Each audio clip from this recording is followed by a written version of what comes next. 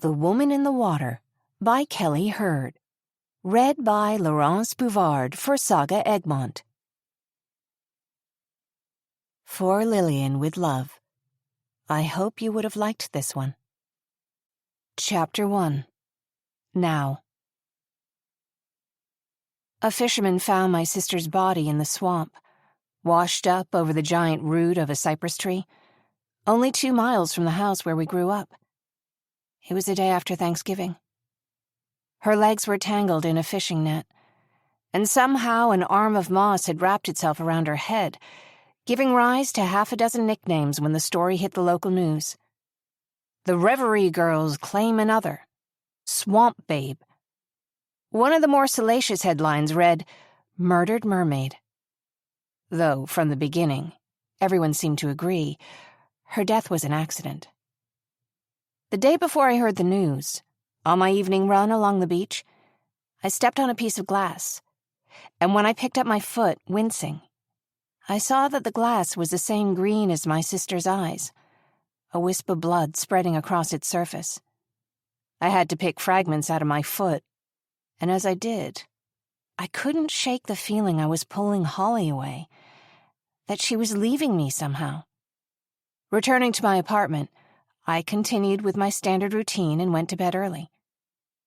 But I slept poorly, waking every hour or so, to a ghostly voice calling my name, one that sounded as if it was just beyond the window, rather than years and miles away. Just like the one I had heard on that long-ago night at the deserted fairground, a whistling sing-song, curling through the dark like vines. We all should have known better than to be out there. James, Holly, Cody, and me. Paige hadn't wanted to be there in the first place. All my life, everybody's parents had warned us of the Reverie Girls, lonely ghosts of drowned girls in the swamp, jealous of the living. I thought that was all they were. Fireside stories, meant to keep children from wandering. But it was no human voice that called to me that night. No human hand that tugged on my own, down into dark water that looked bottomless. What I didn't know then was that it was also a warning, signaling the end of that dream I was living in.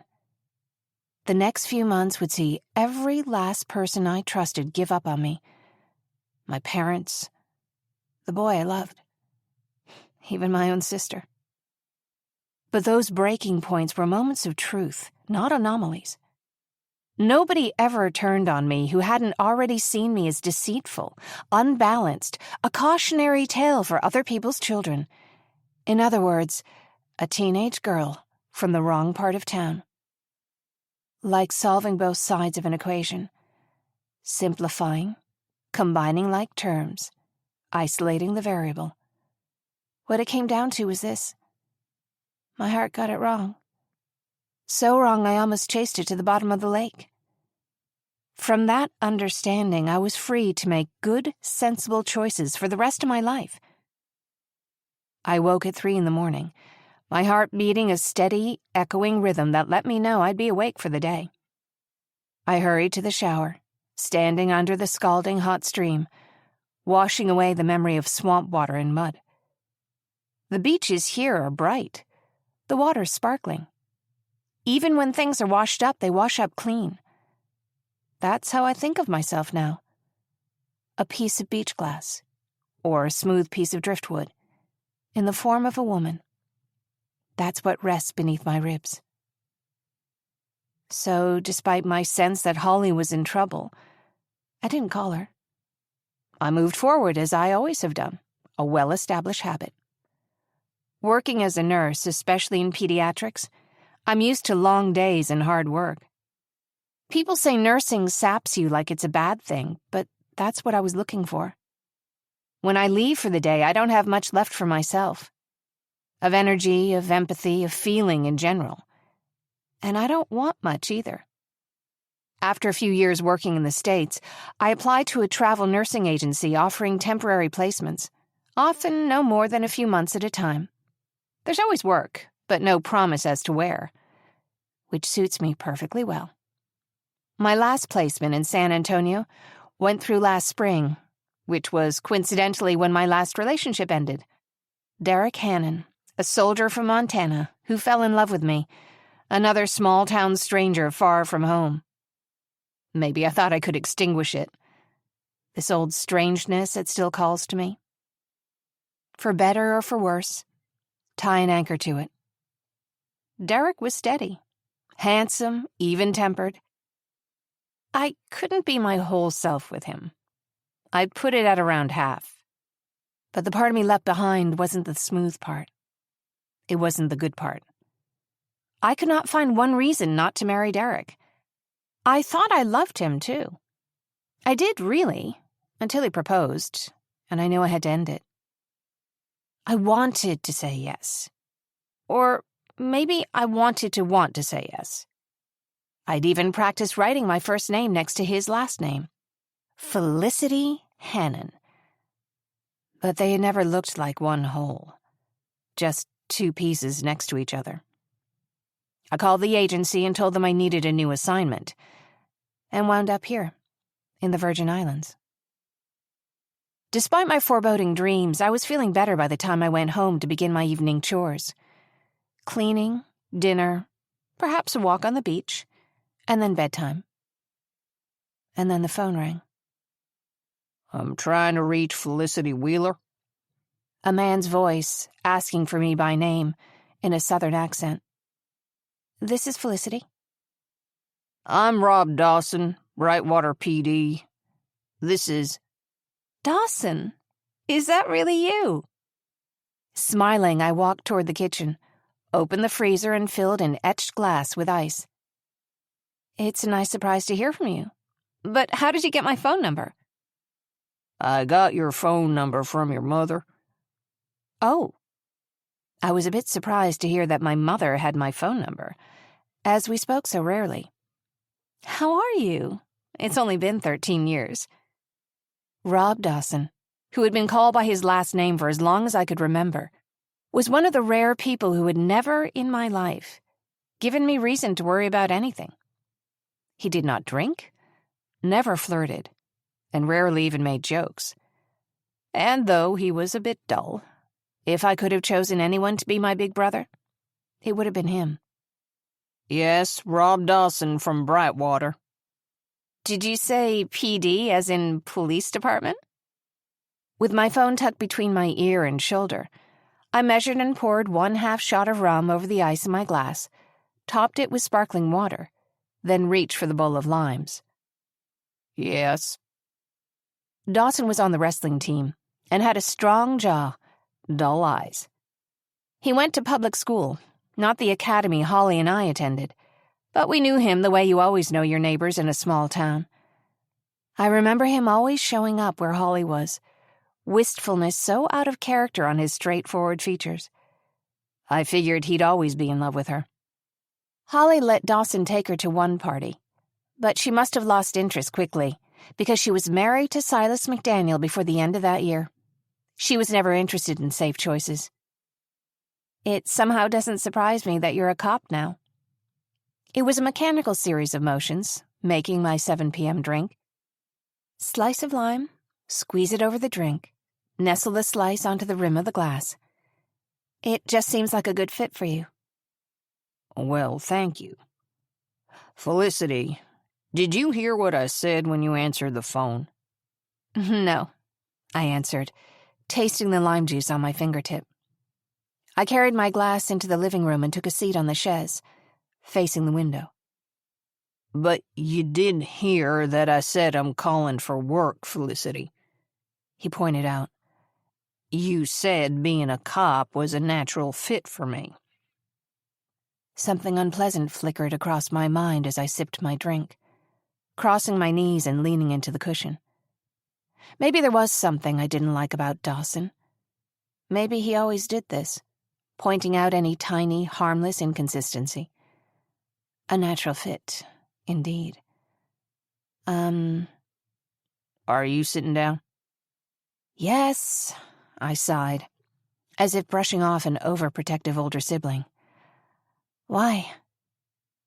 It clicked then, and suddenly I felt trapped, as if the bars of some cage had clasped into place, and I was on the wrong side of them.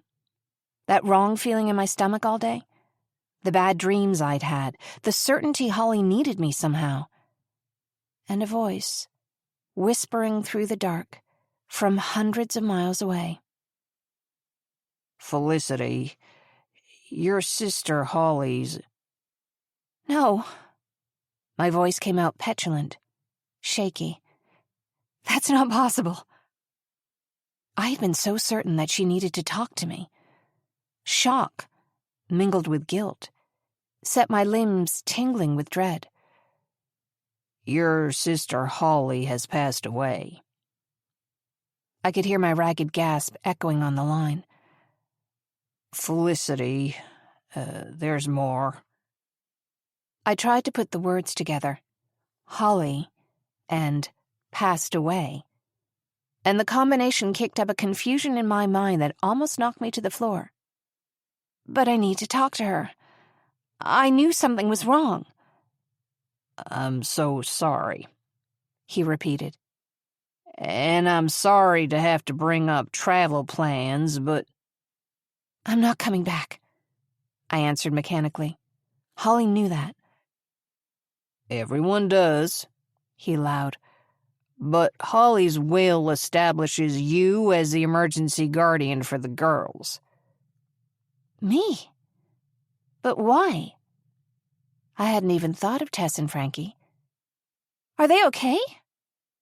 My voice skipped up several notes.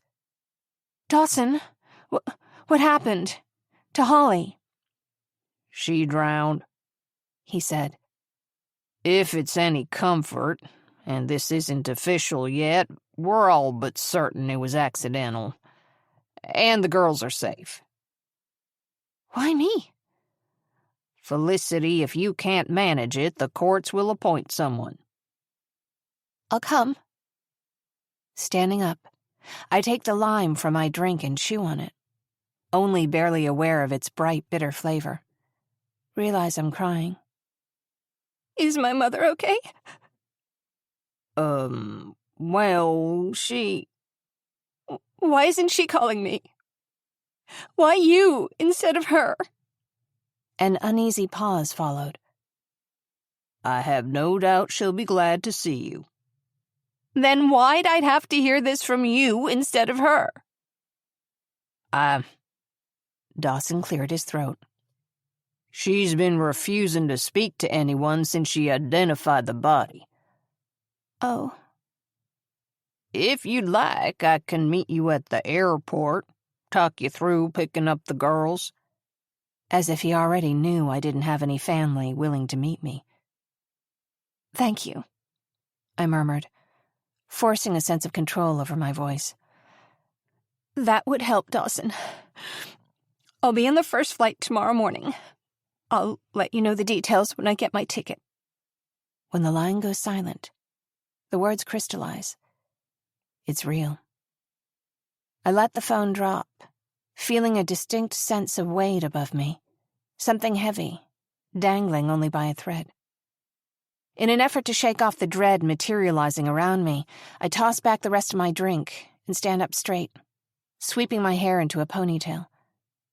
I've devoted enough effort to my peace of mind that standing guard around it is a reflex.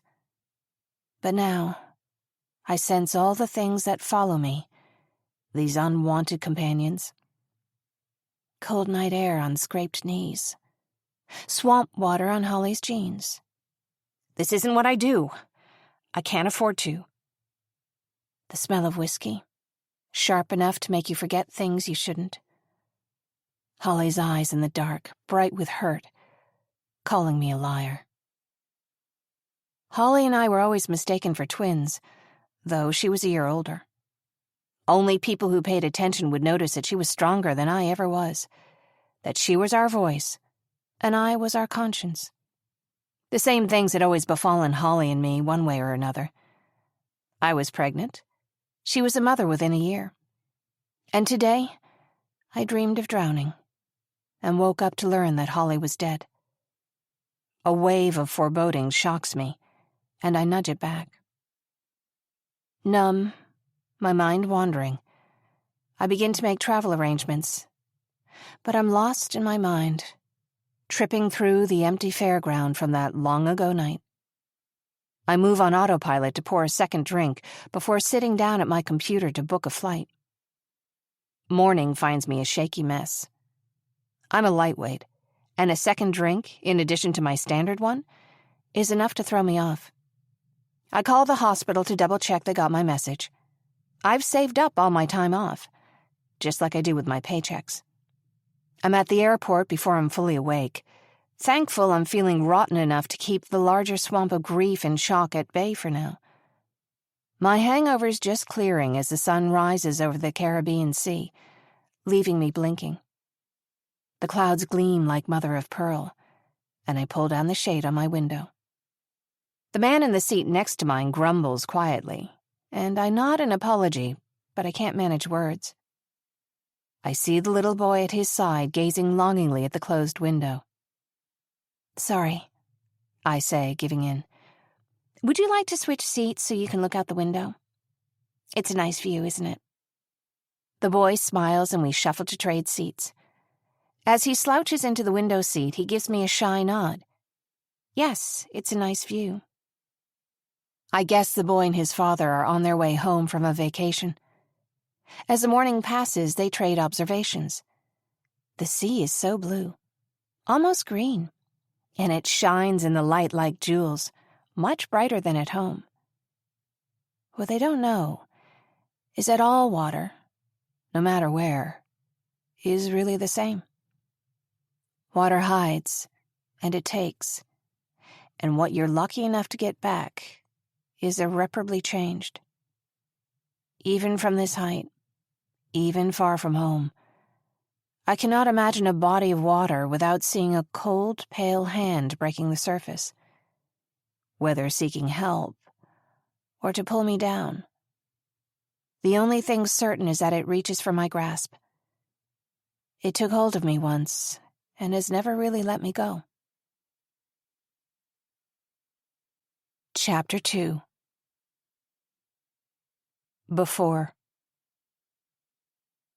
It was a little over a month ago, the last time Holly and I spoke. I woke up to 3 missed calls, the phone buzzing on the nightstand, and trying to check the number, accidentally answered it. She was musical, as she always was after a few drinks. "Hey, Holly," I murmured, head still on my pillow. "So late." "I always forget you work mornings." Her cheery lilt fades. "And the time difference. It's 1 hour later there than it is here, I know."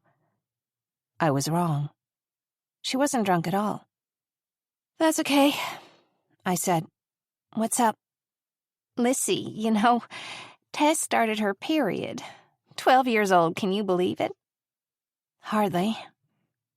Time slips away a bit like a wave, I thought, still half sleeping.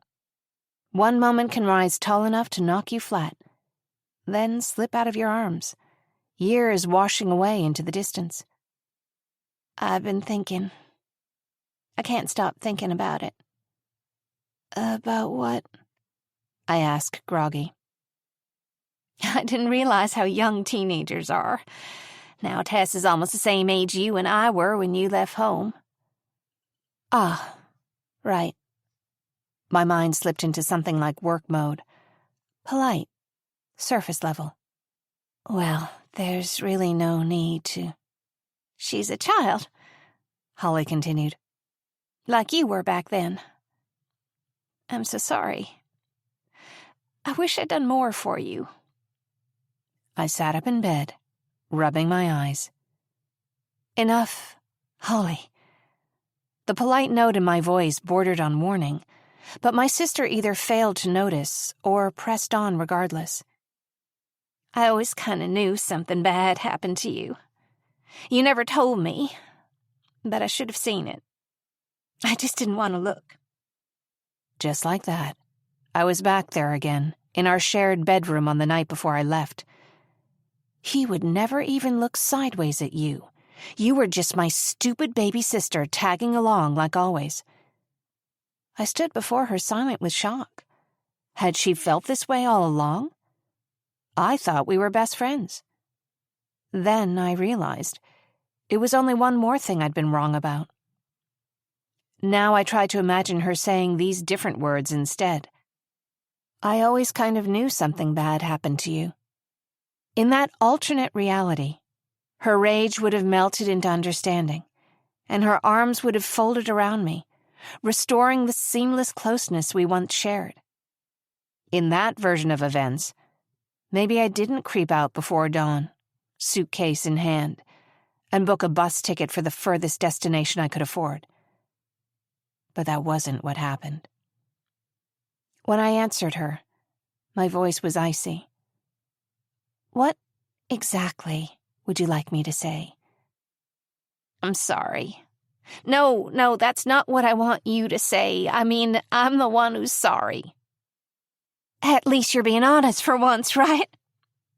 Angry, suddenly wide awake, I hear the twang surface in my voice, the same way it used to at our private Catholic school, announcing that I was from the muddy side of the lake, that my family never should have been able to afford the tuition. Why now? After all this time? Tess, Holly whispered. She's so much like we were.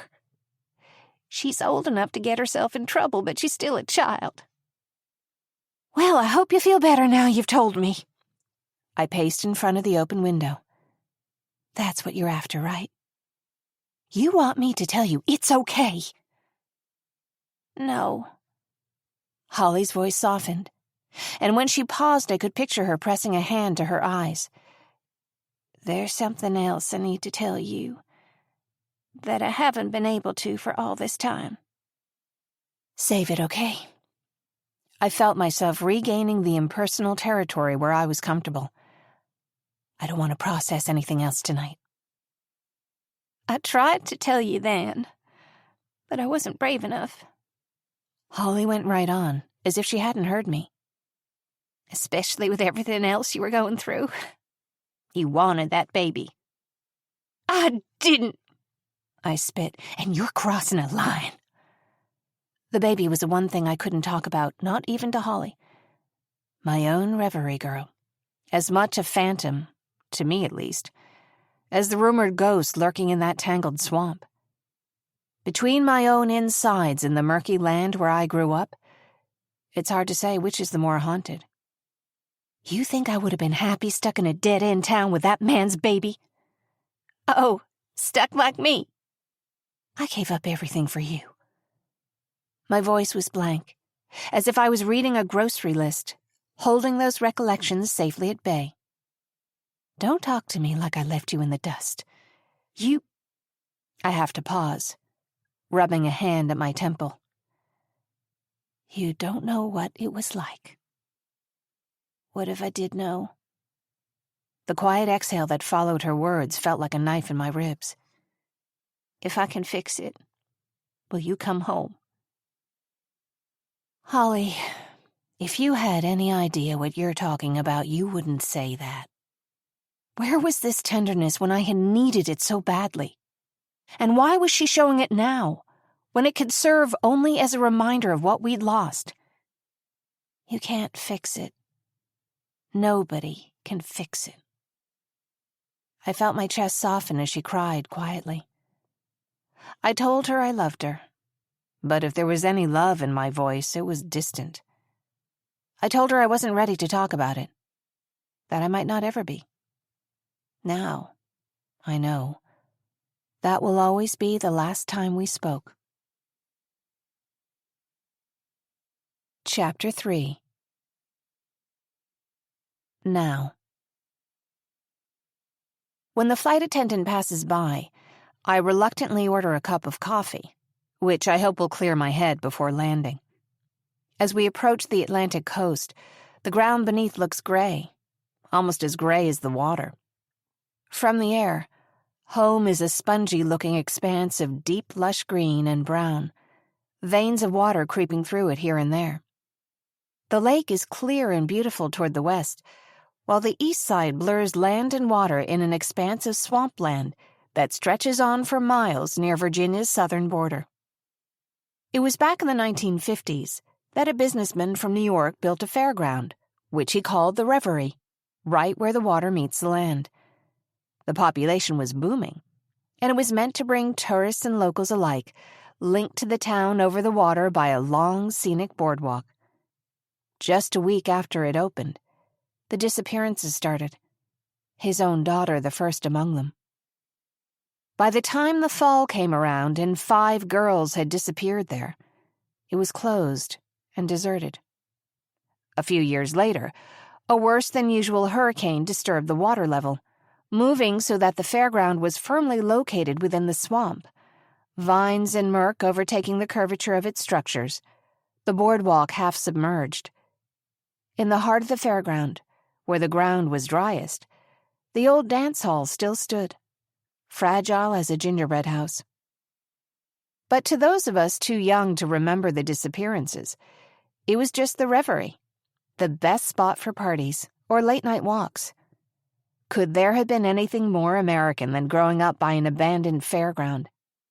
I remember, like I'm thumbing through old photographs, James Finley and me, the quarterback and the cheerleader, stealing out for a quiet, close walk down the boardwalk after a football game. To everybody else, he was Finn or Finley, but I only ever called him James. From the first time we locked eyes, I felt something solemn between us, and calling him by his first name felt both formal and intimate. It was a small-town fairy tale, right up until the day it wasn't. Just because something feels brighter, sweeter than reality, that doesn't mean it's real. Looking back on it all, I feel a pang of sympathy for the naive, optimistic men who built the fairground, as if daring the lowlands in their storms to do their worst, which, in time, they inevitably did. I hear an announcement over the PA system. Ladies and gentlemen, we're now 15 minutes from arrival. The weather today is sunny and clear, but we're expecting storms later. Hope you packed umbrellas. As the pleasant voice asks me to buckle my seatbelt, I realize that I haven't packed an umbrella. I don't think I even own one. The plane begins its descent, my ears popping with the change in pressure. It gives a feeling of being underwater, one I can't shake, as if even to look at the place I once called home distorts my reality, as if I'm knowingly walking into a carnival mirror. Chapter 4. Now. In the airport, I stand uselessly at the arrivals gate, dialing Dawson over and over, the call failing to go through each time. I begin to walk, wandering from one terminal to the next, until I find him sitting outside a coffee shop. Afternoon, Felicity. Hi, Dawson. I hurry over to greet him, switching my carry-on bag to my other shoulder. It's all right, he answers, extending one foot to push out a chair for me on the other side of the table. It's good to see you. I'm sorry it has to be for this reason. You too. When he reaches out to grasp my hand, I realize my fingers are freezing. His warm. Sorry I'm late. I tried to call you. Do you have U.S. coverage on that thing? I don't know, so probably not. I drop into the seat, holding my bag in my lap. I'd update it, he suggests, something fatherly in his tone. Long as you have reception, you'll be able to make emergency calls, so no worries there. But you'll want to be able to reach people while you're here. Thanks. You're welcome. You want a coffee? No, thanks. Since I've last seen him, Dawson has aged into himself, that heavy jawline a little more natural in his mid-30s than it was at 18. I'm not sure why he offered to meet me. Not even really sure whether he's here as a police officer or as my friend. Dawson has always been the type of person to jump in and help. Maybe I should just be grateful he's here. How are you holding up? I'm all right. I answer crisply. Thanks. Sorry about last night. No, he insists. No apologies. So, about Tess and Frankie? They're all right? Yes, He answers. with a relative, Wendy Wheeler. Wendy? I remember Cousin Wendy as a standoffish woman several years older than me, someone I saw only at family get-togethers, who was always brimming over with cautionary tales. Why not at home with their father? You didn't talk to Holly much, did you? Dawson realizes. Admonished, I shake my chin. Holly and the girls had been living at your mother's house since she and her husband separated. When did that happen? He raises an eyebrow before answering me. Silas is an alcoholic. Don't know if you knew that already. And your mother hasn't taken the news well. Not that I blame her. So they've been with Wendy for the last few days. Honestly, at first glance, there's no clear-cut guardian for them. But you're the emergency guardian, which means Holly trusted you to figure something out and to take care of them until you do. I wonder if Holly would have told me about Silas, if I hadn't shut her down when she called last month. I think I am going to get a coffee, on second thought. He nods, and I turn quickly on my heel, walk up to the counter, and order a coffee, black. I'll be jittery later. I usually drink tea in only 1 cup, but that isn't really at the top of my list of concerns. I return to the table, holding the paper cup between my hands. Do you need directions to Wendy Wheeler's house? He asks. I think I remember how to get there. What else, then? He looks at me with something like concern.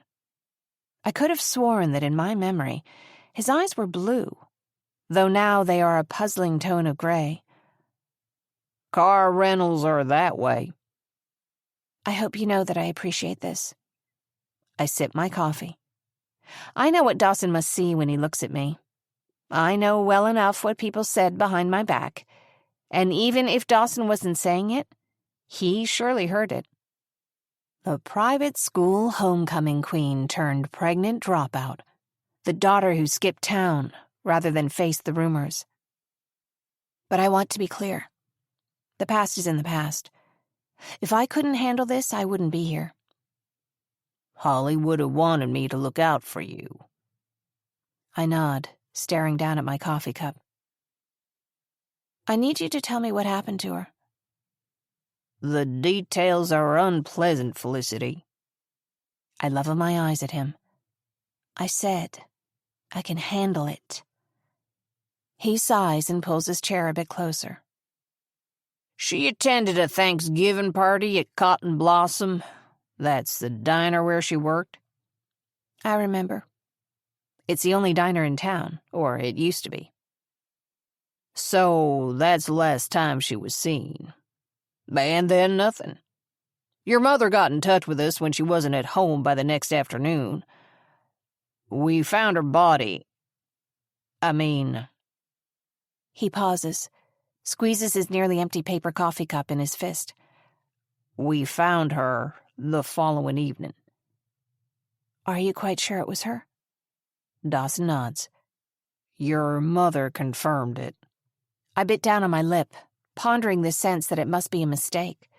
This cannot be true. She could have been wrong. She wasn't wrong. I'm sorry, Felicity. He shakes his head, answering my refusals patiently. Your mother hasn't spoken with anyone since she left the coroner's office that day. Now that you're in town, I hope you can check on her. I see that warning look of pity in his eyes, straighten up, and tie my hair back into a ponytail. I want to see pictures. No, you do not. Dawson's shaking his head, but I suspect now he's talking to me as a friend, not a police officer. Forensics estimates that she died that first night, he says. 2 days in the water, Felicity. Another moment passes, and though I'm doing my best to remain calm, I know I have to see proof if Dawson wants me to believe Holly is dead. Finally, he reaches under his chair and produces a tan briefcase, shuffles through it and removes a folder, which he hands to me with some hesitation. The way he warned me about seeing these images, I half expected to see something monstrous, disturbing. But the truth is so much worse. It's not a nightmare, but my sister.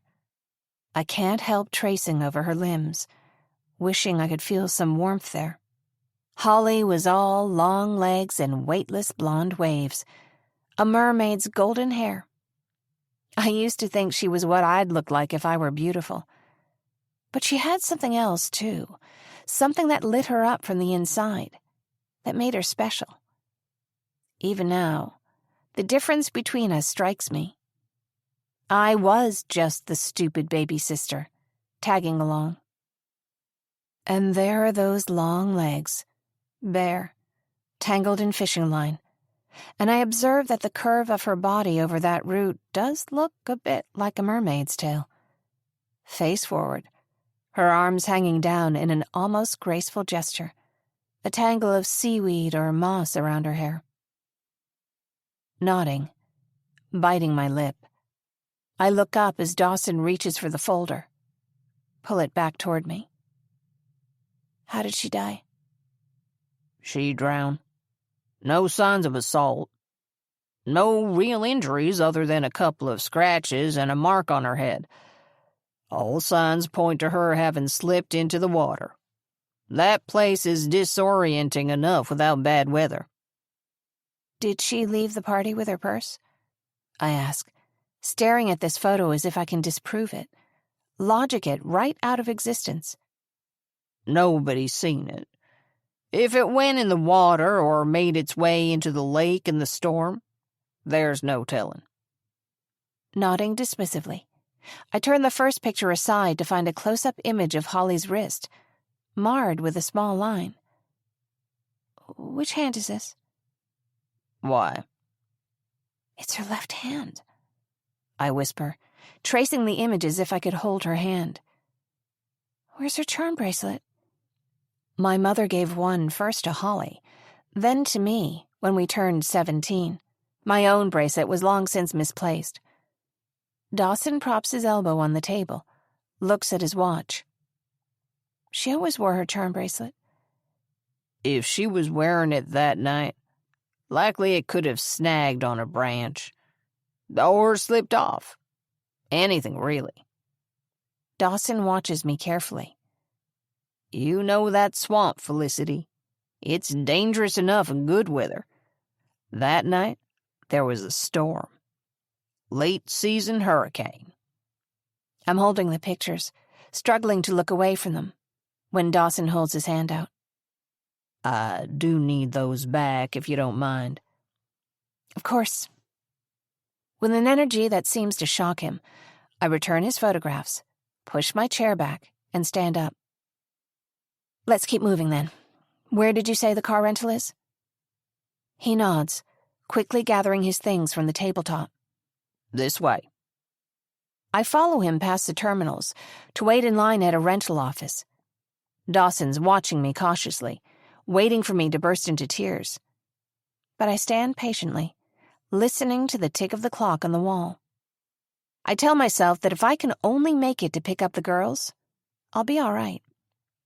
When it's my turn, I'm grateful for the distraction provided by the paperwork I need to complete for the rental. Finally, the clerk hands me a key and directs me to a nondescript green sedan, with a warning, Drive carefully if you're near the swamp. The storm hit bad out there last week. I thank him, wait for him to walk away, then turn back to Dawson. Where was she exactly? Beg your pardon? You mentioned the swamp. I have to ask. No, you don't.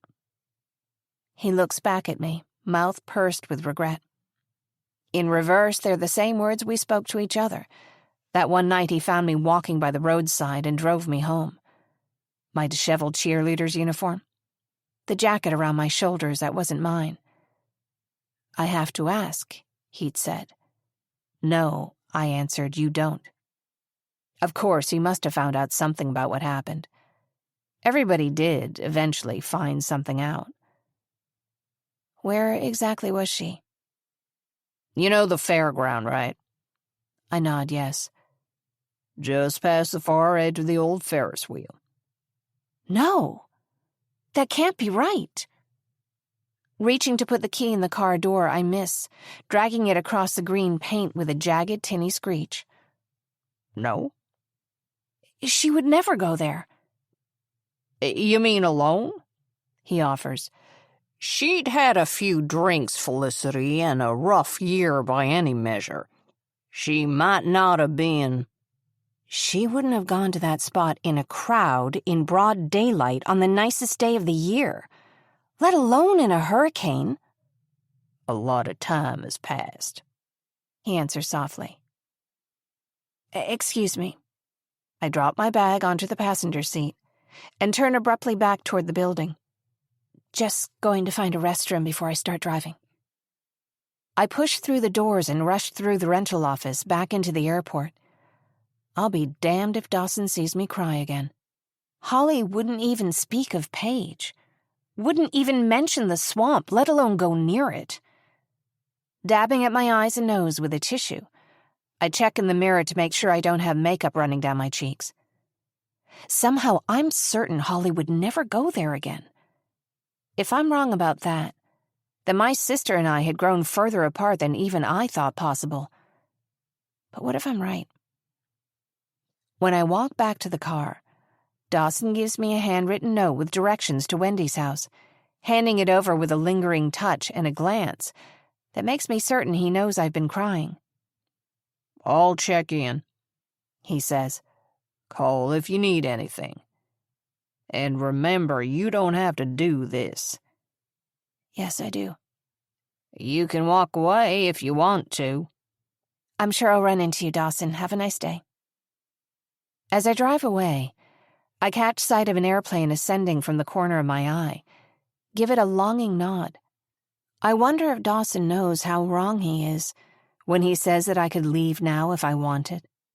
It wouldn't be the first time that he has overlooked a little of the truth, as a form of kindness, as a means to make the unbearable make sense. Chapter 5.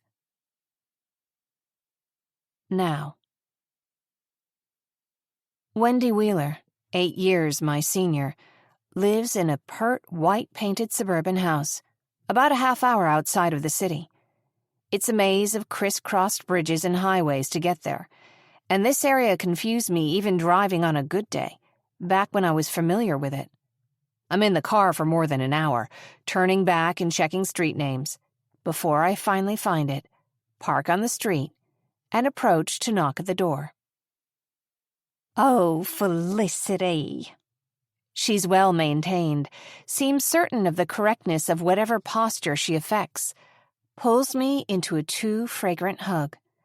It's so terrible. I'm just heartbroken for you. Hi, Wendy, I murmur, drawing a breath of unperfumed air over her shoulder. How did it happen? We're all so shocked. Something like worry lengthens the lines of her face. Like me, Wendy has the classic Wheeler cheekbones, the strong brow. She eyes me, though, like I'm a zoo exhibit. I couldn't tell you about her life. Holly didn't fill me in on much, I answer, feeling ashamed as I look at her spotless couches, the pillows arranged just so. We spoke last month, but it was brief. I was hoping to patch things up, to be closer again.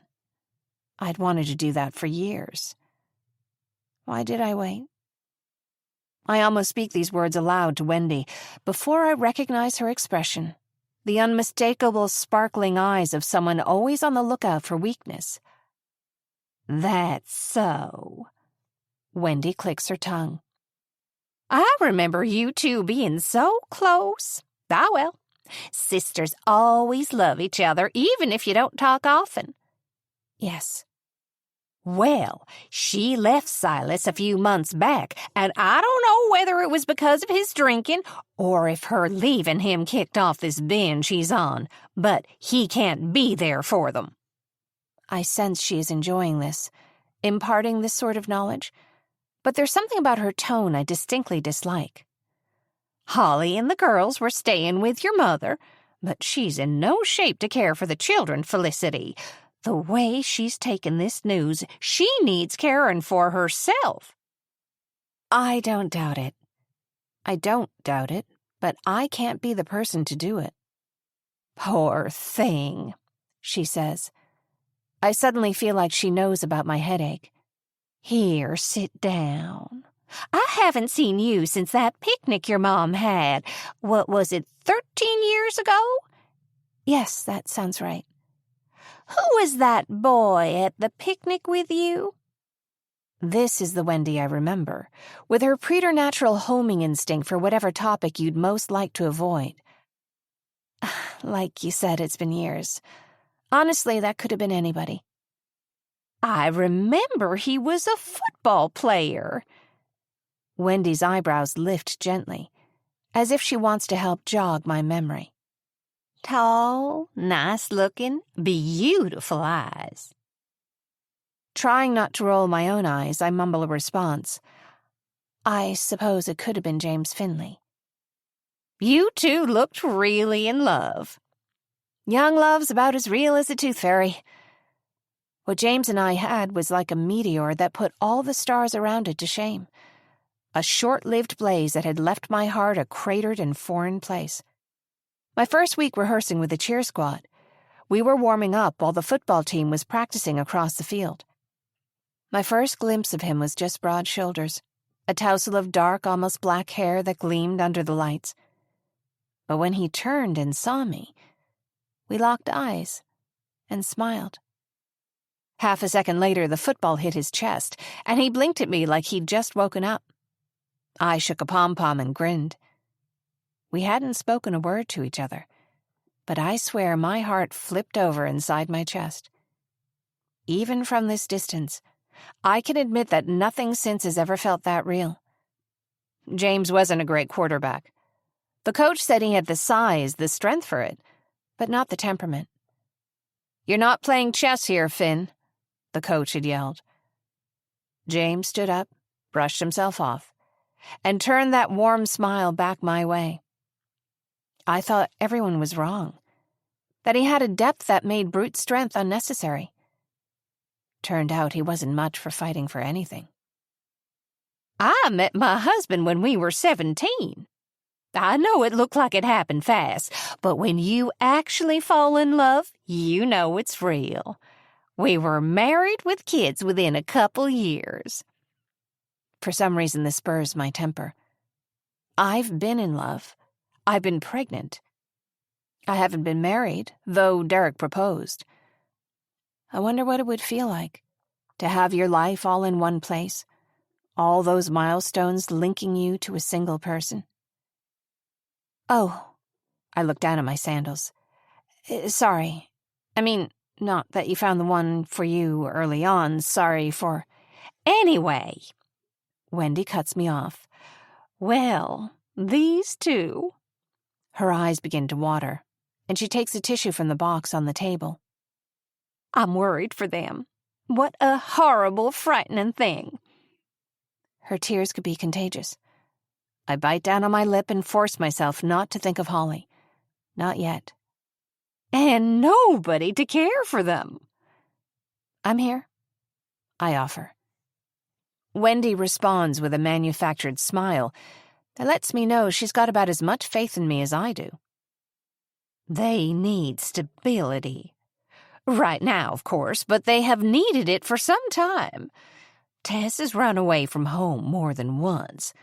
Holly let them run wild, and their father... She shakes her head.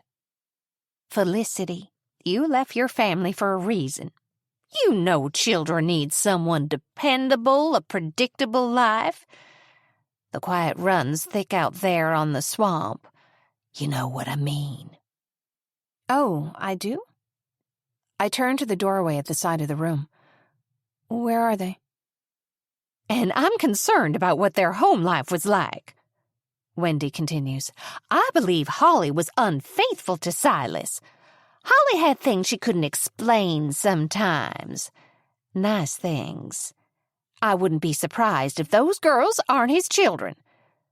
Enough, Wendy. Whoever their father is must have been, well off. She finishes, as if I hadn't interrupted her. Holly didn't waste time on gossip, and I don't either. I snap, cutting her off. I don't appreciate the fixation with the past, with parents and secrets and children, any more than I imagine Holly did. I don't know why I defend my family like this, except that Wendy seems to be talking trash about me, too. Whatever else is true, I'm here now. And I may not know why, but it was her wish for me to be here. Not yours, you mean? It's then I see the girl watching me, slouched against the doorframe in the next room. There's a flicker of motion beside her, a tiny version of the older sister. I cross the room to speak to them, and Tess's chin juts out, an arm sweeping out like a narrow branch to push her sister behind her. Hi, Tess. She only stares back at me. I look down at the littler one. Hi, Frankie, I'm fumbling already. The older girl's snapping green eyes calling me to account. She's looking at me like I'm a stranger. Because I am. I'm your aunt. She gives a brief nod of her chin, and her meaning is flawlessly clear. She already knows this. Where will you take them? Wendy asks. You live overseas. Do you have a place to stay here? No, nowhere. No plan. I got here as fast as I could. None of these answers seem sufficient. Wendy said they were staying with my mother. I take a gentle glance at Tess and decide to take a risk. Yes, I answer, watching Tess as I speak. We're going to stay at my mother's house in Brightwater. As an afterthought, I find myself hoping my mother will let me in the door after 13 years without so much as a visit. Tess's mouth drops open, eyebrows lifting in what I hope is a sign of relief. Then just as quickly, her expression snaps back into blankness. She drops to her knees, whispering with Frankie. Then the two of them walk past us up the staircase. I've tried to draw them out, Wendy offers. No statement follows to soften this one, just an admission of failure. As I'm beginning to wonder if I'm going to have to follow and look for them, I hear footsteps on the stairs. Holly's girls appear as if marching into battle, green eyes sharp as that glass I pulled out of my foot just 2 days ago, suitcases in hand. They look so much like Holly. I recognize myself in them, and remember that I look like Holly, too. Tess looks at me, then nods at the door. Goodbye, girls. Wendy bends to offer a hug, but Tess shakes her head. Bye, Aunt Wendy. Wendy moves to place a kiss on Frankie's head, murmuring a goodbye. Frankie turns and hurls herself against Tess with a fearful cry. I told you, Tess snaps, eyes sparking. Don't touch her. They're not overly gentle with each other. They're closer than that. I recognize it. Remember it. The year Holly and I started being gentle with each other, afraid of the effect our words might take, we had grown apart, even if we didn't realize it at the time. Wendy nods, jumps back, and looks at me regretfully. Frankie will only speak to Tess, and they don't want to be touched. Wendy looks so hurt that it makes me angry, not for her, but for the children, who shouldn't be asked on top of everything else to worry about hurting Aunt Wendy's feelings. This is fresh, I remind her. There's no wrong way to act when something like this happens. You shouldn't take it personally. Yes, but still, But still nothing. They're not your emotional support children. I've worked with enough children in the hospital to recognize the shock that comes before grief, the still surface concealing depths of turmoil. When Wendy opens her mouth again, I toss myself at her, arms out, and silence her with a big, sudden, if genuine hug. Happy holidays, Wendy. Tess taps her toe against the polished wood floor, and finally speaks to me. Let's go. I tell Wendy goodbye, lead the girls outside to the rental car, unlock the trunk and pack their suitcases in, open the passenger door for Tess, then reconsider. I'm not sure where you'd prefer to sit, but take your pick. We'll sit together. She opens the back door and helps Frankie in, nimble hands buckling her sister's seatbelt, then climbs into the seat next to her. I pause by the open door, feeling I need to say something. I'm glad to see both of you, I begin. I'm so sorry it has to be like this, but listen. Tess stretches her long legs out of the seat, the heels of her shoes braced on the curb. You said you'd take us to Grandma's house. Can we just go? I nod, imagining what the last few days have looked like for them. Frankie leans close to Tess, their blonde hair exactly the same shade. I drop into the seat, start the engine, and pull out onto the road. We drive in silence for a few minutes until Wendy's suburban neighborhood is behind us. Sitting at a stoplight, Tess catches me looking at her in the rear view. Her mouth sharpens. She sizes you up as certainly as her mother did, I can see that. I was the one who always got people wrong. Can I say something to you both? I ask. They raise their eyes to mine, which I take as permission to continue. I hesitate. Children have an uncanny ability to detect a lie, I know this. So I don't bother with any vast professions of love or declarations of safety. I take a breath and speak. I love it with you. This is terrible. But we all loved your mom. And I'll do anything to help you and take care of you, whatever that turns out to be. I lean closer, hoping they can feel that I mean it. I promise you that I'm on your side.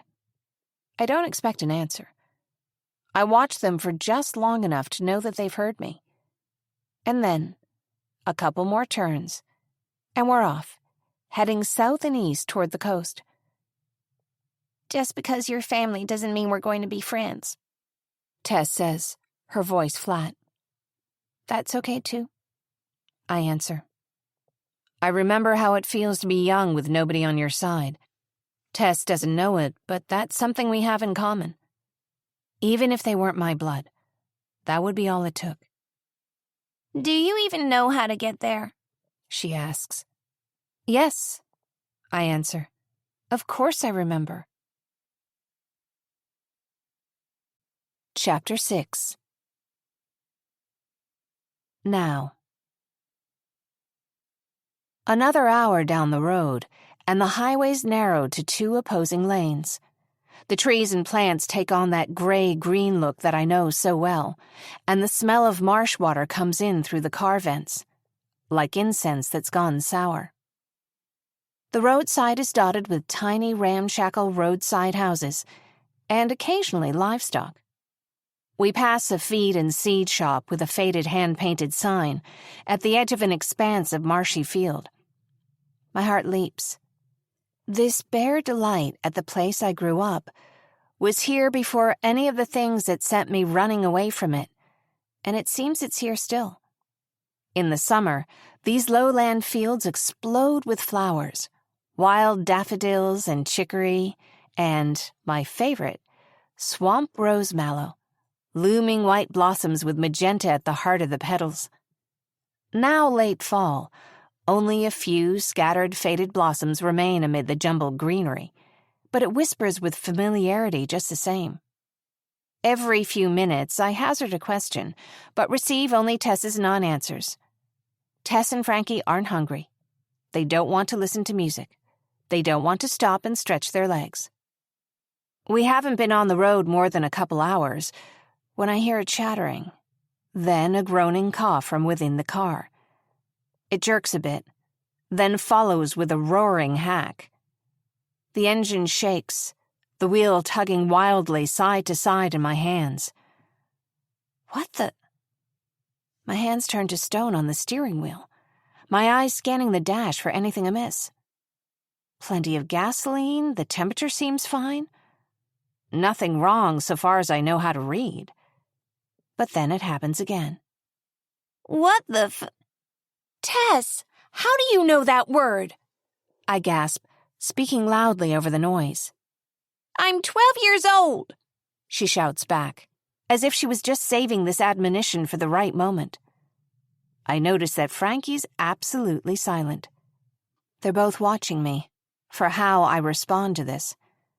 You're right, I answer, trying to talk over the jarring noise of the car, my own clamoring heartbeat. You're not a child, Tess, I know. I pull off the road and try to act as if I know what to do. I pop the hood open after fumbling for the release latch.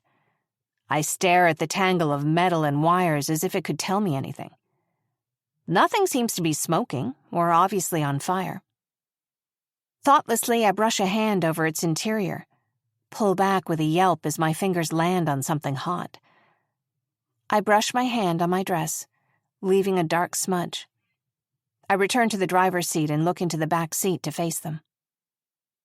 Tess, there used to be a service station where Route 12 crosses Morgan's Creek Road. Do you know if it's still there? Yes, she says. The one by the Presbyterian Church? That's the one, I say. That's our next stop. Frankie? I say her name, and the big green eyes rise to mine, though the chin stays tucked. Don't worry, okay? Everything is fine. I think. We're going to drive to the station. It can't be more than 15 minutes. We're completely safe. When they nod their assent, I start the engine again, wincing. The sound isn't quite as bad now, though I wonder if I'm just acclimated to it. It sounds like the car ate something bad, Frankie says. She's speaking to Tess, not to me. But for the first time I hear her clear, bell-like little voice. Like a sour tummy. Well, that's the important thing about an upset tummy. It doesn't last forever, Tess answers. As I continue driving, my heart's beating wildly somewhere between my throat and my eyeballs. I'm so afraid we're going to break down. I watch the heat gauge closely, though it stays where it should. The check engine light blinks on, but I think it's a few minutes too late. The Presbyterian Church is up ahead past that barn, Tess says. It's across from the pond. The station should be just past that. Thank you. She's the type of kid who keeps her eyes open, observing smartly what's around her. Not the kind I was. Dreamy, always turning inward. The odd thing is, I find I haven't forgotten anything. I try not to show the relief on my face when I see the familiar repair shop, slow down, and pull over. It sounds better, Tess says. You could just keep driving. I'd rather be sure. When I answer her, she rolls her eyes again. Bradley Potter's service station, with its dusty green and yellow sign, hasn't changed a bit. Everything is the same. The cracked parking lot, the row of 3 gasoline pumps, practically analog, they're so ancient. We walk inside and I face the counter, a yellowed boundary between the customer and the rows on rows of cigarettes and chewing tobacco behind it. Can I help you? Mr. Potter hasn't aged a day in 13 years, though he never looked young, his narrow, weathered face peering up over the register. I approach the counter and set down the key for the rental car as Frankie sidles up to eye the candy shelf. Pick out anything you'd like, I whisper, then turn to address the man. He's a bit of a legend because his store was the only one that didn't always check ID, and so one of the places local kids would come for alcohol. Is there someone here who could take a look at my car? The man gives me a curt nod. That'd be me. What seems to be the issue? It's a rental, I answer. I just picked it up this morning. It started making a noise. Can you tell me anything else about it? He asks. Frankie sidles up and drops a gathered handful of candy bars onto the counter. It has a sour tummy, she answers. Mr. Potter raises his eyes to me, and I shrug my shoulders. I'm afraid that's the extent of my expertise. Mr. Potter rings up Frankie's candy and Tess's Coke, then takes my car key and heads out through the side door. As he starts the car, I hear the spluttering noise, just a shadow of the grinding, chewing sound it was making half an hour ago. He pulls it into the garage, and I peer through the interior window, watch as he opens the hood and inspects it. The waiting area is a row of dingy metal folding chairs facing a small television set. The reception is poor, but I can make out the static waved figures of a talk show host and a guest seated in a chair. The girls seem content to snack and watch. When Mr. Potter returns, he looks skeptical, one elbow angled, hand in his back pocket. I checked everything. Doesn't seem to be anything the matter with it, ma'am. Tess lifts an eyebrow, looks at me as if to say, I told you so. I heard a little cough when we started her up, but... If you say so, I answer. That's the trouble with places like this. I have no idea, and I sense I'm bordering on rudeness by even hinting that I might not trust his answer. It sounded terrible. It really did. He looks at the smudge on my dress. I don't know what to tell you, ma'am. Anyway, no charge. Oh, This also I dislike. I don't want to owe anyone. Hey, you bought half my stock in candy, he says, smiling at Frankie, then offers her another lollipop. Didn't have to do any work on your vehicle. Call it even. Thank you, I manage. Could have been anything, a temporary noise like that, he adds. Could have been something stuck in the tire. I want to tell him that it wasn't coming from the tire, but I can see he wouldn't take my opinion seriously. Hope she doesn't give you any more trouble, he says, nodding again as we make our way toward the door. Sorry, Tess, I manage. There's a damp chill on the breeze, and I cross my arms. I should have worn something better suited for the weather here, but of course I don't own anything that fits that bill. I guess I should have listened to you. Yeah, Tess says, with a flippant wag of her head. Maybe next time. She sits down and helps Frankie buckle her seatbelt. I look down the road, which has led us almost to Brightwater. It's only 3 more turns, 1 more bridge, and then the swamp road that takes us to my family's house. Off the side of the road, a yard or 2 back in the brambles, I can see a large, dilapidated wooden sign in once cheery 1950s pastels, advertising the Reverie, a painting of a Ferris wheel, and a larger-than-life ice cream cone. Sometime in the 1970s, Hurricane Isidore, I think, paid a visit, and the Ferris wheel toppled over, and now rests where it fell, one half rising above the murky water at a shallow angle. I'm in no hurry to get closer to it, any of it. Since we're here, we might as well put some gas in the car. It's half full, Tess observes. She does not miss a thing. I'd rather do it now, I say. I don't like to let things run low. Don't like to leave things to chance. Maybe she can tell this is the truth, because she shrugs instead of arguing with me. I drive a few yards to the gas pump, hop out, and close the door behind me. As soon as I step out of the car, I'm standing in a puddle, slick with silt. Mud and oil-tinged water run over my toes. I wiggle my toes, trying to shake it off, only succeeding in splashing it on the hem of my dress. The card reader doesn't work on the first try, or the second. The keypad is faded to illegibility. Finally, the screen reads, "Error. Please see cashier." I could just keep driving and hope we make it.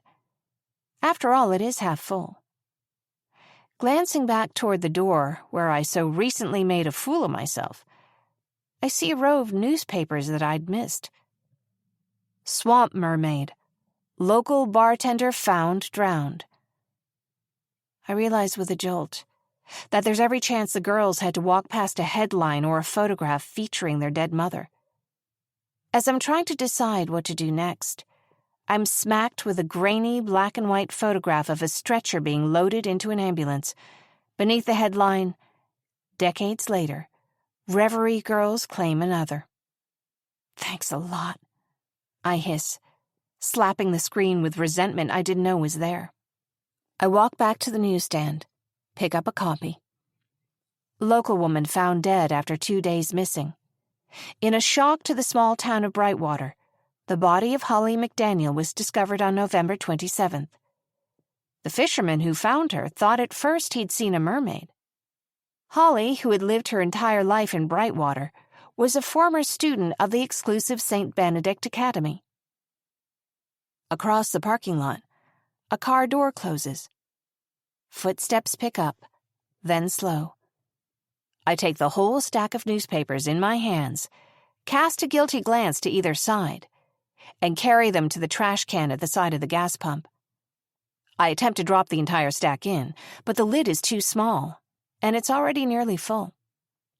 I'm clutching the papers to my chest, cramming them in one at a time, when I hear the voice ringing from my left.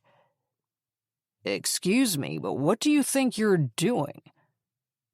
I sense a figure approaching and assume it's someone who works here. Mindful that the girls are on the other side of the tinted glass, my first answer is a hiss, almost a rainstorm of quiet curses. Frankly, these shouldn't have been here in the first place. It's more gossip than news. I stuff another newspaper into the trash. Didn't anyone care that she has friends, family who live around here who might not care to see this? "I ought to call the police." Go ahead. They know me. I'm fighting with the remainder of the newspapers, trying to trash 4 at one go. The only thing on my mind being that the children shouldn't see them. The amusement in his voice confuses me. Holly's my sister, and for your information... "Come on, Ladybug, it's me." When he begins to laugh, I recognize his voice immediately. He's right next to me, just as he's remained in my thoughts all these years. Blonde hair, glinting blue eyes, straight nose. You could call him handsome, which people always have, but the truth is that his appearance is perfectly generic. Not a feature out of measure, or a single hair out of place. Never a movement offbeat. "It's so good to see you." Cody. A flutter of bewildering memories crosses my mind, leaving a momentary sensation of shock, as if an unseen flock of birds has just taken to the air. I reach out a hand, unthinking, just to see if he's real. A gesture he apparently interprets as a hug. When his arms wrap lightly around my back, I find my voice again. Has anyone ever told you you're not as funny as you think you are? "All my life, Felicity." Cody, being the principal's son, was all the more popular for his class clown act. Scanning the newspaper in my hand, his smile fades. "I'm so sorry to hear the news." When he reaches for another hug, something in my chest shifts, as if I want to guard this grief, not ready yet to look at it head on. Thanks. My arms fold up over my chest as if I'm braced for a crash landing, my cheek against the warm, scratchy wool of his coat. Cody played soccer in school and still has the lithe limbs and effortless bearing he always did. "How are you?" I'm here. One of my shoulders twitches up in a meaningless shrug. He looks toward the car, and I stifle an impulse to stand in front of the window, to block the girls from sight. "Something wrong with your card?" He points at the card reader. I'm going inside. Want me to tell them to fill it up? It's on me. No, thanks, I answer. It's a card reader. There's nothing wrong with my credit card. I don't mind. Once again, his face softens into that careful smile. One eyebrow just raised, as if he knows I want to run from here, as if he understands. Wait here. He opens the door of the gas station, and I see him lean over toward the counter. $30 on 3. Watching him walk back to my side, my feet fidget inside my sandals, half sunk in a mud puddle that's collected between cracks in the paving. When he takes a step closer, the toes of his boots near mine, I'm inching away before I realize that he's reaching for the gas pump. I've got it. I put my shoulder in his way, reach for the gas pump. Cody leans back against the rental car as if enjoying a pause in conversation. The collar of my coat is too tight suddenly, and I'm reaching for my neck with both hands to loosen it when I realize with a dash of confusion that I'm not wearing a coat. You've barely aged a day, you know? Same to you, Cody. Once I've said it, though, I realize that Cody has changed. He's grown up.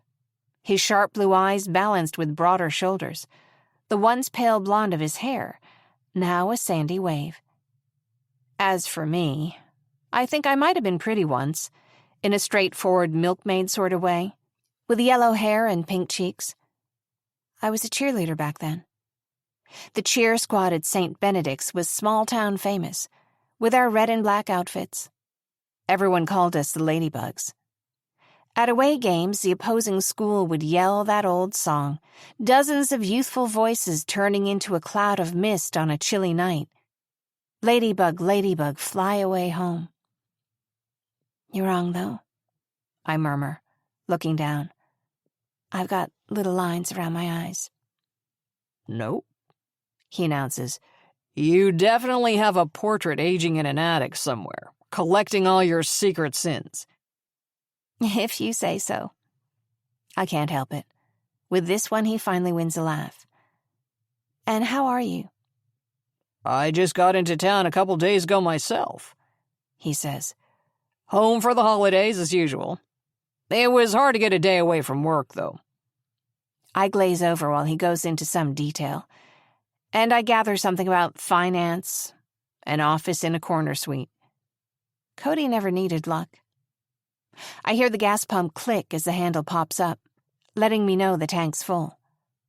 Maybe 30 seconds have passed, but I jump as if it's been hours, as if I've just woken up. Stop. It sounds more abrupt than I'd intended. Cody pauses mid-word, looking at me with a blank confusion that leaves me stammering. Sorry to interrupt you, but I really need to be going. Oh, of course. What am I thinking? Well, let me know if you need anything while you're around, okay? Thanks. My eyes tick between his boots and my exposed, muddy toes. Sorry, I'm not really myself today. Nonsense, he answers. You're still Felicity. We're friends, remember? Sure. Apparently, no matter what. Bye, Cody. I listen to his footsteps and force a breath in that's more of a hiccup. Then, one more breath. This one better than the last, but still not good enough. When I breathe in and prepare to open the car door, I'm standing here looking right at Holly. And for a moment, I think I must be in a dream when I'm a child again, because she's younger too.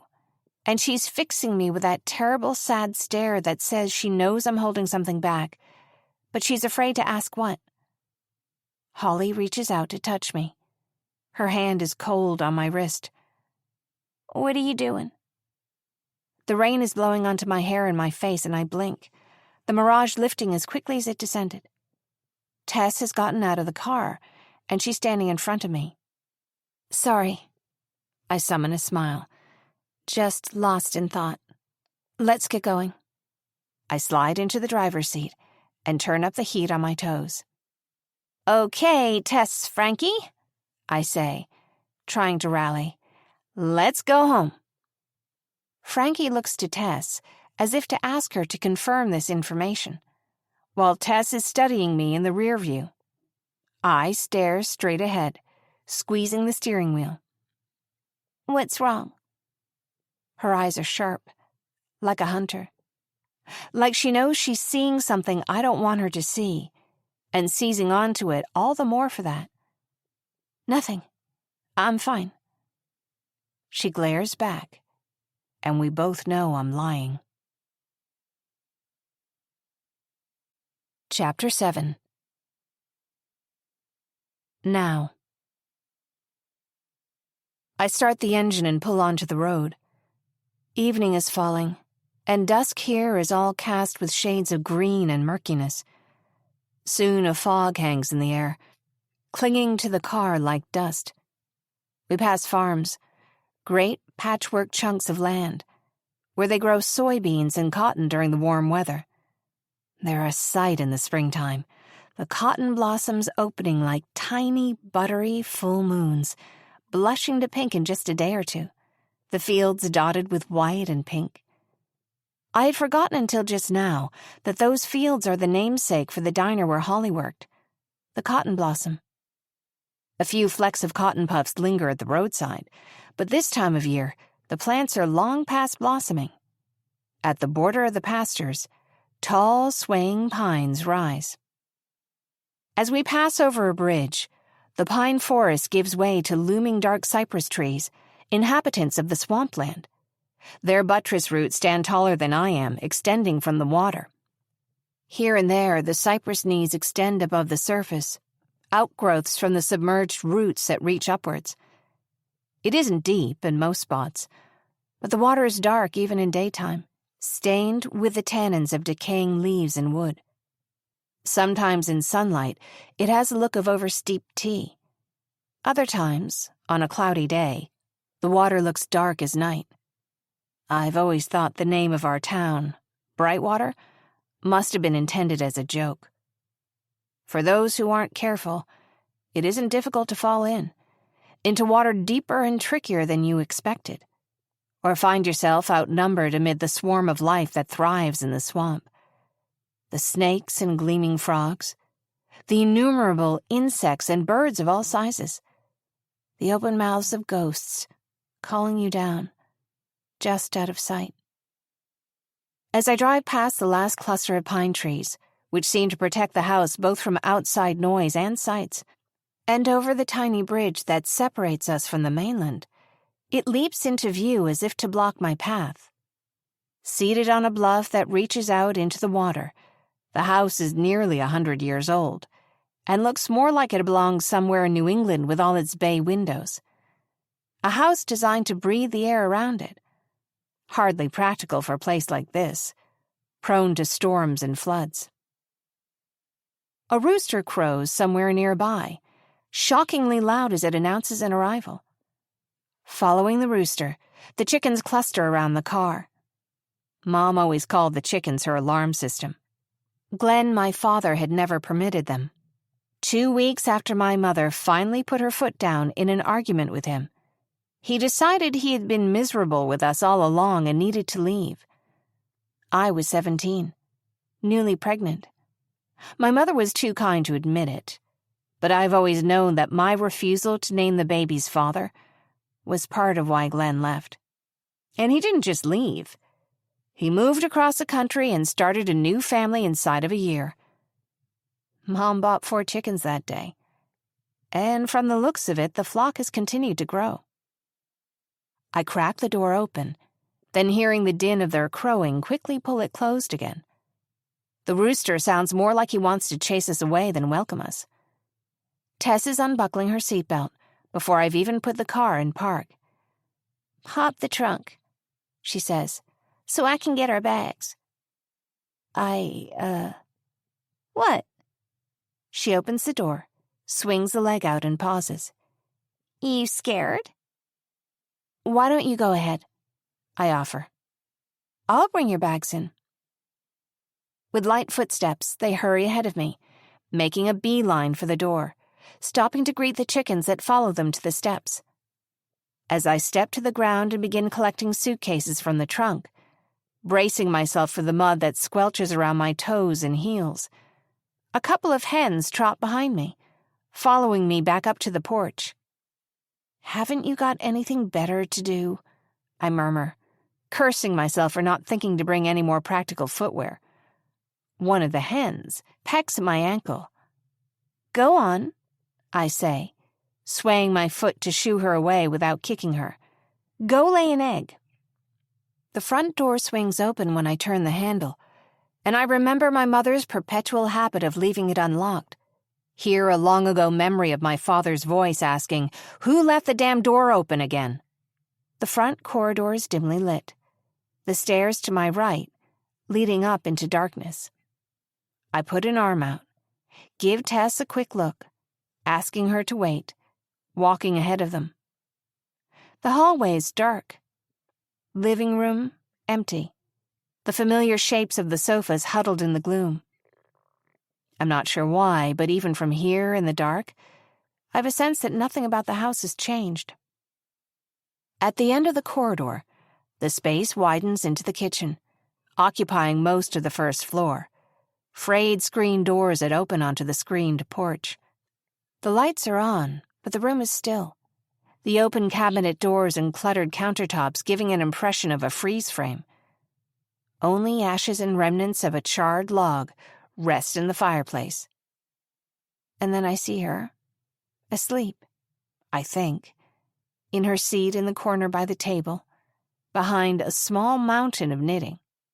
Her dark, wiry hair hangs around the knitting needles as she huddles, but her hands don't move. "Felicity?" I drop my bag, hands leaping up in shock. "Mom."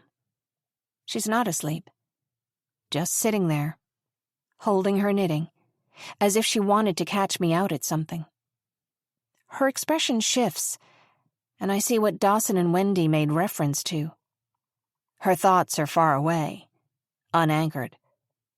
I feel my feet crossing the room, pause in front of the table. I came as quickly as I could. In response, my mother nods, her lips a firmly set line. Tess ducks under my arm and walks through the doorway, Frankie clinging to the pocket of her blue jeans. When my mother sees them, she rises to her feet, and the chairs and clutter that blocked her from my view seem to melt out of her way. "Oh, thank goodness," she says, regarding Tess and Frankie with a warm smile that renders a hug unnecessary. "I know Aunt Wendy cares for you, but sometimes it's just nice to be somewhere you know, right?" She's a steady tick of motion, stepping halfway out the side door to fetch a piece of firewood, tucking it into the hearth with a light touch. Resembling feral creatures that have suddenly been tamed, the girls sit on their knees on the worn tiles of the floor, while my mother strikes a long match and lights the kindling. "You sit by the fire," she says, "and I'm going to make you some dinner, and when it's ready, I'll put on a movie for you. Your room is just as you left it." Frankie's smile glimmers up at her. The sharp tension of Tess's shoulders seems to soften. I'm sitting uselessly at the table, stunned into perfect silence. Where did this mother come from? She makes some grilled cheese sandwiches and cups of tomato soup, and I walk silently behind her as she shepherds them into the living room, tucks blankets over their laps, turns on the television. I wouldn't say the children look happy, but there's an at-ease satisfaction, their features lax, as they blankly watch the TV screen. When she sits down to watch with them, I turn and walk back into the kitchen, resuming my seat at the table. It's nearly 7. I should be at home finishing dinner, cleaning my dishes. I never leave dishes in the sink. Getting ready to prepare my drink. It's been 24 hours since Dawson called me. My mother walks in and sits across the table from me, resumes her knitting. "I know you didn't want to come back." Whether it's an accusation or a roundabout thank you, she's correct. I would have done anything for Holly. "That's so." My mother's eyebrow rises just a touch. All you would have had to do was show up and everything would have been fine, just like it was. That isn't true. My hands flutter nervously and I cross my arms. It is true, and you know it is. Let her think what she wants. Convincing her otherwise would mean opening a series of overdue conversations, ones that I'm content to keep shelved for the rest of time. The police said something strange about Holly. She lifts her eyes to stare at me. I mean, where they found her. She wouldn't have gone out there, don't you think? I think you didn't know her anymore. Once again, she says the same words. All you had to do was show up. I have nothing to say in this moment that might fill its ringing emptiness. Holly was the one who could conjure a laugh out of silence, whose easy chatter could warm a room. As I sit in a chair at the kitchen table, the grandfather clock chimes from the hallway, sounding either 8 or 9 times, though it seems instead to be announcing that I'm too late. Is it all right if I stay here with them until I figure out what's going on? What do you mean, what's going on? She asks. Holly left you custody of her daughters. Now you're home. That's not true. My voice cuts sharp. And more importantly, the girls don't know me. They don't want to live with me. Not in St. Thomas, they don't. Her laugh is unkind. Her laugh has always left me with a sense that she thinks she's caught me in a pretense, that she wants to see me dismantled. They want to live in their home with their family. Of course they do, I say, my temper growing. I know that. I work with children. You work with children, she echoes. What do you know about family? Enough. I know enough. My fingertips tap in a soft sequence on the tabletop. So, Holly wrote my name in her will, and here I am. It feels like she didn't give me a choice. My mother shrugs her shoulders. You have the choice to decline custody and let the court sort it out. Of course I'd take them, Holly knew that, and that Silas would help if he could get into shape. But that's not what you want either, is it? Damn it, she's right. Where do the children sleep here? The blue room. Oh. It comforts me unexpectedly to think of the girls asleep in the bedroom with its twin beds that Holly and I used to share. Down the hall from there, my parents' bedroom. Now only my mother's. The pink room is mostly storage now, but the bed is still there. Why don't you sleep there? Thanks. I take another look at my mother's face and feel something twist in my chest. Hurriedly stand up. I'm going to... Need a hand with something? No, I'm going to take my bag upstairs. In the living room, I pick up Tess and Frankie's empty plates. What else can I get for you? Anything for dessert? Grandma will get it, Tess retorts. I'll take your things up, I offer, practically begging for some way I can feel helpful. She nods without taking her eyes off the screen. Frankie? Tess says softly, bending close to her. You look tired. I'll help you get ready for bed if you want. Frankie shakes her head mutely, refusing bedtime. I know too well how laying alone in a bed leaves you with just your thoughts. The stair creaks gently as I walk up, the smooth wood of the banister seeming to rise to meet my hand. I drop my bag off in the guest room across the hall, with its pale pink walls, and return to the blue room, which, aside from a half-full laundry hamper and a cracked window pane, is almost exactly as I remember it. I hold my breath and step through the doorway. As I place Tess and Frankie's bags on the bed, I stare around my old room, noticing with some surprise that it's hardly changed. Holly's posters, my photo of James pinned to the wall by my bed, my cheer uniform folded neatly on the top of the bookshelf. Holly had grinned at me when I made squad. She said ladybugs marry well, got invited to the best parties. When I walked around campus in the uniform, people would whistle or call, Hey, Ladybug. At the corner of the bedroom opposite the large bay window, the door opens to a bathroom, and I check that everything is in working order. I exhale sharply. It's then I hear the little footsteps on the stairs. Frankie stands in the doorway yawning, her hands hanging at her sides. Hi, Frankie. You must be sleepy. She watches me with unconcealed curiosity. Do you want me to help you get ready for bed? I don't even hear her feet against the floor, but she draws a step closer, still watching. And though she doesn't speak, she leads me through her bedtime routine, turning expectantly for me to undo the button at the back of her neck, then extending her arms up for me to help her with a nightgown. Next, Frankie walks into the bathroom, handing me a hairbrush and elastic, then sitting at the foot of one of the twin beds, her back turned to me. After a moment passes, she looks back with an inquiring glance. Sitting behind her, I begin to brush her hair. It's fine and wispy, prone to tangles, though I know well enough how to brush it gently as it's so similar to my own. I move to an armchair by the bay window, standing by as she brushes her teeth. When Frankie clambers onto one of the beds, pushing the quilt back with her toes, I move closer. Do you want a story? She shakes her head. A song? Again, no. I meant what I said earlier, Frankie. I'm going to make sure that everything is okay. I should know what to say here.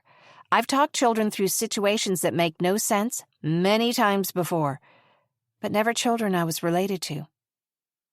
Do you have any questions or anything you want to talk about?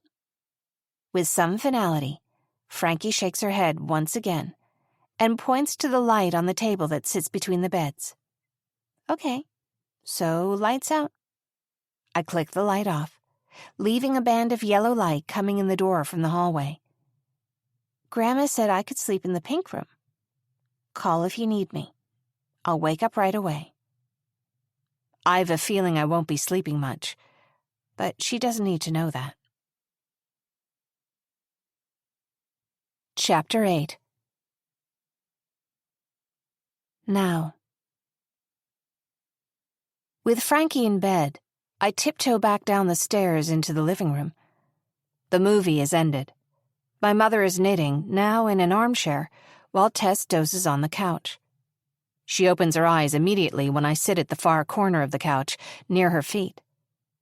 Everything in me wants to ask her if there's anything I can do for her. But, exhausted, I remind myself that she's 12, that it's my job to know what to do. Maybe you'd like to come to bed soon? I say, holding a gentle eye contact with her.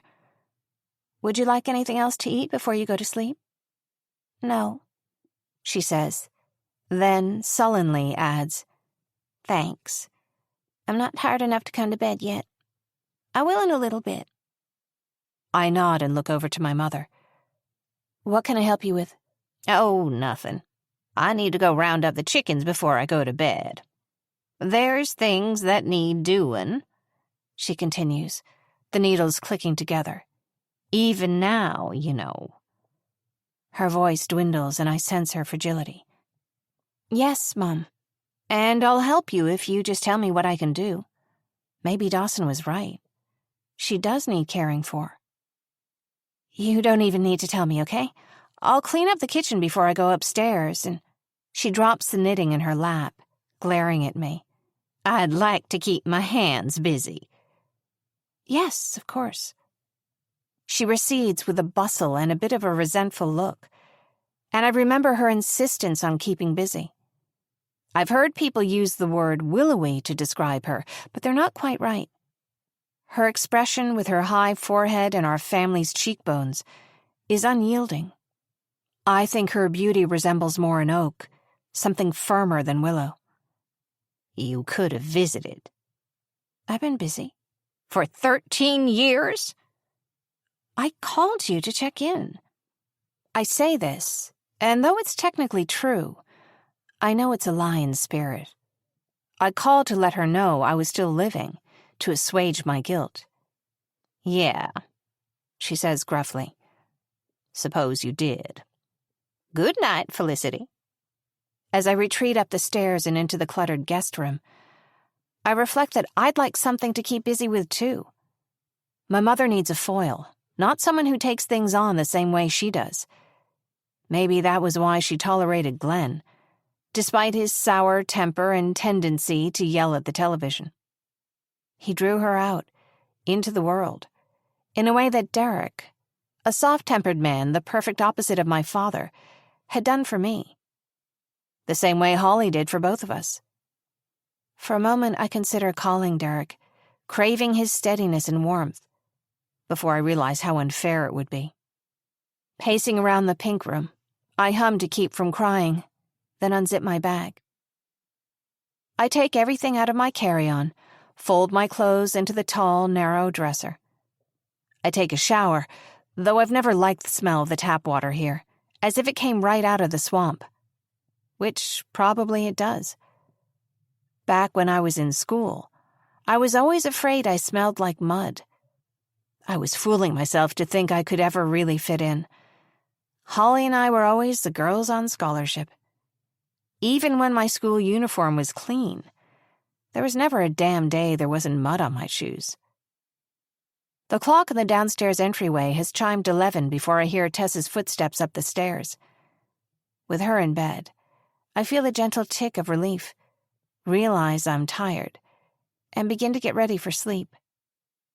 With the light off, the room is full of shapes, the stacks of boxes and stored furniture taking on odd forms, casting shadows that appear to waver. I'm reaching to turn back the covers when I hear the door creak behind me and turn with a jolt. At first, I don't see anything, just the gap in the open door. Who's there? I have a question. Frankie stands barely taller than the level of the doorknob, and I draw closer, dropping to my knees so that I'm eye level. What is it? Will you stay with us? Yes, Frankie, I whisper. I'm right here. No, I mean in the blue room. Tonight, I can't sleep. I would love to.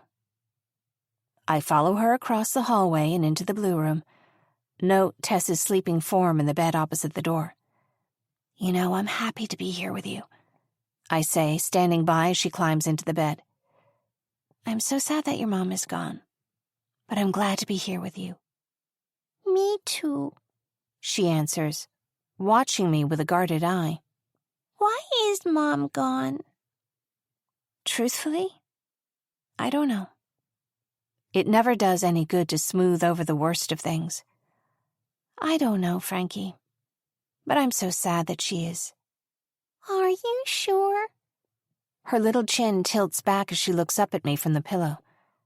Sure of what? Are you sure she isn't coming back? Yes, Frankie. It hurts, but lies in a moment like this hurt worse. I lightly sweep wisps of blonde from her forehead, tug the blanket up to her shoulders. I'm sure of it. Tess doesn't like you. That's okay, I answer. I'll be right there in the chair, okay? She nods and turns away, and I tuck the covers around her shoulders. Settling into the recliner by the window, I swivel just a bit so it faces into the room. I can see Frankie's eyes on mine. Then she blinks once, twice, and slips into sleep. This armchair has never been comfortable, scratchy upholstery thinly layered over springs. So when I find myself yawning, my eyelids heavy, I know I must be several degrees beyond tired. I'm half asleep when a soft noise startles me. I think at first that it's a gasp, or a gust of air through an open window. Then I see Tess sit up, the bed sheets rustling, move her legs to the floor. She crosses the room and reaches into the closet, to a hook on the back of the door, nearly obscured in shadow. When the door creaks, she starts visibly, one thin shoulder lifting in surprise at the unwelcome noise. Tess? What are you doing in here? Her voice is sharp, louder than I expected, and Frankie sits up in bed with a whine. I asked her to come in. Frankie's eyes water, and in the low light, I see her small fists clenched tight on the blanket. I couldn't sleep. Ugh! Tess turns from the closet, visibly forcing calm. It's all right, Frankie. You can go back to sleep. She turns to me. You can go. No! Frankie insists. I want her to stay. Would you like to sleep in the pink room with her? Tess asks, still hovering by the closet. I begin to focus on her movements, sensing something guarded about her stance. No! Frankie's voice squeezes out in a whisper. I want to stay here, and I want her to stay here. Rising from the chair, I sweep a gentle hand across Frankie's forehead, then turn to Tess. I'm sorry to have surprised you. When Frankie asked me to come in, I didn't want to wake you. I tilt my head and hazard another step closer. She cradles something in her arms, seems to be trying to fold herself in against it. What's that, Tess? It's... Her eyes rise to meet mine, and I see her face settle, as if she knows she can't hide this, but refuses as well to discuss it. It's a purse, looks like? Tess nods. Your mom's? Again, a quiet nod. It takes an effort not to wrap her in a hug, to shield her from all these ugly questions. Hey, come here for a second, would you? I gesture softly toward the door, then turn to Frankie. Be right back, okay? Tess reluctantly follows me into the light. She holds the purse out as if she's not supposed to have it, but I don't reach for it and it drops to the floor between us. I sit down with a sigh, and Tess does the same, her thin hands carefully opening the zipper, coming up with a handful of objects. A lipstick, Holly's ID, a car key. She always said she needed to be more organized, she whispers. Then, with a furious look, upends the purse and gives it a shake, loose coins and cards clattering to the floorboards. I nod my head again. Watch gently as Tess blinks. Eyelashes wet. Tess, did your mom come home from the Thanksgiving party that night? I don't know. I was asleep. Tess begins to collect Holly's belongings one by one and replace them in the bag, and I pick up coins and keys, handing them to her one at a time. She runs nimble fingers over each item, as if she could breathe her mother in. You knew where her purse was, though, right? Tess's eyes jolt to meet mine. That's where she always puts it. Of course.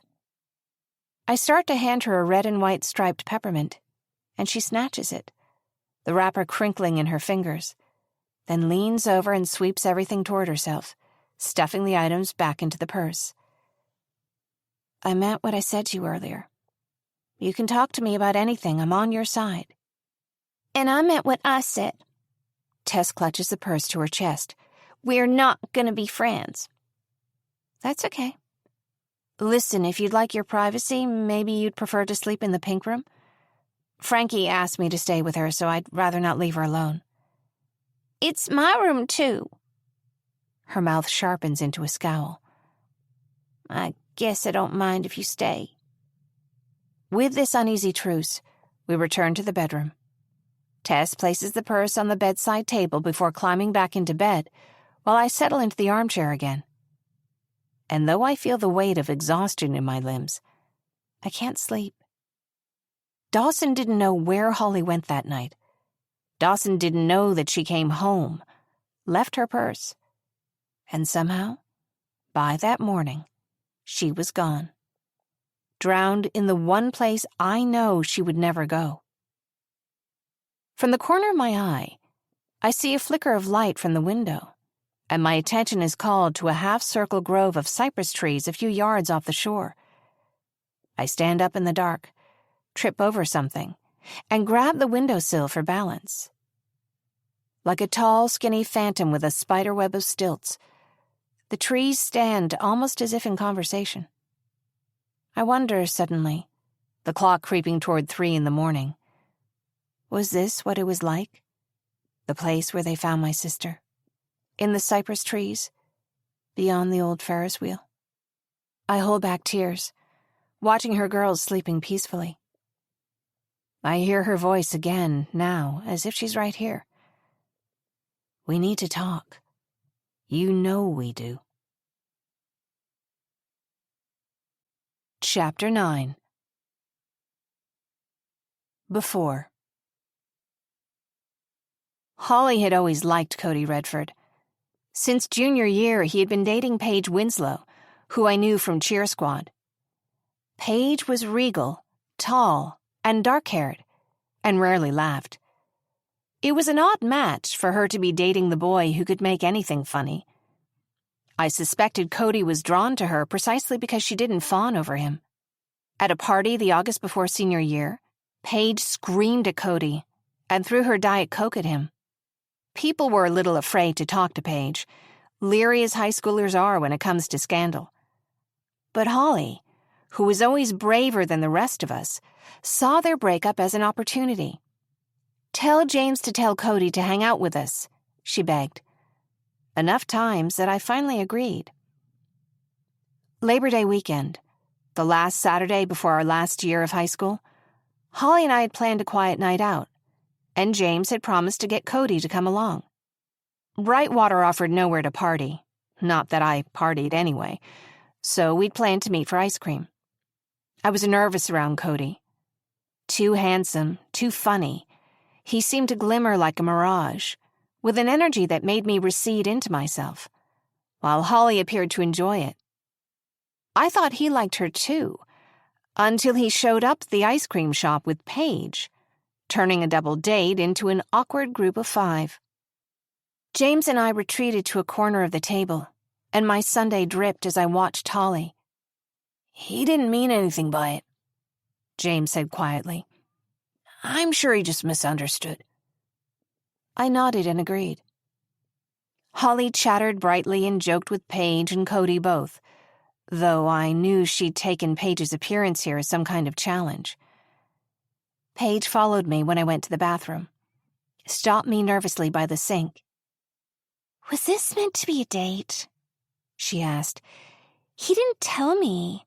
I'm so embarrassed." I assured her not to worry, and we returned to the table. When my ice cream had melted, James and I stood up to leave, and I thought Holly would come along as she had driven with us. "Where are you two going?" "Nowhere," I answered. "Probably out for a walk, then I'll go home." "I have to be home early," Paige added, turning a nervous glance to Cody. "Oh, well, I wouldn't want to get anyone in trouble," Holly said too kindly, her eyes sparkling. "I'm going to take one of Dad's boats out to the fairground." Really? Cody's eyes lit up. I've never been. "It's not safe," Paige added.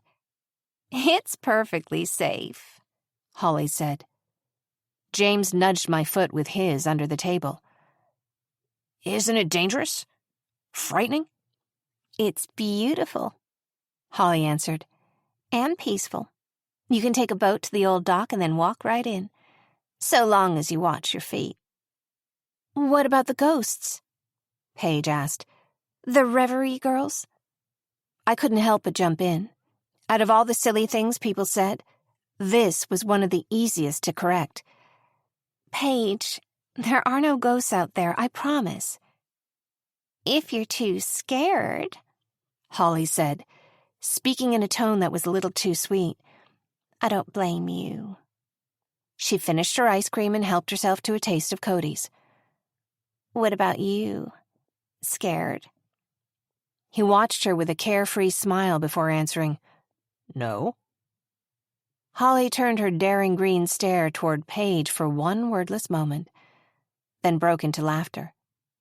I don't think anyone but me saw the look that passed between them. "If nobody's scared," she said, "then we should all go. I didn't like it any more than James did. I think we only went along because we were worried about the other three.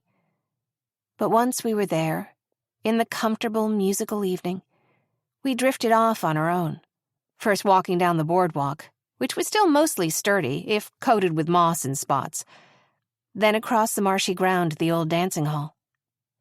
Inside the fading, clapboard building, vines and bird nests curled around the remnants of what was once probably a beautiful room, a wide-open first floor, and a balcony at the level of the second floor, wrapping around the length of the wall. There was a piano coated in dust and a cracked chandelier. I laid a fingertip on one of the piano keys, middle C, and the whole instrument seemed to shuffle and cough a distorted note back at us. Laughing, I sat down on the bench. "Look what I found," James said, calling from one of the darker corners of the room. He returned holding something between his hands, approaching where I sat at the piano. He showed it to me, a lady's saddle shoe, the black and white leather coated in dust. I held up my left foot and kicked off my sandal, waiting for him to slip it over my toes, as if I were a princess who'd left it behind. A spider skittered out of the shoe and ran across my foot. I kicked it free and jumped to my feet, leaping into his arms. The space around us didn't echo. It seemed instead to absorb our laughter, as if we were sealed off in our own world. We walked quietly and solemnly around the room, slow dance to imaginary music, and it felt almost as though the piano could have played a tune on its own. My cheek was nestled against James's when I heard someone call my name, a sound distorted as if through mist, or walls, or time itself. I stood upright. "Did you hear that?" "No," he answered. "Hear what?" I waited for another several seconds, then eased back into his arms, into the promising warmth of shared daydreams. We told ourselves the same charmed stories we always did. Our plans to go to school together, to move back here after finishing our degrees. We wanted to marry after college and have 3 children. We had a long list of places we wanted to visit, but we knew we were already home. Only a few minutes had passed when, with a sudden clatter of footsteps, Holly burst in through the doorway. The dance hall seemed to shudder around her, that quiet moment glimmering like a mirage before it vanished. And before I knew it, Holly's hand was on my shoulder, pulling me away from James. "What is it?" "You have to come." She didn't need to tug me along, but she did anyway, moving with an urgency I didn't understand. "What's wrong?" Holly was never lost for words. When she didn't answer, I knew better than to ask again, following her with silent tripping steps over the marshy ground to the boardwalk. There she picked up pace, and I had to run to keep up. I nearly slipped when Holly took a sharp right turn off the path, dark water splashing around her ankles, and made her way to the Ferris wheel, which looked like an abandoned spinning top. Here she steadied her pace, moving heel to toe along rusted metal that groaned when I jumped up to follow her, my breath quickening. As we crept along, the murky ground gave way to water. We weren't more than 2 or 3 yards above it, but my palms began to sweat. Finally, Holly stopped, and in the silence, I could hear her ragged breaths. Cody sat hunched over where 2 metal beams met. I can't get to her." Confusion made his voice childlike. "Holly, she's—" "No, she's here. It's not too late. We have to get her out." Holly turned back, our eyes locking as she knelt over the edge, preparing to jump. Beginning to understand, I looked down at the water, back to her, and nodded. I didn't realize I had jumped until I was already underwater. Beneath the surface, the water was cold, and, I felt it immediately, hungry.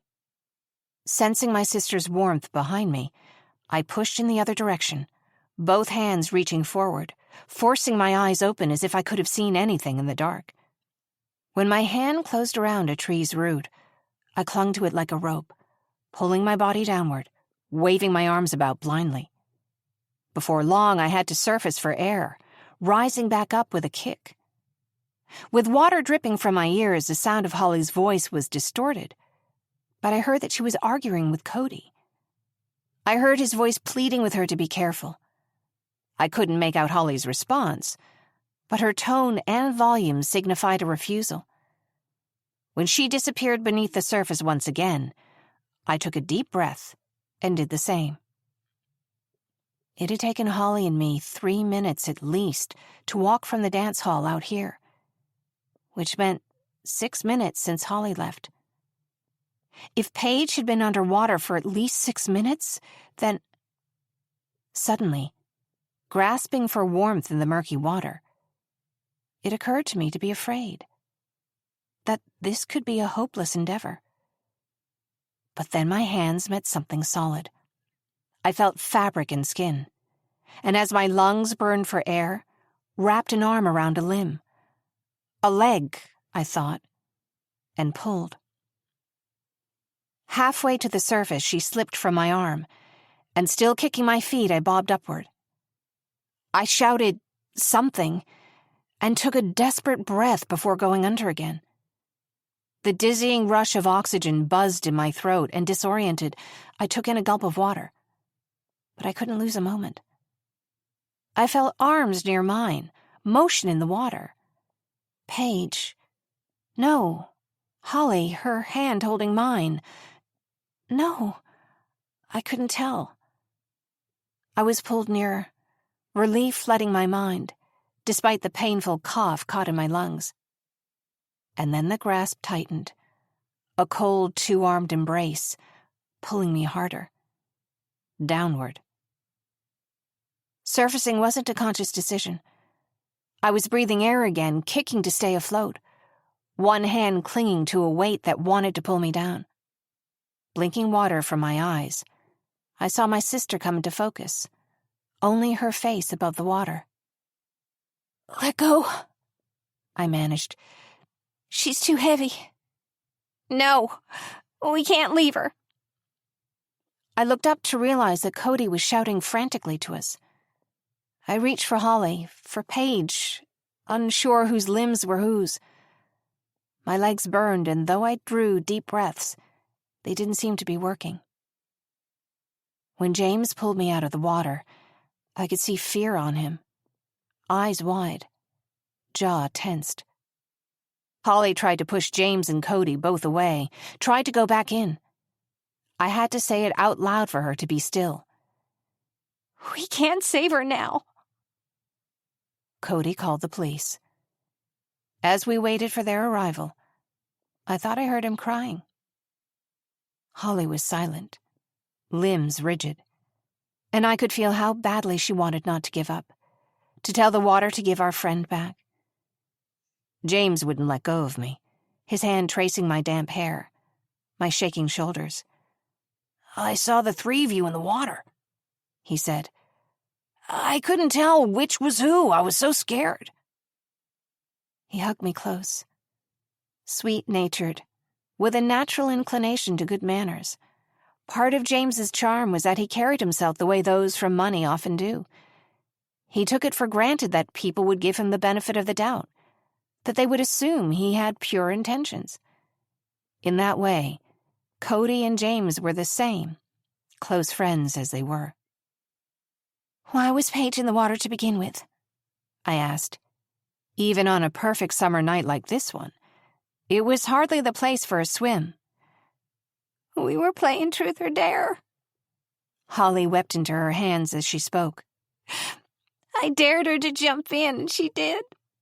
I didn't know she couldn't swim. I tried to get her out." "I know you did."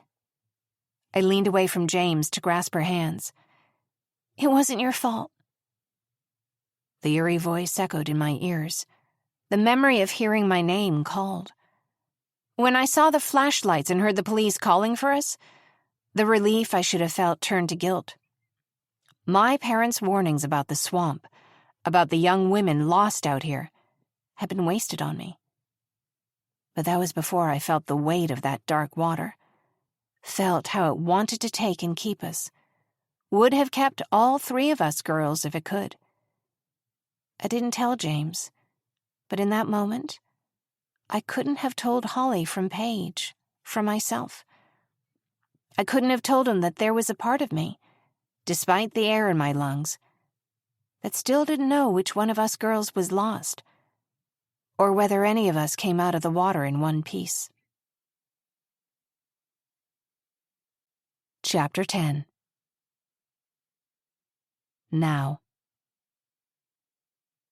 With Tess and Frankie in their beds, I try to make myself comfortable in the armchair. When the sound of their breathing is even and smooth, their limbs slack with sleep, exhaustion settles heavy around me. Outside in the mist, the mud across the drive shows a set of tracks, almost like a faded set of footprints. Without thinking, I walk down the creaking stairs, outside into the mud, and place my feet over the blurred footprints. I look up toward the bay window, the window that gives a view of the recliner, just where I would be sleeping. A cold touch brushes my hand, and I whirl around to see my sister, her green eyes luminescent in the gray moonlit night. "Holly." My voice twists in my throat, tears springing to my eyes instantly. Just as in my daydream earlier, her hand finds my wrist, a cold and tightening grasp. She digs her heels into the damp soil and pulls backward, trying to bring me toward her. I follow Holly for a few steps, her walking backward, the two of us face to face, until my heel slips, and I realize we're at the edge of the water. "No, stop." I wrap my hands around hers, rubbing to try to warm them. Holly answers with a reproachful, injured look, one that warns of things unsaid. She tilts her chin out toward the swamp, then slowly back to me. Then she repeats the motions, as if to say, "You, there." "Then tell me." When she tries to pull away, as if the shadowed swampland holds its own gravity over her, I hold onto her wrist. "Something's off. I can feel it. Tell me, please." I realize I'm not awake, that this is impossible. A sudden breeze rushes around us, the kind that threatens a storm. Holly leans her face closer to mine, her wide eyes desperate. "You told me you knew something bad had happened, Holly. Why didn't you talk to me then?" But when I look at her again, I'm not standing in front of Holly, but Paige Winslow, her dark wet hair clinging to her face. And again I hear that voice calling me, the Reverie girls. And it occurs to me that even all these years later, they've not forgotten my name. But I can't get my legs to move. It's a nightmare. I toss my head side to side, pinching my arm, trying to wake up. I'm supposed to be in the armchair in the blue room. Before I fell asleep, I curled my knees up under a knit blanket. My mother's rooster is screeching a loud, ungodly noise that makes me clench my jaw. I open my eyes, and I'm standing knee-deep in the water at the edge of the yard, curls of translucent algae clinging to my legs. Again the rooster calls. Staggering backward into the yard, away from the familiar pull of the water, I stumble unevenly across the grass. At the sound of tires in the dirt drive behind me, I snap to, suddenly wide awake. I throw my arms out as if reaching for solidity, slip and catch myself on my hands, and then jump out of the drive, just in time to hear brakes. It's a mail truck. The mailman hops out, chipper and in uniform. "Ma'am, are you all right?" "No," I answer, wrapping my arms around my body. I mean, yes, I think so." Can I call anyone for you?" "I'm Lucinda's daughter," I answer. I'm visiting from out of town." He nods, unconvinced. "I always thought this place looked haunted." For some reason, this is the word that calls me into being fully awake. If there are ghosts here, I don't want to be counted among them. I run back inside, my feet leaving muddy prints on the wooden stairs. By the time the children are up, I've been awake for hours. We walk downstairs to find the house silent, along with a note from my mother, informing us that she's left for work. Tess and Frankie walk outside to greet the chickens, leaving me to cook alone. I watch them from the screened-in porch for a few moments. From across the yard, the rooster spies me and crows, as if an announcement of my presence here, my unfamiliarity, isn't the last thing on earth I want. I walk back inside, clattering around in the oversized kitchen, as I try to remember where anything is. My mother's kitchen is spacious but disorganized. Pots and pans hanging mismatched and doubled on the hooks above the big fireplace, food jumbled in the refrigerator. Mom has a way of conjuring up a perfect meal out of this chaotic room. It left me with a lasting impression that anyone who had a real talent for cooking didn't need organization. My kitchen in the apartment in St. Thomas is always spotless. Throwing my hands up at the inscrutable jumble, I walk back outside. "What can I get you for breakfast?" I call. "Anything you like to eat?" "Grandma usually makes eggs and bacon," Tess says. "And grits," Frankie adds. "We could go out for breakfast," Tess suggests. "Oh, I know," Frankie murmurs, tugging on Tess's hand. "We can go see Grandma at work, at the school? Please? It's so fun there." Fun? I suppose it could be for them. All those labyrinthine corridors, the shadows punctuated with a statue here and there, the spacious portrait-lined halls. I could happily spend the rest of my life without seeing that place. I'm afraid not, Frankie, but I'll do my best to make you breakfast here. "Do you know how to cook?" Tess is scrutinizing me. My stomach growls, reminding me I skipped dinner yesterday. I turn to walk back inside, and they climb the porch steps, following me in. "I can manage eggs and bacon," I tell her. "I'll try my best with the grits. You want to watch TV while I get started?" "Maybe." Wincing, I open the refrigerator. There's something so uncomfortable about using somebody else's kitchen. I think longingly of fresh air, fruit, and hot tea. I continue to speak as I look in the fridge. "Milk? Juice? There's orange juice." Tess nods. Frankie doesn't answer. I scramble, looking for cups or glasses. Tess smirks, and suddenly I'm frustrated. I realize she knows where everything is. Challenged, unwilling to let up, I keep looking, opening every cabinet until I found them. Hands shaking, I triumphantly pour 2 glasses of orange juice. "Here you go," I say. "I'll get breakfast together for you, and then—" They're already walking off down the hallway. Big houses like this, it's a good thing it's so old, because you can hear every creak, know exactly where a footfall lands, if you know the place. And I hear their footsteps, announcing to me that they're heading down the hallway toward the family room, where, I'm willing to bet, the exact same L-shaped corduroy sofa, threadbare cushions in spots, fills the small room, huddled around the television set. But then I hear a different noise. This one a footfall from upstairs. I look out the window. No cars here. My mother's left for the day. My childhood home is the last place I ought to feel this jumpy. But for some reason, something chills my blood ice cold. I hear it again. And this time I know for certain someone else is in the house. "Hey, you two?" My voice rises, suddenly thin and almost sharp. I check myself, softening. Can you come back in here? A moment passes. Now, please? They walk back into the kitchen, eyes all questions.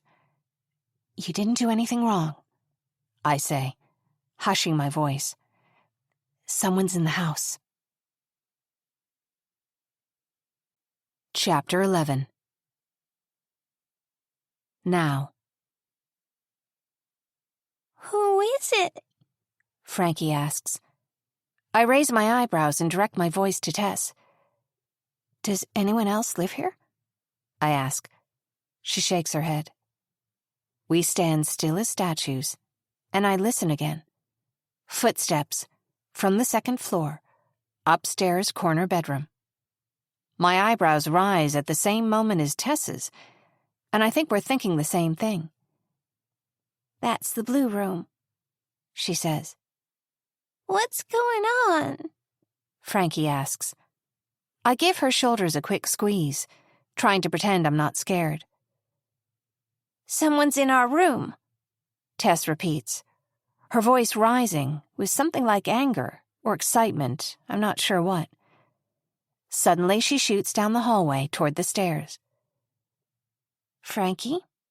I drop to my knees and give her a quick, gentle squeeze, then lead her toward the closet in the back of the kitchen. Can you please stay right in here and wait for me? Pretend we're playing a game? I'll be right back to get you, okay? Stay in here? Yes, I order. Please. I'll be right back, I promise. Once the door closes behind her, I take off after Tess. Tess! My voice is louder than I expected, a staccato echo in these familiar close walls. Despite the years that have passed, I make it down the hallway, turn a sharp corner holding the banister, and run up the stairs just like I used to, and pull again on the banister as I turn right and run down the hall toward the corner bedroom. I hear low voices in the bedroom, and in this moment, I couldn't say whether they're ghosts or real. Tess? I repeat, reaching the doorway. Are you okay? Tess stands near the writing desk in the corner. A man is seated in the chair, his back to me. They seem to be in some kind of conversation. Tess looks up at me and nods, but I'm already approaching, wedging my body between hers and the stranger. Who are you?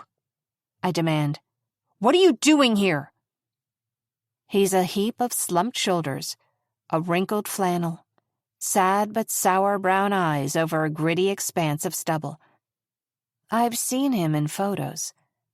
In Holly's wedding pictures, Silas looked a little like a backwoods 1980s rock star. Long hair and muscle-bound arms, cut-off sleeves. Now he looks puffy, wrinkled. I almost didn't recognize him. I'm Silas, he says, and I'm assuming you're Lissy. My name's Felicity. Felicity is a name I've always liked. 4 tidy beats, neither too sharp nor too soft, each consonant neatly rounded by a vowel. Lissy sounds like a little girl's name, someone easily swayed. He's tall, broad, easily twice my weight. When he speaks, the smell of whiskey hits me in the face, and something sets me on edge. Arms crossed, hands curled into fists. You didn't answer my other question. What are you doing here? This was Holly's room. He hangs his head, and his eyes begin to water. I'm torn between empathy and annoyance. I miss her.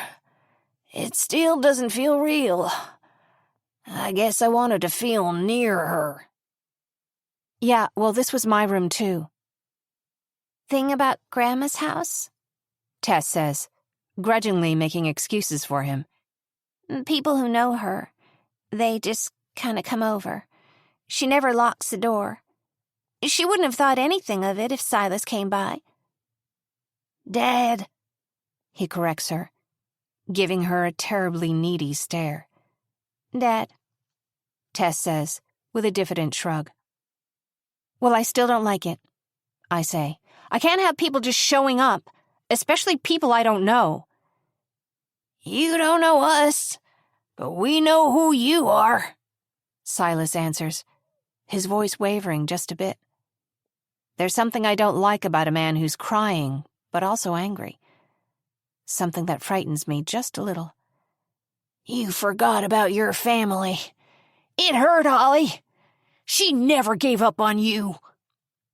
Tess glances sidelong at me, then away. It's apparent that she's heard these words before. Nonetheless, for her father to show up unexpected, worse, intoxicated, at 10 in the morning, that I can't allow, no matter what they may consider normal. She's right. I deserted everyone. I hold my hands out as if presenting the world's biggest failure. Silas looks up at me again, huddled over his elbows, and I see resentment lurking there.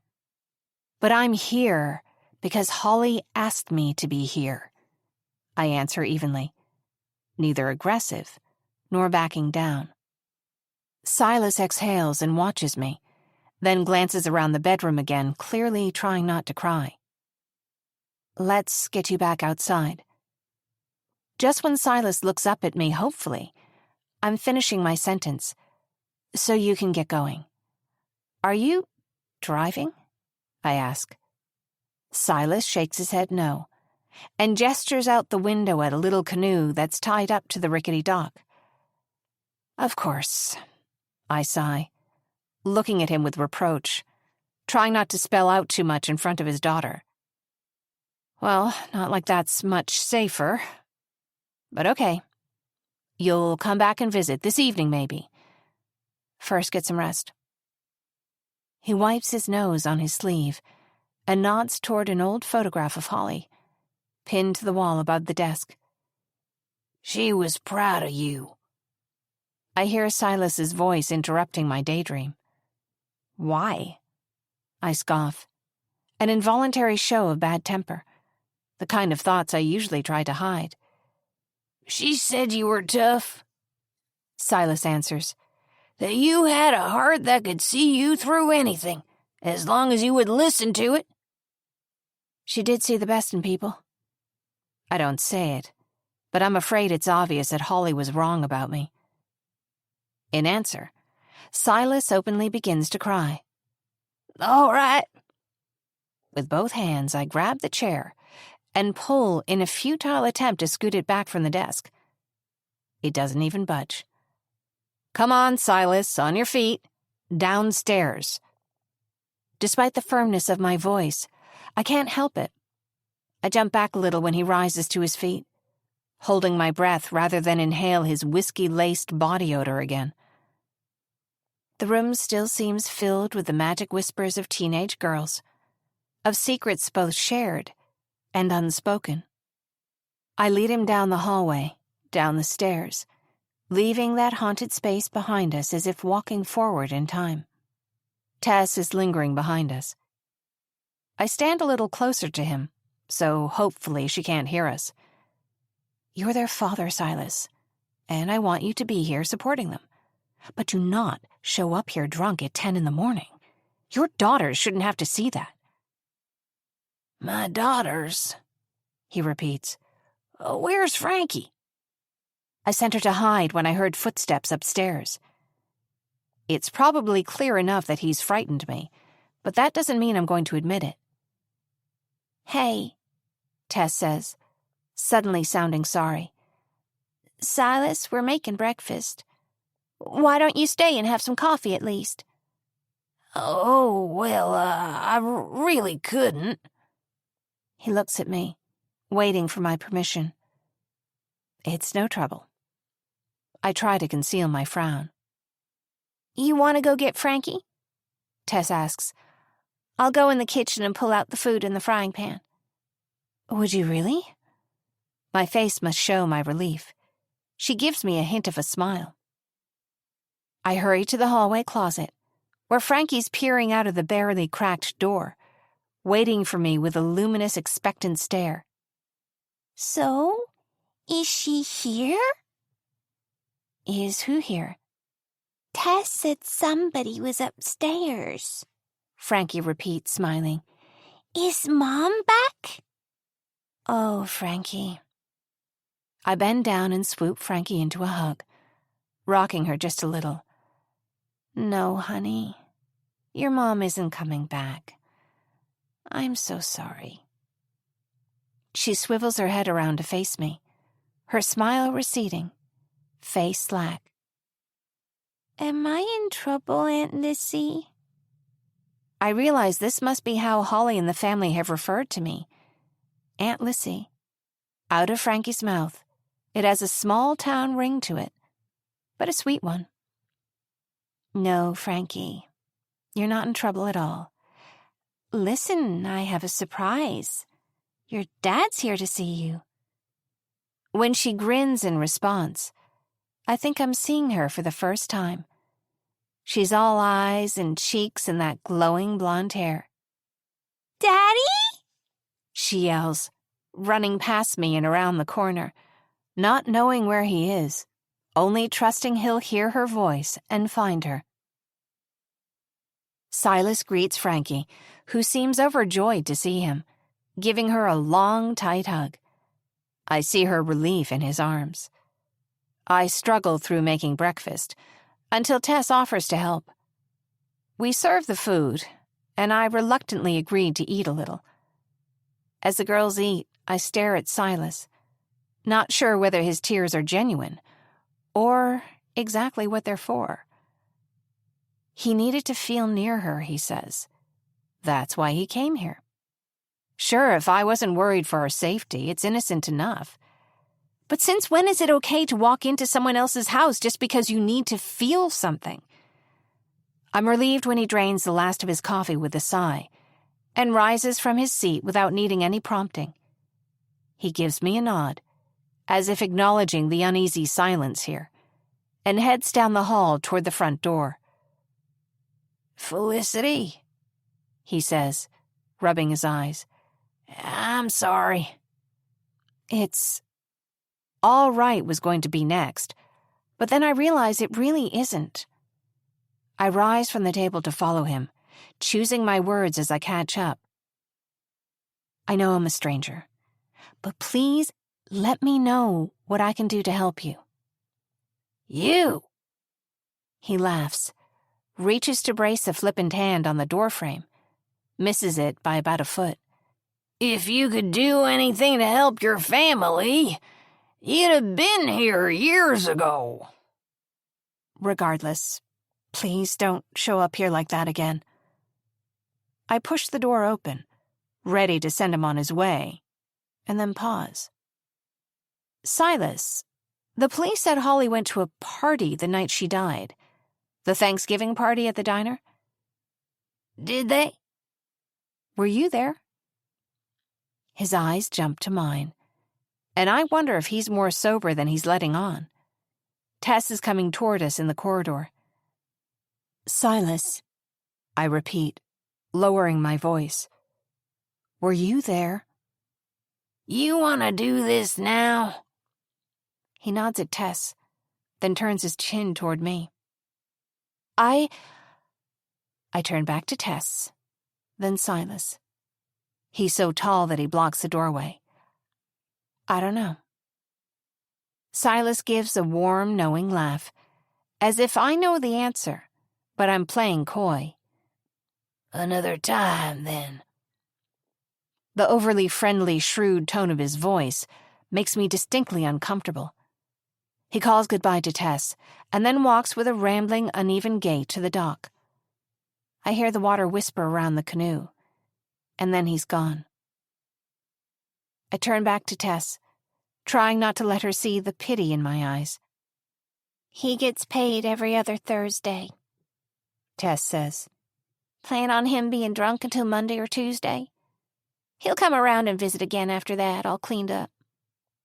Her eyes look blank. One of us ought to go see him on Thursday. If he's going to get really sick, or get himself into trouble, that's when it will happen. I suppose I might have overreacted. Sorry. But Tess only shrugs her shoulders, as if to concede a small chance that I might have been in the right. Chapter 12. Before.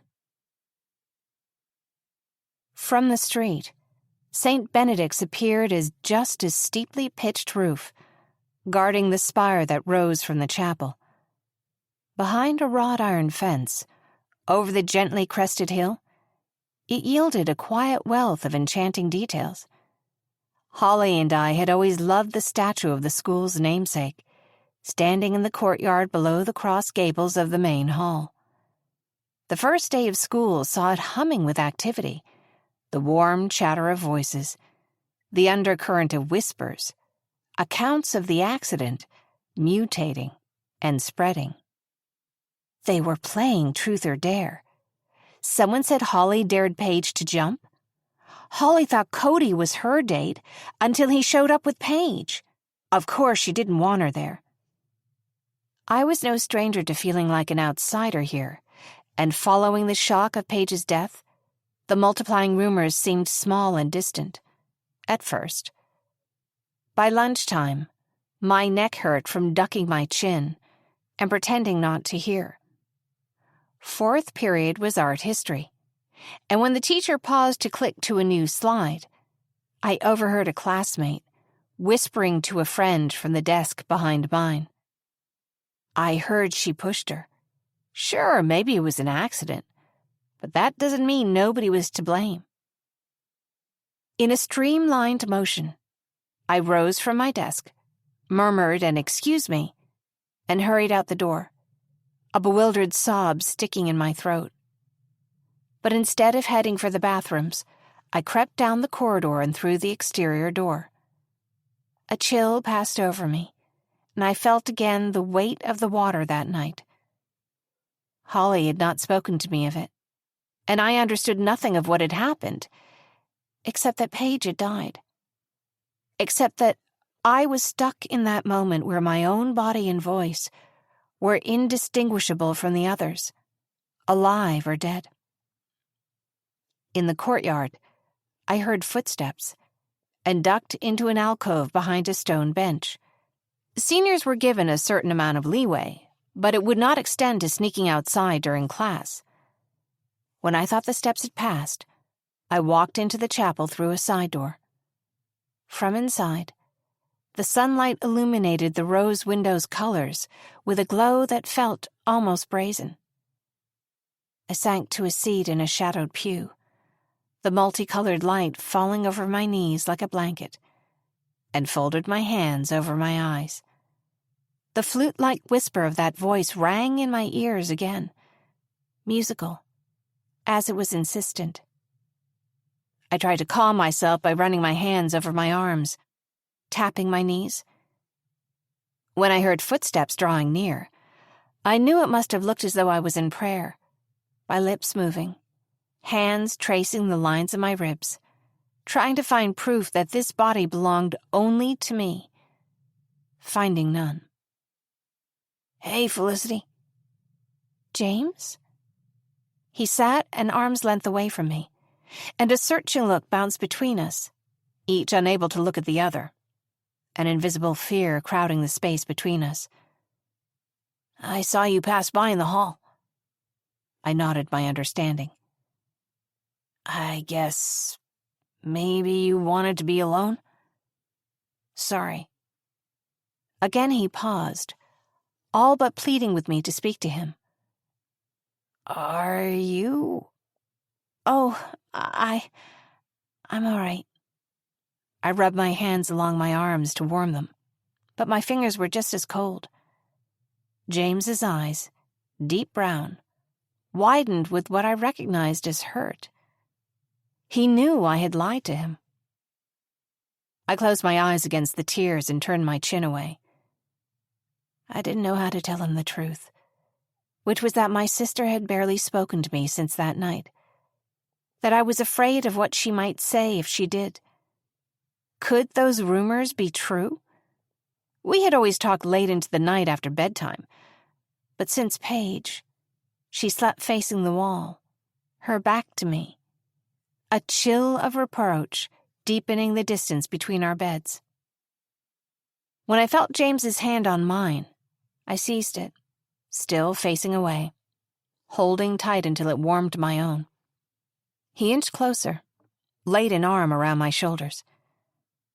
"Tell me how to help." His lips moved close against my temple, and I let myself lean into him.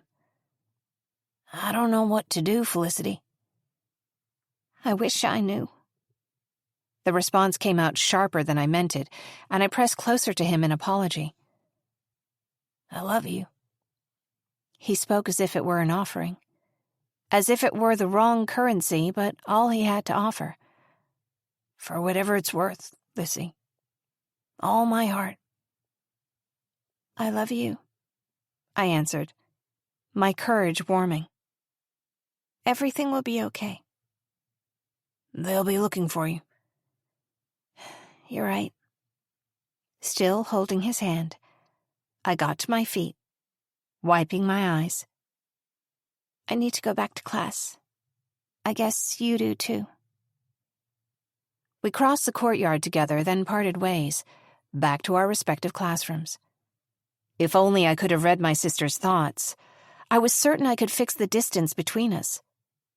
After returning to my seat, I tuned out the art history lecture, putting everything together I could remember from that night. I had spoken of it with James more times than I could count. He didn't know any more than I did.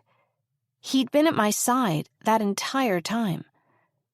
I resolved to find a moment to talk with Cody Redford, who must have seen whatever passed between Paige and my sister. But Holly was the only one, I knew, who could have told me what I'd done wrong.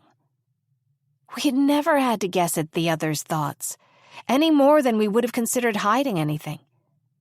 But now, where I had used to look at her and see everything I knew and loved reflected back, I found instead a condensed, threatening silence. Chapter 13. Now. On the second night, I'm exhausted enough to sleep clear through, despite the rooster and the lumpy armchair.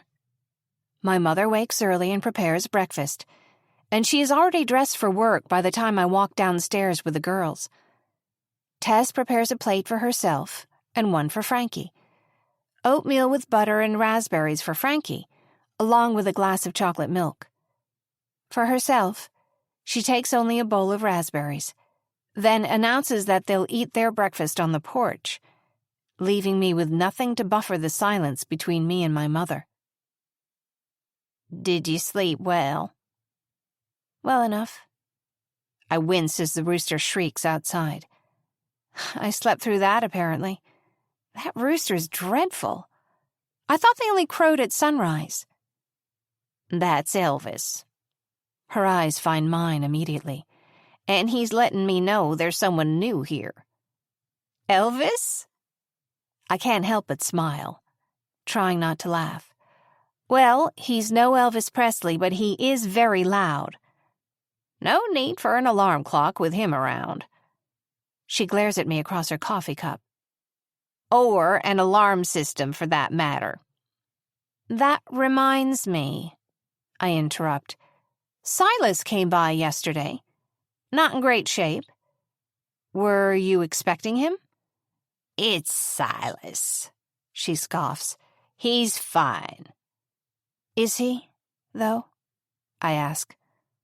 I remember the bulk of his form, the glimmer of fear I felt when I smelled the whiskey on his breath. "Of course he is," my mother says. "Silas is a big puppy dog, a big broken, drunk puppy dog." He seemed off. "Everybody seems off to you," she scoffs. "He's the girl's father. So he's flawed. A flawed father is better than none." "Speak for yourself." My mother has always put her trust in men who didn't deserve it, has always expected me to trust them with her, regardless of the cost. Maybe that hasn't changed. "Silas is nothing like your father, Felicity." Her mouth twitches, and one eyebrow lifts. Plenty of children grow up longing for a father. Normal children would have been happy with him, Holly was. I guess you're right. I agree, picking at my memories of him as if they could reveal something new. Showing up was the start and end of what we were allowed to expect from Glenn. I put my foot down with him, she insists. I took your side. You took Holly's side. Too late for it to mean a thing to me, is what I don't say. There's something else I wanted to ask you about. The police officer said they never found her purse. Oh? It was in the closet. My mother shrugs. Maybe she went to the party without it. I'm wondering if she may have come back home that night. My mother lifts her big, sharp eyes, the green gaze cutting right through me.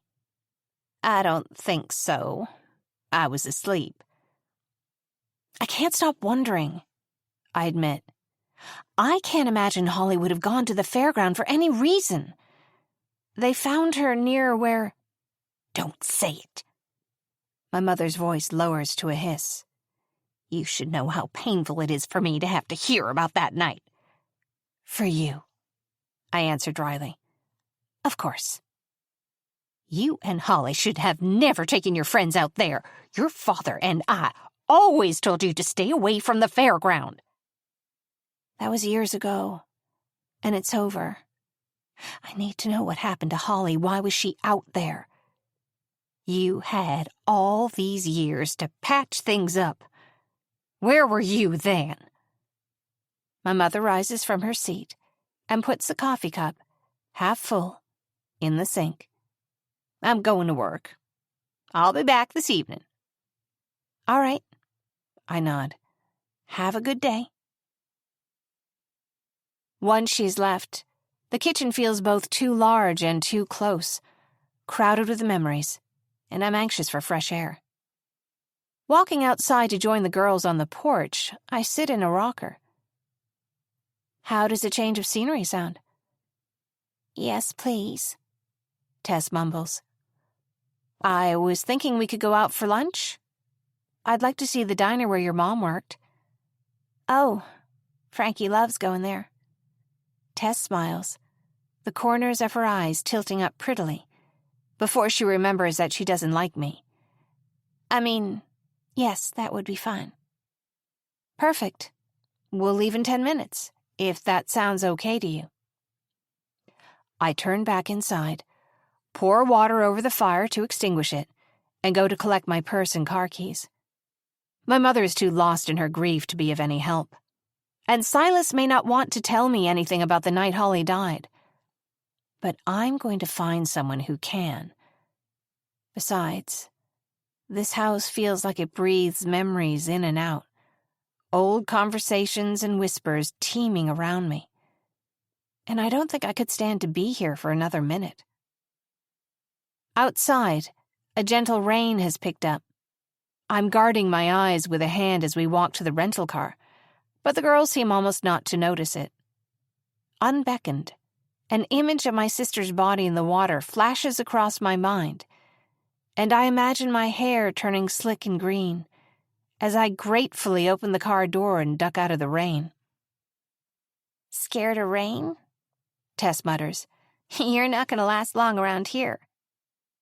I'm from here, I remind her. I lived here longer than you have. I just don't like it. As I turn the keys, I hold my breath, remembering the prior engine malfunction, but it starts without a hitch. We drive down the narrow, tree-sheltered road that leads back into the middle of tiny Brightwater, holly and pine trees crowding the road with their fragrant and shining greenery. Turn right on a bridge over the creek. After parking, we hurry to the door in the chilly rain, ducking under the red and white striped awning. The door of the red brick building jingles shut behind us. A boy who looks high school age comes to take our order, and he greets Tess quietly after introducing himself as our server. After the girls have ordered their food, I excuse myself asking Tess for directions to the restroom. It's on the other side of the restaurant, and as I walk through the dining area, I try to picture Holly here. At work, walking between the booths, with a smile that made everyone feel special. The restrooms are down a small corridor just past the bar. I try to picture her as she was that last night, and draw a blank. I don't even know what drink she would have ordered. The hallway that leads to the bathroom feels claustrophobic, low ceilings hung with holiday decorations. Had my sister stood at the same sink, glared into the same mirror? But it shouldn't hurt like this, to see the plain truth of how little I knew about her. Paige's death, and those dreadful weeks that followed, put a daunting distance between us. At the corner of the corridor, I pause before returning to the table, pretending to glance at the television above the bar. Nearly every seat at the bar is full. And, save for one woman who broods over a cup of coffee, the small crowd seems so at ease that I almost feel I've walked into someone's living room. Could any of them have known Holly? When a commercial ends, one man nudges another's arm with his elbow, lifts a finger to point to the screen. I soon gather why, seeing the banner of the local news station beneath a photograph of Holly. In the snapshot, she turns a brilliant, candid smile to the camera, and one of the men watching whistles. "Excuse me, would you mind turning it down?" My voice is lost in a chorus of subdued exclamations, friends shushing each other to gesture at the television. Though I try to catch the bartender's eye, she is also trained on the news. "Turn it off." I take a step closer, casting a frantic glance toward the table where Tess and Frankie are seated. Where they ought to be, only now I don't see them. Years have passed since I felt this sting so clearly, the sensation of speaking and being unheard that spurs my pulse. In a sad conclusion to an event that shocked the small town of Brightwater, Holly McDaniel's death was ruled accidental. Before the news announcer says another word, I've walked behind the bar, located the black cord running along the wall below the television, and pulled it from the outlet in a tightly curled fist. The bartender turns abruptly toward me. "I asked you to turn it off." I take a few quick breaths, press my lips together between my teeth. I did not want this audience. All these faces now turned my way, curious more than annoyed. And beyond the row of bar stools, eyes wide with shock, is Tess, holding her sister's hand. I offer the electrical cord to the bartender as if returning a stolen object. Nobody was listening to me. I draw myself up, raise my chin, and cross the room to put my arm around Tess. "We were coming to check on you." For the first time, she doesn't shrug away from my touch. "I'm so sorry. Let's get out of here." But now all those faces have turned, their gazes following me across the room. "I thought that was Holly at first," one of the men says. "Her sister," the bartender answers in a lowered voice. "The cheerleader? Huh, no way," he answers with a tipsy smile, his eyes following me. "They could almost be twins."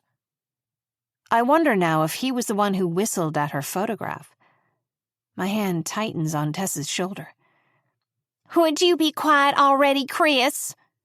The woman with the coffee raises her voice, close to tears. "You are disgusting, you know that?" She swings her feet to the floor, then closes the space between us. Just when I think she's heading out the door, she drops to her knees and wraps Frankie in a hug. "I am so happy to see you girls."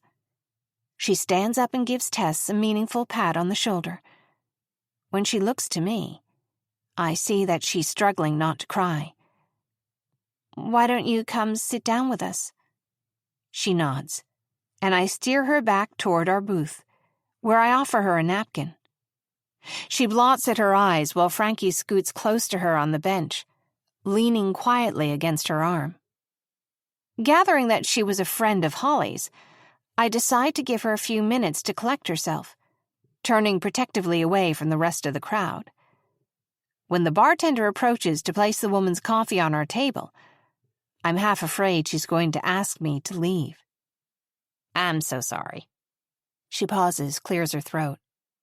I guess you must be Felicity? Yes. If I'd had any idea Holly's children were here, I'm not a child, Tess adds. I would have never had the news on if I did. And I'm sorry about Chris. He's a creep, but he doesn't mean any harm. You never know that for sure, though. Not until it's too late. Absorbing my glare, the bartender gives an empathetic nod, as if to agree with me. Anyway, we didn't mean to ignore you. Everyone here loves Holly. Thanks. Your food's on the house. She pats the table with some finality, then turns and walks back to the bar. Across the table, the other woman is looking mournfully into her coffee. I'm Kendall. After drying her eyes once more, she reaches across the table to shake my hand. I've known Holly for a long time. No, we worked together. Here, actually, back when I was in grad school. Kendall was our first babysitter, Tess offers. Kendall nods. It's good to meet you. I can't help but feel a pang of jealousy, greeting a stranger who probably knew my sister better than I did. Frankie offers Kendall a share of her apple pie, and while they talk quietly, Tess and I exchange a wary look. I can feel her sizing me up, and imagine the picture she's painting, based on what we've seen of each other. My lack of preparation for the weather here, showing up in sandals. But I left in a rush. Making a fool of myself at the gas station? But I was so worried the car was unsafe. Storming behind a restaurant bar to unplug a television. But I couldn't bear for them to see their mother on the news. It isn't Tess's job to know or care why her estranged aunt acts so oddly, even if it's because I care so much for her, in a way I don't even understand. Tess kicks my foot softly under the table. I gasp and look up to see her smiling. You're not so bad, Aunt Lissy. Thanks. It's only after we've finished eating, as Kendall is walking us to the car, that I remember what I heard the newscaster say. Holly's death. Ruled accidental. Kendall hugs each of the girls as they get into the car, promising to see them soon, as the doors close. She smooths her dark hair and gives me an apologetic look. It's so nice to meet you. Holly talked about you often. Thanks. I promise you I'm not usually at bars midday. I guess I wanted to be somewhere that reminds me of her. I kept thinking I'd see her walk around the corner. You don't work here anymore, though. Before Kendall can trail off again, I tilt my head, leaning against the car as we talk. Right? Right. So you wouldn't have been at any staff parties or anything like that, right? The Thanksgiving party. Yeah, of course I was. Those things were basically open door, if you knew anyone who worked there. Kendall looks back toward the restaurant, her voice growing wobbly again, as if she's left something inside. So, you were there. Resisting the urge to snap my fingers to keep her attention, I find a packet of tissues in my purse and offer it to her. She nods her head, then straightens her jacket as she steps back from me. Yes, I should go. Please wait. I catch her hand and hold it gently, then lower my voice. You know, don't you? The newspaper report just now. They said it was an accident. She still won't meet my eyes. I suppose I should be relieved. You know that something's wrong. It's only a feeling. Her whisper is haggard, and she pulls her hand loose, crossing her arms. When Holly left the party, she had plans to meet someone. Who? Kendall wipes her eyes again. Then her hands flutter open. No answer. When Holly didn't want to talk about something, there was no point persisting. But I know that she was going to talk with someone else that night. The way she spoke about it, I assumed someone was meeting her at your mother's house. Who else knew about that? Was her ex there? Yes, but they argued and he left early, she answers, eyes glassy with tears. They seemed really upset. She stormed off. He tried to hold onto her wrist and she pulled him away. He held onto her wrist? The photograph of Holly flashes across my mind. The mark on her wrist, beneath where that bracelet had rested. But then he left. Who was she meaning to talk to later? I couldn't say if it was him she meant to speak to. She takes her phone from her purse and checks the time. I did tell the police about all of this. I really should be getting back to work. I understand. Just one more thing. Do you have any pictures of her from that night? Kendall sniffles and nods, swiping through her photos until she lands on one of Holly. In the photo, Holly doesn't look like she's about to die. She's smiling her brilliant smile, laughing at the camera as if to say, "Put that down." And just as I knew I would, I see the same purse hanging from her shoulder that I found in the closet, the silver charm bracelet around her wrist. When somebody dies, they always say she lit up a room or whatever, but Holly really did. Kendall withdraws her phone and wipes at her eyes. I really do need to go now. I'm so sorry for your loss. Thank you. I open the car door and sit down, apologizing to the girls for keeping them waiting. As we head toward home, the words from the news broadcast linger in my thoughts. But I know that my sister left that party and went back home, and that she argued with Silas that night. Could they have arranged to meet? To resolve the argument? And why didn't Silas want me to know he was there? The more I hear, the less likely an accident sounds. I picture Holly as she was in my dream, the one that had me sleepwalking into the water. How she looked out toward the swamp, almost like she wanted to show me something, to pull me out there with her. As if she didn't care that it frightened me. As if she wouldn't know, every bit as well as I do, the cold hunger that waits beneath its surface. Chapter 14.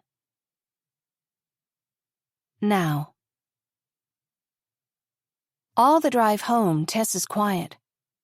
Her eyes are round with worry, lips pursed, and I can sense a difference from her usual too cool silence.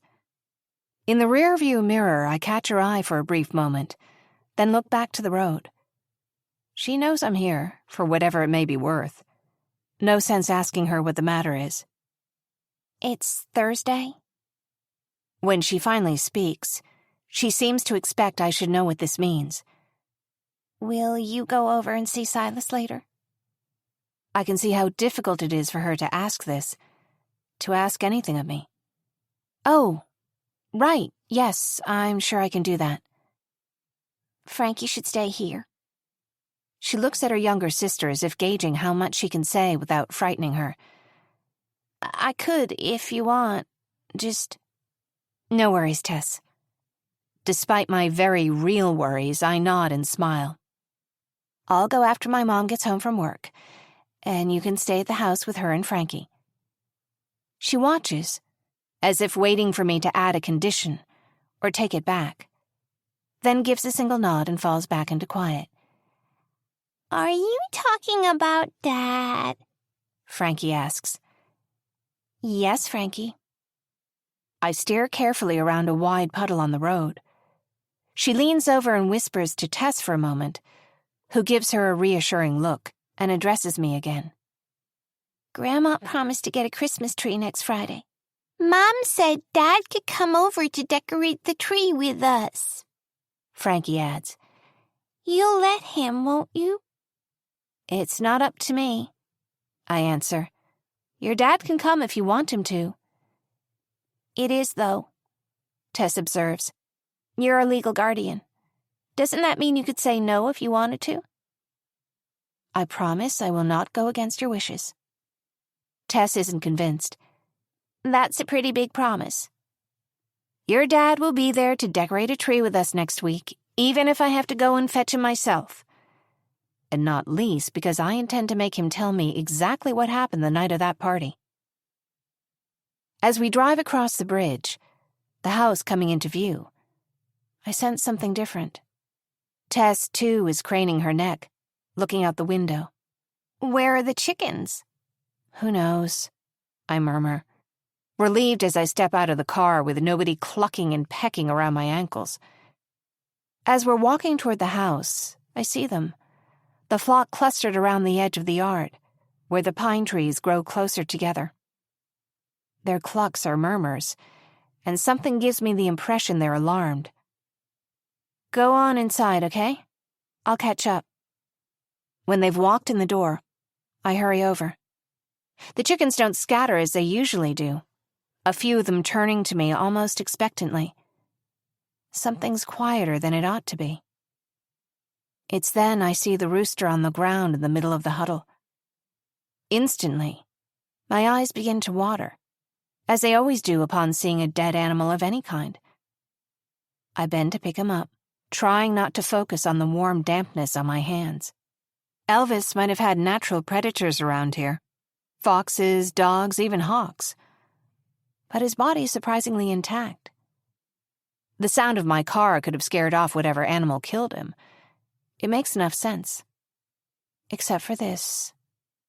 The thin elastic around his limp neck. And attached to it, the small embossed gift tag. To FW. Printed in block letters. To FW. Felicity Wheeler.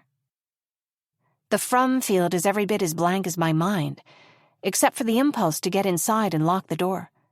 I tug on the elastic until it snaps loose amid a flurry of tiny feathers. I'm walking numbly toward the back porch, rooster in hands, when I hear my mother's car on the drive. She hits the brakes in the driveway right in front of me. What happened? She leaves her car idling and walks out to meet me. Is he hurt? I stretch my arms out and offer her the bird. I'm sorry. I found him this way. You what? She looks at me and back to the rooster, then snatches him away. Inspecting the body, she clicks her tongue. Poor thing, she whispers, voice strained, hands gentle. I'm really sorry, Mom.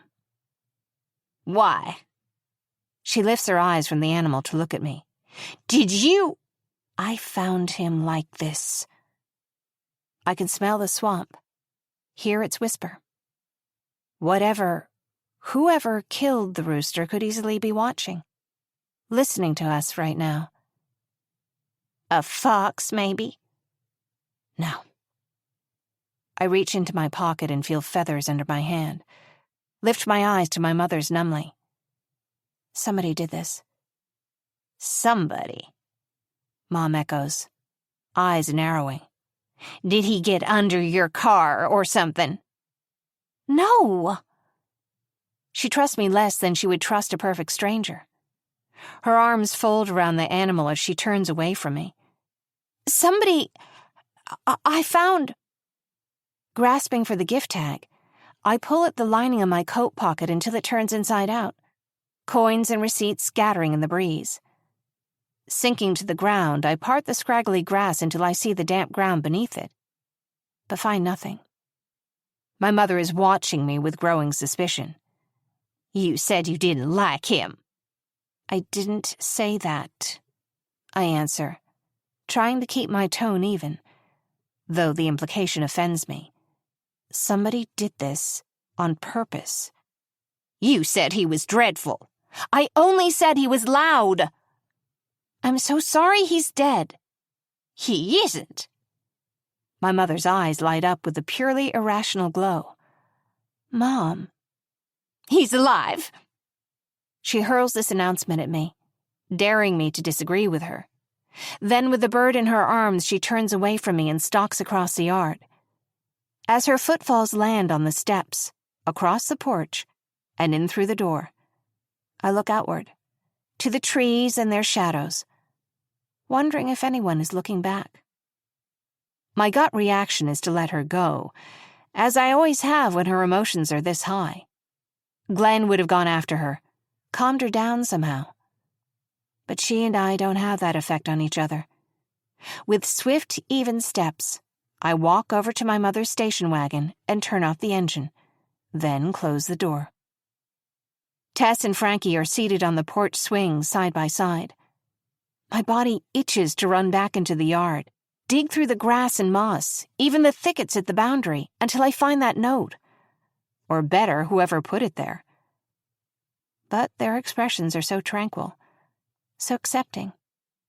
For two children to see a dead animal, practically a pet, then to see an outburst like this from one of the adults meant to look after them, ought to prompt shock or at least dismay. Unless they're accustomed to adults whose moods are unpredictable, to avoiding their bad temper. I'm really sorry you two had to see that.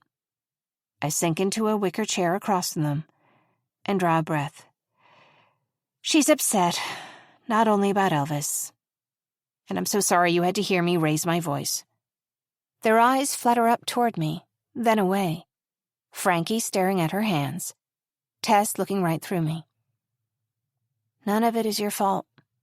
None of these problems should be your problems. I grasp at several thoughts, not one of them coherent, my hands moving meaninglessly in small gestures. And, Tess, I haven't forgotten about going to see your dad. Tess's mouth scrunches into a half scowl. Would you two like to look at my photos from St. Thomas? Frankie nods her head. And encouraged, I continue. It's very pretty. I have the pictures on my iPad. Would you like to come upstairs with me? She trots after me as I move toward the door, and I notice with a faint glow of relief that Tess gets up to follow her. Tess and Frankie curl together in the recliner, and I unlock the iPad for them. They scroll through my photos, talking quietly to each other about the beaches, the architecture, the beautiful swaying palm trees. Once they've settled in, I begin to feel I should check on my mother. I had forgotten how brightly the daylight streams in on the second floor, with windows along the hallway and in all the bedrooms. When the windows are open, it feels more like being in a treehouse than indoors. But as I reach the end of the hallway, I see that my mother's room is darker, the curtains pulled shut.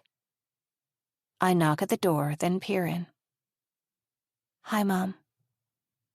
She gives no sign of having heard me, and I see she's huddled over the rooster's body, tears on her cheeks, face frozen in a twisted attempt not to weep. I approach to sit next to her, but when she startles and draws back, I sink to the floor and sit cross-legged instead, chin propped in my hands. You can cry. I don't mind.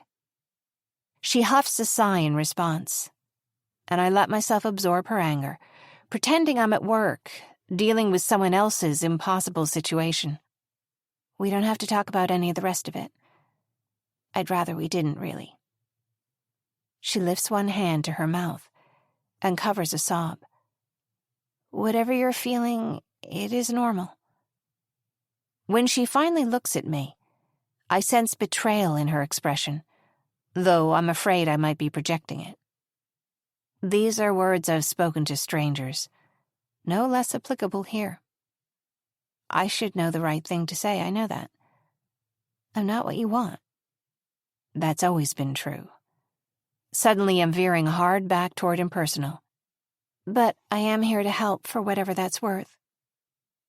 They said I didn't have to identify her in person, but I had to do it. I understand. It wasn't like I thought it would be, she says, stroking the rooster's mussed feathers. They told me to expect her to look different, that she'd been in the water for some time.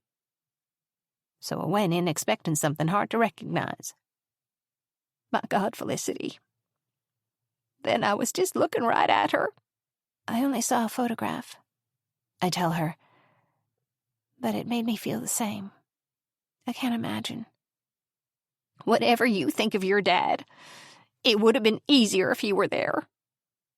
She sniffs loudly and leans her chin back, blinking. Give me a few minutes to calm down and I'll come back downstairs. You don't have to calm down. I know this needs to be said to grieving people, but part of me hopes very much that I find a reason to walk out soon. I want to have a regular evening as much as we can. She turns her eyes down to the rooster in her arms. He's dead, isn't he? Yes, I answer gratefully. If you like, I'll help you bury him. It might not be a terrible thing for the children. You're good with them. I catch her eye briefly and look away. She can't expect me to thank her, to take this as some kind of earned praise. When I was a pregnant teenager, digging for something hopeful in an unbearable situation, she was the first to let me know she didn't have any faith in me. We'll bury him then. I'll get an old sheet from the dresser in the pink room. I quickly stand and walk to the door, then turn back over my shoulder. I want to hear you say you know I didn't hurt your rooster. Even if I had hit him by accident, I wouldn't have lied about it. Her focus solidifies as she watches me from her seat on the bed. I know you didn't, but don't pretend you don't have a knack for holding back part of the truth. I didn't. My hand tightens on the doorframe. That's all I want you to say. I can't stay here if you think I'm Of course, Felicity. She answers me with a dry, removed chill, that's somehow dismissive and accusatory both. I'll get you a sheet for Elvis. I walk back into the guest room, where my few belongings are unpacked, then open the dresser, trying to remember where I saw the extra linens yesterday evening. The top drawer is full of papers and old books, one of which catches my eye. A yearbook from our last year in school. There are a couple pictures of me, from football games mostly, and one from school's spirit day. I flipped to the extracurricular section. By the time this yearbook would have been delivered, I was long gone, living in Chicago by that point. I remember placing an order for one early that fall. That's why I've never seen this picture of me and James, lingering at the edge of the field after a game. I remember the way he used to tilt his head when he was about to kiss me, smiling that special, only-for-me smile, like he thought he was the luckiest person alive, like he thought I was special. I close the book and stuff it back into the drawer, fumbling through the other drawers until I come across an old bedsheet, faded white cotton, with a yellow floral print. When I return to my mother's bedroom, she's adjusting her hair, looking into the mirror. I'll be coming downstairs in a moment. I'm going to make a roast for dinner. Thanks. Wincing, I pick up the rooster's body and wrap it in the sheet. I need to go somewhere if you don't mind.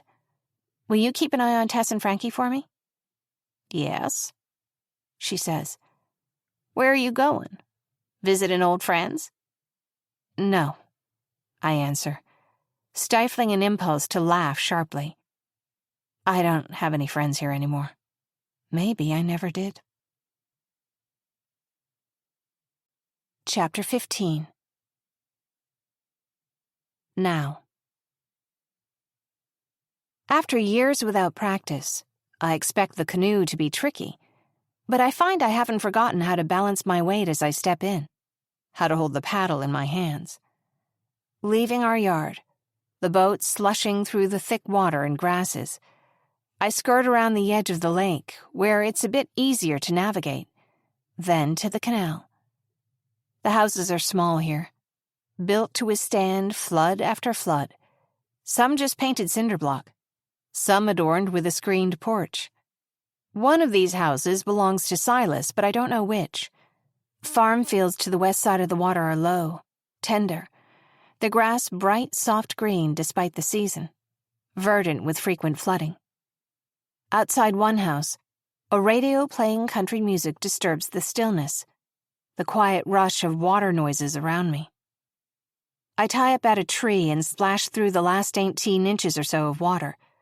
My feet slosh through the shallows and I press forward, slapping the marsh grasses and cattails out of my way as I step onto the shore.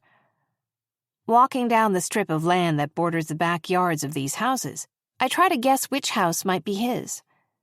Before I can choose one, I hear Silas calling me. "Can I help you?" His voice beckons to me from 2 houses down. I nod and hurry over to him. "I came to talk with you about the other morning." I see his house isn't one of the concrete boxes, but an almost sweet-looking little house. Sea foam-colored shutters against siding that was probably once white, now stained with moss and age that's got it close to the same shade of green. Of course, I realize. This was Holly's house, too.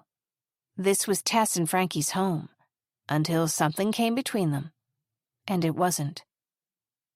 "Who are you?" "Silas, we met already. I'm Holly's sister." "Oh," he says, scratching the stubble on his chin. "Oh, sure. Lissy?" "Felicity." "Okay," he says, nodding, taking a little too long to absorb this information. "Is everybody okay?" "You tell me." Against my will, an inkling of empathy draws me to notice the sadness in his eyes. "Tess wanted me to check on you, after how you showed up the other day." "I'm struggling," he answers plainly. "It isn't something I hide." "I trust you're all right now?" His complexion seems normal. Hair's clean enough. His clothes look reasonably kempt. And he's not noticeably drunk, although that doesn't mean much. "The hell's that supposed to mean, am I all right? My wife just died." "Well, pardon me for intruding, but Tess wanted me to make sure you're not dead or in jail, and I'm not exactly thrilled to be here either." "Huh." He reaches an arm behind his shoulder, scratches the nape of his neck, as if he's sizing me up. "You want to come inside and talk?" "Okay," I answer, halfway between curiosity and politeness, though I make little effort to be friendly. The screen door opens into a mudroom, then a carpeted wood-paneled family room. I follow him into the kitchen, patterned linoleum and aged cabinets, and sit across from him at the table. When Silas leans his elbows on the tabletop, it looks like doll furniture. "I can tell you're here on a mission," he says. "What is it?" "I told you," I answer. "I came to check on you." "I hate that Tess is the one worrying about me." "Me too. They need you," I remind him, considering he seems to have forgotten. Whatever you're going through, this is worse for them than it is for you. And they're my concern now as well. So, when I speak, the words seem to knock the breath out of him, and he looks up at me from beneath that heavy brow, his eyes teeming with feeling. So, how do I get you help? If I find you some resources, will you? I'm trying. His voice is low with resentment. I know. And you're the only person those girls can call a parent. He's nodding, messing with his hair. It's not enough for a father to just be around. If that's the best you can do, you might as well quit trying. They need your support, Silas. Do you think I don't know that? His fist hits the table, and I see he's trying to scare me off, as if he's desperate to get me to stop talking. Okay. I look off to the side, taking a survey of the kitchen counters. A negotiating softness creeps into my voice. I'm here to help. That's all. So why'd you come? What? You can go back and tell Tess I'm still breathing. Could have done that 10 minutes ago. Why are you here? I told you it wasn't even my idea. I cross my arms and focus on the little window above the sink.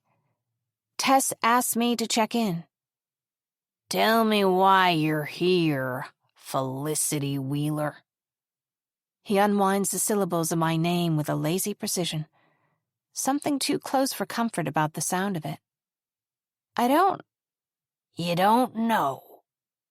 Silas scoots his chair back and stretches his legs, long enough to block the door back into the entryway. His question hangs between us until, with a flinch, I realize he's right. You were at the party. Go on. He lowers his chin and watches me intently. You were there, and you fought with Holly, and you left early. I begin to stammer, sensing he already knows what I'm about to say, unable to stop myself asking. You came here to ask me with that prissy stare where I was the night my wife died. Eyes watering again. His voice goes thick and tense. The noise of an animal who's grabbed something and doesn't want to let go. Like it's any of your business.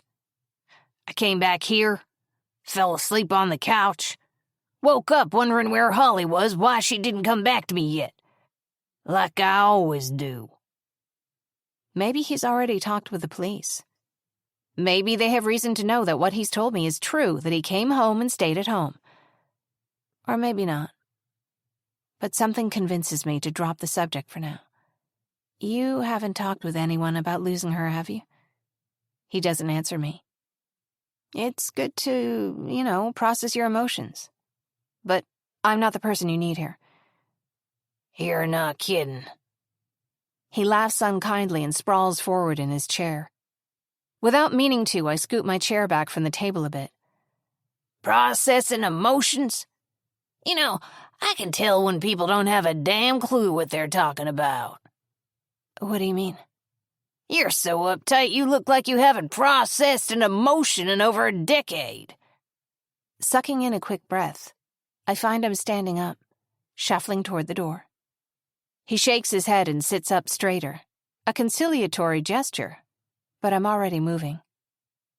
I don't like the way you talk to me, Silas. Felicity, take a breath, come on.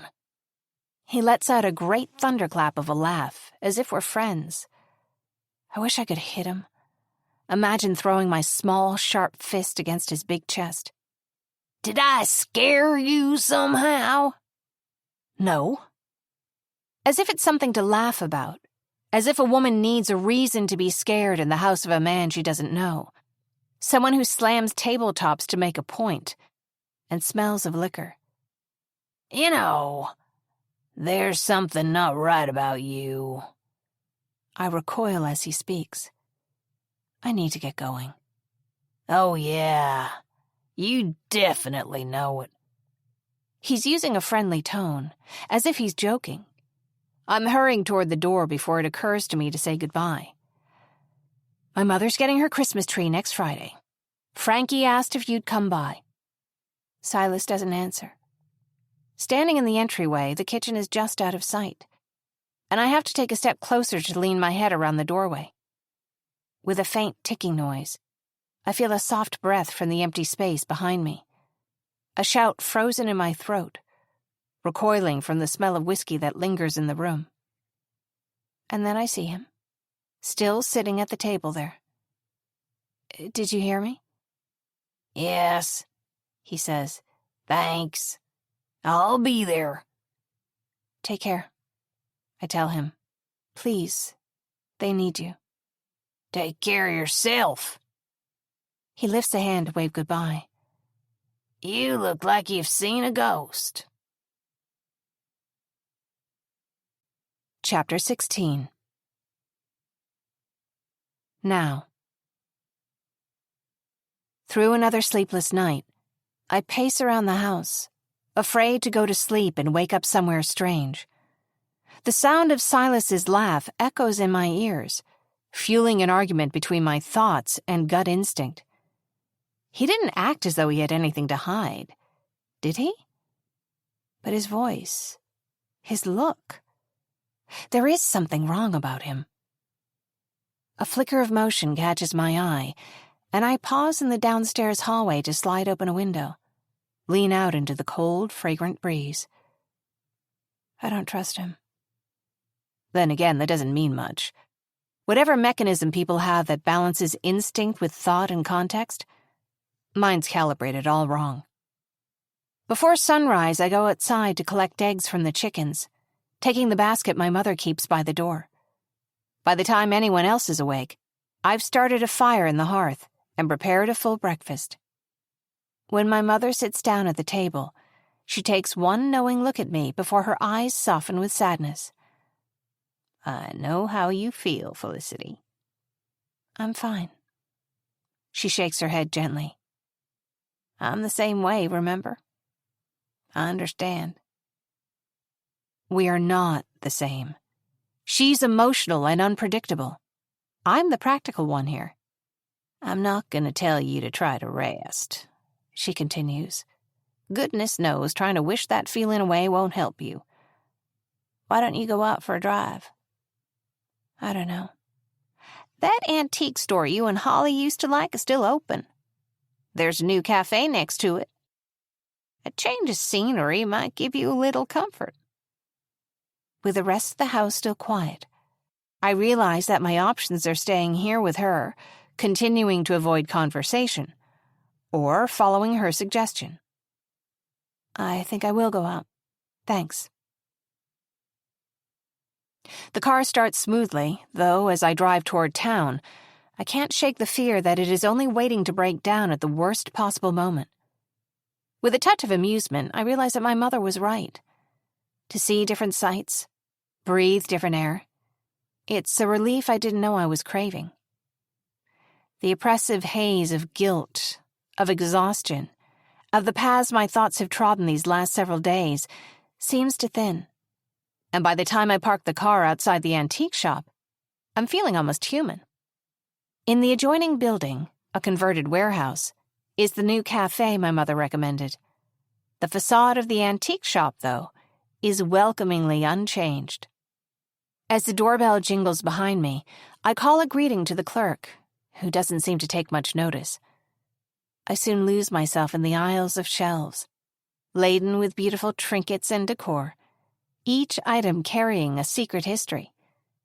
A stained glass lampshade in an exaggerated Art Deco style in the shape of a peacock sits next to a stack of lifestyle magazines dating from the 1960s, the fanned covers showing women with haunting, darkly made-up eyes and shift dresses. A stuffed rabbit with glass eyes perches on a shelf next to a carved ivory and wood pipe, still stained with old ash. It's soothing. Always has been. To imagine where all these items came from, whose hands might have touched them. After admiring an old dollhouse, I spend several minutes in front of the bookcase. These days, books are available to many people easily, and that's, I think, what matters. But it doesn't change the fact that the books of my grandparents' generation are more beautiful than any printed today, and the fragrance of them, almost like vanilla. I run a finger along the spine of an old edition of Dr. Zhivago, open it to find an inscription on the inside cover. To my dearest Olga, on our 2nd anniversary, yours, Ed. It's dated September 29th, 1952. It's impossible not to wonder who would give this as an anniversary present. If there's any story that promises only ruin to people who fall in love, this is the one. With the book resting in my hands, I turn and walk toward the checkout counter, wondering whatever happened to Ed and Olga. I pay for the book, still caught up in the feeling that I'm in a carnival of other people's memories. But I have to stop once again on my way out to admire the jewelry counter. I don't wear jewelry, but I love the bold yet delicate shapes of the mid-century pendants and earrings. Oh, I whisper, entirely without meaning to, leaning close to the glass case, to admire a pair of ruby earrings set in filigreed silver. "Need anything else?" the woman at the counter asks. "No, thank you. I don't wear jewelry, but these are just lovely." "Oh, and there's a—" My voice stops working suddenly. The cashier walks over, reaches into the glass case, her hand hovering over the earrings. "These ones?" "No." I point a finger and trace just to the right of the rubies. "You look so familiar for some reason." "Couldn't say why. I don't live around here," I tell her, pointing into the case again. "That one, could I see it?" A silver bracelet. It's out of place here. Neither vintage nor finely made. Just an ordinary charm bracelet. "This one? Are you sure?" I nod my head. "It's just like my sister's." She drops it into my hand, and that's when I see the charm with our initials. Just like my sister's. It is my sister's. "How long has this been here?" I lean closer, then step back and look anxiously at the aisles around us. "Where did it come from?" "Can I see?" When she reaches for the bracelet, my hand instinctively tightens on it before I relinquish my grip. It doesn't have a tag, but you see, sometimes the tags slip off." She nods down at the jewelry case, and I see she's right. There are at least half a dozen loose inventory tags. "This shouldn't be here." What do you mean?" "It belongs to my sister." "Yesterday was very busy," she answers, eyeing me doubtfully. "Anyone could have dropped it in the shop, and I might have placed it in there by accident. But I must admit that the inventory can get a little disorganized." My impatience tempers as I hold the bracelet in my hands, tracing the engraved charms with my fingertip. This is Holly's bracelet. I'd recognize it anywhere, wouldn't I? "That's it." The shop assistant takes a step back with a satisfied smile. "I've seen you on the news. That's why you look so familiar." "You've seen my sister on the news because she died 2 weeks ago. This bracelet has been missing since that night." "I'm so sorry." Her voice drops to a whisper. "I really wish that I could tell you more." I look at the bracelet in my hand, close my fingers around it. "How much?" "Take it." Still staring down at the silver links in my palm, I walk unevenly out the door. If someone hurt Holly, why not just let the bracelet disappear into the water? Or hide it somewhere? Why leave it in a display case? Unless someone was meant to find it. At a stop sign, I dial Dawson's phone number. If he brushed off my worries before, surely he'll listen now. But the call won't connect. The phone service unreliable as always out here. Reminding myself to call him later, I drop the phone on the seat and continue forward. Chapter 17. Now. Later in the afternoon, we hold a meager funeral for Elvis. He's too big for a shoebox, so we bury him wrapped in the flowered sheet, the soil soft underneath him. More rain fell overnight, and the ground is scattered with damp leaves, but I pace back and forth, beginning to wonder if I imagined that gift tag tied to the rooster's dead body. I watch the girls carefully as my mother places him in the ground, invites them each in turn to speak, to drop a handful of soil over the tiny grave. "You always knew when somebody was coming," Tess says, unusually solemn, "and you always let us know about it." And did he sound his screeching alarm, right before someone walked up to this very yard we're standing in now and broke his neck? Or did they? Frankie tells Elvis that he was a very pretty bird, then turns her eyes to Tess as if to question that she said the right thing. I'm shocked when my mother looks to me, clears her throat. Elvis, we didn't know each other long, but thank you," I manage, "for the warm welcome." Tears rise up in my throat again as I try to imagine what I would truly say to Elvis if I could. All he wanted was to peck around the yard and raise hell whenever he heard someone coming. All he wanted was to look out for us. And the last thing he heard me say was, "Be quiet." Resolutely, I purse my lips until the threat of tears subsides. The version of me that permits myself these feelings would weep endlessly. And if Elvis was killed on purpose, by somebody who left him with my initials written on a gift tag, then how will I know if they come again?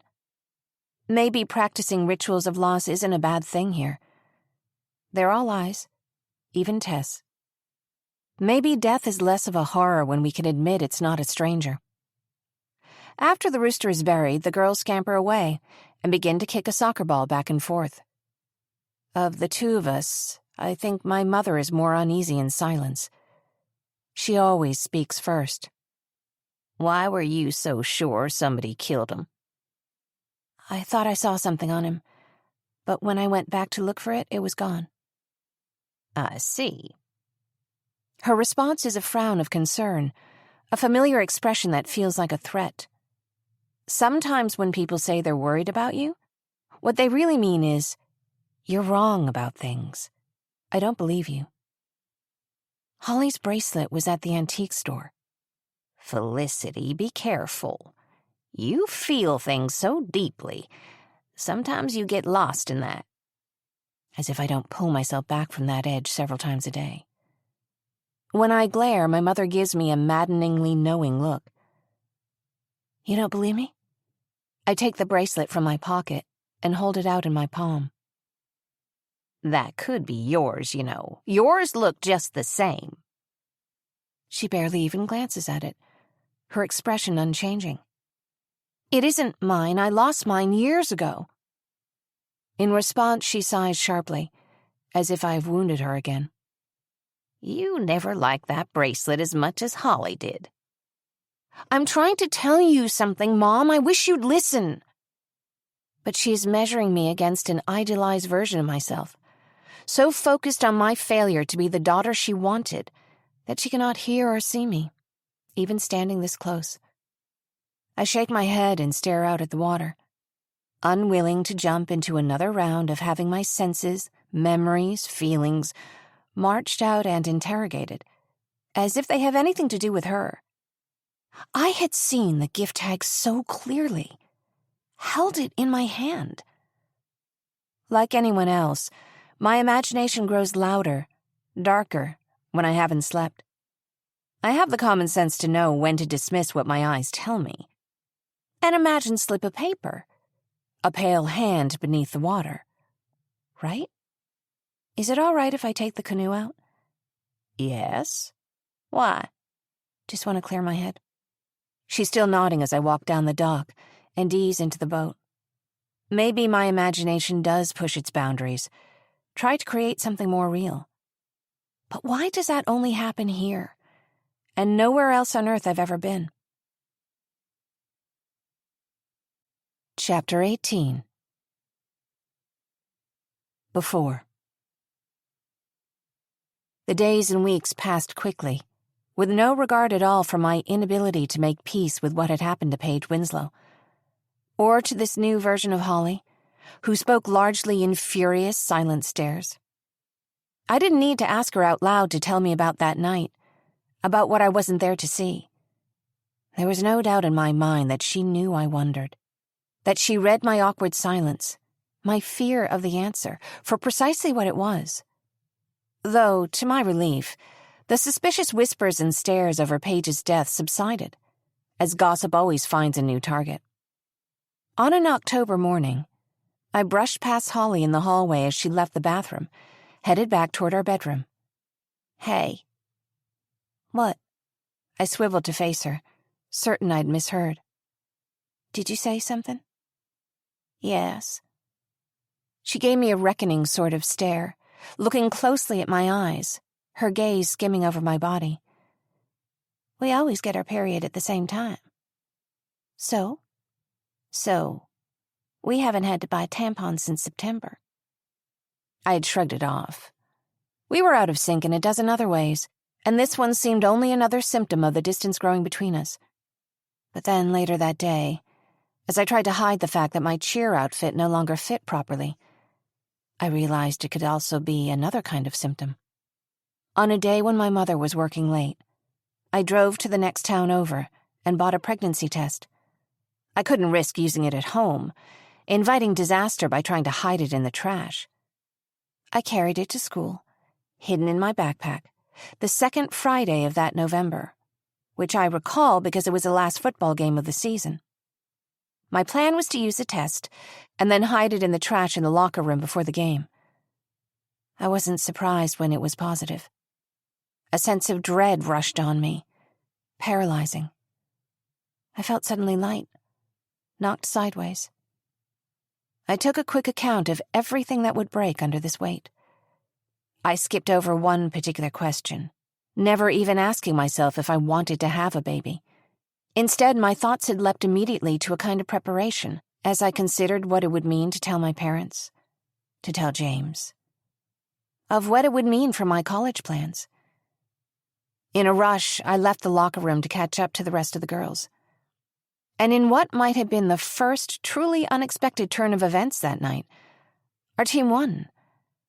It wouldn't be long before my mother was there to pick me up, and I hoped she was alone so that I would have a chance to talk with her before facing my father and sister. On my way back to the locker room to collect my backpack, I had to cut through the courtyard, through a crowd of students. I ducked my head, made for the side of the crowd. There was no hope of talking to anyone alone here. I caught James's eye. It was easy because he was taller than almost everyone else, and started to wave a hasty goodnight. He didn't smile back, instead lifting his eyes to mine with a worried half-frown. The sound of voices around me dropped to a hush, though I heard a few whispers. "Oh, look, there she is. That's her." One of the cheerleaders took my arm and pulled me aside. "I'm so sorry," she said. "I only meant to pick up your backpack to bring to you. It just fell out." "Oh." For a moment, I stood stupidly, arms crossed, looking around at the kids I'd gone to school with for the last 4 years, as well as a few from the opposing team's school, all listening with unmasked curiosity. Without another thought, I dodged through the crowd to James. He drew me close to him and looked around with an unassailable glare. "Anyone care to say that to my face?" he called, his tone half joking, half warning. With a few uneasy laughs, everyone fell silent.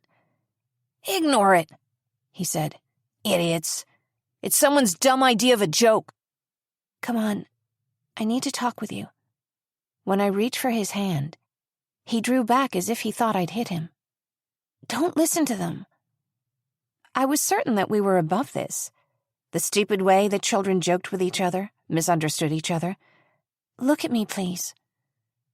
I began to hear whispers around us, like pebbles hitting me in the back, and wished I had snuck away quietly when I had the chance. "Do you know she's on scholarship? Her mother's the lunch lady." Oh, he does not look happy. "James, please, let's go. I want to talk to you." I raised my eyes to his, too shocked to move. "So it's not yours, James?" A small group of his friends had gathered around him. "Not a chance," another girl answered. "They were waiting for each other. At least, that's what she told him." I could see that he was swayed, the shock of what he'd heard next to the embarrassment of a spectacle pulling him further from me. To my left, I heard someone laughing. Immaculate Conception, then. Yeah, right. "James, please." I tried to hold his gaze, as if I could pretend it was just us. "Is it true?" Voice jumping up a note in shock. His eyes swept around the courtyard, landed back on me, as if he had sought an answer and failed to find one. He leaned closer. "Felicity, were you hurt? What happened?" Again, I couldn't answer, lowered my eyes to the ground. "I need to talk to you," I repeated. "Not here. Alone, please. I saw the spark in his eyes before he spoke. Saw that he was hurt, before he was angry. "You can explain that you slept with someone but not with me? James, please. Can you tell me it's not true?" I couldn't tell him that, nor could I add anything else. "Felicity, how could you?" My eyes closed in a long blink against a swarm of responses, each one more impossible to say aloud than the one before it. "Ladybug," I heard a whisper. "More like bedbug." Then, from further back, a huddle of kids from the other team picked up the familiar sing-song. "Bedbug, fly away home," in a tone that was almost soft, as if it wasn't meant to be overheard. "Say something."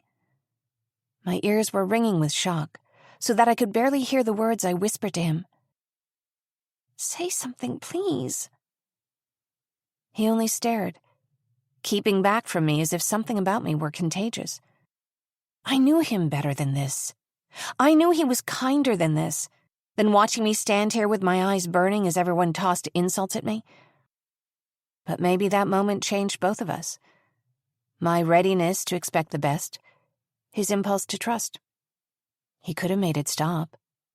He could have agreed to talk to me alone, even if only as an excuse for us to walk away from the crowd. "Let's get out of here, Finn.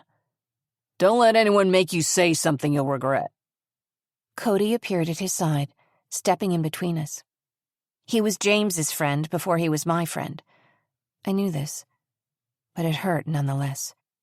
James's gaze tracked toward Cody, then back to me. "Ladybugs will break your heart if you let them. And let me tell you, they know money when they see it." James gave me a final pained look, and then turned away toward Cody. "Yes," he answered. "I guess you're right."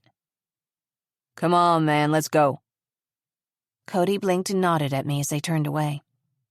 In his way, this was the greatest kindness he could offer. And for the first and maybe only time in my life, I was grateful for his ceaseless stream of ready jokes, for the distraction it provided. But it was the last thing I needed to shove me into a gasping, breathless shock, standing with my arms crossed and chin down, hoping by some miracle to be transported or vanished. I waited until James was out of sight, still hoping he might turn back. "You know, Finn's a catch," someone said. "What a whore. Sad, really, but I don't think girls like her know any better." When I saw my mother's car on the far end of the parking lot in the pickup circle, I stood up as straight as I could, pulled my hair back into a ponytail, and walked away all the straighter, calmer, for the mean whispers I heard behind me. I sat down in the car with a sigh of relief. "You don't have your bag." As my mother spoke, the shape of her eyes changed, and I could see that she knew something was wrong. "No," I said, tears in my eyes. "I'm not going back." "Don't be silly," she said. "Go on, it won't take long." "I will not." It was the first of many moments when I decided it wasn't worth going back to get something. Fled a scene empty-handed. There was no point in trying to hide it from my mother. I saw her first reaction when I told her the news. Before anything else, she wanted to help me. But she wouldn't spare another word until we got home, when she summoned Glenn from his seat on the couch to follow us into the kitchen. He pretended he'd misheard me, so I had to repeat, "I'm pregnant," 3 times. He thundered a series of one-word questions. When, who, and so on. Until finally he figured out that I wasn't going to answer. His massive hands squeezed into reddish fists. I waited for my mother to interrupt his tirade. When she wanted to calm him, she used a special tone, clear and soft as spring water. But she said nothing, and my silence only seemed to further irritate him. Holly had crept into the doorway, where she stood in the shadows, looking at me from behind their backs. It was as if she was looking at a mirror, her eyes so unquestioning. "Look at me when I'm talking to you," Glenn said. "Do you know how ashamed your mother will be when she has to go to work? Do you know how hard she worked for you to have access to a good school? Even if I could have told my parents, I wouldn't have. All my life I had overheard Glenn's jeers at the television, the particular bile he reserved for any woman news reporter. He dismissed women with short hair or shoulder pads for appearing less feminine, then turned the same animosity toward any woman on the television who, by his measure, were too exposed, dressed like whores. Logic suggested that any woman with a microphone constituted a personal attack. Once or twice, Glenn had railed about what he would do to any boy who hurt me or Holly. But I sensed he had been picturing a man with a knife in the bushes. If I told him the truth, I knew what he would ask. But are you sure? Why were you there in the first place? Most of all, what were you wearing? Felicity, what are you going to tell James? My mother asked. It isn't James's baby. Tell the truth, she demanded. Her eyes watered, and she glared straight at me, as if she wanted me to see her cry, a gesture that felt inexplicably violent. I am. You are not. You are trying to protect him. Her mind was made up, and arguing my point further would have, by some irrational magic, pushed her further into her belief that she was right. Instead, I wondered, my thoughts a dull hum, why she had always trusted me less than Holly. Was it because I tended to be quiet, where my sister was more open, more giving of her thoughts? Suddenly, it was plain that Holly had always been more lovable. Staring past my mother and Glenn, I raised an eyebrow, held my breath as Holly met my eyes. She shrugged, turning away to study the floor as if to say, "What do you want from me?" My features smoothed into a removed, mild frown. It was plain enough that I was the only one of them who had any control over my emotions. Except for Holly. From the shadowed doorway, she studied me silently. If James had listened, he would have understood. I made a show of going to bed early, changing into my nightgown and pretending to sleep for a few hours. Under a bright half-moon, jacket and rain boots over my nightgown, I paddled the canoe silently out from the dock, away from the tangle of trees, across the shining, still surface of the lake. The Finley house was all birchwood and windows, a series of steps leading from the dock up toward a patio. I bent to the ground and scooped up a handful of tiny pebbles, damp and moss-tangled, and tossed one at the right-hand window on the third floor. My aim was always dreadful. It dropped against the otherwise spotless patio with a muffled click. But the light was on in James's room. Squinting in the dark, I could see that the window was cracked. James? My voice was scratchy with crying, my breath blossoming out around me in the chilly fog. I chose the smallest pebble in my hand, pulled my right arm back to try my aim again. Felicity, stop. James's mother was on the patio, a pashmina around her shoulders over a dressing gown that moved in the wind. She was so beautiful, with short dark hair framing her luminous eyes, wreathed with laugh lines. She had always been kinder to me than I expected. Now she walked down those steps to where I was standing in the mud, and stood barely an arm's length from me. "I need to talk to him." She shook her head sadly. "You need to go home." Her voice was kind but unyielding, just the kind of tone you'd expect a protective mother to take. "He told me what happened." But Felicity, maybe you don't understand. I'm trying to raise a family here. My children... She trailed off, and I saw for the first time a depth of suspicion behind the kindness in her face. She glanced down at my body, and I remembered I was wearing my nightgown. For an adult to leave the house in their nightclothes means something other than when a girl does so by accident. "I understand." I crossed my arms tightly against the cold and turned to leave. "Good night."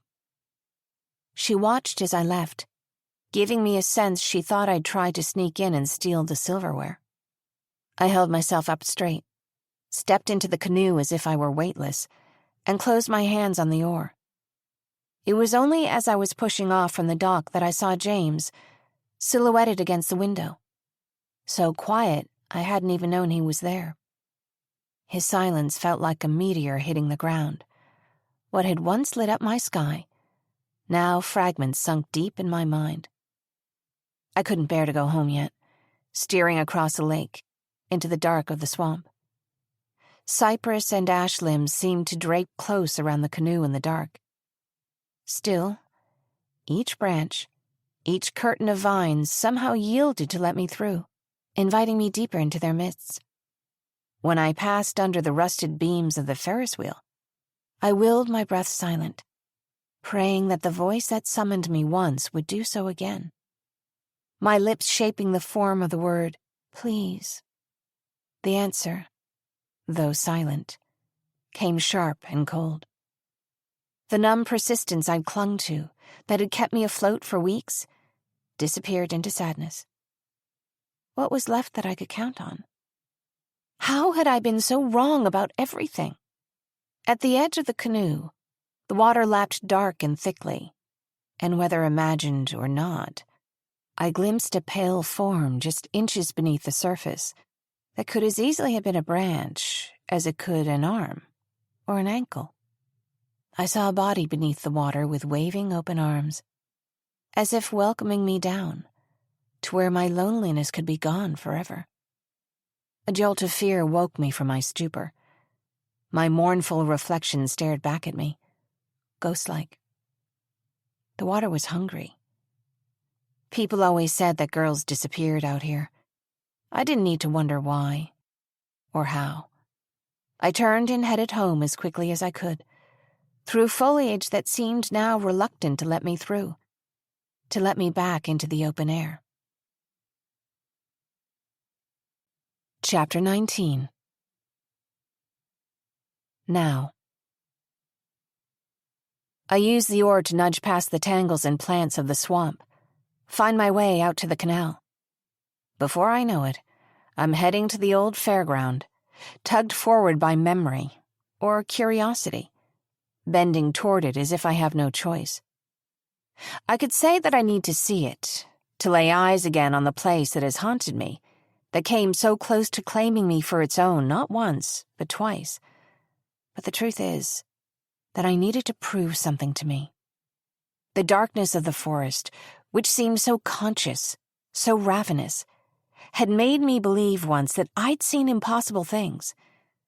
Now, with my daydreams and anxieties blurring into my waking life, the place calls to me to confront it once again. I'll walk right through the heart of it in the light of day, and I'll know for certain that it's nothing but mud and water, that whatever I saw and felt here were only products of a traumatized imagination. Sometimes, under immense stress, people can glimpse something that isn't entirely real, like a holiday gift tag on a dead rooster. I tie the canoe up and take my chances on the boardwalk, which used to offer a beautiful, peaceful walk so long as you minded your step. This, too, is even less steady than it used to be, and I walk heel to toe along its right side, the left edge sagging toward the water, rising and falling with my steps as though I'm walking over its ribs, its lungs. But I'm not scared. Even though I have to say the words aloud, there's nothing to be frightened of. Navigating on foot was a bad idea.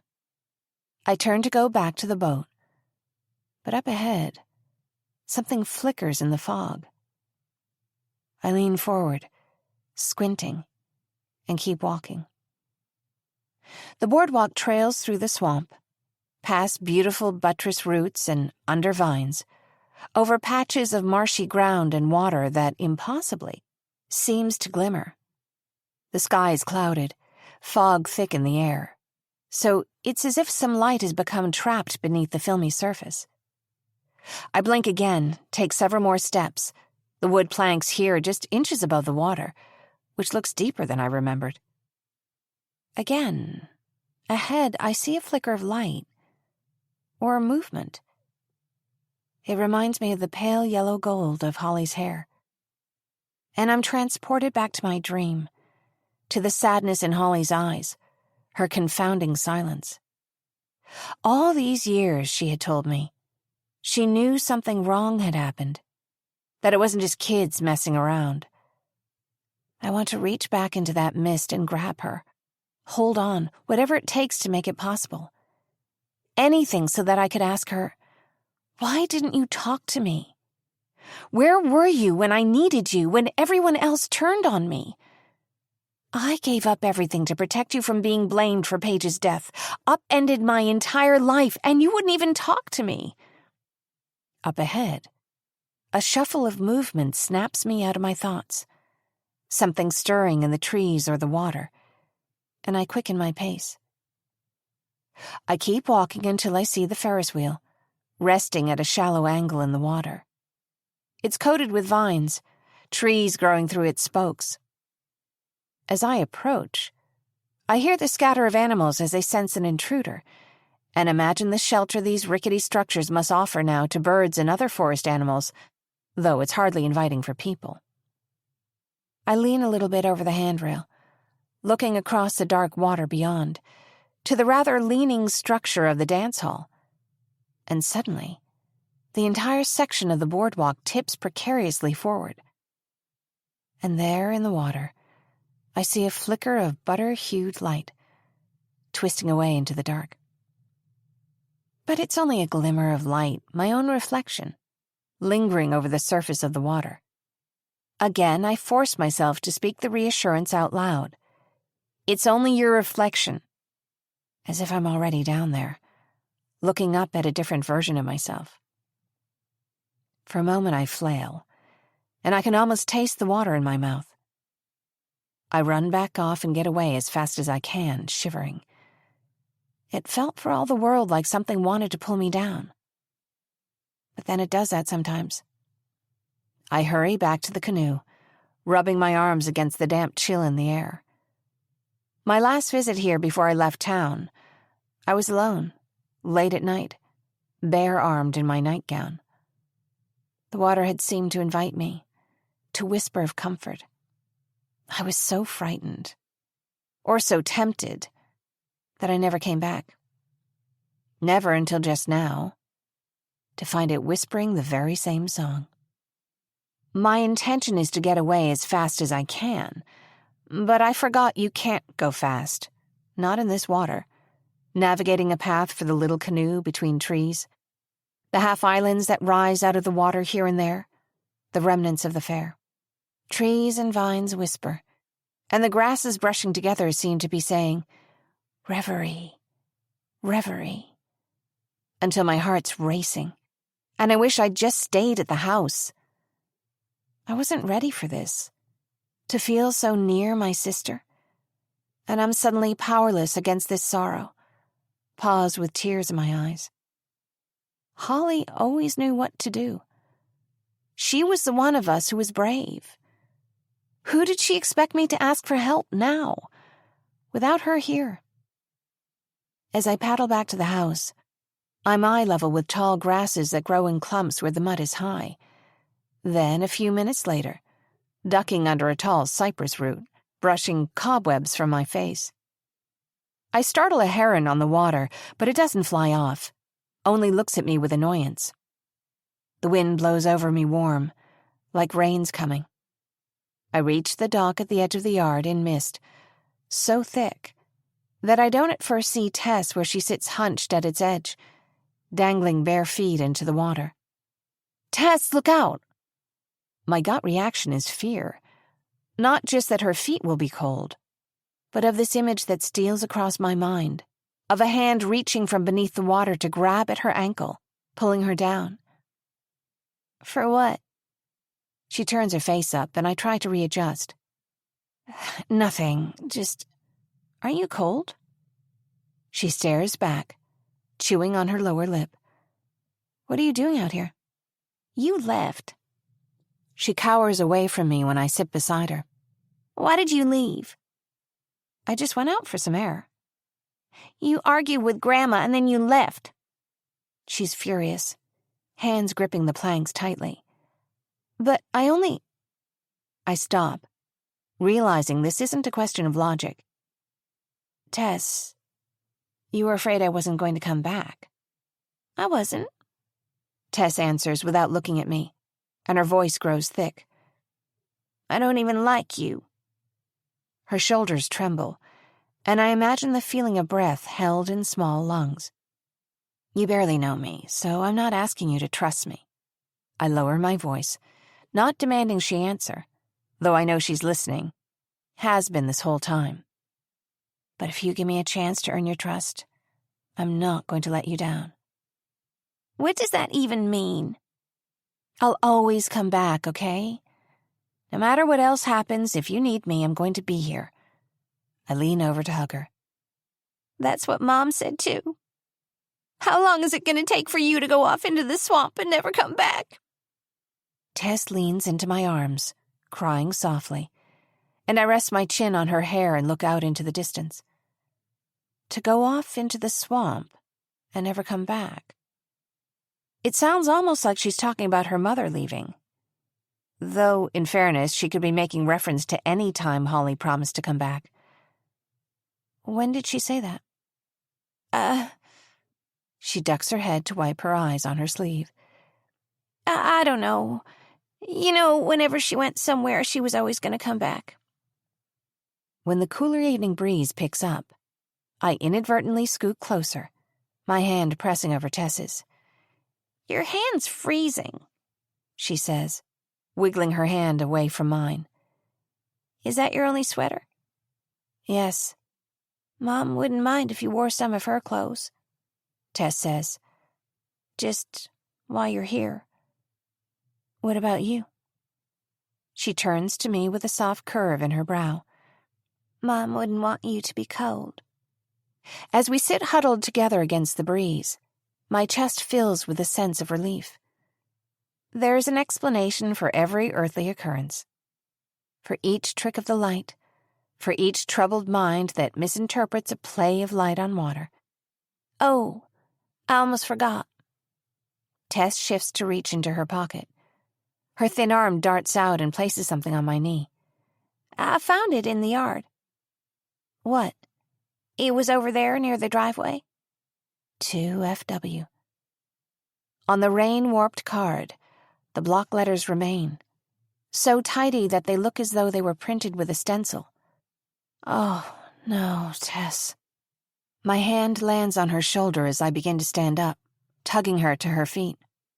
When the card flutters from my knee, I scramble to pick it up. Thank you. Come on, let's get back inside. Each shadow, each hollow becomes a menace, each falling leaf sounding more like the noises that I followed into the swamp. Is everything okay? When Tess lingers on the dock, my hand tightens instinctively on hers, keeping her moving at my side.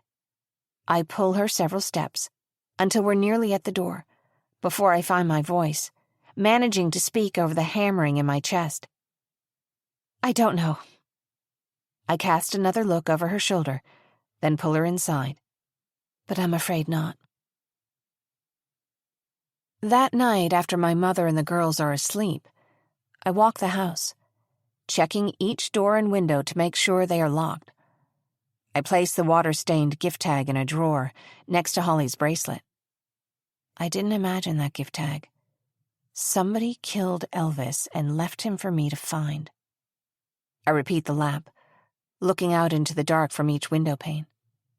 My mother doesn't believe me, but I know Holly didn't walk out into that swamp by herself. More disturbingly, how did her bracelet turn up at an antique store downtown? If I didn't imagine the gift tag, does that mean I wasn't seeing things when I saw that light beneath the water, out there by myself today? Was it only my reflection? Upstairs in the blue room, I slide my recliner away from the bay window and push it flush against the door. Even if I sleepwalk, this will keep me from leaving the bedroom. And I tell myself, it'll ensure I wake up if the door is forced open during the night. Almost as if I'm expecting to be able to sleep. Hours later, I still can't rest. When I take out my phone and dial the number, it goes straight to voicemail. I lower my voice, speaking softly so as not to wake the girls. Hi, Dawson. It's Felicity Wheeler. Would you call me when you have a chance? Just wanted to catch up. Chapter 20. Now.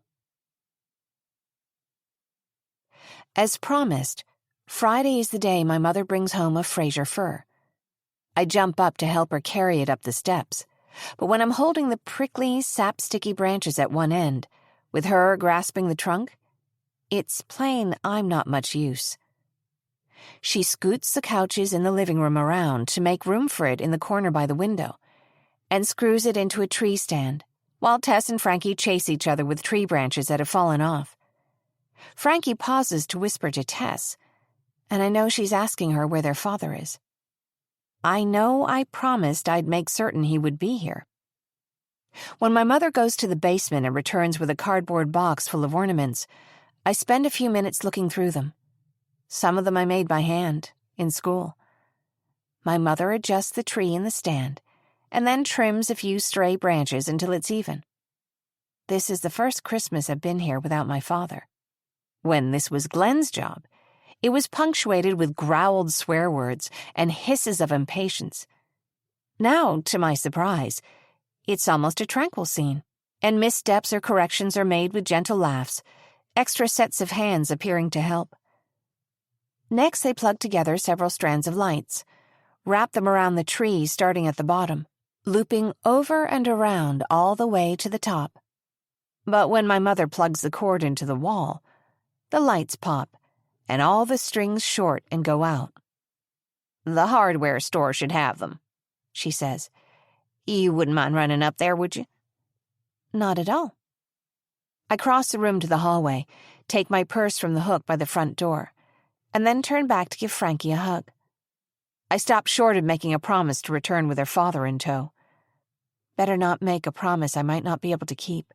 But when Tess gives me a meaningful glance, I give her a quick, certain nod. "I'll try," I whisper.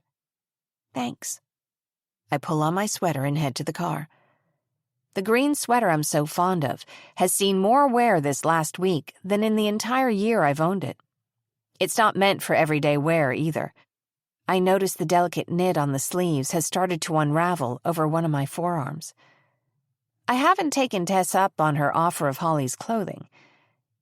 This time, as I walk across the yard, the chickens don't pay me much mind, pecking for bugs in the soil. Though I wouldn't say I'm fond of them, there's something almost familial about their disinterested bustle. I wonder if they miss the rooster. The sun peeks through a patchwork of clouds as I drive over the bridge and into town. In an age of chain stores and disappearing independent businesses, Pemberton's Hardware is a curiosity. A family-owned hardware and whatever else shop.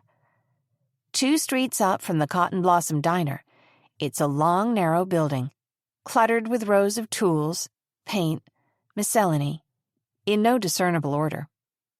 I walk inside, expecting Christmas tree lights to be somewhere obvious, considering the time of year. Yet the front of the store is just a display of power tools, a kerosene grill, a stack of boxes of light bulbs. Glancing at the product category labels hanging at the top of each aisle of the store, I choose the one marked Decor and begin to look for the lights. Walking past cans of paint, displays of every size of bolt and nut and screw, I walk swiftly down the aisle and turn the corner to try the next one. "Oh, look out!"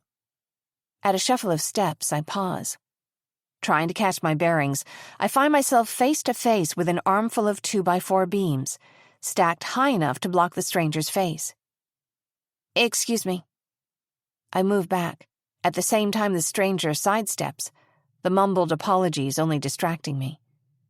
When I lift one hand up to shield my face, my forearm jostles against the stacked wooden beams, which clatter to the floor in a protracted crash that echoes throughout the store, one glancing off my foot. "Are you all right?" "Yes, that was my fault." My face burns as I bend to try to help collect them. "Not at all. Are you sure you're—" "Oh my God. Is that you?" My heart jolts in the same breath that I look down to see my hands next to his. Without moving, I lift my eyes to see James Finley. half certain he is an apparition. His deep brown eyes are bright with alarm. Not 12 inches of space between us. Lissy? When I see the same shock and fear reflected on his own face, I know with a sinking feeling that this is real. But what are you doing here? Even in surprise, his voice is smooth and warm as coffee. My answer is a half-voiced gasp of surprise. Everyone all right back there? A friendly shout from the direction of the cash register stuns both of us. Yes. I snap to, standing quickly, brushing my hands on my jeans, then turning away. Everyone is all right. Felicity, wait. You could hurt someone with those. Fingers trembling, I point weakly in the direction of the lumber he's still collecting, though my eyes rest on his. Silent shock slows my thoughts, just as it did that night, when I saw him at his window. My stomach flips with nerves, and my heart races, and I feel as though buried fragments of rock stir and turn beneath my skin. You ought to be more careful walking around blind corners. I leave James collecting the 2x4s as I hurry down the length of the aisle. I touch each item I pass, scanning for Christmas lights, my mind reeling with surprise. It was only a matter of time until I ran into James Finley, right? I ought to have guessed that he might live nearby. My thoughts are scattered, and keen to get to Silas's house and get him in shape to see his children. I approach the checkout counter. Hi? Excuse me. My hands rest on the counter by the cash register. Where would I find Christmas tree lights? Lissy Wheeler. The man behind the counter breaks into a wide, though crooked smile. Charlie Pemberton has the same gray eyes and ready smile as his father, who used to be a constant presence here. Haven't seen you in years. I guess ladybugs always do fly home. He's seated behind the checkout counter with a couple other men, one of whom I've never seen before. The other, though, looks familiar. His name is Barrett or Garrett. He played football for the high school up the street. Jared, he offers, giving me a look as though I was staring at him for a different reason. Charlie, where would I find... Almost didn't recognize you, Jared says. You look good. Thanks, I answer quickly. Charlie, where would I find Christmas tree lights? They're over that way, he begins to answer. But Jared leans one elbow on the counter, talking over him. So, whose was it? He pauses for a beat, while I stare back in confusion. The sound of his voice calls up a recollection of a teasing sing-song. Bedbug, fly away home. I realize he must have been there, that game, that terrible night. Oh, right. The Immaculate Conception. I forgot. Charlie gently hushes him. By the cash register sits a stack of boxes of nails. I imagine how they'd sprinkle across the floor if I threw one of those boxes right at Jared's smiling mouth. He inches back, withdrawing from the counter, and Charlie is suddenly scooting the boxes out of my reach. Maybe I'm staring at the nails more obviously than I thought. Flawless customer service. Crossing my arms tightly, I address Charlie as if I've heard nothing. The old rhythm replays on a maddening loop in my mind. Your house is on fire, your children are gone. He doesn't work here, Charlie answers sheepishly. Well, that makes all the difference. Biting my tongue, I sweep my hair back and into a ponytail. Obviously, you would never hire a creep like this, whose life peaked when he was the meanest kid at recess. Charlie's eyebrows jump up in shock, a stack of wrinkles gathering on his forehead. Jeez. Jared exhales a breath that sounds like a punctured tire. I was just... It's all right. Boys will be boys. My deadpan answer is near a whisper, in sharp contrast to their confident joking. I should probably calm down. Isn't that what you were going to say? Damn, Jared whispers, though that mean smile still curves his lips. Hope that chip on your shoulder keeps you warm at night. Plenty. Chin tucked down, eyes on the floor. I turn toward the exit. It's likely enough Silas has a string of lights he'd be willing to lend us. That awful rhyme trips across my thoughts again, as if I can still hear those voices. Bed bug, fly away home. After 3 quick steps, I have to pause, surprised by what feels like a sudden inability to breathe, one hand resting at the base of my throat. Behind me at the checkout counter, the conversation redirects to Charlie's next customer. Hey, Finley, did you find everything you needed? With a hand on the doorknob, I wait, eyes on the floor. Yes, thanks. James's voice is unmistakable. Charlie, this is your father's store, right? Yeah, why'd you ask? Does he know that you let your jobless friends hang out here all day harassing customers? I keep my hand on the door, turning my chin just enough that I can see him over my shoulder. Maybe it's the light. But he seems a faded impression of the dazzling young man my memory has no doubt embellished. His hair is shorter, those winsome eyes tamed behind a set of wire-framed glasses. Oh, I know her, Jared explains. We're friends, I know who she is. There is a warning note, a tension I don't remember ever hearing in his voice before. And you're not her friend. Oh, but you are. With white knuckles on the doorknob, I turn to face them. When my eyes meet his, I could swear my heart shuffles inside my chest, forgets what it's doing and stumbles over its own rhythm. An infuriating reminder that I've never been able to rely on the signals it sends me. Throw your jacket over a puddle for somebody else, James Finley. Chapter 21. Now. Outside, the breeze is refreshingly chilly.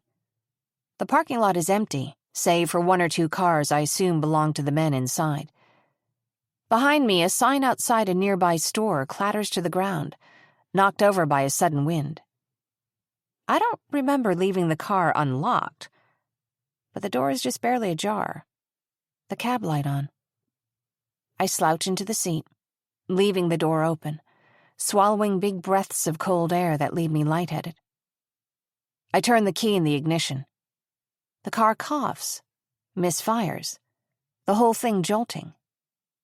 The engine runs, but it sounds like it's full of rocks, making the same dreadful noise it did last week. I take the key out, then try it again. This time I think it sounds even worse. Thanks a lot, you absolute piece of... My fists hit the wheel, hard enough the horn sounds, and I shout back at it with some of the language I've been trying to hold back around my nieces. Out of breath, close to tears, I prop my heels on the ridge of the open doorway, leaning over my knees. Cursing the vehicle, I step out and take out my phone, calling for a tow truck to Mr. Potter's repair shop, the only one I know of in this area. I'm on hold for a few moments and wander to sit down at a bench on the sidewalk. A flock of starlings settles nearby, pecking and shuffling about disinterestedly. All right, ma'am, the man answers. Should be just about an hour. An hour? I repeat. For a tow truck? I tilt my chin back and sigh, my glance catching clouds of a deeper gray that are spreading their way across the sky. A gust of wind rattles the nearby signpost. My closest tow driver is an hour away, he says. I'm sorry, but we can't just get things done on a whim out here. I understand. Thanks for your help. The line goes silent.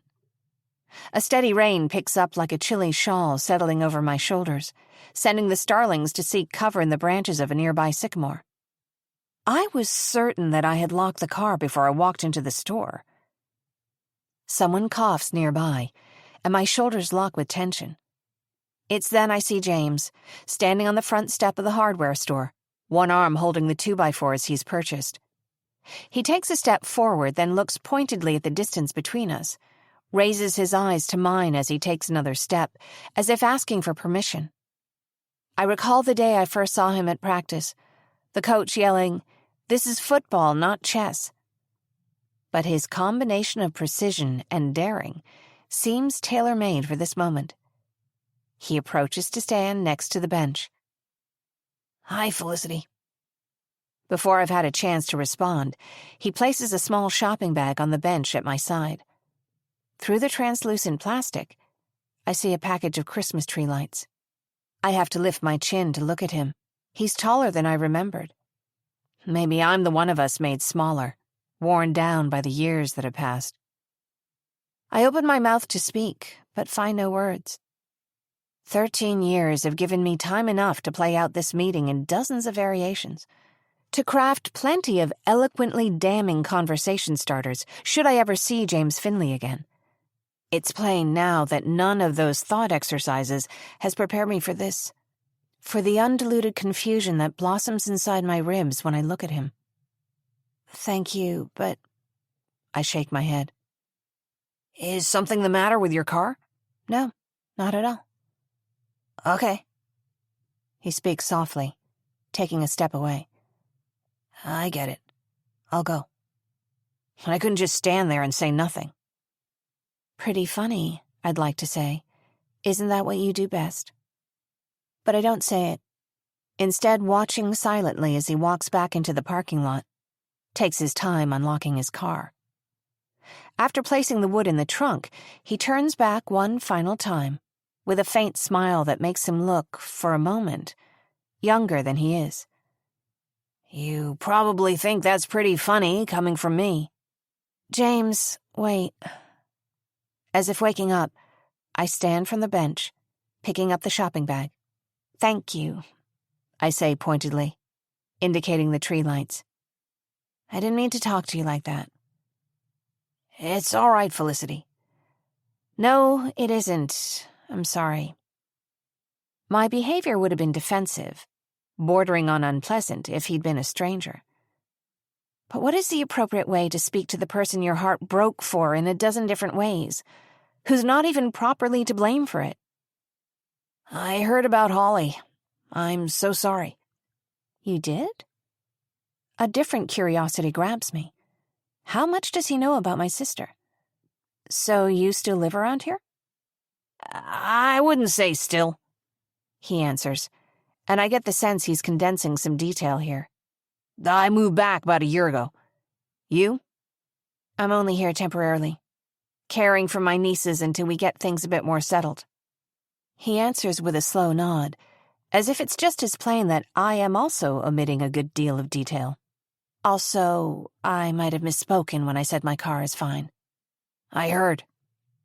Had I really thought, only a few moments ago, that he was less handsome now than he once was? The quickly changing light sweeps over his features, and the wind's playing with his hair. They spent all afternoon decorating their Christmas tree. My mother just sent me out to get lights and to... I stopped short of talking about Silas. Anyway, it's going to take an hour for the tow truck. Looks like this errand is turning out to be a failure on pretty much all counts. "I'll drive you to your mother's house if you like." As if to prove he means it, James crosses to the other side of the car and opens the passenger side door, offering a polite smile. "You could have said you needed help." To you? No, I couldn't have. I'll never do that again in my life. But then, inexplicably, my feet are walking closer. I'm smiling an uneasy smile back at him, sitting down in his car, with only this unplaceable curiosity to blame. Thanks. I hope you're not ruining any plans for me. "Not at all," he answers. "I'm meeting someone for drinks in an hour, but..." Oh, James, you'll be late. I don't want to inconvenience you. For some reason, I feel guilty just hearing these words. I'll wait for the tow truck. "Really, it's no problem," he says. "It's just Redford anyway. He won't mind. You remember him? He's back in town for the holidays." Of course, I ran into him at the gas station. I pause, deciding not to tell James that today's car trouble is a repeat of what brought me to the gas station last week. He seems to be doing well. Yeah, he always is. James laughs kindly. Wonderful job, great apartment. Despite being the only one of our friends who never took anything seriously, it turns out he's always known what he was doing. That's nice to hear. He shifts gears and backs out of the parking space, then onto the street. Watching the unlucky rental car grow smaller in the rear view, I grasp for something to say. So they sent you out to pick up Christmas lights and what else? Oh, nothing. He nods. I thought for some reason you said there was something else. Holly's ex. My hand flutters open, curls into a loose fist. I was going to swing by and pick him up so he could help with the tree. Only, I think I'd rather not. Not right now. James continues to listen, resting a hand on the steering wheel, giving a neutral nod of his chin. I did tell Tess I would try to bring him, I murmur, arguing aloud with myself. But I've already been out longer than I meant to, and... Finally, I cut myself off, not wanting to admit that I'm reluctant to see him alone. Silas McDaniel, right? The look that crosses his face makes it plain this doesn't surprise him. What else might he know about my sister's life? Yes. You know him? No. I saw him get thrown out of a restaurant once at 11 in the morning. As he brakes at a red light, I pause, the shock of seeing him washing over me once again. Pushing that current away, down into my memories, I turn back to the present.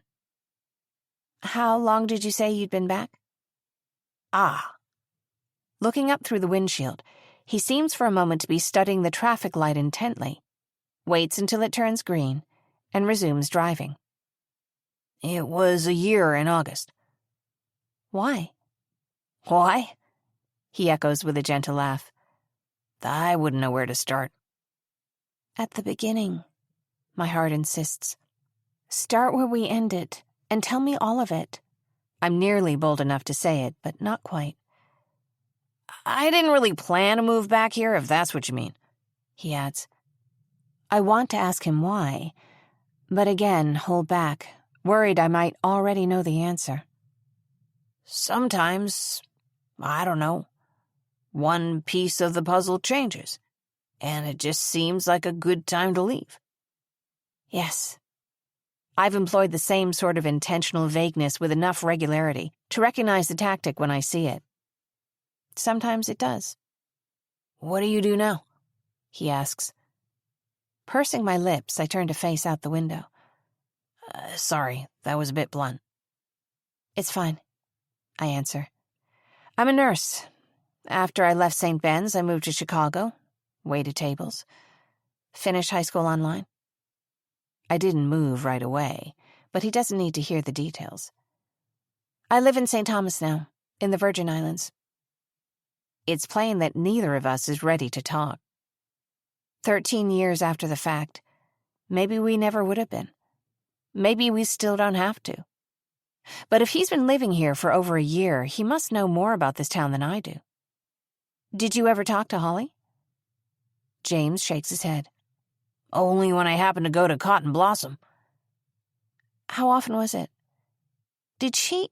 My hands clasp tightly in my lap, and there's a sharp hitch in my voice. Did she seem happy? I didn't see her often. James turns onto the street that leads out of town toward the water. When he speaks, his voice is low and gentle, his words carefully chosen. Holly was always buoyant. She was Holly. But she wasn't the same person. Not exactly. A momentary look passes between us. But neither are you, I'd like to say. Or me, for that matter. So you're saying she didn't seem happy? No, only that I can't say. The handful of times I saw her at the diner, she seemed maybe different. I wouldn't know, I answer bitterly, the more disappointed at how unable I am to hide how I feel. You two were so close. He draws in a breath, pauses, then eyes me carefully. Rain begins to fall, tapping against the windshield.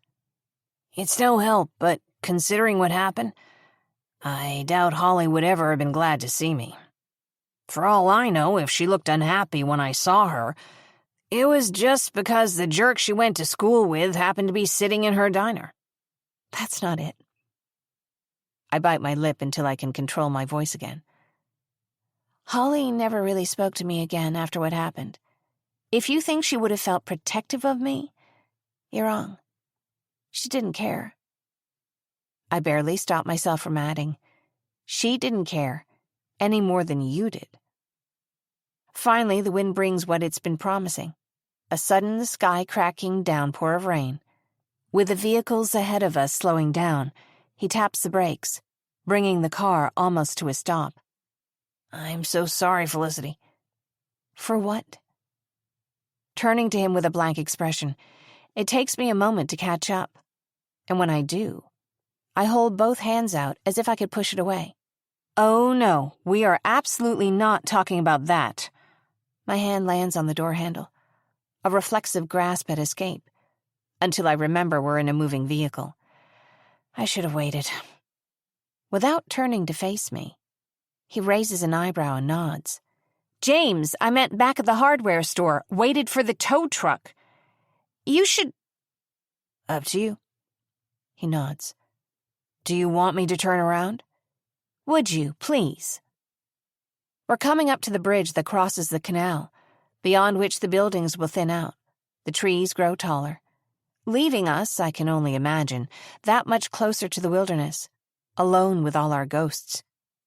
As James slows down, looking for somewhere to turn the car around, I hear a loud bell nearby as cars ahead of us slow to a halt. What's that? He draws an irate sigh. Drawbridge. James turns his chin to look out the rear view. Cars behind us lined up already. No shoulder.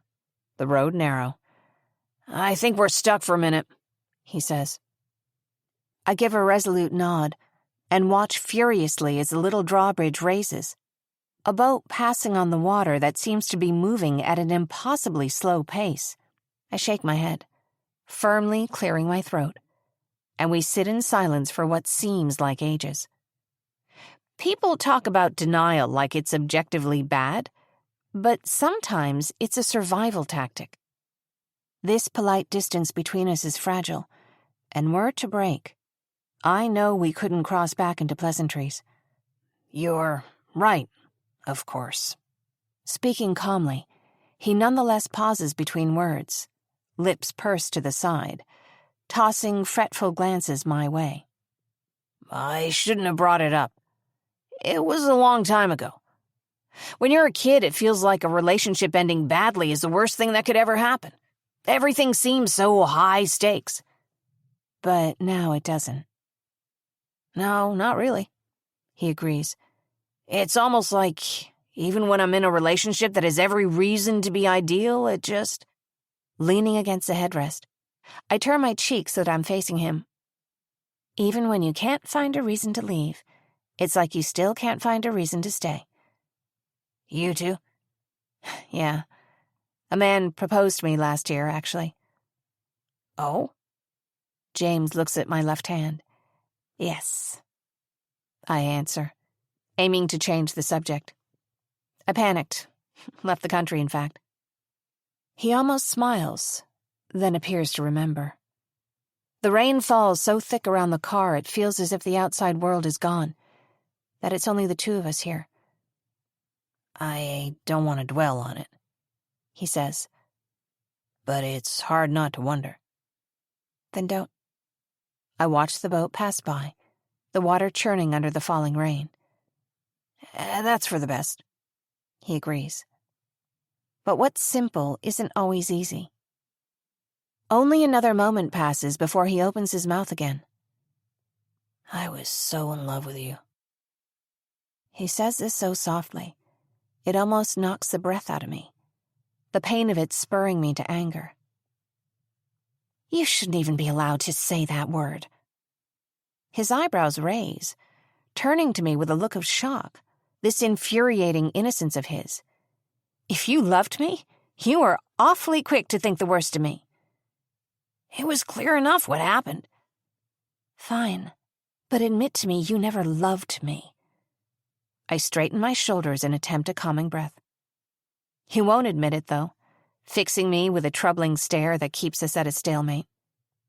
When I hear a car horn honking behind us, I see the bridge is open, the road clear ahead of us, and he turns back to the windshield. I'm picturing my tidy little apartment, my cup of tea every morning, closing my eyes and imagining beach glass. As he drives further out of town, the pine trees grow taller, closer together, and I stare out the passenger side window, focus on the indifferent rain as it falls. "What do you mean," he says, "when you say I was quick to believe the worst about you?" "That I'd lied to you," I answer, still facing the window. "That I was an easy, backwoods slut like everybody said." Shadows of myself, like unwelcome listeners, gather around me as I speak. And I remember looking up at him from the canoe, his shadow in the window. Your mom looked at me like I was a bug and told me to leave, and you just watched me go. "I thought I knew you," he says, thoughts apparently wandering away. "It was so unlike you. You were absolutely determined to believe what everybody else said, rather than me." "That's not fair. I stood there in front of everyone we knew asking you to talk to me, and you just... And I begged you to talk to me," I insist, the pitch of my voice growing dangerously soft and unpredictable. Alone, not in front of everyone else. "As if anybody needed proof you'd been with someone else?" "But I didn't want to talk to anybody," I answer. "It was like you wanted me to stand trial. I wanted to tell you, but I didn't know how." "Tell me what?" I had promised myself this wouldn't happen, that I had learned this lesson the hard way once, and once was enough. "Stop the car, James." I make my voice cool and even, holding a hand up to admit defeat. I'd rather walk in the rain than sit here and listen to you tell me you loved me when... Curling a threatening grip around the handle of the door, I bite down on my tongue and turn to the window. His eyes steal in my direction, then flicker away. "Felicity, what is it?" "When you think I would have so much as laid a hand on anyone else willingly." Chapter 22. Now. James hits the brakes hard, pulling to the side of the road, and I'm not sure whether I'm gasping for breath or if it's the seatbelt catching against my chest. "What did you just say?" As the car slows to a halt, wheels protesting on the wet grass and gravel at the roadside, I take my hand from the door, reaching to cover my face instead. "What happened?" He can't help it, but the effect of him finally asking me this, finally asking and listening, melts my anger, knocks out any defenses I had against this sadness. But those words mean something different now than they would have 13 years ago. "That isn't important now, is it?" I brush a stray hair away from my forehead. "I only wanted you to know that it wasn't what you thought."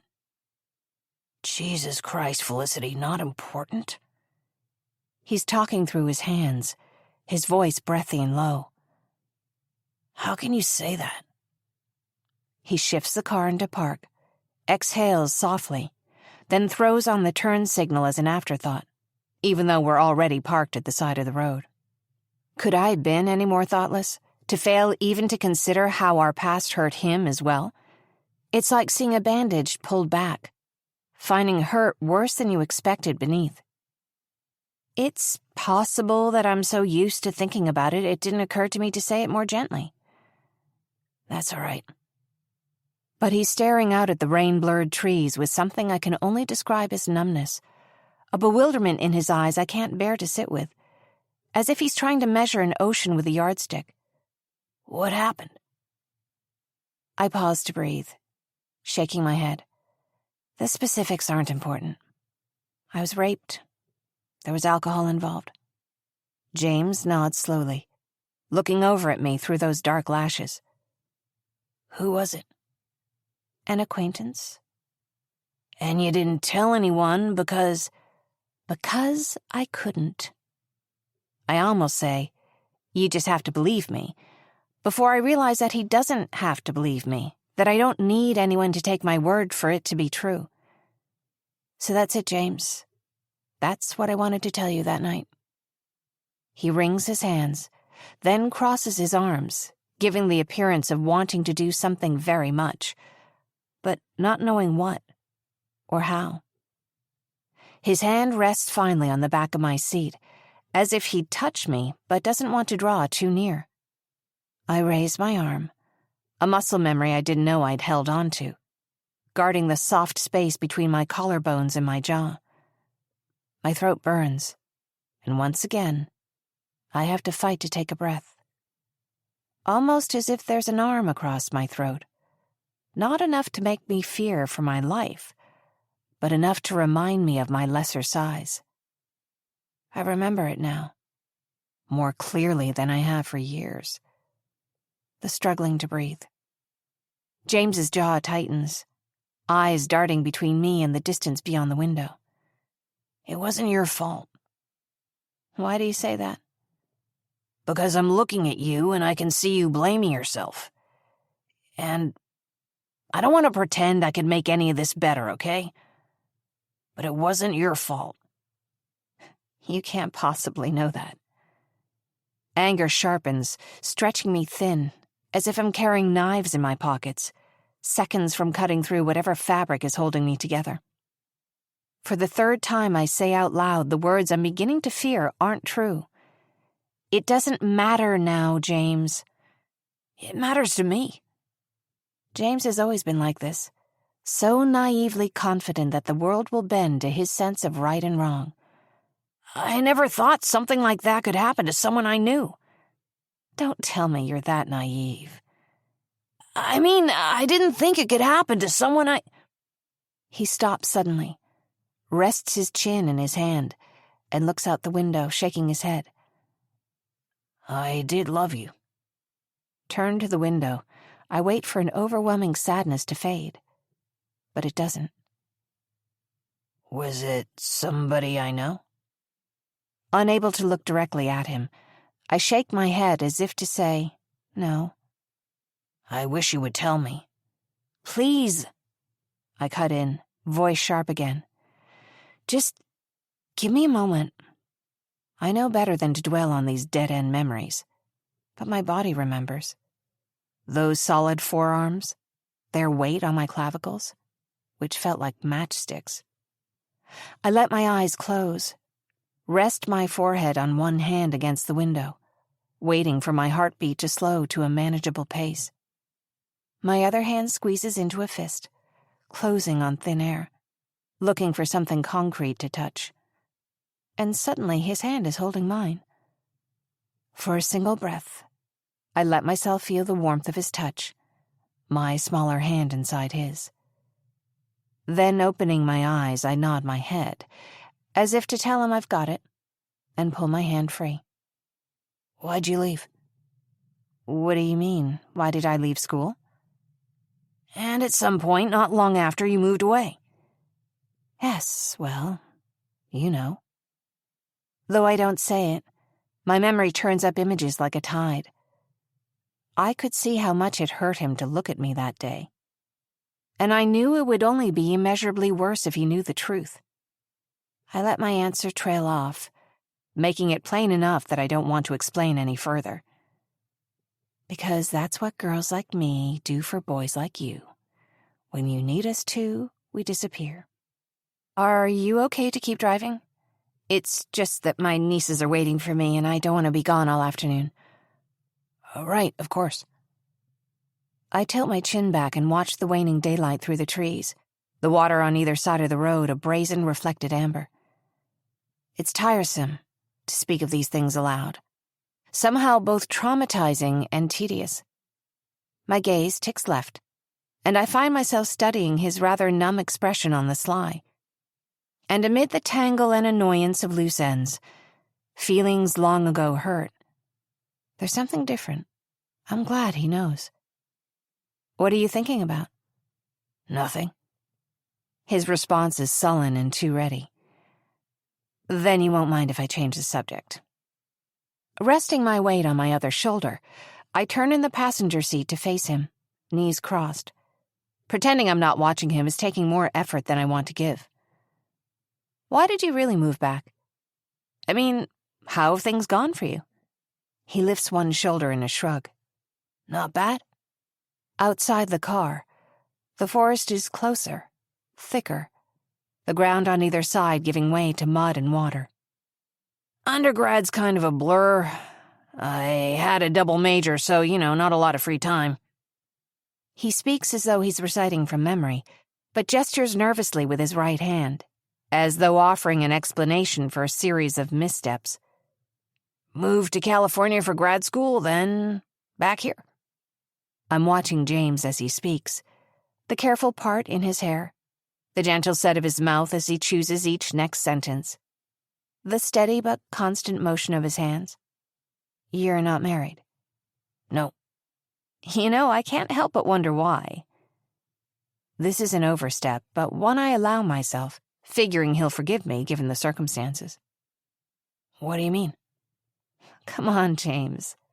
I don't think there was anyone at St. Ben's who wasn't at least a little in love with you. No, they weren't. He laughs softly in protest, a hand lifting to his face in embarrassment. Most of those people didn't know me. But I did. The thought twists in my chest. I'm speechless, faced with this bittersweet truth. Something so hard-won, but now worth so little. I knew you.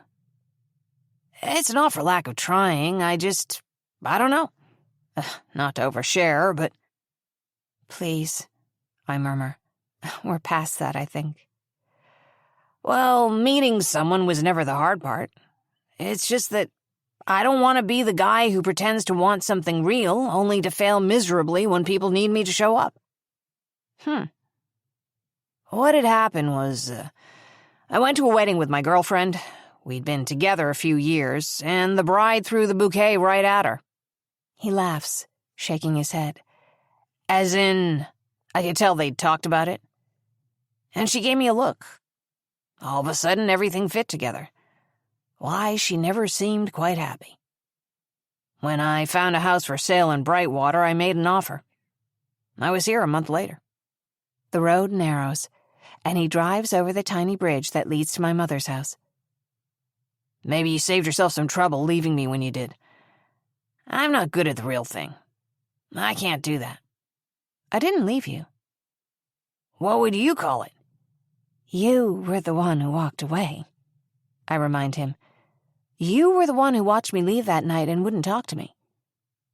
He exhales a sharp sigh, shaking his head again.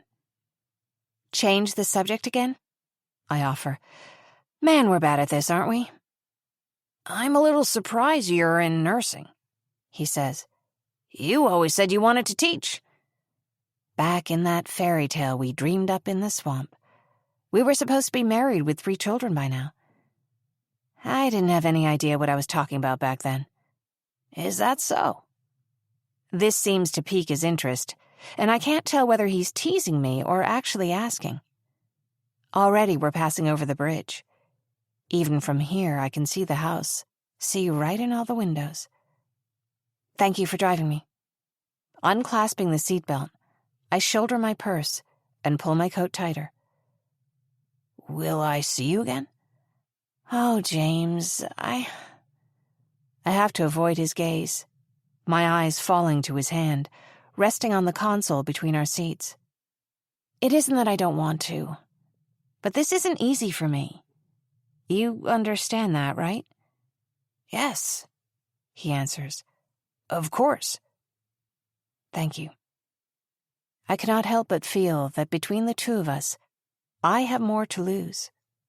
I am the one of us who had to piece myself back together, who knows firsthand how fragile a seemingly solid foundation can be. The door opens under my hand, and I swing one foot to the ground. Take care, James. You too. I'm crossing the driveway, trying to collect myself in preparation for seeing my family again, when James catches up to me. Hey, wait. What is it? You forgot these. He's holding the bag of Christmas tree lights. Thank you. For some reason, I stand here without even moving to take them, waiting for him to say something more. James twists his heel in the dirt, looking up at me through lowered eyelashes, and it's plain that the forgotten shopping bag was not the first reason he came after me. I'm sorry, Felicity.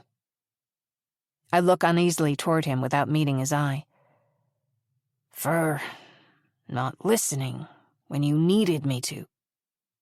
James speaks haltingly, as if second-guessing each word.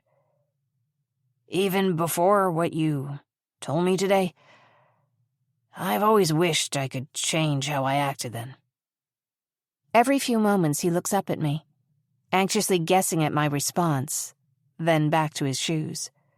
So, I nod toward the 2x4s in the trunk of his car. What are you building? A bookshelf. He laughs with relief. I have been living here over a year, and I'm still unpacking my books. Take it from someone who knows. I nod wisely. It's easier not to acquire more than you can take with you. Is that so? Yes, I answer, not hesitating a bit. Unless you're ready to leave your belongings behind when it's time to go. But what if you don't plan to leave? Is it always when, not if? So far. I fold my arms against the chill. James studies me for a long moment, then draws close enough to place the shopping bag in my hand. Maybe before you leave, you would let me take you out to dinner? If you're still here next Saturday? Maybe. Heartbeat skipping. I find my curiosity overpowering my better judgment. Can I pick you up at 7? Yes. His mouth instantly curls into a soft smile. I'll see you then. James? I stuff my hands into my pockets. I want so much to clasp my fingers around his. I'm sorry, too. No. He shakes his head, illuminated with a certainty that I hardly recognize on him. You don't have anything to be sorry for. And he doesn't know it, but I do. I'm still holding back part of the truth here, and I don't have any intention to change that. I didn't tell him when it happened, because the boy who hurt me was his best friend. But even now, despite the cost to my silence, I would choose to keep that secret again, even though it meant losing everything. Chapter 23. Now. I hurry inside, anxiety and a dozen apologies on the tip of my tongue. Sorry, I say, clattering in the door. I'm so sorry, the stupid rental car. I throw my purse onto the hook and peer around the doorway to the living room. No problem, Felicity. Silas sits across the couch, feet propped on the armrest. We were wondering what took you so long, though. Where? There's the decorated tree, the box of ornaments. Silas is alone in the room. Where is everyone? I heard about poor Elvis. He shifts his weight, leaning on his elbow, relaxed as could be. Otherwise, I would have met you at the door. A rush of cold seems to fall heavily around me, along with the uncomfortable combination of wanting to run to a dozen places at once, while feeling unable to move. Where are the girls and my mother? They're out back. Silas nods in the direction of the back door. His eyes look clearer, and I realize there's no smell of liquor wafting from his direction. Go and see them if you don't believe me. I meant to stop by and pick you up. He holds my uneasy gaze, lets me stammer a near apology before he speaks. Did you, though? He snorts. Come on, I know you don't want me here.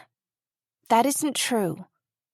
I walk into the room, fighting a growing sense to turn and run. Silas, there was something I meant to ask you the other day. Oh, yeah? Would you mind... Something about his overly relaxed posture prevents any polite communication. Sitting up, it's just... Yes, I would mind. Holly had plans that night. I leaned forward over my knees, the air between us warm with anger. Who was she going to talk to? What did you really argue about? What? Silas pulls himself upright, work boots landing with a thud on the floor. His mouth hangs just slightly open, eyes suddenly soft. What do you mean she had plans? With who? Why, For a moment, I'd been absolutely certain that it was him. A friend of hers told me she didn't know who. Silas covers his face, his hulking shoulders curling forward. Felicity, I've ruined things before. I made plenty of bad choices, most of them for the same reason. He's speaking at a rapid mumble. What reason? Getting drunk, he answers plainly. Did I upset her that night, make her want to talk to someone else? What if I'd kept it together, and she'd come home with me instead? If I had found it uncomfortable to watch him crying, this bleak self-reproach is painful to hear. I can't answer that. Does he mean it, though? His expression has none of the immediate surface-level emotion it did before, when he was intoxicated. But to be honest, I have had similar thoughts. Wondered how I might have changed things. How I could have been a better sister. Have you? You certainly had Holly fooled. The look he levels at me is frightful, twisted with bare dislike. Maybe we both let Holly down. But I can tell you that losing you meant more to her than losing her marriage did. It had never occurred to me to think that Silas envied me, in any regard. And yet there's a ring of truth about his words, leaving me counting up all of the voicemails from Holly, over the years away, that I never returned. Without another word, I hurry outside to find my mother in the yard, Tess and Frankie helping her collect eggs from the chicken's coop. Is everything okay? I ask. I was going to ask you the same thing, my mother answers. Took you long enough. Whose car was that? There was a problem with the rental car. I hesitate. It was James Finley. I ran into him at the store. He drove me back. Her eyes sharpen for a moment, before I redirect. I have the lights. Let's go back inside, Frankie says, tugging on my coat pocket. I want to tell Dad about your pictures from St. Thomas. Back in the living room, the girls and my mother fill up the space with warmth. Tess opens the lights, and moving nimbly as a shadow, begins to hang them, calling for her sister's help to stand on the other side of the tree. They hand the cord back and forth, laughing softly. Have you eaten, Felicity? My mother asks. There's soup in the kitchen. That would be nice. Thank you. I'm glad for an excuse to take a moment alone. But when I walk through the hall and into the kitchen, the smell of my mother's vegetable soup reminds me that I haven't eaten in hours. After serving myself a bowl of soup, I place it to cool on the counter, then take a few minutes to tidy up. I don't hear Silas walk into the room until he's 2 feet to my right, pouring a glass of iced tea from the pitcher in the refrigerator. Oh, you scared me. Sorry. He takes a sip and leans against the refrigerator door, something unnerving in his glance. You didn't have plans to meet with Holly later that night. If I told her I'd be there, I would have been there. What if he was? What if he doesn't remember? Or claims not to? It's just that so much about it seems off. It's impossible to eat with him standing here, so I start washing the dishes in the sink, wondering if he's waiting to say something, or perhaps for me to speak. You know, Rob Dawson met me at the airport the day I got back. He doesn't seem to think anything's amiss, but just as I begin to wonder how much I'm comfortable sharing with him, something surges forward in his expression, and I recognize the darkness in his eyes that I suppose has been there all along. Why would you be talking to Dawson? He looks at me incredulously. Well, because he's... I pause, rest my hands on the rim of the sink. How's that any of your concern? Is he a friend of yours? I'm not friends with that prick. His voice is low, his consonants sharp. And I'm shocked you'd consider him a friend for that matter. What on earth do you mean? Silas gives me a troubled look, then shrugs it off. He always looked at Holly wrong. As little as I trust Silas, I also know what it feels like for Rob Dawson to look at you the wrong way. How so? He looked at her like you didn't know or care that she was somebody's wife. He answers. My wife. He shouldn't have been investigating what happened to her, I murmur, almost speaking to myself. No way to be objective there. Yeah, well, he could never turn down a chance to try to make me look bad. And what did Holly think of Dawson? Holly liked everyone. But Dawson was one person she would have sent straight to hell if she could have done it herself. His features twist into a scowl. Sometimes I wonder if they ever... You wonder what, exactly? I have a pretty good idea of what he's about to say, and it must show in how I answer, because he shuts down entirely, face smooth, showing a degree of control he didn't have when intoxicated. Forget it. Silas crosses the room. Then, standing right at my side, too close to me, tosses the last half of his iced tea into the sink. As ice cubes rattle over my fingers, I whirl around to face him, my eyes snapping to his. I think it's time for you to go home, Silas. Don't tell me I can't be around my children. Quit it. I gasp, checking myself before the words are out. I don't want to admit to him that he scares me. You look like your sister sometimes. He scowls, leaning too close to me, and I press my back against the counter, almost into the soapy water in the sink. But not when you're angry. She was always sweet. You don't need to tell me she was the prettier one. I lift up a hand to push him back, but he seems to recall himself and moves a step away from me, bitter eyes lingering on mine. Holly wasn't just pretty. She had what people call inner beauty. My chin starts to tremble as he speaks, and I bite down on my tongue. You move like you always think someone's about to hit you. Like if anyone so much as touched you, you'd shatter. He reaches up, flicks a finger at my arm in a gesture that could almost be playful. Don't touch me. When I push his hand away, his fist is cold under my own. I don't trust you, Silas. I don't want you around the girls without my supervision. That's final. Silas holds my gaze for what feels like years. You'll change your mind about that. I would hope so. But I need you to behave in a more responsible way for that to happen. Something in my voice aims to calm him, and I realize I'm bordering on frightened. I'm not saying you can't visit them, but you absolutely can't show up when I'm not here, and not when you're... I'm sober, he snaps. That's not good enough. I don't make excuses for bad behavior just because you happen to love the people you harmed. I reel my temper in, recognizing the outline of this particular anger, one that isn't about Silas. Go to hell. I hope your day gets better, I mutter, talking to his back as he leaves the room.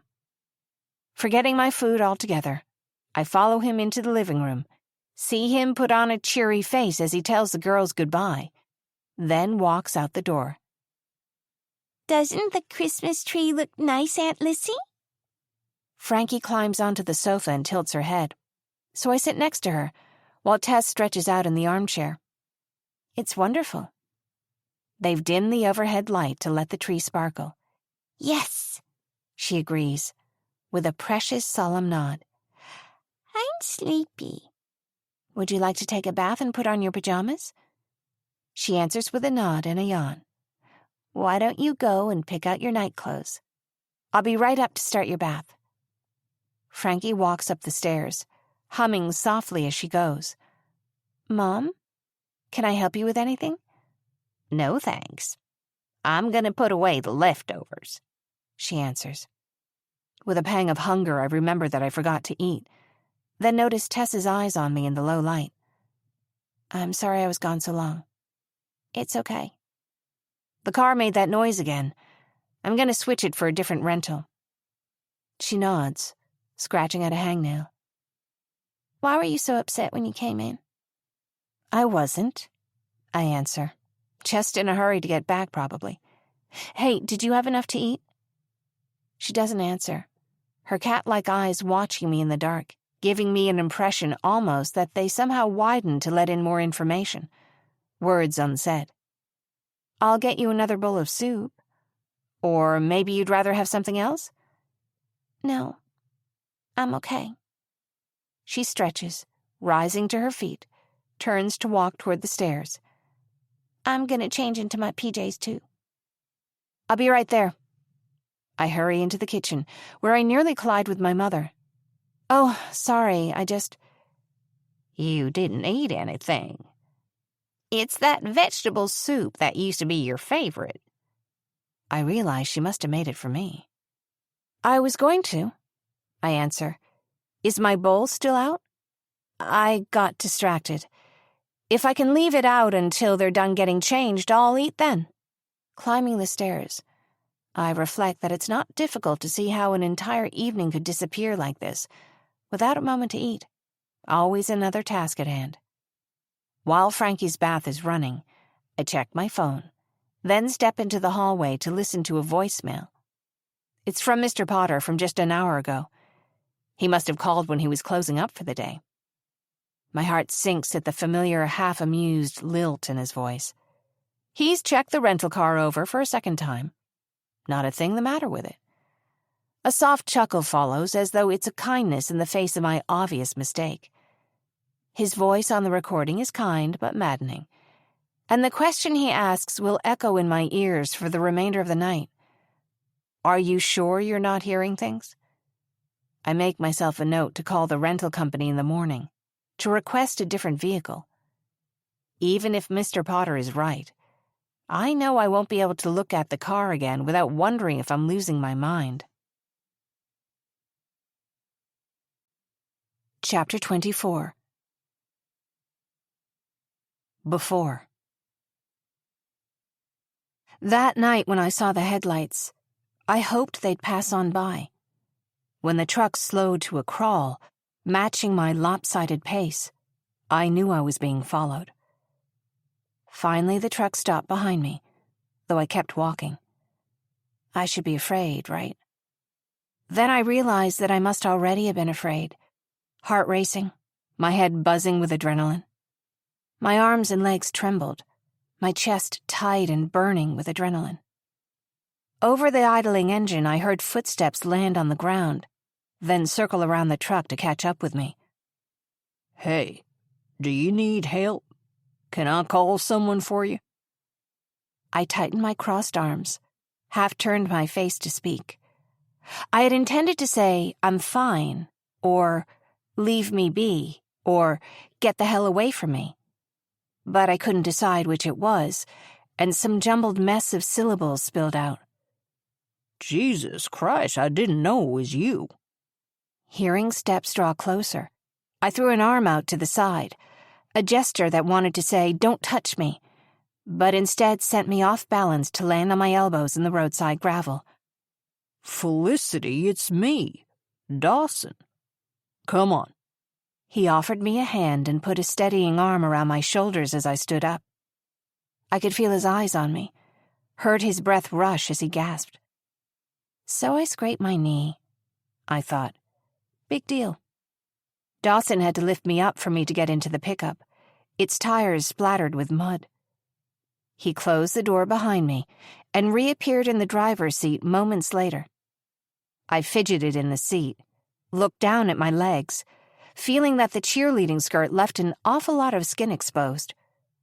Dawson reached to pick up a jacket from the floorboard. "You're freezing." He handed the jacket to me, tossed it over my lap. "What are you doing out here?" He took a backpack from behind the driver's seat, handed me an unopened bottle of water. "Do you want to tell me what's going on?" I opened the water and took a hesitant sip. "Okay," he said, clearly nervous. "You don't want to talk, that's okay. I'm gonna call your sister, all right?" Don't. I took the phone from him, one arm reaching across, the other struggling to keep me upright, afraid I'd fall right over across the seat. I pulled the phone back and wrapped my arms around my body, throwing a suspicious stare his way. You can't tell her you saw me. She'd be furious if she knew I... "Knew you what?" Forget it. I could hear the alcohol in my voice, words blurring together as I tried to answer him. There had to be something I didn't know about that night.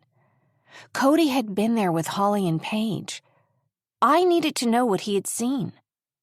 So, earlier that day, I had asked Cody to meet me after practice. When I saw his car, I waved and smiled, hurrying over to meet him. It had been a crisp, sunny afternoon, a reminder of the cooler days ahead of us. After a quick greeting, I cut right to it. I need your help. I need to talk to you about what happened on Labor Day weekend. He answered with an understated frown, eyes downcast. It was obvious how badly it had hurt him to lose Paige. There was no doubt that he loved her, that he felt responsible for what had happened. "Felicity, you don't drink. What the hell?" I could hear Dawson's voice, but he sounded miles away. I know it's hard, I breathed. I'm really sorry. Are you doing okay? He nodded his head, but raised one shoulder in a half-hearted shrug. Are you? I think so, but I'm not sure about my sister. I paused. I need you to tell me exactly what happened. All of it, even if you think it will upset me. I don't know, he sighed. It's just that I had to go through it with the police several times. I'm sorry, Cody. I touched his wrist, then drew back, wary of making my point unclear. Please, I'm really worried about Holly. Okay, do you mind if we drive while we talk? It's a bit of a nervous habit, he added. I like to keep moving when something is bothering me. I nodded, feeling entirely on his side.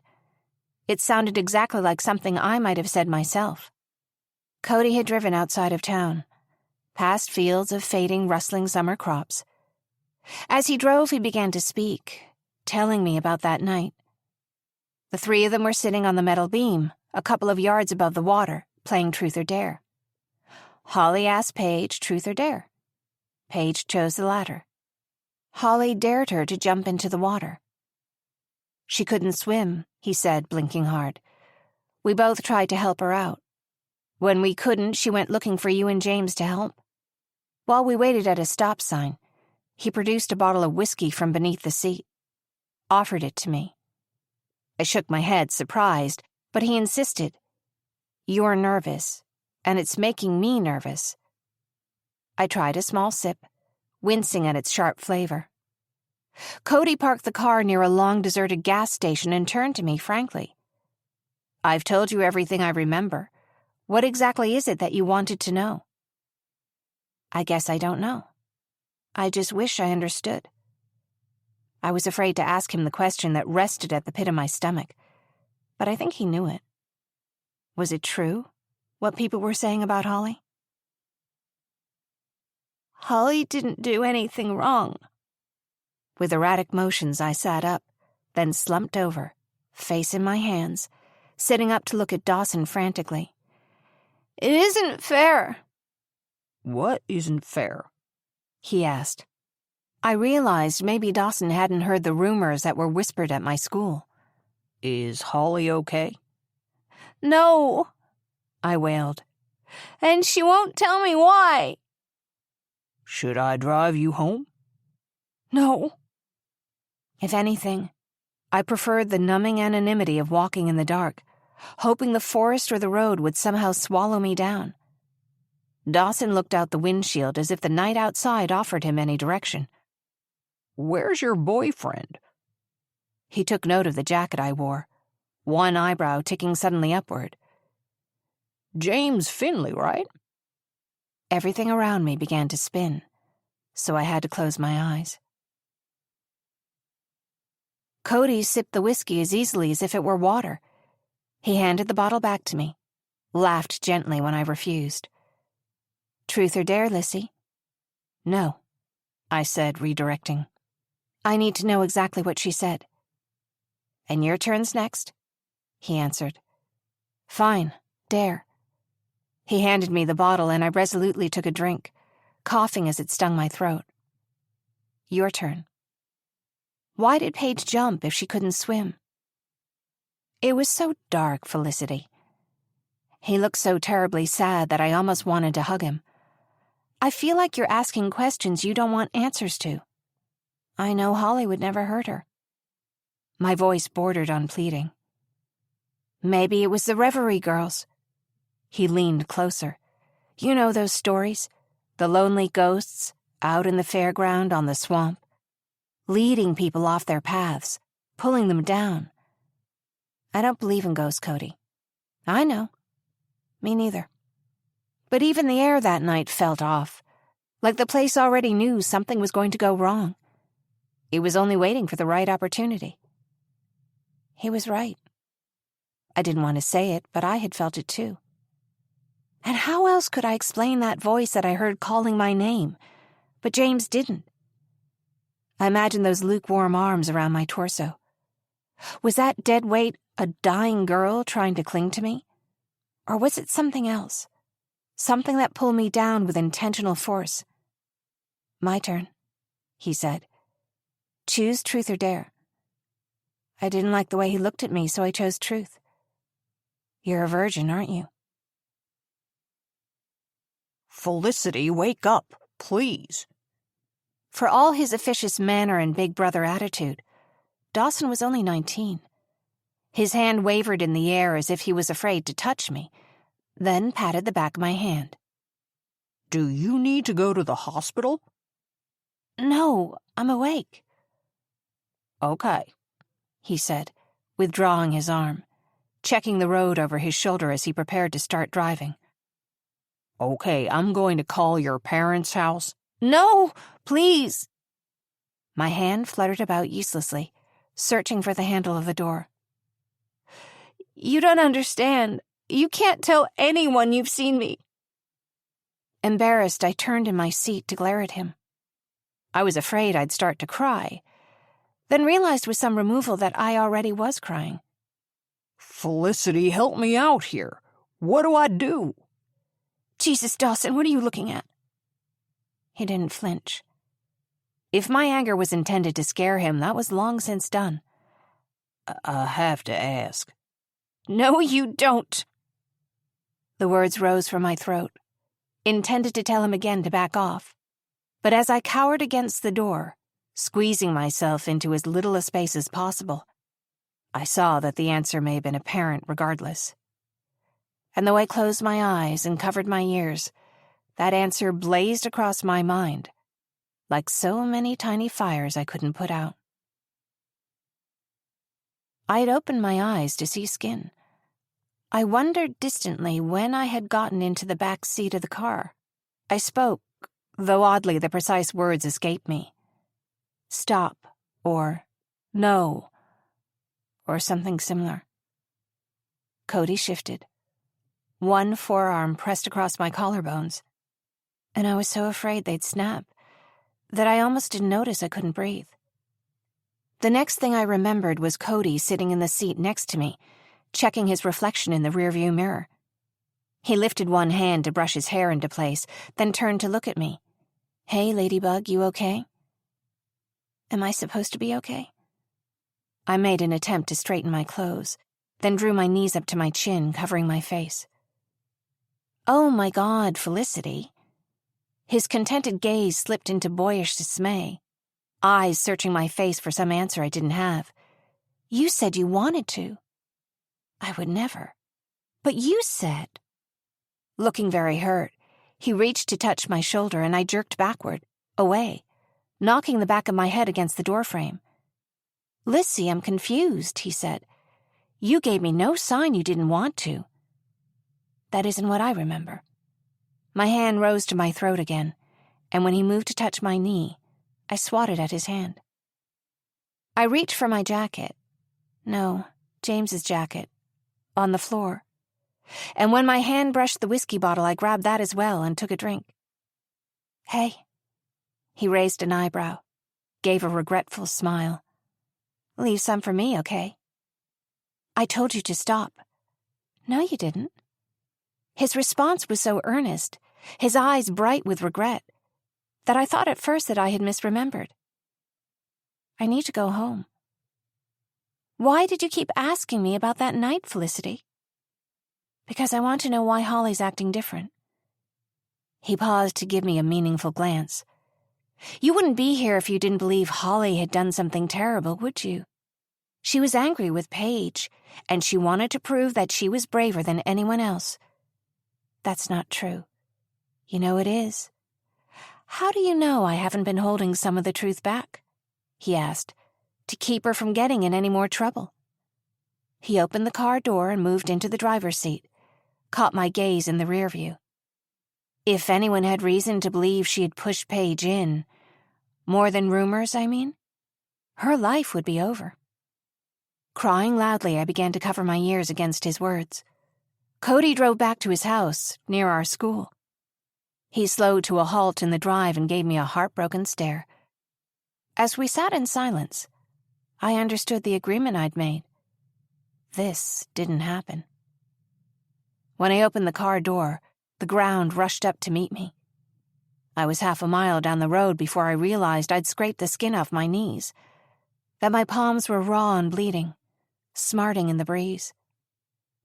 I thought of the Reverie girls and waited for that ghostly voice to call to me again. Told myself if it did, I'd jump right into that water like Paige had. Surely anybody would do anything to get away from feeling this way, no matter what the cost. I was halfway home, pulling James's jacket around my shoulders against the chilly night, when Dawson recognized me and picked me up.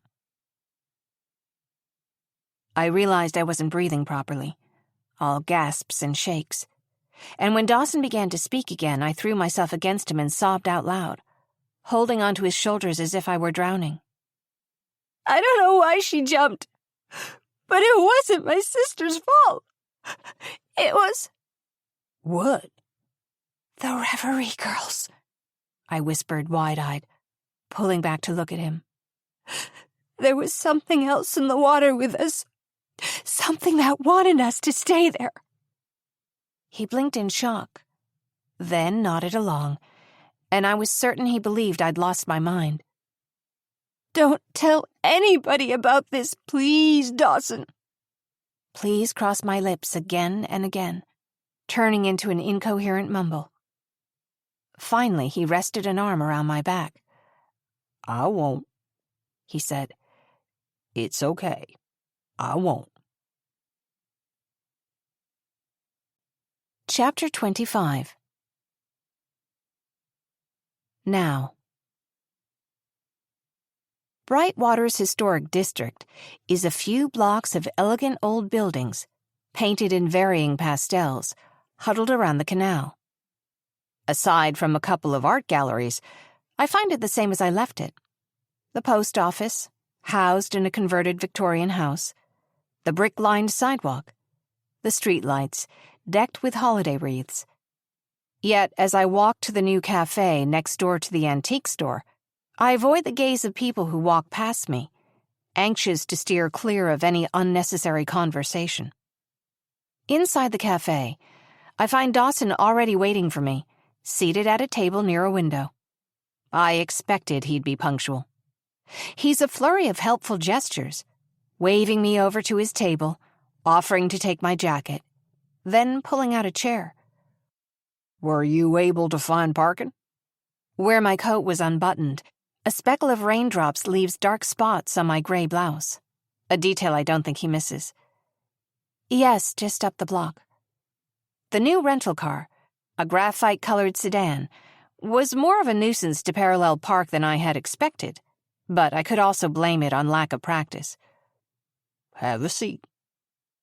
I nod another thanks and sit. Thanks for meeting me, Dawson. Are you all right? He asks. You sounded upset on the phone. I'm quite all right. I realize after I've spoken that I answered too quickly. I wanted to talk with you a little more about my sister. Oh.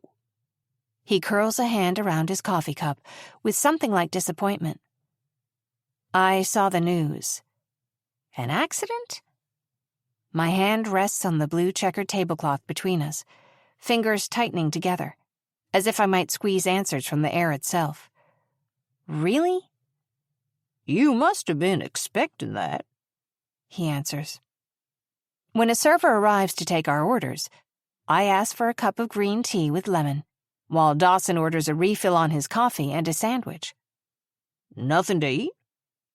I had a big breakfast. I can't bring myself to eat, not while I'm thinking about the details of my sister's death, which seems to be almost always these last few days. Is there something on your mind? Well, yes. I choose my words carefully. You're still on Holly's case?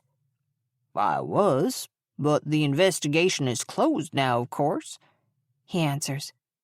Why? You were sweet on her for years, I answer. It must have been hard on you. That was long ago, he answers a bit too quickly. Yes, at times. Thank you. Were you friends with her? No, he answers. No, she didn't want much to do with me. I assumed it was because Silas was jealous, but it doesn't matter now, and I never held it against her. Silas does seem... well, I don't know. Do you know what I mean? I don't want to say anything against him. But as he speaks, his eyes cut to the side. His mouth screws into a frown. You don't look so sure. She chose him, and I understand that. He glares at the tablecloth, smoothing a wrinkle in the fabric with one finger. But every time Silas got into trouble, I thought of her. He doesn't respect himself enough to clean up his act, let alone anybody else. Your sister deserved better. She did. For a moment, I imagine Holly with Dawson, remembering the quietly devoted way he used to look at her when she wasn't paying attention. It's hard not to see him now as the man Holly should have married. Anyway, it's not hard to imagine Holly looking at Silas and thinking the girls need a reliable guardian around. I guess that's why she brought you into this. Maybe that's it. I don't want to admit to him that there's more, that something about Silas's laugh frightens me. I've been thinking, and... I pause, noting that he looks awfully worried to hear this. Holly did come home after the party. Her purse was in the closet. A handbag being potentially in one location, the diner, and then later at another, that isn't necessarily indicative of her movements. You understand this, right? I do, but I don't think she planned to leave the house and not come back. He purses his lips, eyes heavy with sorrow. Felicity, she may not have. Maybe she went out for a walk, or took the canoe out just intending to get some fresh air. In the storm? Your sister was a free spirit. The server comes back to place my tea in front of me. Then, moments later, returns with Dawson's lunch. I thank him, then wait quietly until he's walked away. I know she was, but something feels really wrong to me. I don't want you to feel that way. He sets into his food with such an indifferent appetite that I have to look away. What can I do to help you, Felicity? There's something else. Sorry. I send a wincing glance at his plate. Somebody killed my mother's rooster. You saw this? Dawson gives his sandwich a regretful glance and pushes the plate away. I found him in the middle of the driveway, but... The driveway? He echoes. Could it have been hit by a car? I reach into my purse to show him the gift tag, now faded almost beyond recognition. See? These are my initials. It was around the rooster's neck. He studies the paper scrap in my hand, lets out a patient sigh, then returns to his food. And I found her bracelet at the antique shop. Whoever killed her must have left it there. Okay, he breathes, rubbing his temples.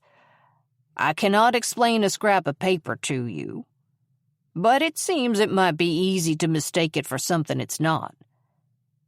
Sighing, I pick up the lemon slice, which slips in my fingers, splashing a few drops of tea on my hand. But I can tell you with some certainty that a murderer who is presumably trying not to be caught would not ditch a piece of evidence in a public place. Do you see what I mean? But how did it get there? My tea is cooling, and I've let it steep for too long so that it's bitter and lukewarm. Dawson, I'm trying to tell you that I feel scared. You have no reason to be afraid. I promise. He rests his hand on mine, and I'm surprised to find the gesture comforting, his palm pleasantly warm. Is there any chance someone else could have taken the bracelet from your mother's house and sold it for a few dollars?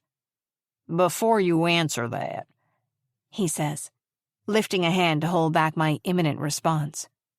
You should know that Tess, your niece, she used to frequent that shop with Holly.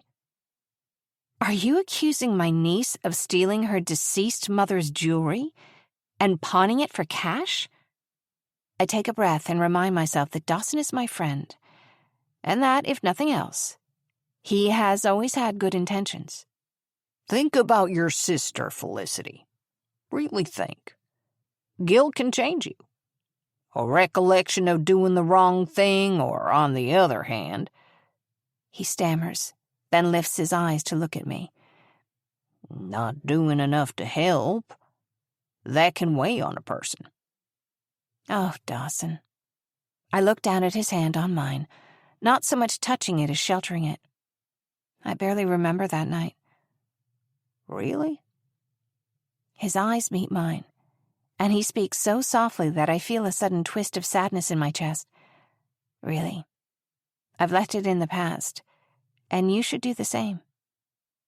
What I meant to say is that Holly may not have had to look far for a reason to act recklessly. And I'm not talking about the Reverie girls. Ghosts don't hurt people. I tug my hand back, then pick up the lemon wedge from my tea and twist it in my fingers. Maybe I don't have anything you would call proof, but I know something isn't right. I should be going. I have a meeting in half an hour. He glances down as if embarrassed. Okay. I'm just going to finish my tea and then I'll be on my way. I don't like to leave my nieces with my mother for too long. You're grieving, Felicity. You're taking care of a lot of people here. Please remember to look after yourself, too. I'm trying. I can see that you are. He pauses. But I would have liked to see you eat something. Beneath his rather official demeanor, I recognize the pulse of concern in his eyes, worry lending his features an almost tender look. Holly wouldn't have wanted you to stay, not if it was more than you could manage, he says, making his way toward the door. I can manage. And you don't know what Holly wanted, I want to shout. You never have. Chapter 26. Now. Since our first day here, Frankie has requested visits to see my mother where she works at the school. One morning, too tired to invent another excuse, I finally agree. Really? Tess chirps, curled on the sofa across the room. I didn't realize she was listening. Too late to backtrack. I dress and brush my hair, and feeling very much like we're going to a funeral, make the drive into town. A back road cuts through the pine forest and to the employee parking lot at the edge of the campus, so that I don't see the familiar rooftops until, through the clearing trees, the school is right in front of me. Shifting the car into park, I focus a hostile gaze on the familiar landscape. The stone walls of the chapel, and next to it, the main hall, sit at the boundary of the courtyard. To our other side, there are office buildings, sports fields. Only once my feet land on the pavement do I realize this is almost precisely where my mother picked me up after the game, the last time I was here. The parking lot is nearly empty. Where is everyone? It's Christmas break, Tess answers, getting out of the car. Obviously. That's just as well, I think. I'd rather not run into anyone, or see students in the familiar uniform. Then why is Grandma working? All the stuff she doesn't do when she has to cook all day. Tess leans back into the car to unclasp Frankie's seatbelt. Deep cleaning, prep work, things like that. The girls bound ahead of me. For them, I see, this is fun. Visiting Grandma at work in this grand old building, all its hallways and nooks inviting exploration, the statues in the corners watching over it all. If I didn't know my way, I could follow them, but I do know my way, even now. They race each other down the main hallway, Tess slowing her pace to let Frankie keep up. Not too far ahead, okay? I call. Don't lose me back here. They don't listen, skipping ahead to find my mother.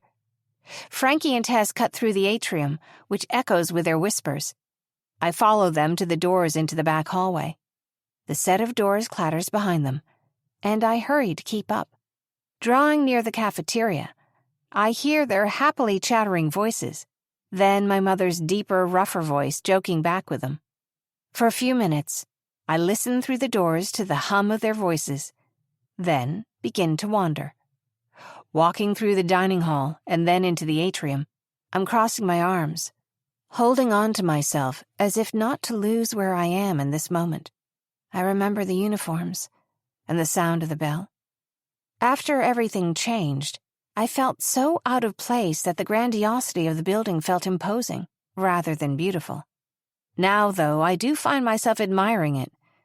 These towering rooms, the ceilings so high, fine carpets on the lustrous wood floors. Even the potted plants in vases of cut flowers were always in impeccable shape. There's a Christmas tree in the main entryway, fragrant and tall, so flawless it looks artificial. The whole place seems to whisper with promise, of young people who have never had to wonder whether they'll go on to do important, interesting things.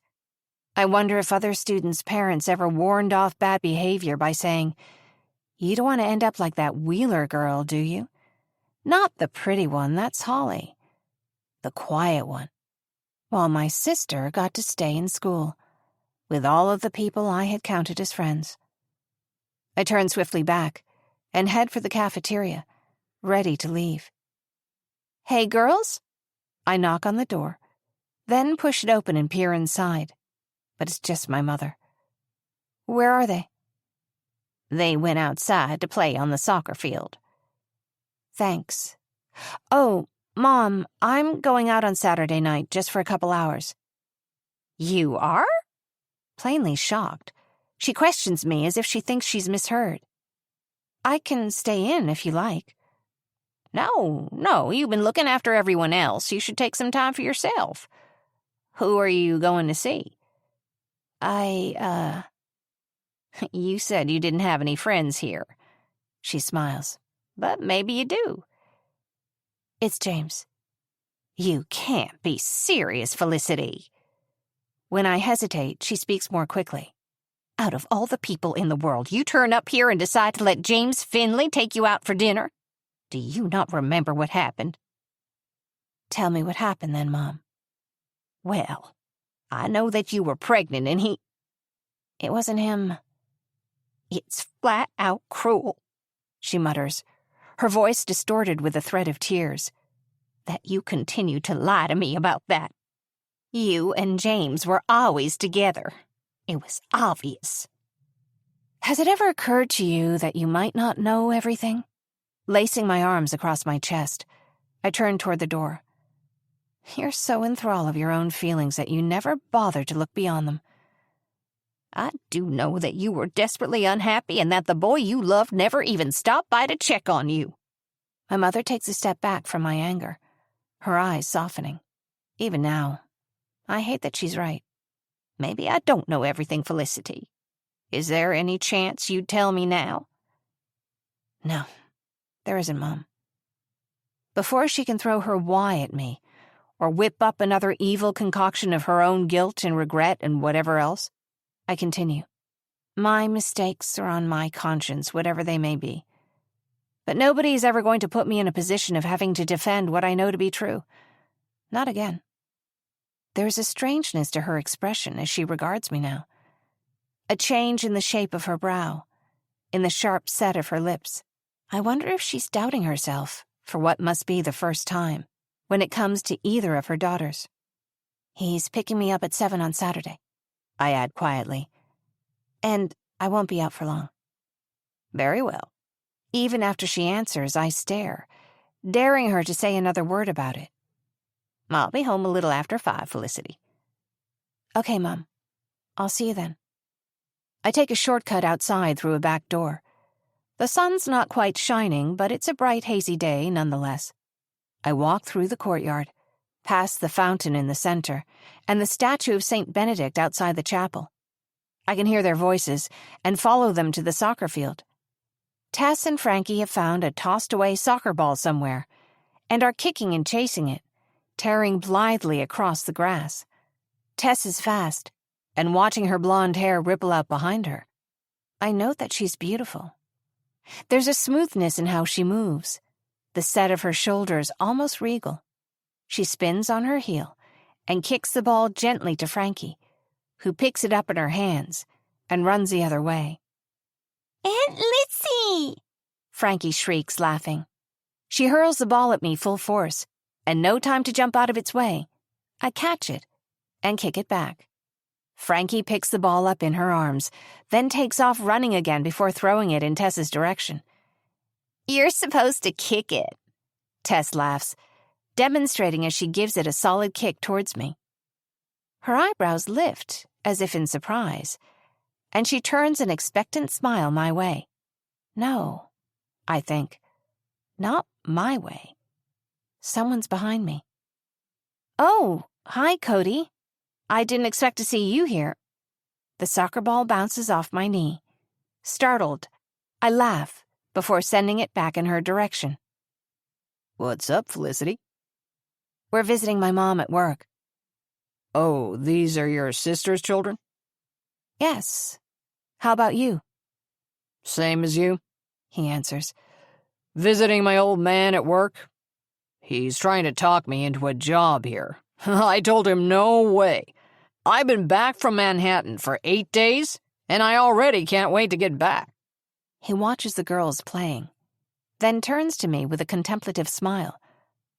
"Do you like kids?" "I do." I hold up a hand to block the sun from my eyes, smiling back. I am a pediatric nurse, after all. It is so strange now. The awareness of his body near mine still not a pleasant one. As if Cody weren't perfectly predictable. He never did anything he wasn't certain he could get away with. "How are they doing?" In the shifting light, his expression is hard to read. "I don't know, to be honest. I'm trying my best, but they don't know me. And, well, never mind." "What is it?" Teenage Cody never used to do this, to look at people as if their thoughts mattered to him. Or maybe he just didn't look at me that way. I lower my voice and take a few steps back from the soccer field. Sometimes I think of those girls, of everything they're going through. And all I can think is, why the hell did Holly want me here? Why did she think I was equipped to fix any of this for them?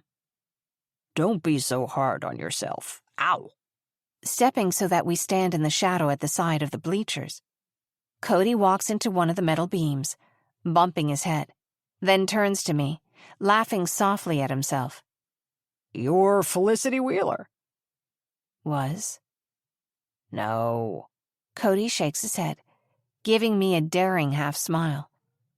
You talk like what happened was your fault, but I was there too. Remember? Don't I? At this, I suddenly want to scream, my hands knotting into fists in my pockets. When Frankie kicks the ball toward me, I miss it. Cody stops it under his toe deftly, and I remember he used to play on the soccer team. Felicity, can I say something to you? Inside my sleeves, the hairs on my arms stand on end. It's important. To whom? I wonder, my attention wandering as I kneel to take the ball from under his foot with both hands. Would you listen if I apologized? What? The ball slips from my hands as I stand up too quickly, head nearly colliding with the metal beam. Only Cody reaches toward me to stop the impact, his hand pinched between my head and the steel above it. Sorry. He draws his hand back, then turns pointedly aside, as if to allow me some privacy in my shock. What did you say? I give the ball a weak kick in Tess's direction, my nervous gaze ticking between Cody and the girls out on the field. An apology isn't enough, he murmurs. And I know that, but I do want you to know that I feel awful about what happened between us. I put a lot of thought and effort into being a better person. I don't want anything from you. That's all I wanted to say. It takes a minute to calm myself, breathing in slowly, then out slowly. The look on his face is genuine, I think. I don't have to forgive him to accept that he's sorry. You don't need to say anything, I'll go. Hesitant, he takes another step away from me into the sunlight. It is always nice to see you. I do mean that. I appreciate it, Cody.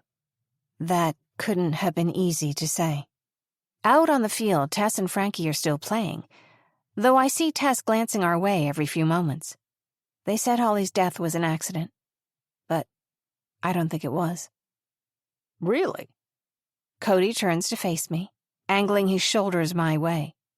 You've got to do something. He's as he always has been, radiating absolute confidence. Confidence that a person can just speak something and make it into fact, into action. The world hasn't exactly proven him wrong. I will, I answer. I've learned more than the cops seem to know just by looking at what's there in broad daylight. You think it would help if I talked to someone? He asks. One of my father's old friends is a judge. I'm sure he could ask someone to look more closely at what happened to Holly. I don't know. Look, he says, his voice softening again. I promised myself I would never hurt anybody else that way again. That if I had a chance, I'd help you, if I ever could. Yes, I suppose that might help. I give a shaky sigh. I just keep feeling I'm letting her down, Cody. It feels awful. I can't sleep. I can barely eat. Holly would have wanted you to feel some peace about all of this. Even if it meant leaving, she would forgive you. I would love to leave, I admit, but I can't. I turn out toward the soccer field, where Tess and Frankie have ceased their game and are sitting in the grass, talking together. I should get them home. Okay, Felicity. Cody turns back, angles his shoulders toward me. Do you have plans on Saturday evening? Nothing special, he offers. Thought you might want to come out for a drink. Get a change of scenery. As friends. I can't on Saturday, Cody, but maybe another time. I'll see you later, then. He lowers his chin in a respectful nod, eyes lingering on mine. I see Tess lift a hand and wave as he walks away. Ready to go? I ask. They shrug and nod their heads. Tess, how do you know him? Oh, She flashes a smile, still breathing hard from running. everyone knows everyone here, Aunt Lissy. Maybe you forgot what it's like. She flashes a rare grin, and I'm charmed right into agreeing with her. It's a small town, maybe even a friendly one at times. Maybe I had forgotten what it's like. Chapter 27. Before. After I dropped out of school, Holly was my only focus. The hours of her day, the schedule we used to share, had not changed. Not one bit of her daily routine was different. And it seemed to me, through a haze of confusion, that I had absorbed all of the shock for her, of what had happened to Paige, of the terrifying rumors that followed. I watched her longingly as my double, hopeful that I could experience some normalcy vicariously. But we were no longer one whole, and with an equal and opposite reaction, Holly pulled away from me. One afternoon when she came home from school, she looked up and saw me watching from the bay window, and turned around to walk toward the dock instead of coming inside. Sometimes the soul needs silence between the words. Let this peaceful melody give you that space, and thank you for joining us for this free audiobook.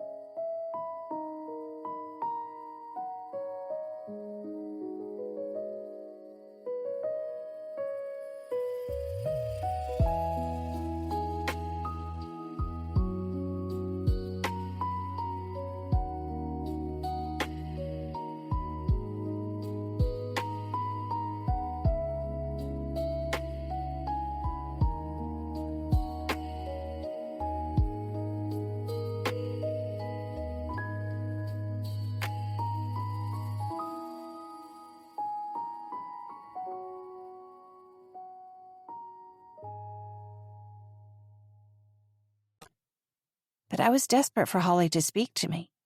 I no longer even cared to talk over what had happened the night Paige had died. Our bond was more important. I would have done anything for her to ask me how I was doing, or to answer when I asked her the same. I walked outside after her without bothering with shoes or a jacket, despite the damp chill of the autumn afternoon. My bare feet were silent on the grass. Holly sat at the edge of the dock, feet dangling over the water, unaware of my presence. "Hey." When I spoke, her shoulders tensed. I knew she would have to at least walk past me in order to walk away from me. "Sorry to corner you out here.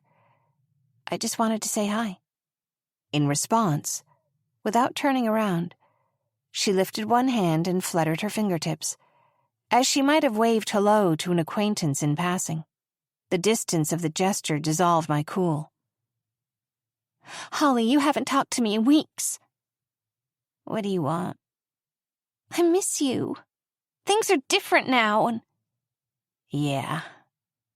With a cold breath of laughter, Holly turned over her shoulder to eye my slightly rounded belly. "No shit." "You're shutting me out." "Well, you obviously haven't been sharing with me either." I walked to the end of the dock and dropped to sit on my knees in front of her. "Holly, I know you didn't do anything wrong that night. If Paige jumped in the water, it was her own fault." Her eyes widened with an unspoken warning. "I was there that night. I remember. There was something else in the water. Something scary." "Only little children are scared of ghosts." Holly sneered this at me, but I took note that she didn't say whether she believed in ghosts or not. At the sound of tires on the gravel drive behind us, she leapt up and turned toward the house. I had to shuffle out of her way, nearly slipping over the edge. "Are you expecting someone?" I asked. "Holly, meet me here again after dinner. I want to talk, without Mom or Dad overhearing." Without looking back, Holly strode off toward the house, leaving me alone, staring into the water. I didn't recognize the car in the driveway, and I almost didn't recognize Holly's friend, Silas, wearing a white button-up shirt in place of his usual t-shirt with cut-off sleeves. Sensing that something was off, I had followed. But when I walked into the kitchen, only my mother and Holly were there, seated quietly at the table. "What's going on?" They both lifted a finger to hush me, and I overheard voices from the living room, while my mother, Holly, and I sat in the kitchen, pretending not to eavesdrop. Silas asked Glenn for his permission to marry Holly. Once Silas had left, without receiving any real answer, Glenn's footsteps sounded down the hallway. He had such a way of walking, as if he had never in his life tried to move furtively, and the way he stood in the doorway of the kitchen, at ease in his anger. "Which one of you is gonna tell me what's going on?" His gaze swiveled between me and Holly, as if he hadn't noticed we never talked these days, as if he thought we shared some secret just to spite him. "I don't know what you mean, Dad." Holly didn't look very happy, I thought, for someone who had just been proposed to.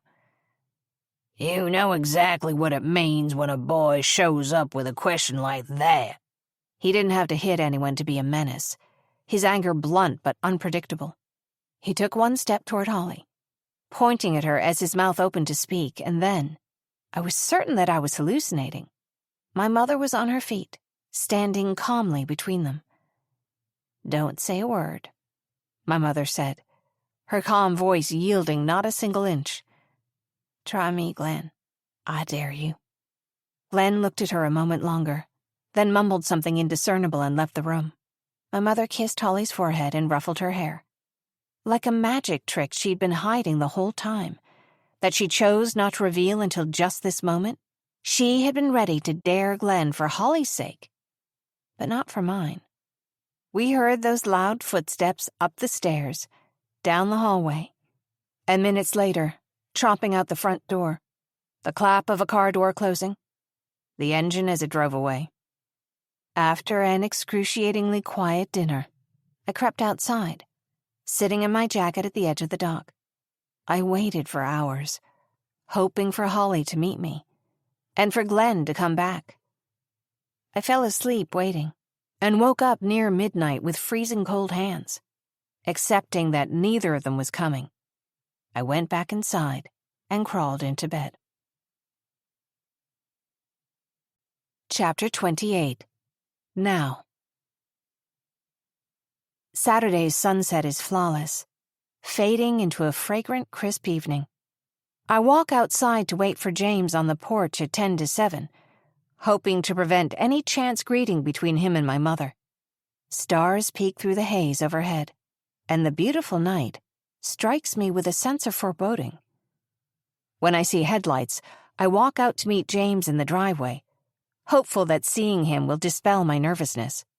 But he's guarded, and I can't make out his expression in the near dark. As he drives into Brightwater, we exchange overly pleasant, brief questions and answers, each too eager to lighten the atmosphere. Anxious to fill the silence, all I can manage is an unspoken list of the things I can't talk to him about. How I argued with my mother. How I'm afraid that sleeplessness is making me look older. How I'm scared every time I do drift off, because I don't want to wake up knee-deep in the lake again. By the time James parks downtown, the quiet between us feels resigned. We walk a few paces apart, past one, then two closed restaurants. But Cotton Blossom, which is always open, is only a few blocks up. James pauses outside the door, studying me with some concern. "Are you sure this place is okay with you?" "Yes, it is. But I'm going to ask a favor." "What's that?" "Sometimes it feels like people around here look at me and see nothing but sad stories. What if we never met, and we could just, I don't know, talk? Could we?" "Yes." And then finally James smiles, reaching to hold the door open for me. "Well, it's really nice to meet you." The diner where my sister used to work is so crowded that I barely recognize it as the same place I ate lunch just last week. There's garland and strings of twinkling lights along the walls, and it's so packed that I reach for James's hand as we move through the crowd, half afraid I'll lose sight of him.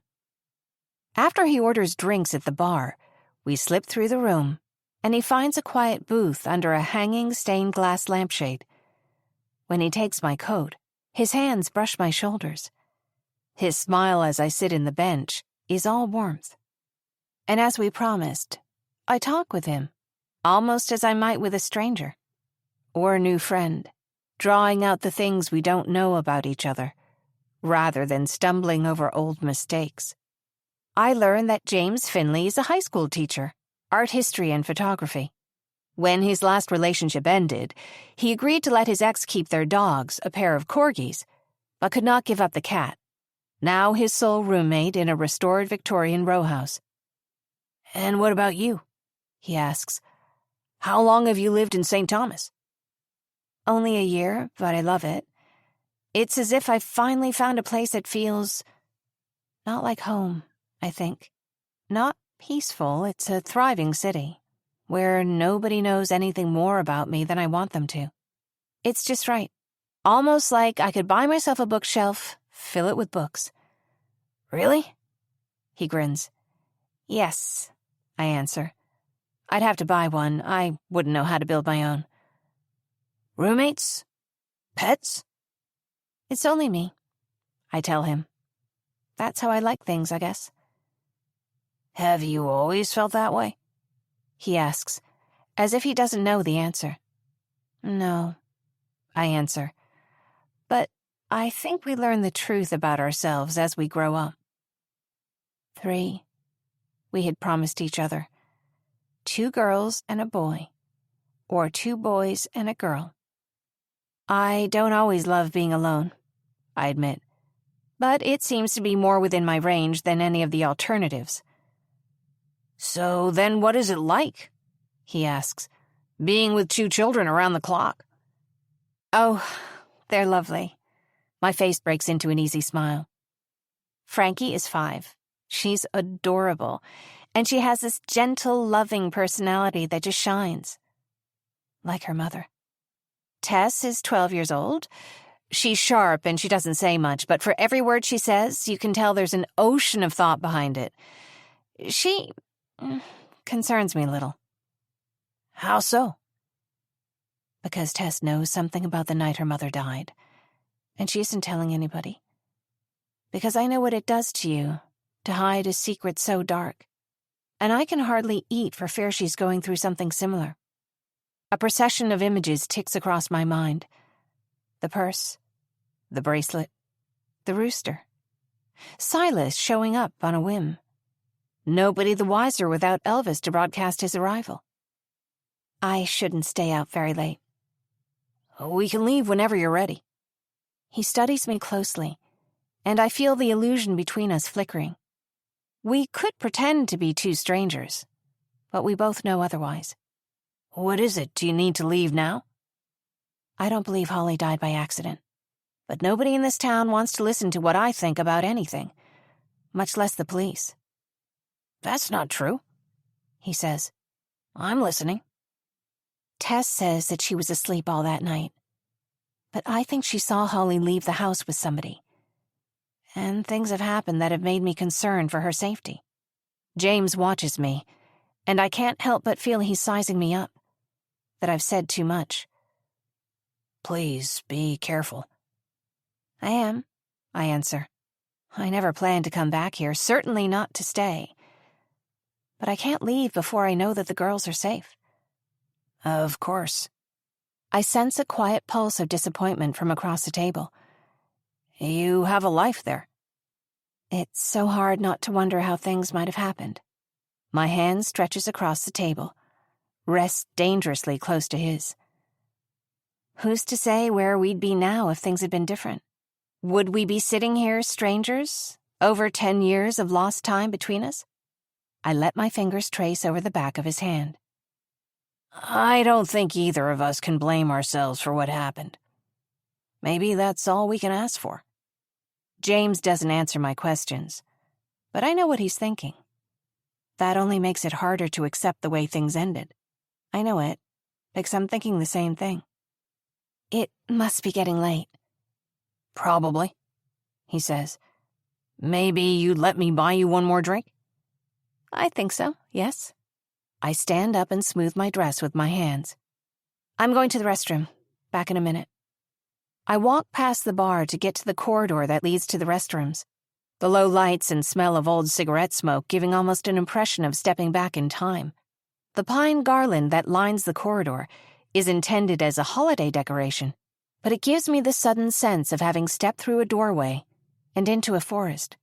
As I'm walking back out into the corridor, my reflection catches my eye in the mirror above the sink, and I'm briefly frightened, having mistaken myself for Holly. I push the door closed firmly behind me, as if I could lock any ghosts away within, and walk back toward the seating area, looking for James.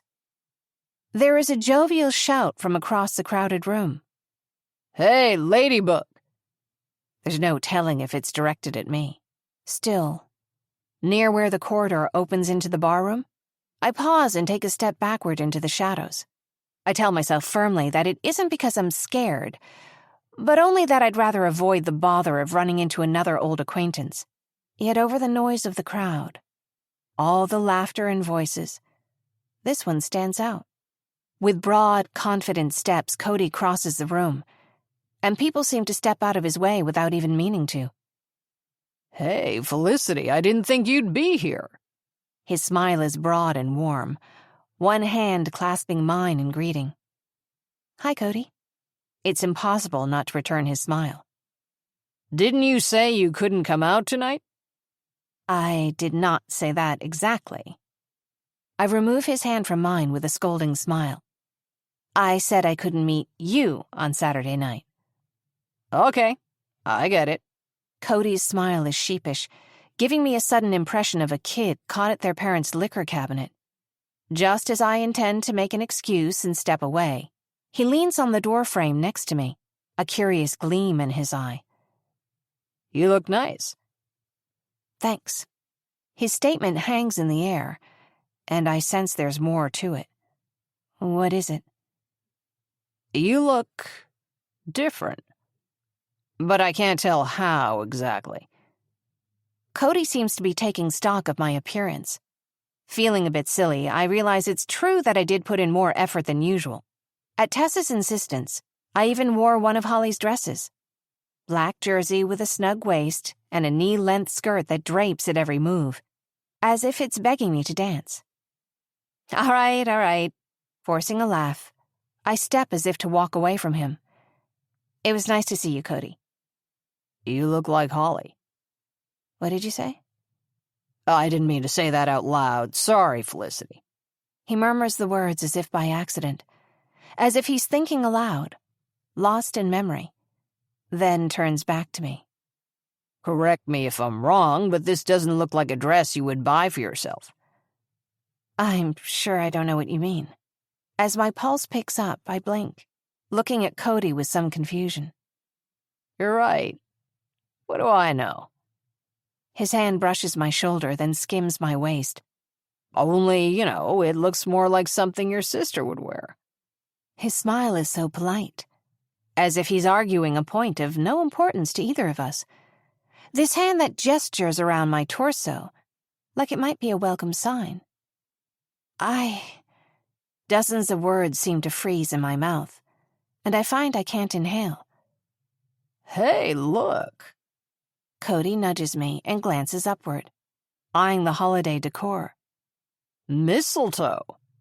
Don't touch me. Standing as tall as I can, I realize the words sound wrong. All the anger in my mind has come out fearful. A whisper, and suddenly this wrong feeling is in my limbs, too. Cody, you ruined my life. His surprise fades into a sullen frown. I did apologize. It wasn't only that. I don't know why, but it feels so hard to breathe. What you said afterward. That you would have told people that Holly hurt Paige on purpose If you what? Told people that you cheated on your boyfriend? His laugh is so gentle, as if even now, he doesn't understand. That's not what happened. The words burn in my throat. What exactly do you remember? Cody gives me a playful smile, a gentle squeeze on my upper arm. Come on. You were more than a little drunk. I wiggle my arm, inching away until he releases his hand. My voice falls to a whisper. I remember. As much as I wish I didn't. As if a gear has shifted, my heartbeat strikes a manic pace. And even to look at Cody makes me dizzy with dread, vivid and heavy as the very day it happened. And, Felicity, you weren't there that night. How can you say that I haven't been holding back some of the truth all this time? To protect you and your sister both. Well, she doesn't need protecting now, does she? I inch backward, my shoulder blades bumping against the wall. And I do not accept your apology. I can't make you accept it. Instead of backing off, though, he steps closer. You blame other people for that night because the truth hurts you. Your sister was human. Give me some space here, okay? I try to deliver these words as if I'm half amused, but I can hear the edge in my voice. And suddenly I'm holding an arm up across my chest, as if to claim some air I can breathe on my own. And once again, he pretends not to hear my words. Oh, is that a dare? He laughs, as if my discomfort is invisible. I stumble backward and the heel of my boot clatters against the wall again. When he opens his mouth to speak, I'm already recoiling. But something else catches Cody's attention.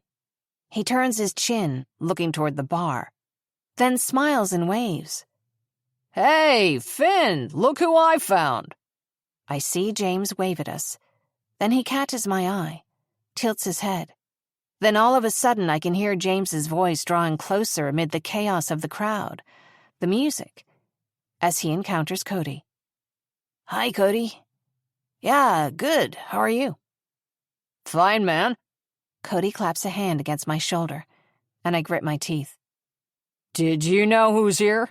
It's like seeing a ghost, right? Yeah, I did, in fact, James answers. His voice drops a note as he turns to speak to me. I was just looking for you, Felicity. What's wrong? Everything around me seems so loud, so close, that when I feel a hand on mine, I jolt away, realizing only afterward it's James's hand, not Cody's. Oh, is this a date then? Cody raises his eyebrow. You should know. Ladybugs, they'll break your heart. Or don't you know that already? Is that true? James's polite smile fades as he fixes Cody with a contemplative stare. Something sparks behind his eyes, and he takes one measured step so that he's in between me and Cody. You really gotta love the holidays in this town, you know? Cody says. Everyone comes back. It's like a family reunion. As if I'm here for the holidays. Something wrong, Finley? Cody asks. James's arm slips around my back, fingertips curling around my waist. Whatever, Cody continues. I can see I'm intruding here. I'll be at the bar if you two want to join me. Not now, Cody. He stares for a moment, then turns back to me. Finally, still chuckling to himself, Cody walks back toward the crowded bar. I inch out of James's arm, and he looks down at me with resigned sadness. Felicity, I think we need to talk. I can't. Distantly, I recognize a rush of shame, of being so tired of lying that it makes me suck my breath in. A sudden, sharp gasp. And then I can't slow the dizzying pace my lungs set, clapping both hands over my mouth in a pointless effort to steady myself. Tell me what happened. I'd prefer not to. How foolish I was. To hope that I could pretend to talk with him as if I were anyone but who I am. I'm fine. That's not true. James touches my chin so that I lift my face to look at him, the other resting between my shoulder blades, which feel as brittle as glass. What did he say to you? I don't know. I can hardly recall a word Cody spoke to me. Nothing, really, other than the knowing brush of his hand along my waist. He asked what I remembered, and then it was all I could see. My eyes are burning, and I'm clenching my teeth so hard it hurts. James's eyebrows draw closer together, and I see his gaze jolt across the room, then back to me. He wraps both arms around me, and I let my eyes close, pressing my face into his chest, finding an unexpected calm there. As if he senses my relief, he holds me tighter. I want to leave. Maybe a walk, then? We'll find some fresh air, get out of the noise. Yes, please. I nod my chin emphatically. Would you get my coat? I left it at the table. Of course. James squeezes my shoulders, then releases. Wait right here for just a second, then we'll go. He turns away and walks back toward our table, past the crowded bar. I let myself slouch against the wall, all my tension wilting into a quiet sense of defeat. The next thing I see, he's swinging a fist into Cody's jaw. Chapter 29. Now. The crowd around them ripples backward. Cody drops his glass, which breaks against the floor. What the hell, Finley? Is there something you need to tell me? James holds Cody in place by one shoulder, and Cody glances toward me, then the opposite wall, unable or unwilling to look James in the eye. My heart beats in a frantic, dizzying patter. I have no idea what you mean. Hey, remind me, how long have we known each other? I don't know, asshole. What is this about? Cody's still half smiling, when James shoves him backward with both hands. First grade, James says. We've been friends since first grade. I will give you one more chance to tell me the truth. As he lifts one hand tenderly to his jaw, Cody's eyes flicker my way, expressionless, then back to James. I don't know what you're talking about. The one good thing. The one real thing I ever had. What did you do to her? I find myself sent straight back into that terrible memory. A crowd hungry for scandal. Uninvited eyes flickering in my direction. It's too much. I can't stay. Forcing my way through the crowd, I skirt the room, keeping close to the wall. Please. Cody laughs. She couldn't keep her hands off of me. Walking with my head lowered, I'm nearly at the door. At the sound of a muffled impact, I turn back just in time to see Cody tripping sideways, catching himself on a chair, and James dragging him back to his feet so he can look him in the face to speak to him. I don't believe you, Redford. Disbelief washes over me, trickling from my eyes. Cody lifts one hand and James bats it away, holding his arm aside. She's not worth all this, Finn. You're the one who's not worth all this. James pulls his fist back, but then abruptly drops his hands, looking at his friend as if he's never seen him before. I thought I knew you. He turns away, shaking his head. You're a fool, and you always were. Cody draws himself upright and throws a sudden punch that catches James square on the face. His voice drops low and sharp. Nobody would make such a fuss over something they've already had. The bartender is shouting at Cody to leave, and he answers with a cold stare, pushing a bar stool to the floor as he walks out. The room is silent, everyone apparently holding a collective breath. As the door swings shut behind him, I see one or two people clap James's shoulder. He's had that coming for a long time. Guy doesn't know when to shut his mouth. Someone get the man a drink. I'm blinking, frozen here at the edge of the corridor, watching from the shadows. James turns my way, and I see blood on his face, promptly forget everything else, and run to his side. Oh my God, James. Before I know it, I'm placing both my hands on his cheeks, tilting his chin back, tracing a finger over the bridge of his nose. I don't think it's broken, but... Excuse me. I turn to make eye contact with the bartender. Could I have a glass of water and a napkin, please? I'm okay. I hold a napkin to his nose, blinking furiously as the blood soaks through it. His words echo in my ears. The one good thing. The one real thing I ever had. My hand is still on his face when James turns, pressing his cheek into my palm. And suddenly it's all I can do not to throw my arms around him. All I can do to hold back the words, "Me too." Kneeling to the floor, I pick up his glasses, the frame slightly bent, and return them to him. How about that walk? Are you sure you're all right? Yes, he answers, his eyes warm and patient, though he still holds a hand at his nose. Let's get out of here. I quickly collect my purse and help James put on his coat. Although he doesn't need help, the quiet and cool of the night air is a relief, though it leaves no cover of noise. All the things we haven't said. So... Yeah, I murmur, nodding my head as we walk. Damp leaves and pine needles litter the ground from the recent rain.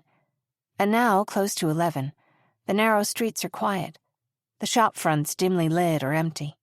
James is walking with his hand still at his nose, and I wince, seeing it hasn't stopped bleeding. I unwrap my scarf and hand it to him.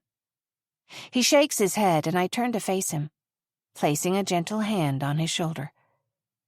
He pauses, the toes of our shoes brushing, and I fold my scarf at the corner and use it to dab at his nose. I would have always taken your word over his. I look into his eyes for a moment before we continue walking. What are you not telling me? Cody believes that Holly is to blame for Paige's death. He felt he was protecting her by not sharing more about what happened that night. So you were protecting her, too?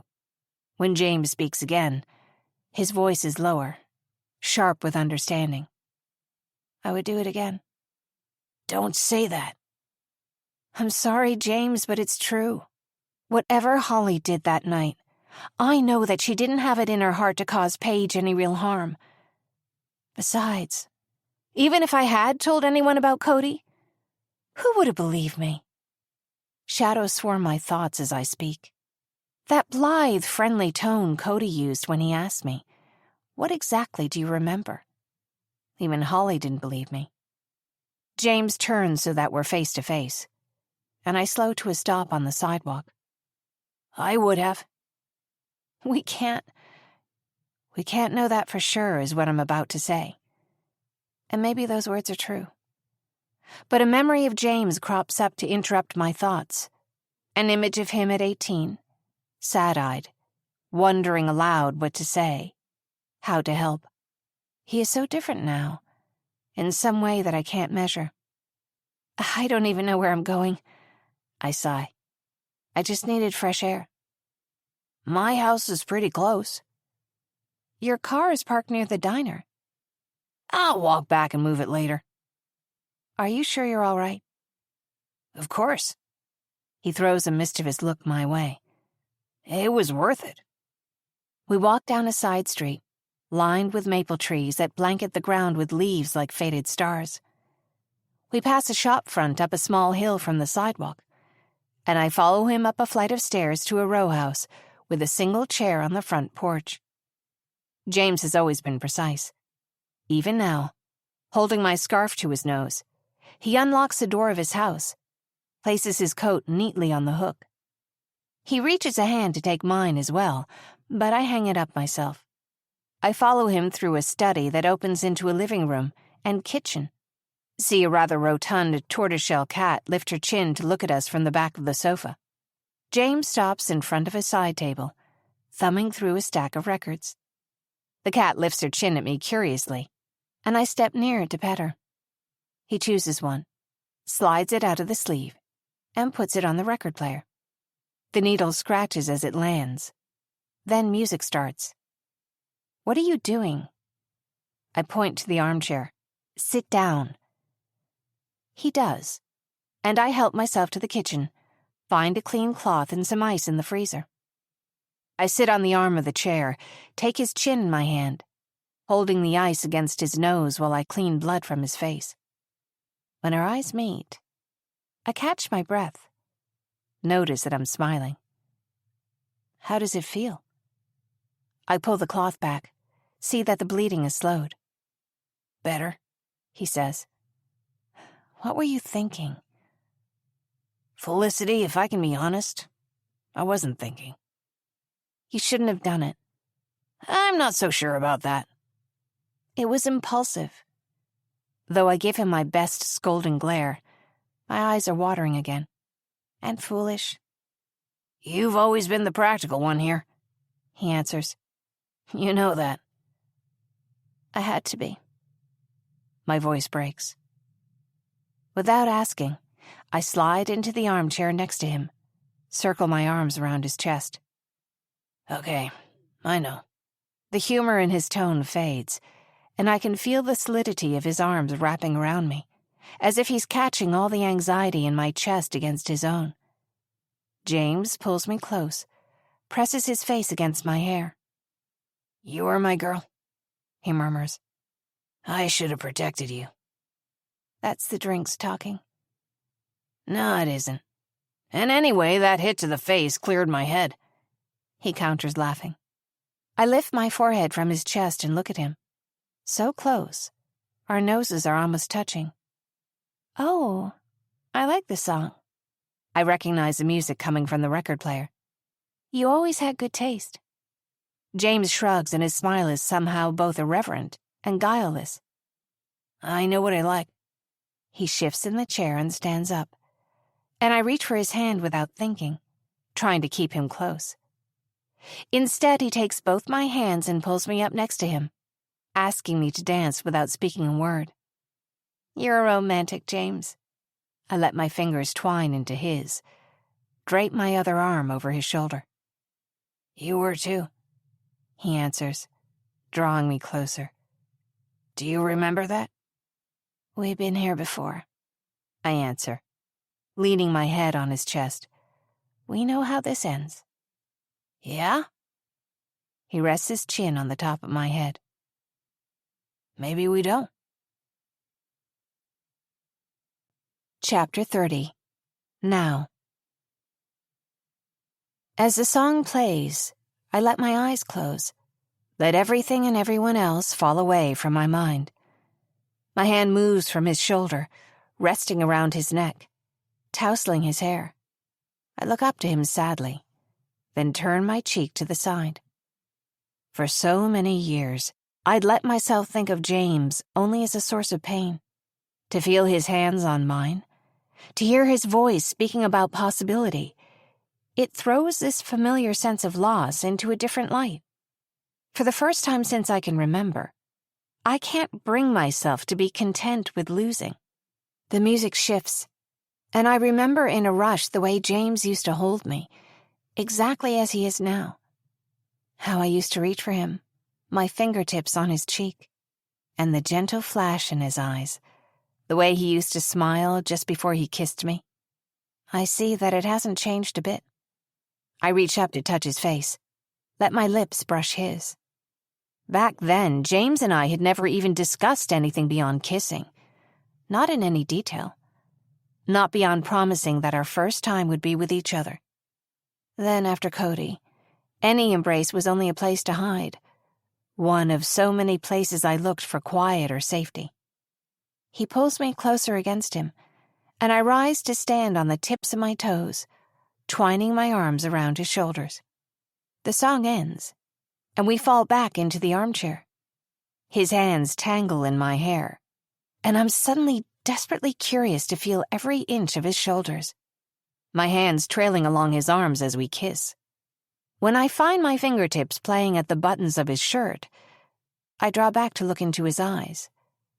When we were young, we told ourselves no more times than I could count. Back then, I thought we had all the time in the world. He lifts me to my feet, and I follow him to his bedroom, discarding my boots one at a time in the hallway.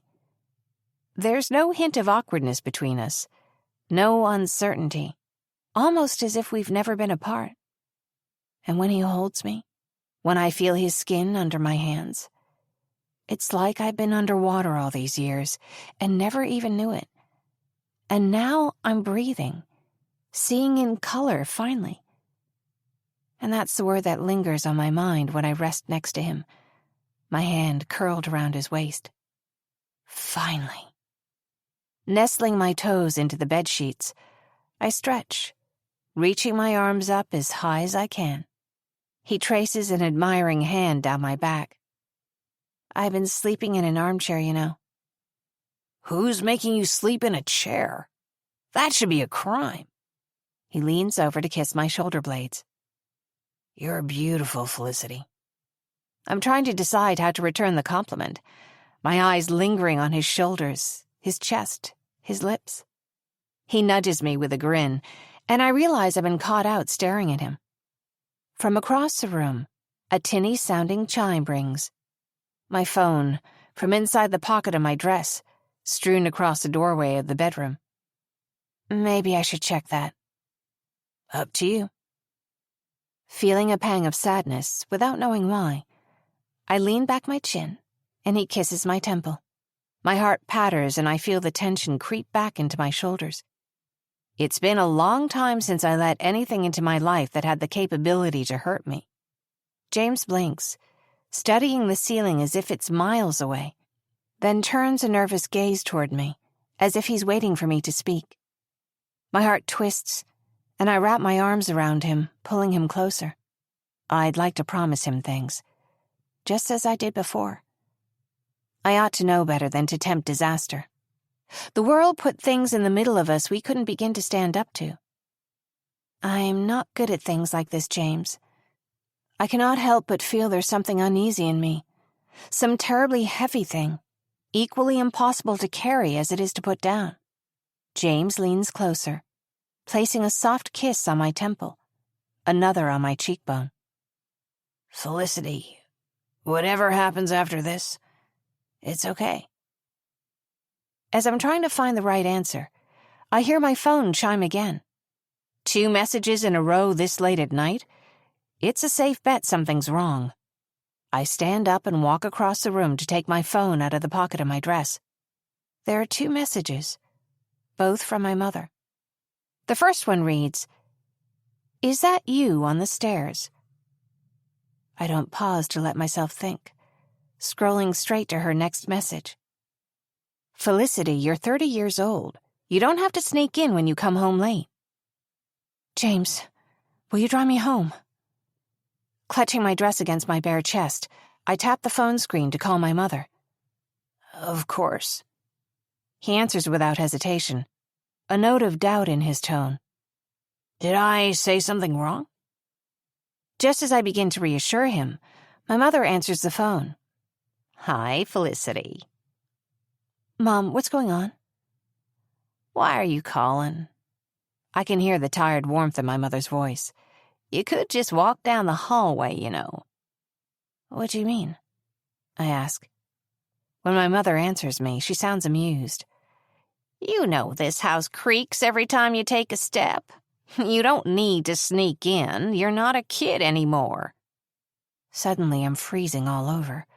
Feel the squeeze of my heart beginning to race. I shouldn't be here. I should have gone straight home. I look at James, my eyes widening, and gesture to the door as I step into the dress and fumble for the buttons. "Where are the girls?" "They're with me," she answers.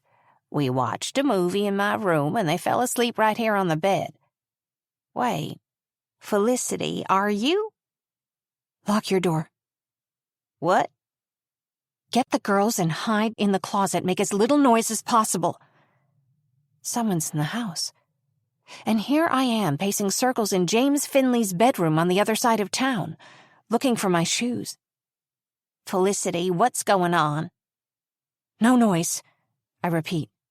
"Don't say a word. I'm not at home." Chapter 31. Now. When I hang up, James is already getting dressed. "What happened?" "There's someone in the house." He buttons his jeans, then picks up his shirt. "She heard someone come in, then walk up the stairs, go into the blue room. That's where I sleep with the children." My hands shake as I feel for my boots. "They're all in her room. They can't—" I bend down to put on my right boot, get it on the wrong foot, then tug it off. "The thing is, they'd have to walk past that room to leave the house.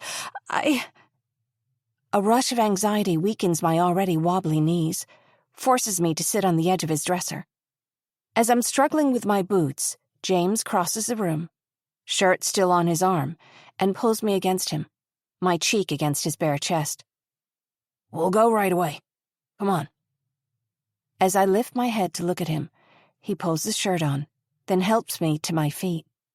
Though it isn't more than a mile back to where his car is parked, every moment seems to stretch into a long, uncomfortable pause. "Why doesn't she lock the door?" I whisper, the words hissing against my fingers as I clutch both hands to my face. "She never locks the door." "I'm sure that will change after tonight." He reaches to squeeze my hand, then releases it. The panic in my chest has taken the place of whatever spell had been cast between us, and I realize now that, distant memories aside, James and I are strangers. "I'm so sorry for this." "Don't be." He answers without hesitation, though I can't discern whether his rather solemn expression is one of worry or more impersonal. "The car's right here." He unlocks the passenger door first, and I sit down gratefully. The drive seems to take years. I'm staring out the window as if I could find something useful there, and James keeps saying gentle things, as if he thinks I need support, or soothing, or something to steady my nerves. I wouldn't even know if I did. I'm all senses, as if the night outside could answer my questions. That darkness that has called my name before, seeming to laugh at me now. All I can picture is that big house, so far away from everything, sound muffled by the trees and the water around it. I hear the end of a sentence and jerk my head to look at him. "What?" "Have you felt safe there until now?" I haven't felt safe in years.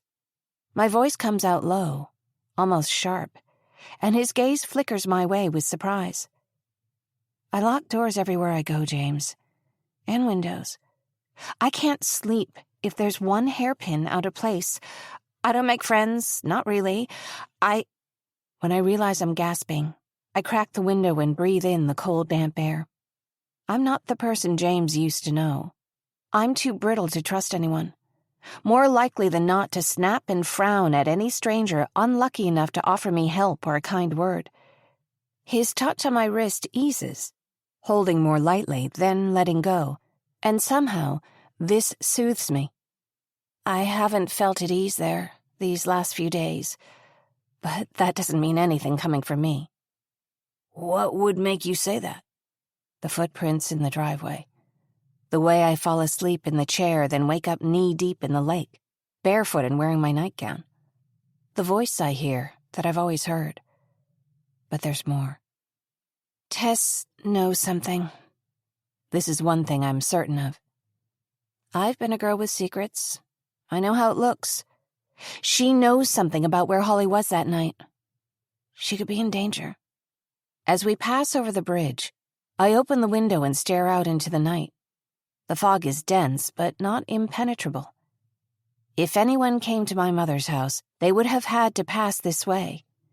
Maybe they're still there. James whispers curses at the narrow bridge as the car approaches it. They should have this thing better marked, he says. How many times has someone driven off into the creek? It hasn't happened yet, I answer. There's the street light after all, and the only people who come out here know the road pretty well. From the driveway, I can see the windows of the blue room, dark now. I realize the immensity, the thickness of the dark around us, how it stretches out in every direction. I realize that a car isn't the only way to get here. Someone could have come by foot, snuck in or out, just as easily by boat, or hidden somewhere. Once we're in the driveway, I'm cracking the door open before the car even stops. Mom? I can hear the shrill edge in my shout, rattling the silence. I turn toward the shadowed staircase. Imagine Tess and Frankie hiding in a closet in the dark. I'm a nurse. I'm familiar with injuries. I don't have the luxury of living in an imagined world where harm doesn't come to children. But the thought of any harm coming to these children, I find, is so much worse than I could have imagined. I lose my balance momentarily, grabbing onto James's hand with a desperate grip. Felicity, we're in here. When I hear my mother's voice, I swivel on one heel, only James's arm keeping me on my feet. She's sitting in the living room in her bathrobe. Blinking, I let go of James's hand and rush forward. Tess sits at my mother's side, holding Frankie on her lap, a blanket tucked over them. It's only once my arms are around them, that I'm certain they're real, that I find I can inhale again. I'm sorry, I whisper, feeling Tess squirm in my embrace. I'm so sorry. Are you okay? Yeah, she answers, a defensive edge in her voice. We're fine, seriously. Your hair's a mess, though. I pull back, note the fear in her eyes, then embrace them again, pressing a kiss to Frankie's temple. Tess would answer that she was fine even if it weren't true. Who's that? His name is James, I answer. My mother sighs sharply, and I answer her with a look that's sharper still. Not now, Mom. We have actual concerns here. Has anything else happened? I heard the footsteps again, she answers, after we got off the phone, down the hall back toward the blue room. A few times. Whoever it was, they knew we were in there. How do you know? Did you hear a voice? My mother has never willingly admitted to being frightened, but her eyes skirt away from mine, her gaze lingering on the wall. They knocked at the door. What? Not really like a knock, she says, hands folded tightly on her lap. Like you would if you were tapping your fingers on a counter. She places a hand on the coffee table, drumming her fingertips along its surface in a triplet of taps. They knew you were in there. And they wanted you to know it. And I heard them walk back down the stairs and out the door. Did you hear a car? I stand up quickly and turn to the window, the dress swirling around my knees. No. They're still here. Hands squeezing my temples, I'm halfway back across the room, pacing toward the other doorway. In the house or out there, I don't know, but we can't stay. I'm not going anywhere. My mother wraps her arm over Tess's shoulders. Before I can argue with her, James is standing in front of me. If you like, I'll check the house. You can sit here with them. But you won't know where to look. I've been here before. He squeezes my hand in his, and I look into his eyes, just long enough to take a breath, to feel the floor beneath my feet. Okay. As I take my seat by Tess on the sofa, I can't help but feel we ought to be running to the car, leaving as quickly as we can. Anywhere but here. Frankie's eyes are heavy with sleep. Tess's wide as an owl's. I'm so sorry I wasn't here. This isn't your fault, girl, my mother answers, clucking gently. You didn't sneak into your own house and scare everyone half to death. But whoever it was, they're gone now. We don't know that. She hisses at me softly, her eyes darting toward the children. I don't think it would be a kindness to pretend that there's nothing to be scared of. She stares me down until I turn away, only because I don't want to lose my temper right now. They already know that isn't true, and I still think we should leave. I don't want to leave. Tess wraps her arms around her little sister, resting her chin on top of her blonde head. That's the only thing that could make this worse. I know, but... Felicity? James's footsteps are loud on the stairs, as if in a hurry, and then he's in the doorway, one hand braced on the frame. Come upstairs. Following him up the shadowed staircase, out of sight of my family, I cling to his hand. At the landing, he turns to face me. Is everything okay? James hesitates. Whatever he's about to say is going to change this. Not only this home I've returned to, but this space between the two of us. He draws a breath to speak, his eyes bright with distress. Stop. I stand on my toes to wrap my arms around his shoulders, desperate for one last moment to pretend. As we kiss, his hands press along the length of my back, pulling me so close to him that I know there's no pretending, because I can tell that he is scared for me. You asked me if everything is okay. He lowers his chin so that our foreheads touch. You know the answer to that. There's nobody else in the house, but there is something you need to see. I walk with him down the hallway, open the door and walk again into the room that still feels like my childhood bedroom. For a moment, it feels like stepping back in time. Look, your picture's still on the wall. He laces an arm around my back. Is that the recliner you sleep in? The one that you told me about? I begin to step into the room, but his arm hugs me closer, signaling to wait. Yes, but why? James doesn't answer me. The recliner's in place, only one of the bedside lights on, the room half shadowed. It's then I see it. My old cheer uniform, taken from its place on the shelf, draped across the chair. Oh. My breath seems to chill in my lungs. It's cut into ribbons, deep slashes through the fabric, laid out on the chair as if staged. I imagine the footsteps that my mother described, pacing from one end of the hall to the other, tapping at their door. Oh, James, this is so... mean. A dozen other words are more fitting, but before anything else, I feel hurt. I walk quickly to the armchair as though toward an old friend who has suffered some insult. Felicity, don't touch it. You asked if I felt safe here. In the draft off the bay window, stronger than usual, I feel even more forlorn. This is the only place I almost did. The spot where I sleep, or fail to sleep, and where I watch over my sister's children. Where, on occasion, I twist the chair around to face out the window. I lay a hand on the arm of the chair and draw back with a gasp. Before I register the red on my hands as blood, James is pulling me away. Didn't you hear me? He turns my hand over as he speaks, pressing his fingertip over the scratch on my palm. There's glass everywhere.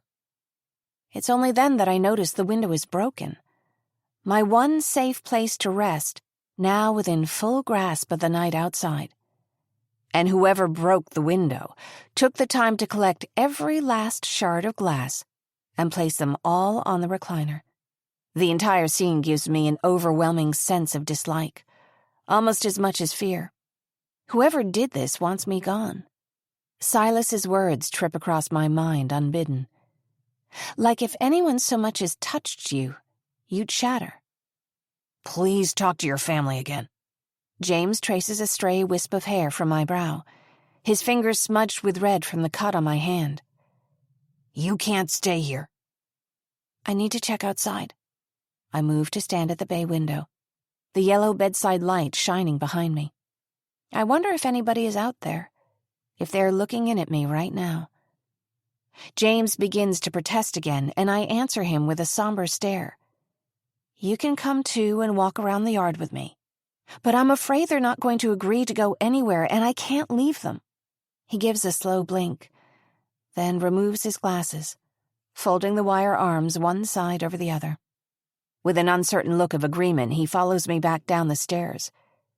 Taking the flashlight from its place on the table in the hallway, I look into the living room to find my mother where I left her.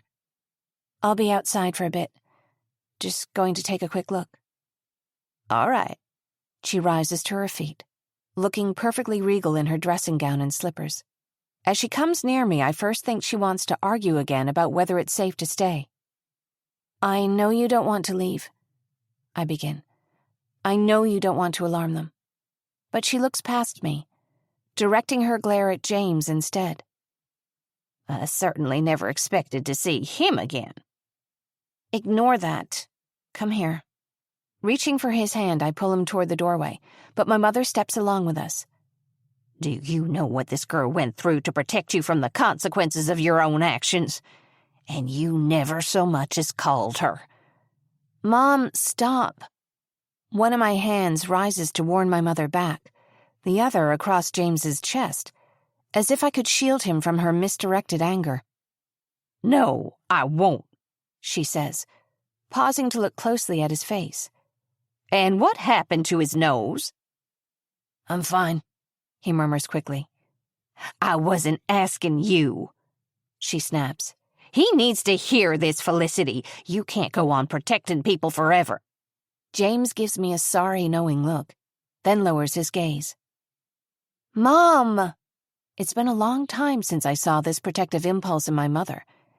Even longer since she looked ready to protect me from anything. Holding her arm, I walk her back from James a few steps. My whisper is a show of manners only. I know James can hear us. What I told you back there was the truth. I am not going to say it again. Really? My mother turns that glare on me now, as if I'm telling her 1 + 1 is 3. Jumping in to defend his honor after all this time. Well, yes, I suppose I am. Cheeks pricking, I turn back to James. He's standing where I left him, politely watching the wall as if he can't hear us, though I make out just the hint of a smile at the corner of his mouth. Mom, I'll be back in a few minutes. The flashlight sweeps the shadows of the yard. I walk with deliberate steps, pushing into the brambles and the damp grasses at the edge of the water. At each step, I want even more to shout out loud, "Come and get me," or "I know you're here." And then standing at the edge of the dock, James just a step behind me. I realize it's a game. The tap on my mother's door, the rooster now dead who would otherwise have announced any visitor. And here I am, combing the dark with a paltry flashlight, only the maddening silence answering. They've gone. I turn back to James. I'm not sure why I know it, but they're not coming back. Not right now, anyway. With a sigh, I walk back onto dry ground, pulling him behind me, my hand tight on his. I don't like to leave you here. Still holding his hand, I walk him back to his car. I need to get the children back to bed. And I need to be here in case they wake up. And What is it? I can't ask you to do this. What do you mean? You don't have to say it. I squeeze his hands once more, then step back. Tell me it was nice to see me, or say that you're concerned. But I don't want you to feel that you have a stake in this. What if I did? James opens the door of his car, then turns back to me with a measured, questioning look. Would you want my help? I don't know what I'm dealing with right now. Answering him honestly may be hurtful, but I'm so tired of the sensation of telling half-truths that I do it anyway. James, I don't really trust my own mother's judgment here, or the police, to be honest. I don't even know what I'd ask of you if I did. Cleaning the glass off your chair so you don't cut your hands? He appears to have been ready with this response. Sitting outside the door so you can try to rest? No need. Truthfully, I can't sleep lately.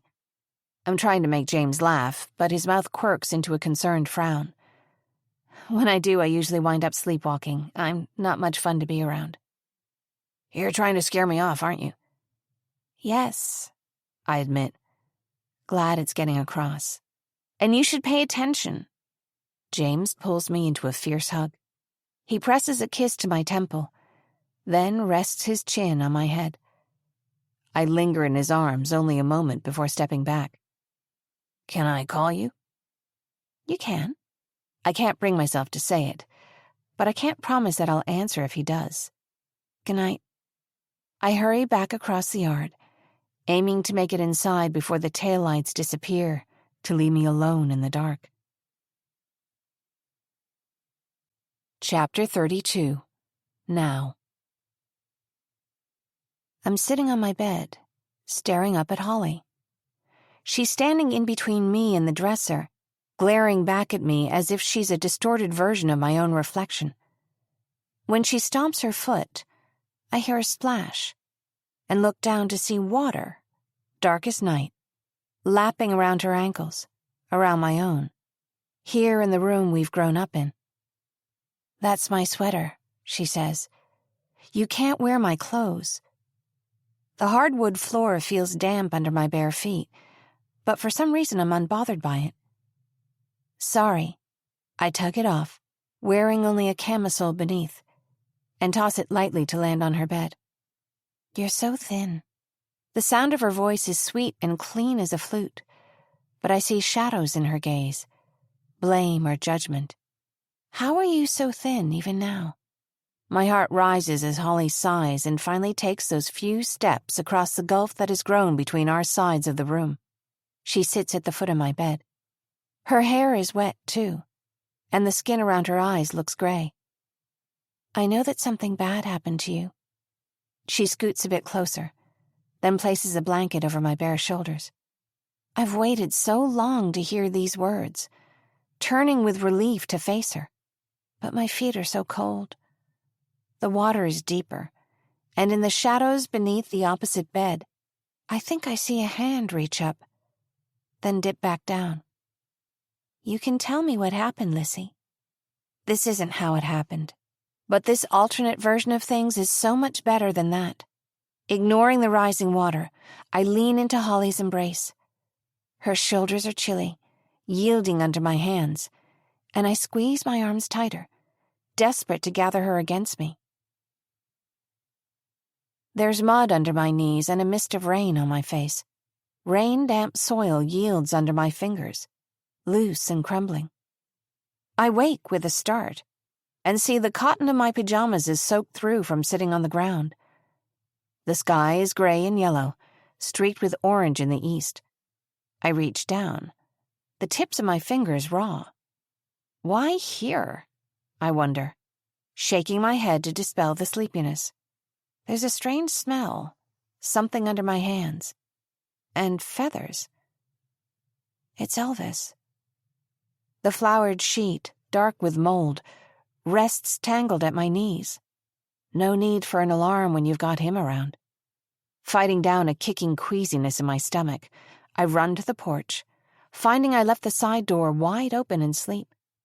I check each room for intruders, as I do every time I walk into the house. Upstairs, the blue room is quiet, filled with the comforting sounds of children breathing in sleep. The walls are solid. The floor is dry, except for where I have tracked mud in. I go into the bathroom, close the door, and start the shower, running the water as hot as it will go. Several days have passed since the break-in, but I have to consult the calendar to find that it's December 18th. James did call me the day after it happened, though I didn't answer. He sends messages every day or so to ask how I'm doing.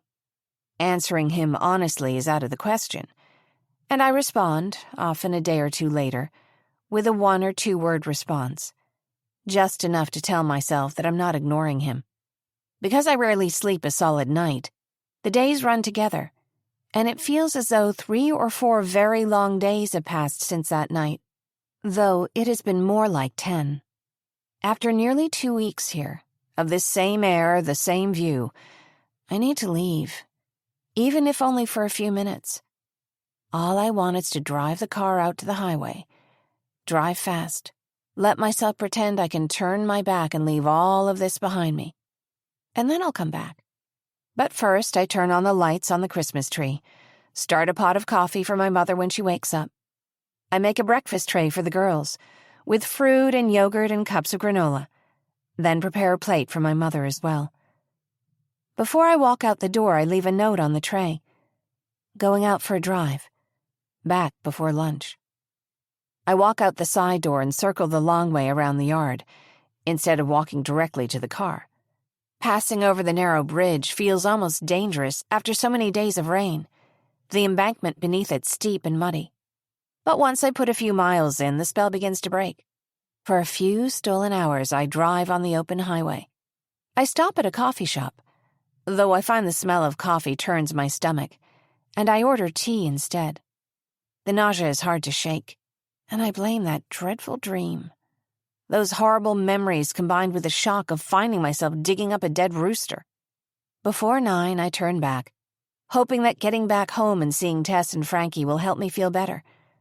From a distance, home is less daunting, and I wonder whether the change of scenery has lifted my mood, or if it's just an illusion. At first, when the car begins to shake, I think it's the pavement, cracked and worn from too many years without repair. But then the car jolts, the engine growling.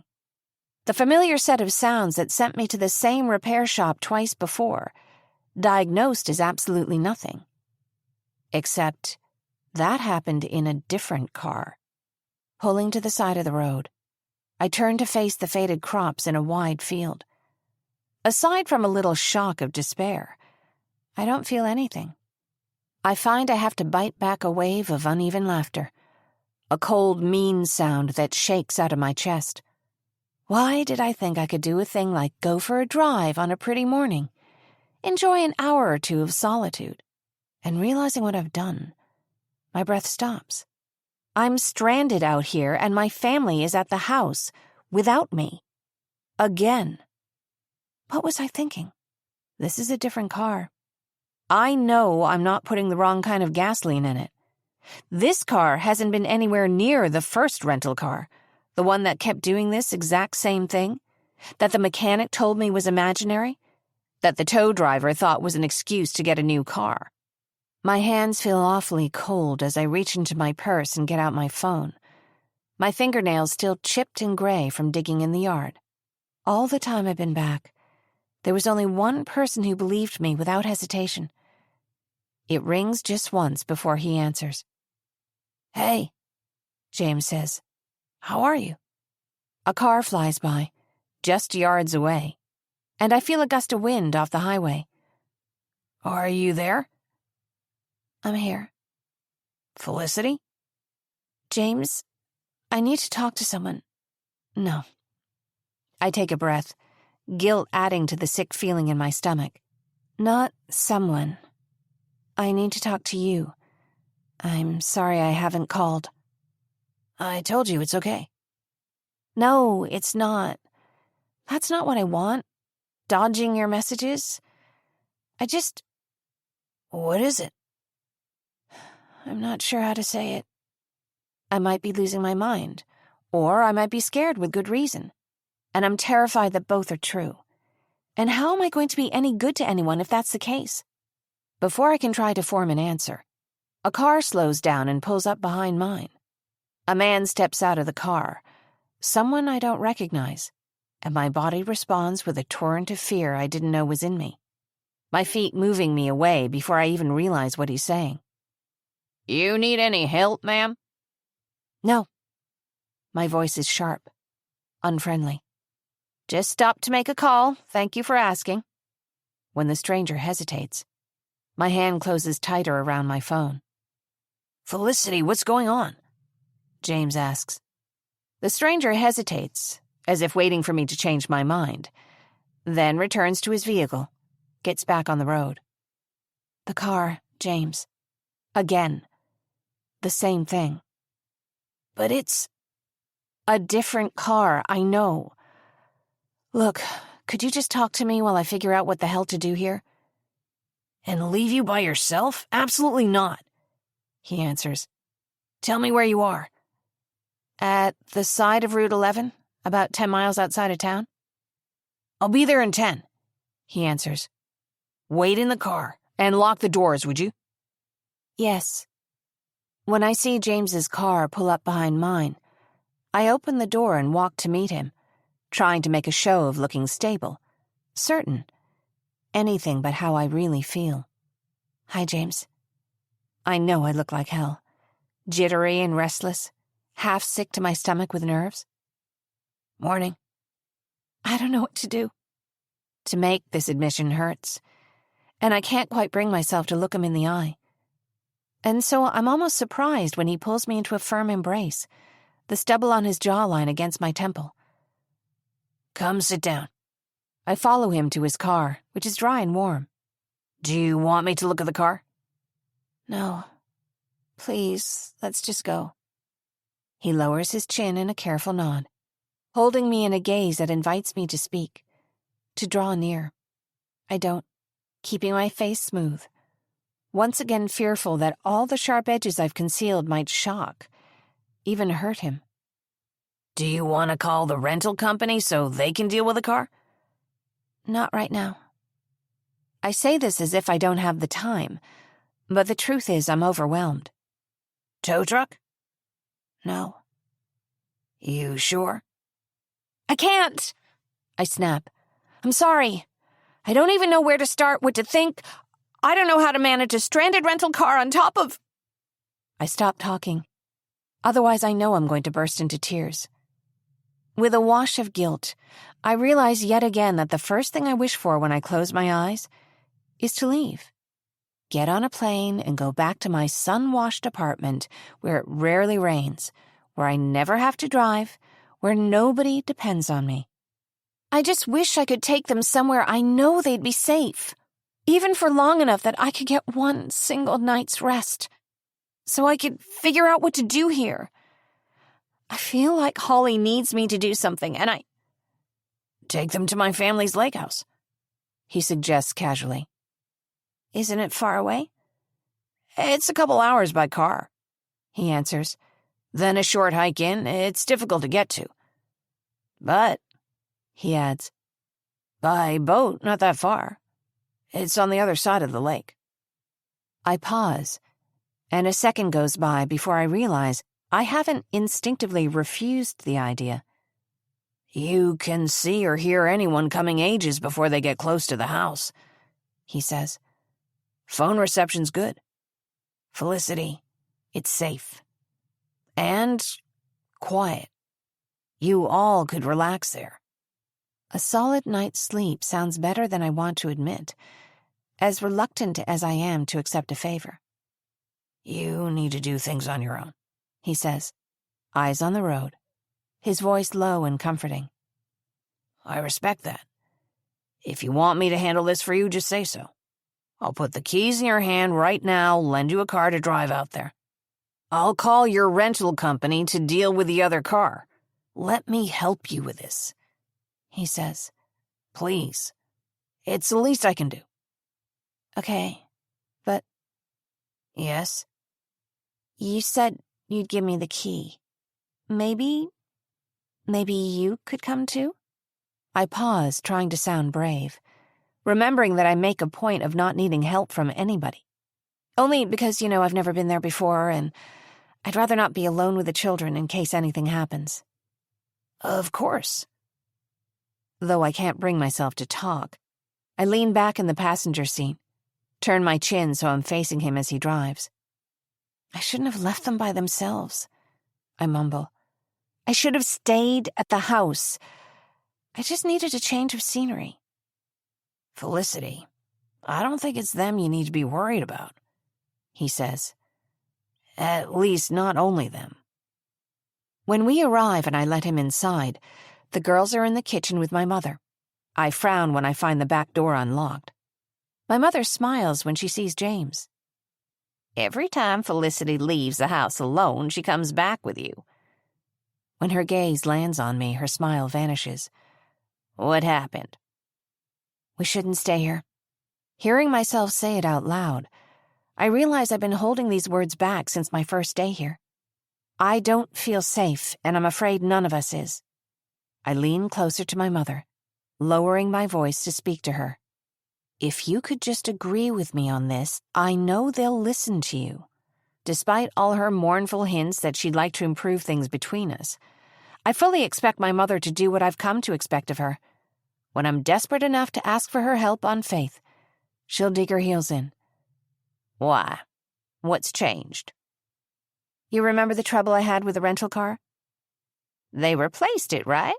My mother says. Yeah, I answer.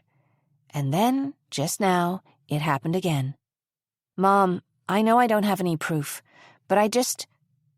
She shakes her head, clasping my hands in hers.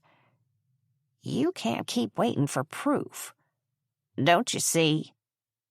What do you mean? You know something's wrong.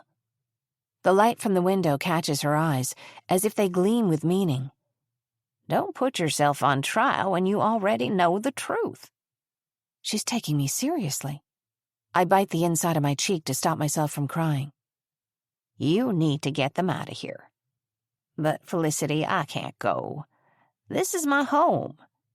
If it gets bad enough I have to leave, I'll walk out, but until then... Mom, please. She shakes her head with a firm scowl, turning back to the fireplace. You were there. She looks at James. You heard this? I didn't need to. James's folks have a lake house a couple hours away. There's room for me and the girls to stay a few days. At least until I decide what we need to do next.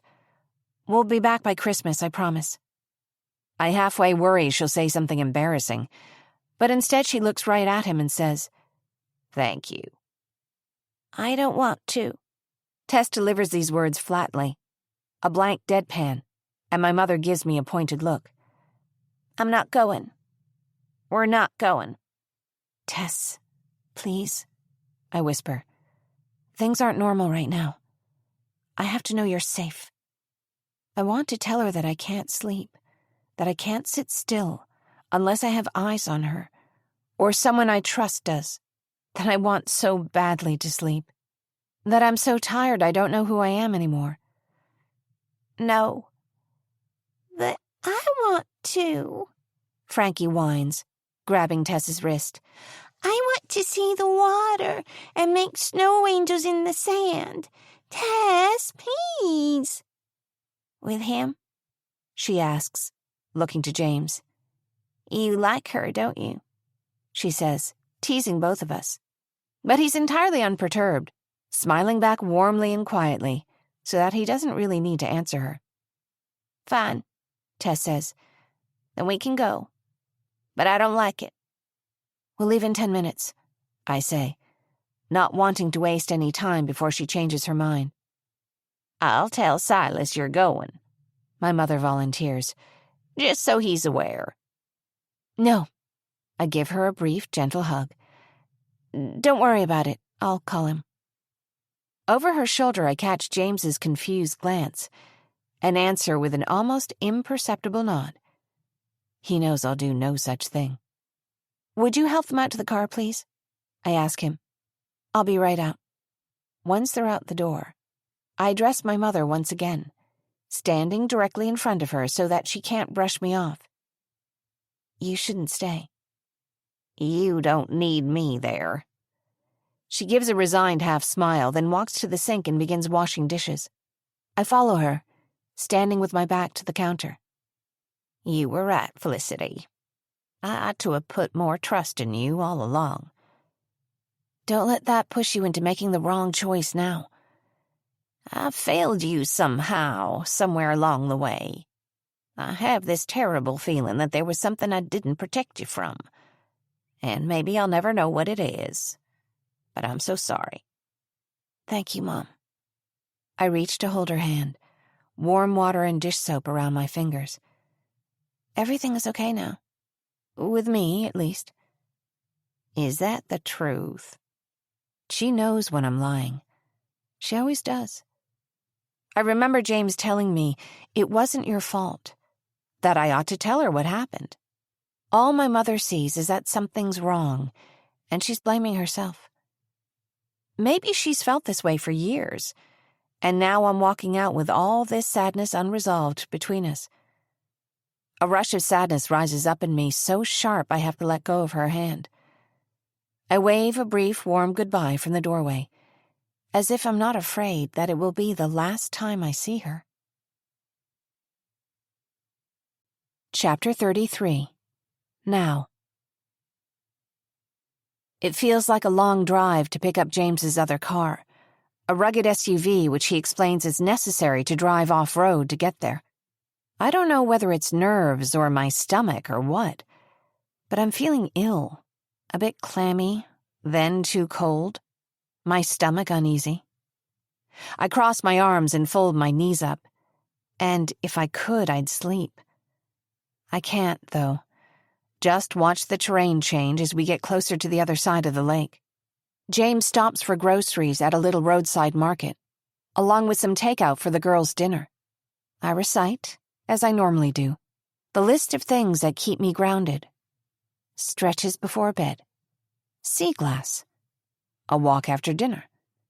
Green tea with a slice of lemon. I hear the turn signal click on, and the road becomes gravelly. Are you feeling okay? More or less. You don't get carsick, he says, studying me with a hint of concern. Do you? You never mentioned it.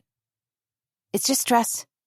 My answer snaps out more sharply than I'd intended, and I reach out to rest my hand on his over the gear shift. Sorry, I really am fine. He turns momentarily to me with a half smile. Through my haze of fatigue, it occurs to me with an almost scientific precision that in all the places I've traveled, all the years we've been apart, I've yet to meet someone with eyes that could compare to his, deep and complex as molasses. I open the window, pulling my jacket close, as dirt flies and the smell of fresh water fills the air. After parking at the top of the trail, we hike another quarter mile or so through the woods before the house comes into view. Wow, Tess whispers. Tight. We're here. The curtains are drawn for winter, but the house charms me immediately, with wide porches that wrap around the second and third floors. I'm silent, the girls chattering as we walk inside. He unlocks the door and apologizes for the cold. I'll turn the heating on right away. I walk into an entryway that opens into a high-ceilinged family room, windows looking out over the beach. He turns around a corner, opens a doorway into a bedroom, and sets his duffel by the closet. There's a set of adjoining bedrooms downstairs if you'd like to take a look. Thanks. I'll unpack. I pick up the girls' suitcases, one after the other, take a step toward the staircase, then reach back, an afterthought, and pick up my own bag as well. James takes notice, almost as if he's surprised. Oh, right. Let me help you. He takes the bags from my shoulders and carries them down the stairs behind me, opens a door on the right side of the hallway.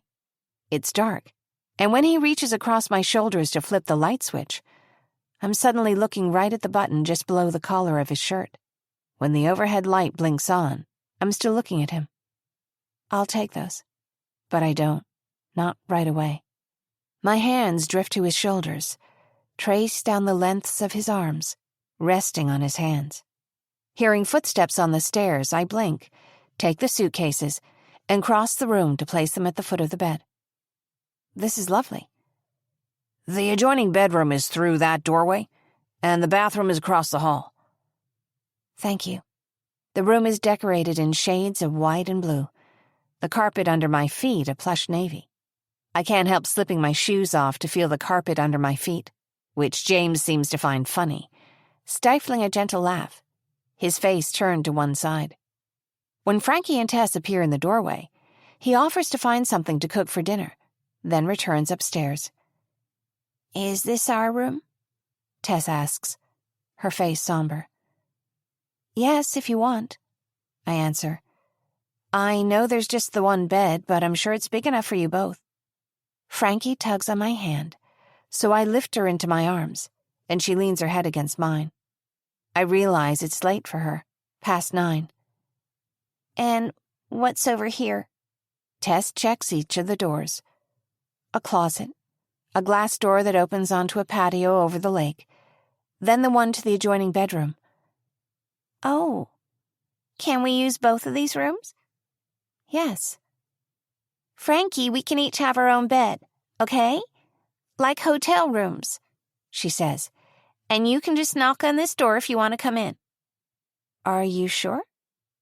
Frankie, usually attached to her bedtime routine, seems sleepy enough not to mind the change.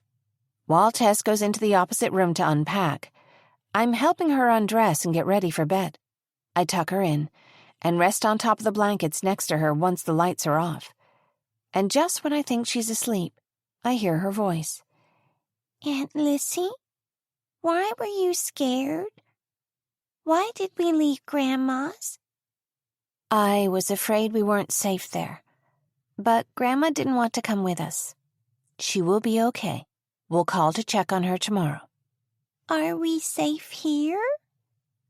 Yes. I can answer this at least with full certainty. And you're always, always safe when I'm around. Okay, she answers with a relieved, gentle sigh, as if that's the end of the matter. In minutes, she's asleep, and I sneak across to check on Tess. To my surprise, she's in bed too, staring at the ceiling, arms crossed over her chest. Tess, thanks for coming with me. Yeah, well, not like you gave us a choice. She answers me with some diffidence, the kind that hopes I'll look closer. You understand there's a reason for that, right? Her eyes wander away. Tess, were you awake that night when your mother came back home? Her eyelids close, open, then flutter down again. Were you awake when she left again? I can hear Tess's voice echoing that day that she yelled at me. That's what Mom said, too. How long is it going to take for you to go off into the swamp and never come back? I want you to be happy, I say, dropping my voice low and soft. And I want you to do all the stuff you want to do. But for that to happen, I first need to be certain that you're safe. If you know anything, I need you to tell me. I understand. Her voice sounds close to mechanical. If I did, I would. The police said it was an accident, you know. If there's anything worse than my mom dying, it would be if they're wrong. She was awake. I don't know what she saw, but I'm sure that she's covering for someone, for some reason. Do you want me to sleep in here with you? No, she answers, though something in her voice is kinder. I haven't had much alone time lately. No, I answer. None of us has. Where will you sleep? Probably in Frankie's room. I think there's another guest room somewhere. I'm not sure. Imagine having a second house where you can lose track of a bedroom here or there. She grins, something mischievous in her laugh. I'm sure James knows it by heart, I answer, laughing. Good night, Tess. Good night. I sit with her a few minutes longer, until I'm certain she's genuinely asleep, one hand resting on her shoulder. When I walk back upstairs, it's nearly 10. There's a fire going in the stone fireplace. Curtains open over the lake to show the moon, a soft half circle hung in the velvet sky. The master bedroom is on the second floor, which I assume is where James will sleep. Suddenly, I'm lightheaded, bracing my arms on the sofa for balance. A thought sinks into my mind, like a stone in water, ripples circling out. I can't keep blaming this feeling on jet lag, and it's more than a stress reaction. I've felt this before. The sudden spells of lightheadedness, the low-key nausea, always waiting in the background. James walks into the room and sits on the couch behind me. You okay? I think so, I answer. Thank you for bringing us here. Sure thing. When he chooses a seat on the large sofa facing the fireplace, I sit on the opposite corner, arms crossed over my knees. Anything to drink? There's wine and I think brandy in the cupboard. No, thank you. Oh, maybe a cup of... I remember I've left my tea at the house. A small realization that, combined with all the rest, sends my resolve toppling. What can I get you? Oh. James turns to speak to me, takes a single glance at my face, his features softening in recognition. I forgot to pack my green tea. I tell myself I'm not crying, but my lips tremble as I speak, and I keep hearing a strange noise that I realize is coming from my own throat, these little sobbing breaths that threaten an earthquake. I'm sorry. This is so embarrassing. Not in the least. He places a soft kiss on my cheek, then draws me close against his chest, one broad hand smoothing the hair from my forehead. His hands smooth over my shoulders, fingertips squeezing gently along the tension in the muscles there.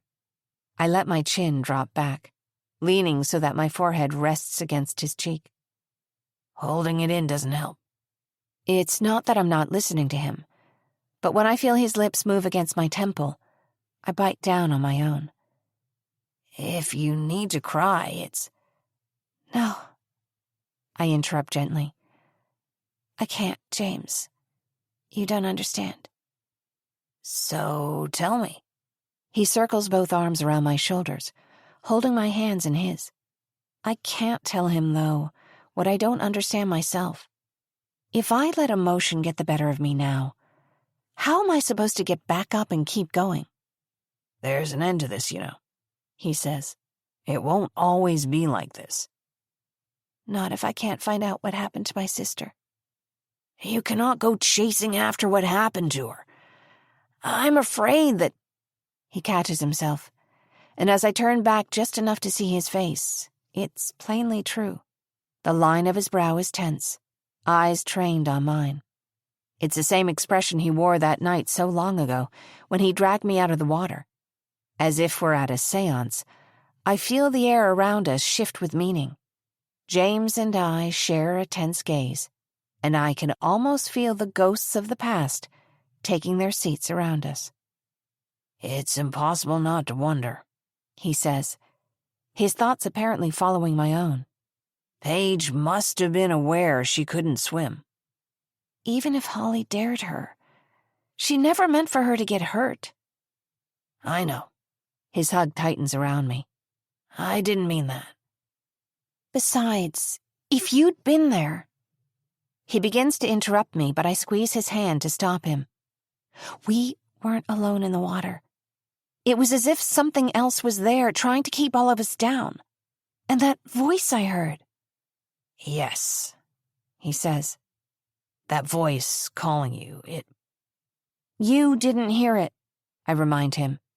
That place is beyond explaining. I'm not saying the ghost stories are true, but it seems like the kind of place terrible, unbelievable accidents are more likely to happen. Nobody, nothing human, is to blame for any of it. James lowers his eyes, a terrible sadness in his expression. giving me a sense almost that there's something he's not saying here. I'm sorry. I hope I didn't upset you. Upset? No. James's arms wrap around my back, and he pulls me into a kiss. Scared, maybe? That you'll get lost in this? Get yourself hurt? When maybe there's something for us on the other side of it. You don't know how much I've missed you. Really? He whispers. The tenderness in his voice calls tears to my eyes again. You don't give me that impression. So much that I've spent all these years avoiding anything that reminded me of you, or of home. I trace the crest of his cheek with my fingertips, turn his face toward mine. I'm not trying to scare you off here, but I promised myself I would never go through that again. What, falling in love? Love is just what people call the way they feel right before they get hurt. I scoot back to sit on my knees, watching him with an unyielding frown. What if you're wrong about that? James asks, an uncertain smile turning up the corner of his mouth. I missed you, but I guess that's obvious. You know, I used to look out the window at my parents' house, thinking of that night. You were so pale, and I could see the moon in your hair as you left.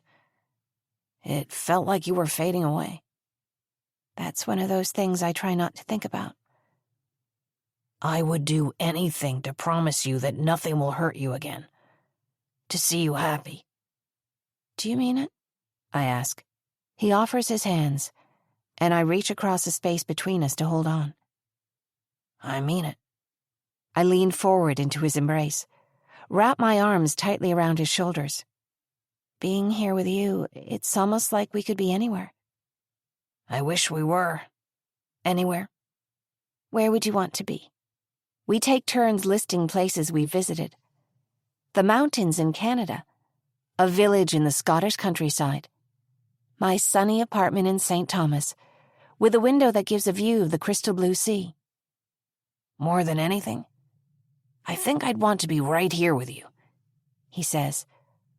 We'd come down on holidays, have a quiet New Year's Day together, here. I'd wear your sweater over my pajamas. We'd sit together and talk and drink tea all day. Cook dinner together and drink wine. We both pause. It feels dangerous that this daydream is both so close and so impossible. It's almost a spell that we don't want to break by speaking, and in holding the silence, soon fall asleep in the firelight. I wake an hour later, gently turning around to face him as he sleeps. I think I could look at his face for years and never want to look away. My stomach turns again, either nausea or nerves, or maybe it's just happiness. And as much as I don't want to wake him, I can't resist leaning forward to place a gentle kiss on his mouth. Slowly, he opens his eyes. That's a nice way to wake up. I answer him with another kiss, then rest my chin on his shoulder, feel his heartbeat quicken under my own. What are you thinking about? How you look when you're sleeping. I laugh softly and move close to him. I wondered, more than once. And? Is it everything you dreamed of? He laughs. Pretty much. James stretches and yawns. No surprises here, Lissy, he says, his tone soft but serious. And could I say the same?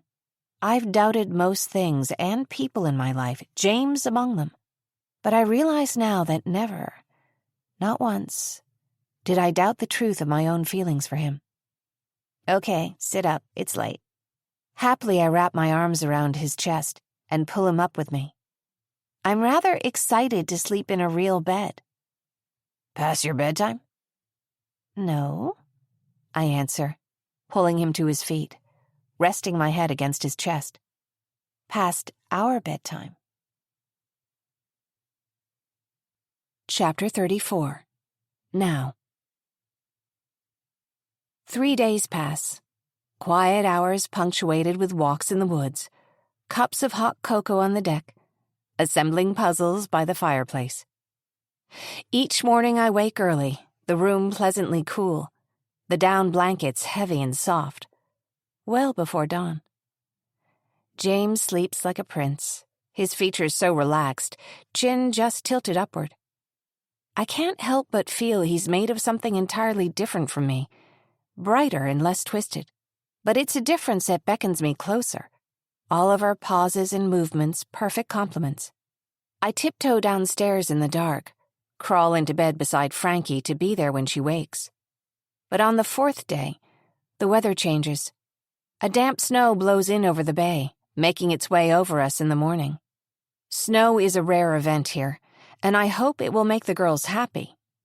But Tess is restless and pacing, like how I remember Silas looking when he needed something to drink.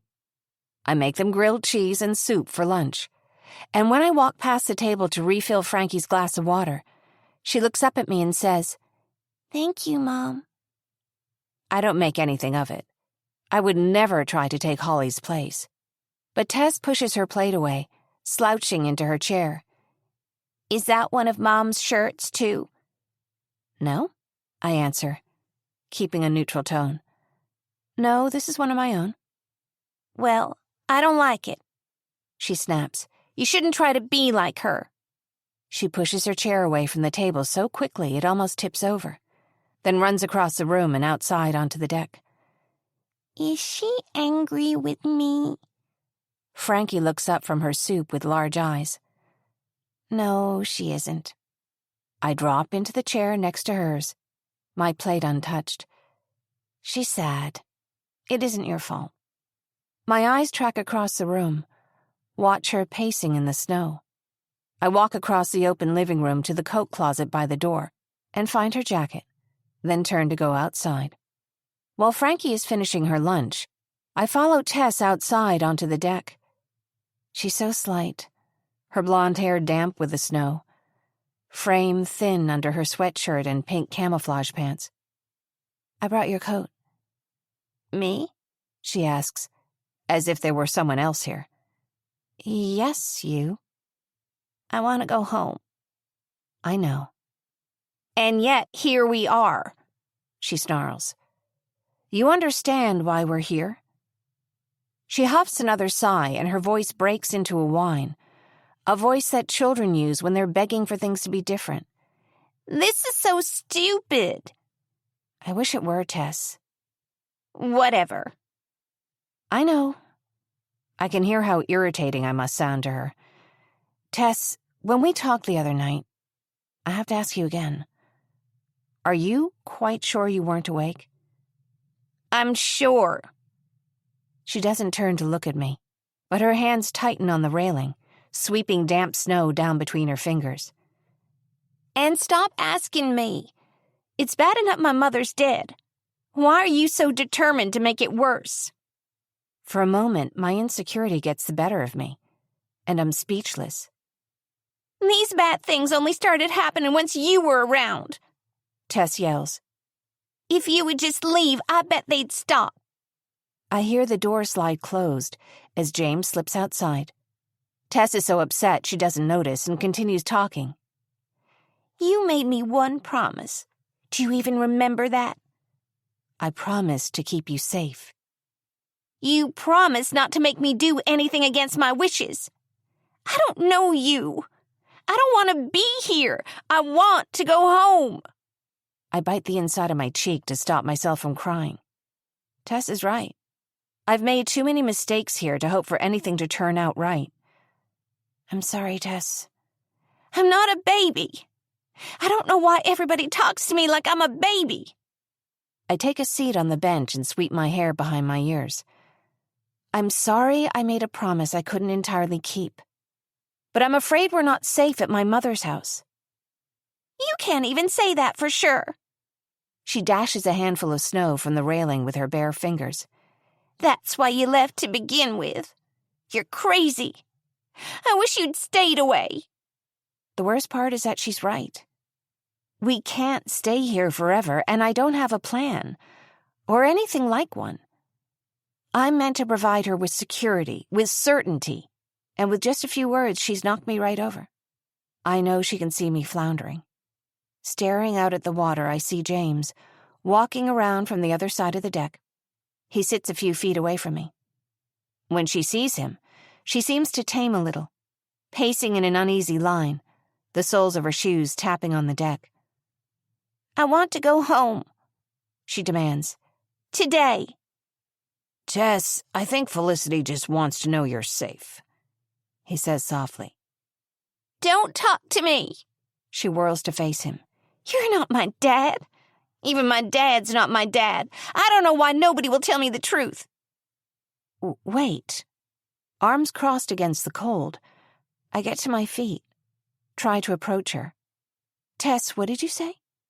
Tess shakes her head as she walks back inside. James wraps an arm around my waist, and we stand looking out at the lake. She's in so much pain. You're doing a lot for her just by being here. Somehow she knows that. I hope you're right. Felicity, how much does she know? He gives me an uncertain look, almost as if he's hurt. You can tell me. I turn to look at him, eyes wide with fear. I'm not sure what you mean. He acknowledges this with a careful nod, silence settling around us. Even my dad's not my dad. She's covering for someone. Downstairs, the door to her room is closed, and I don't knock. I remember being that age, needing space, being crowded by people who could never understand even if they wanted to. But I sit in the hallway outside her door for 2 solid hours, listening to her breathe. When I need to stretch my legs, I walk back up the stairs, reheat her lunch, and return to her door, giving it a soft tap. I brought you some food. I'm not hungry. You're right to be angry. With me, with everything. But I need you to talk to me. I want to go home. Not until I know how to make it safe. I wait for a few minutes of silence, then head back up the stairs. As I approach the landing, the open dining room and living room on the first floor, I hear Frankie's little voice, talking softly to James. She's sitting on the floor, playing with a jigsaw puzzle, looks up with a hopeful smile when I come into the room. Frankie has asked about going for a trail walk before dinner, James says. That sounds nice, I answer. While Frankie goes to find her shoes, Tess walks quietly up the stairs and sits down across from me. I'd like to go too, she answers. She makes no mention of her outburst earlier, and I see she's pleading in her silent way for it to be okay, and it's forgotten. Of course. While I'm bending down to tie the laces of my boots, I feel suddenly faint, lightheaded, and sink down to sit on the floor. I blink, huddling for a moment over my shoes. I can't continue to pretend this is just nerves, or jet lag, when I've had 3 weeks to adjust to a single hour's time difference. I have a suspicion that this set of symptoms is not just anything. I'm not brave enough to form the words, even in my mind. We hike out in the damp snow, down the hill, admiring the snow-dusted tree branches. The temperature hovers a few degrees above freezing, and I know it will melt soon. Tess is quiet, but seems more even-tempered than before. The fresh air clears my mind, and after a mile or so downhill, I'm almost glad to be here. Maybe James is right. Maybe there is an end to this, something worth waiting for on the other side of this bad dream. The trail passes through a campground which has a small market, and we decide to stop for a snack before heading back. Bottles of water, pieces of candy, a loaf of bread to eat with dinner. When we've made our purchase and headed outside, I ask James to wait. Wait here, okay? I'm going to go back inside and use the restroom before we head home. Sure. Back inside the store, I walk quickly down the aisles, scanning the small selection of toiletries and over-the-counter medicines. I make a selection, return to the counter, and stand with my back to the window while I pay, then hurry back to them. The trek back to the house is longer and colder than the walk down, afternoon passing toward evening. The sun has warmed the forest, but as the sun wanes, the chill descends quickly. We go slowly, and take frequent breaks. And I'm blaming it on Frankie, but I'm short of breath. and there's a dull combination of dread and anticipation humming in my stomach. You all walk so slowly. Tess laughs. We're sightseeing, I answer. Mind if I go up ahead? I'll meet you at the house. Sure, I wave and smile. Surprising me, she darts forward and gives me a quick hug, her face pressed against my chest, then hurries up ahead on the trail. I'm so pleased she's feeling better that I don't scold her for going out of sight. She can't be more than a few steps ahead. My mind buzzes with unanswered questions, and as we near the lake house, I'm more than a little winded. James unlocks the door and we walk back inside, brushing our shoes on the doormat. Frankie runs in and leaves her coat on the floor, walks to the window to look out at the lake. Wait. I linger at the doorway. What is it? Something's wrong. He raises an eyebrow. The door was locked. Tess would have taken her shoes off. It's quiet in here. Before he can answer, I run down the stairs and find her bedroom empty, then start calling her name. I'm back up the stairs and outside before he catches up, running down to the waterfront where there's a little dock. There was a boat here, I say, the reality of it sinking in. Wasn't there? He doesn't need to answer me. I know it. How far is it to the other side of the lake? In this weather? He asks. Hard to say. But in good conditions, maybe 2 or 3 hours. We're on the road inside half an hour. I'm trying not to think about Tess out on that lake, in freezing rain, her thin shoulders under her insufficient coat. I take out my phone to call Dawson, then reconsider, remembering the dark, unpredictable look that came over Silas when he talked about Rob Dawson. Dawson, who'd always been sweet on Holly. I need to talk to Silas. You think he'd tell you the truth? I don't say it out loud, but I'm afraid he'd do worse than that. While James drives, I call my mother first, who tells me Tess isn't there. Her syllables are short. Next, I call Silas. For some reason, it doesn't surprise me when he doesn't answer. It's nearly 7 when James parks outside my mother's house, which looks like a different house with its roof covered in snow. What can I do for you? Keep your eye out, I say. Just look around, okay? And call me if you see anything. She hasn't gone far. She's right here. My voice almost breaks. I don't know how I know it, but I do. I will. Without a moment's hesitation, he leans forward and wraps me in a hug. If you need anything else, just say it. You mean that? I draw back from his hug, trying to fit everything I'd like to ask him into this dwindling moment. With all my heart, he answers, for whatever that's worth. More than you know, James. I lean in to kiss him goodbye, then get out of the car. Opening the back door, I help Frankie with her seatbelt, then collect our bags and head toward the house before he has a chance to ask what I mean. Chapter 35. Now. As I bring Frankie inside, I'm imagining in my mother's voice all the things she'll say to me. Worst of all, in my mind I see Holly looking at me with disappointment. I imagine what she'd probably think about me, that I have no idea what I'm doing. But in the kitchen, a fire is burning, and my mother turns to greet me with a warm hug. I'll get some dinner together. Lissy, you must be hungry, she says, pausing. You look awfully pale. I am hungry. Suddenly, I feel I'm about to cry, even though the sight of her usually sends all my defenses up. How have I managed to mess this up so badly? It's only been a few hours, she says. Felicity Tess is a sharp girl. I suspect she just wanted to leave, and so she left. But she's not here, I answer. As I speak, my mother's moving around the kitchen. I think she's putting food together, but I can hardly pay attention. Where would she go? We're going to find her. She turns from the counter and hands me a sandwich with sliced turkey and cheese. Felicity, this isn't something you did. You know this isn't a new behavior for her, running off for a few days.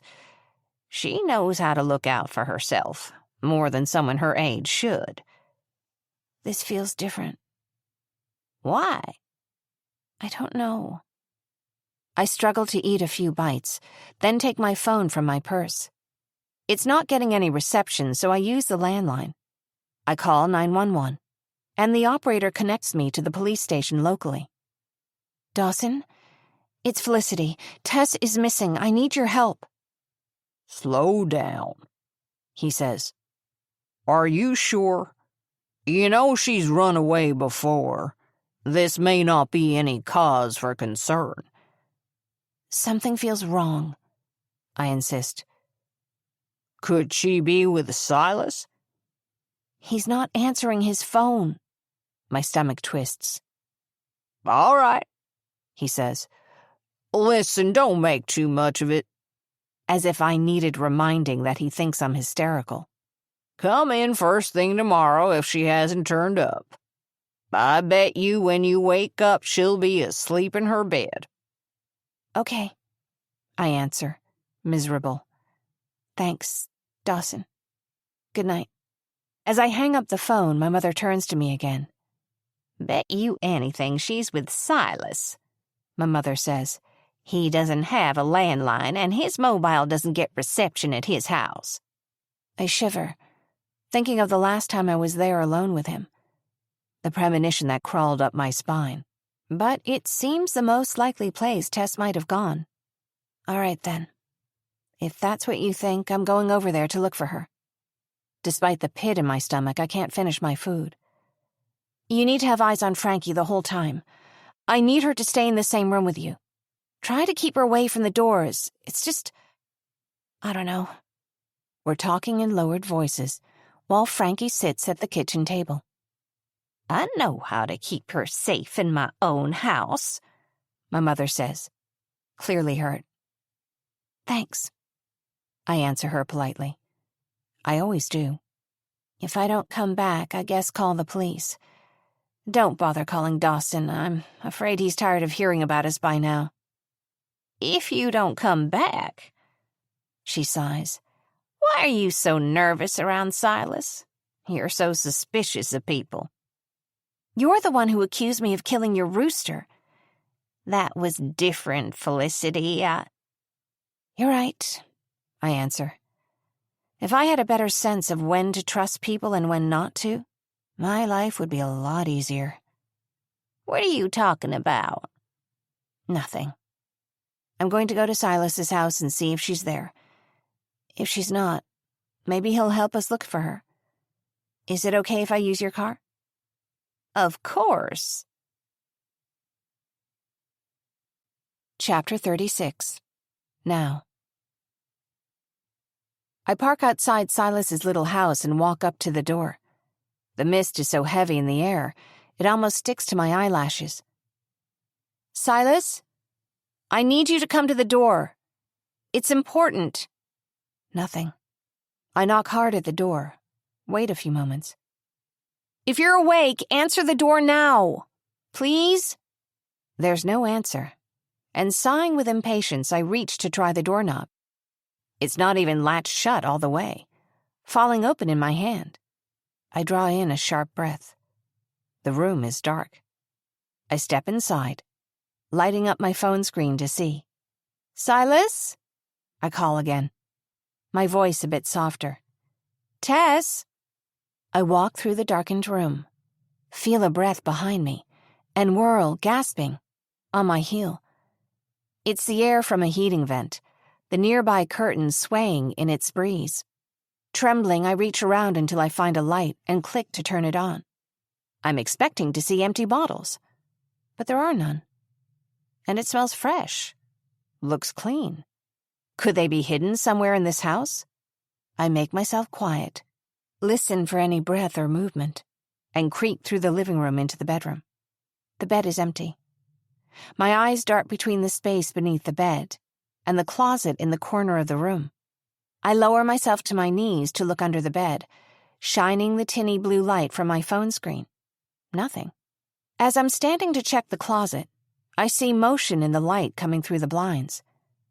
Someone's in the yard. I drop to the floor and listen. Footsteps. Louder. Then, without a knock, the door opens. Mind spinning, I try to think of any way I could talk Silas out of a rage when he finds I'm sneaking around his house. I think of the size of his muscles, of the angry look in his eyes when he talks about Holly being gone. Finally, I'm eyeing the window and wondering how fast I can get out when I hear footsteps in the kitchen and then down the tiny corridor. The closet door squeaks as I try to step behind it. Rising to my feet too quickly, I'm smacked with a wave of dizziness and cross my arms tightly around my ribs. Like if anyone so much as touched me, I'd shatter. "Miss?" The stranger standing in the doorway approaches me, and I stumble backward against the closet door. "I saw you come in. The man who lives here isn't home." Half sobbing with nerves, I'm unable to answer. "Are you here looking for Silas?" Yes. Disappointment rushes around me, materializing into a pins and needles sensation that clings to my neck and chest. Have you seen him? Was there a child with him? "Are you talking about his daughter? Tess, right?" Yes. My chest heaves, and I can't swallow around the lump in my throat. The man takes a look at me and steps back, hands up. "Would you be more comfortable if we talked outside?" With a hasty nod, I follow him out, one hand trailing the wall for balance. "Are you okay?" I'll live. In the daylight, I can see he's older than he looks, with a few days' worth of stubble. "I live next door," he says. "Silas was at home this morning, but—" I need to speak with him, I answer. His daughter is missing. I was really hoping she'd be here with him. The man's face droops a bit. "It's an awful shame," he says. "Silas was picked up for drunk driving earlier today. He's at the police station, probably until they let him out tomorrow." Well, if... I sigh and brush my hair away from my face. If Tess isn't with Silas, then I don't know where she could be. "Wish I could help," he answers. "My wife and I will keep our eyes open." Thank you. I give him my phone number, just in case he really does want to help, and sit down in the car. As I drive away, a gentle mix of rain and snow begins to fall, wet and heavy, making the roads slick. The flakes begin to melt as soon as they hit the car, leaving a line of slush at the bottom of the windshield. It's not cold enough to freeze, but there's slush and mud coating everything. I think of Holly alone in the water, in the cold. And for a moment, I think of that ghostly voice, singing my name. Wonder if it's speaking to her as well. And I hope she isn't alone. Chapter 37. Now. At first, I mean to drive back to my mother's house. But then, finding excuses to avoid a difficult conversation, I begin driving the small roads, the low roads close to the water, looking for Tess, or for anything out of the ordinary. Wherever there's a dock, I get out and walk on foot, calling her name when I hear any movement. I forget entirely about sleep or food or anything else. Once I check the clock on the car dash, and it's past 3 a.m. I think of going home. Then I remember what I said to my mother on the doorstep, and I'm still afraid to hear her answer. So I decide it can't hurt to keep looking. Besides, if Tess goes back there, my mother will call me. It's a long, quiet night. And finally, when I see traces of gray in the east, I head toward the police station. It's closer into town here, and when my phone picks up a signal, I anxiously check for messages. But there's only one, from James, asking how I'm doing. I write back, "We haven't found her." A moment later, I send another, "Miss you." This time yesterday, I was asleep next to him, the room around us pleasantly chilly, the down blanket heavy and warm. Everything seemed possible. I've spent more nights this past month in chairs and tonight a car than I have in beds. My limbs ache, either for comfort or for his closeness. I couldn't even name the difference right now. I'm almost nodding off when I remember where I am. Dawn is breaking, the sky still clouded over, but tinted pink where the sun is rising. I startle when I hear a rap at the window of the car, but then see that it's just Rob Dawson. "Morning." I open the door, rubbing my eyes. "Felicity? What are you doing?" "You said to come here first thing if I hadn't found her." My voice is raspy with sleep. "I've been out looking all night." Dawson nods, waves toward the door. "Come in. Let's talk." I follow Dawson inside. He brings me to his desk, and I sit down across from him, where he looks at me expectantly. "You know that Tess has a history of running away, don't you?" "Yes." "Okay." He sighs. "Felicity, you have to tell me what I don't know." "What?" "Something's not right," he repeats. "What are you not telling me?" "But, Dawson, I have told you everything." "Here's what I've got," he says. "When I called to inform you of your sister's death, you said you were expecting her call. You knew something was wrong. You get back here and you're all over the place. Wherever you go, there's trouble. A dead rooster, a bar fight. You're claiming the local mechanic doesn't know what he's doing. And then you insist on taking these girls out of town. These girls you just got custody of when you know full well there's a relative also interested in custody."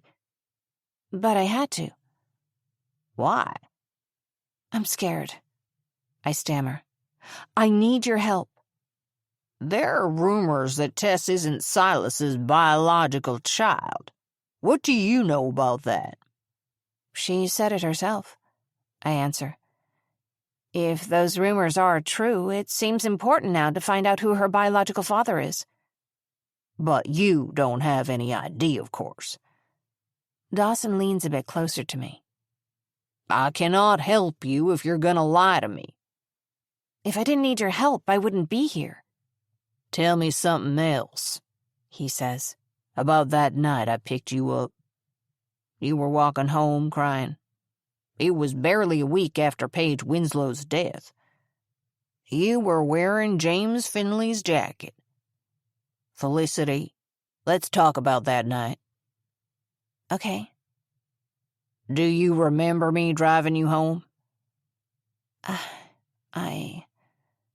"Would you tell me?" he says, "if you did." What do you mean? "I'll tell you what I remember since I'm the one who was in my right mind that night." I wince and nod my head. "I picked you up, halfway home from your school. You were a wreck, Felicity. Clothes a mess, bloody knees, falling down drunk. It's a miracle you'd made it that far unharmed. You look like a crime scene." Maybe because I was, I want to shout. But you're not asking about that, are you? I curl my hands tightly around my knees and eye him resentfully. "What happened that night?" Did you ask me then? I realized I wouldn't remember if he had. I barely remember that part of the night at all. An inkling of suspicion clicks into place, and I huddle into my chair. "I did," he says, lowering his eyes. "But you weren't really able to answer me, beyond babbling about ghosts. And then, not 2 months later, you disappeared. Until Holly dies, leaving those girls in your care." What exactly are you trying to say? "That I think you may know who Tess's father is, and maybe who her real mother is, too." I don't have to listen to this. When I push my chair back and stand up, it screeches on the tile floor.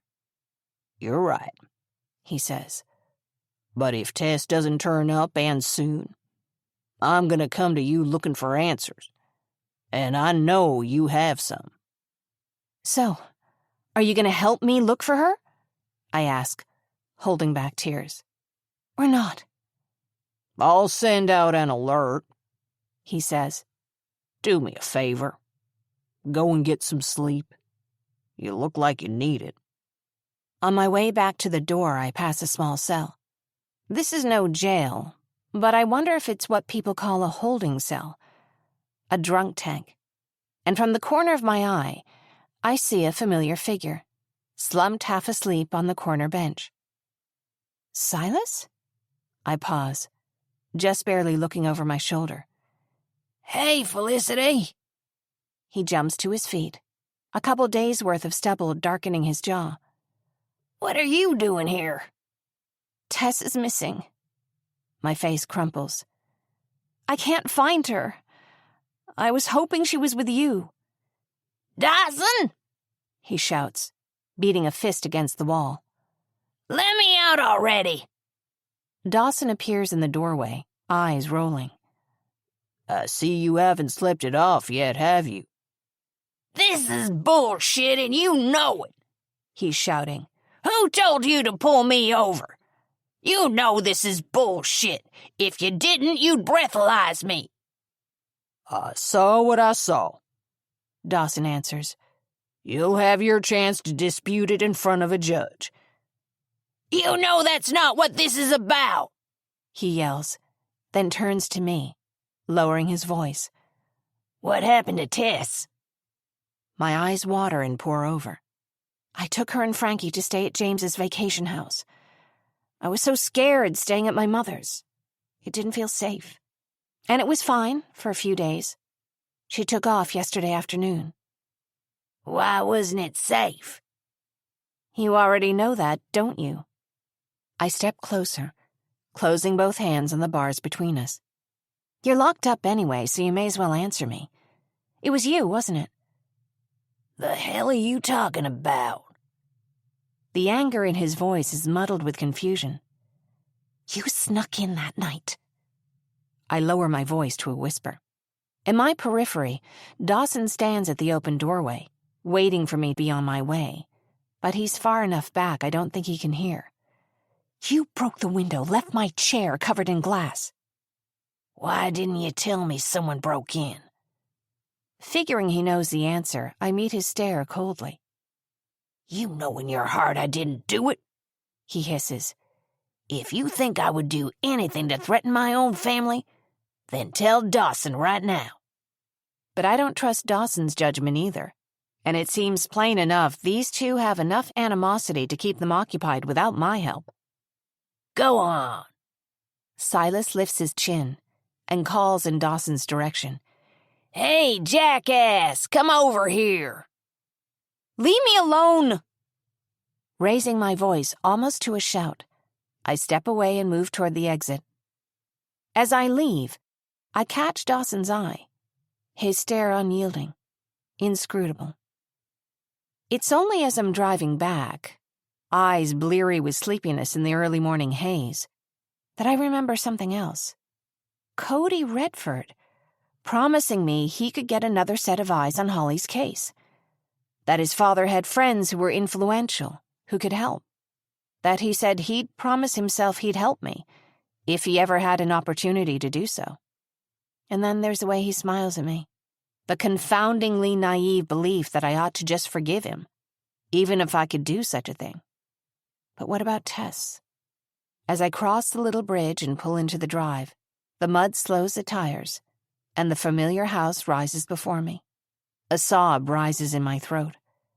I take shallow breaths through my nose against the nausea that makes me want to curl into a ball right here in the driver's seat. But I don't. Make my hand pick up the phone again. Dial Cody's number, then cancel the call, shaking my head. It's too early. And what if he doesn't answer? I decide to send a message instead, choosing the medium that won't betray the shaking in my voice, the sleeplessness in my eyes, I spend several minutes typing, deleting, and finally send a message to Cody's number. I need your help. Please call. When I open the door, it takes 2 tries to stand up. I blink away an image of myself falling and scraping my knees.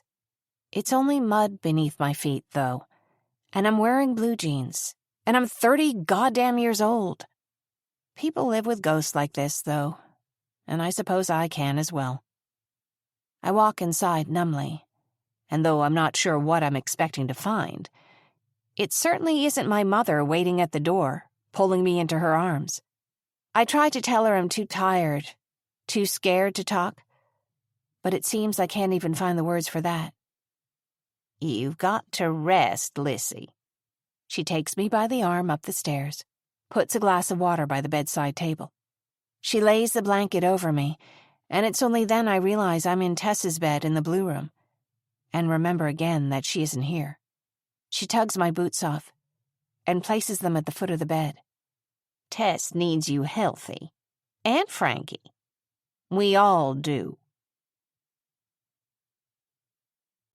Chapter 38. Now. When I wake, bright yellow sunlight streams in at the bay window. For a moment when I open my eyes, it's as if time has come unstuck, and I'm here in my old bed, in my old room, all my things on the shelf, and I don't know whether I need to get ready for school, or where Holly is, or where my mother is. And then, oddly, I wonder why James isn't next to me. And I sit up, finally, and remember. It's much later than it should be. My limbs are so heavy, and my mouth is dry. I pick up my purse from where I dropped it on the dresser, now sitting alongside a cooling plate of pancakes and a cup of coffee.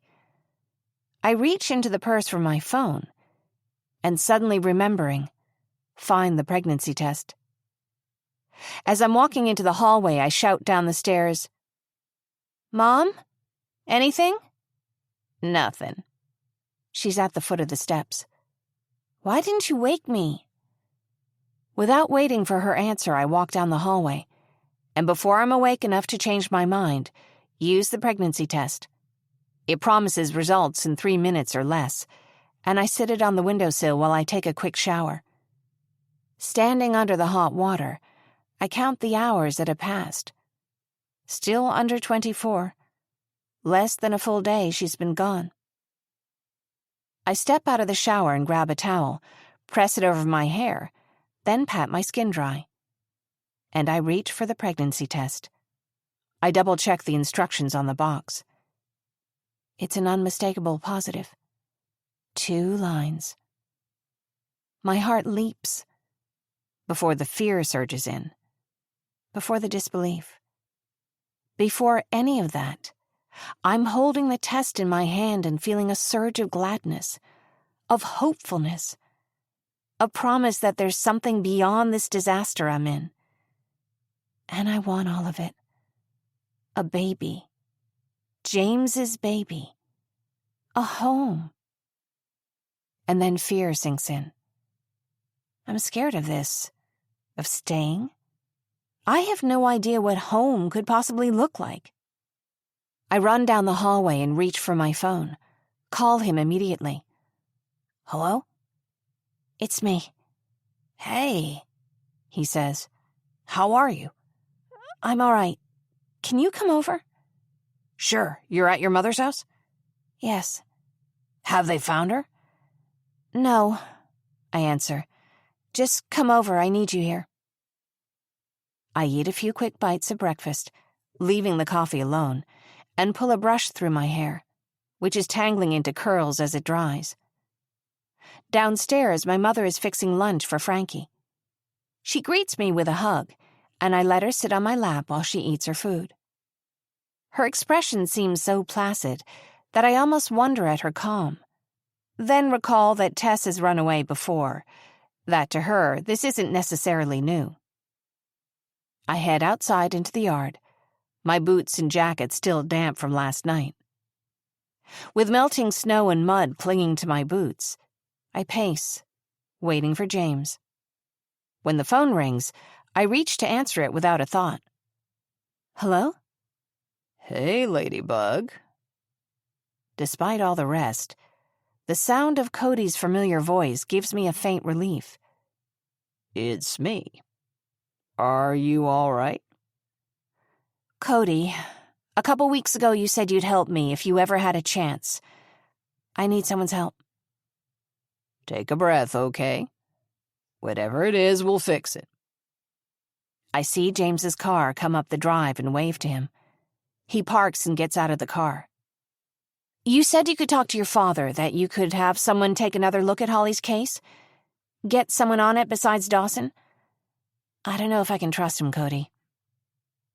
He's talking again, and I can picture the knowing way he nods his chin. You sound stressed, Felicity. Can you help me? Yes, but this would be easier if we could talk in person, He says. Can you come meet me? Well, I just need to get a read on what's happening, so I know who to talk to. Okay. As James walks up to me, I reach out in a motion that's both asking him to wait and asking him not to leave, grasping his hand but holding him at arm's length. So, maybe in an hour? Cody asks. Meet me at St. Ben's by the main entrance. Why? I'm at my father's house by campus. It's easier. All right, I answer. I'll meet you there. Just us, right? He laughs. Not looking to get punched in the face again. Okay. I'm hurrying through the rest of the call now, my eyes fixed on James's. See you then. I end the call and put the phone in my purse, run my hands over my arms as if to brush invisible hands away. I throw my arms around James. I missed you. His embrace lifts me off my feet, my toes just touching the damp ground beneath us, and I lean my face into his neck. You're cold, he says, holding me close against him, then sweeping a tentative hand across my still damp curls. I'm fine. As he studies my face, I see concern creep over his features. We'll find her, Felicity. She can't have gone far. We can go inside in a minute. I just wanted to... When our hands brush, he pulls me closer, and I let my forehead rest against his chest. Eyes trained downward, I imagine the small space between us crowded. Picture my midsection heavy and rounded. I press his hands to my body and imagine him feeling the baby's kicks. I lift my eyes to his, smiling. James? Who was on the phone? Oh, right. I wiggle loose from his hug, plant my feet on the ground. I guess I should catch you up. I went by Silas's house last night looking for Tess. I gather she wasn't there, he says. How's he doing? He wasn't there either. He's in jail. Drunk driving again. So, I continue before I get off track again. I was out all night looking for her. I saw Dawson this morning, but he doesn't seem to understand how serious this is. His eyes widen, and he draws back in surprise. Just as I was coming home, I remembered Cody Redford had offered to help. Said he could get his father's friends to investigate. So I... Cody Redford? Yes. My voice dwindles, and I cross my arms tightly across my midsection. I slept for a few hours, and when I woke up... I'm sorry. Hang on, Redford? Seriously? Is that who you were talking to just now? James, I whisper, surprise creeping into my nervous chatter. I need his help with this. And what, you couldn't ask him on the phone? I did. Then why do you need to see him? What, are you accusing me of something here? I'm worried about you. But he speaks coldly, and his brow is a hard line. Well, what would you recommend that I do? Not see him, he answers, as if it's simple. Stop jumping in and putting yourself in harm's way. Harm's way? Please. I sigh, a bitter taste in my mouth. I'm the last person who will ever defend Cody Redford's character. But he isn't dangerous. At his worst, he's predictable. And people listen to him, James. In a way, they don't listen to me. And you're asking me not to go because... why? He frowns and refuses to look at me.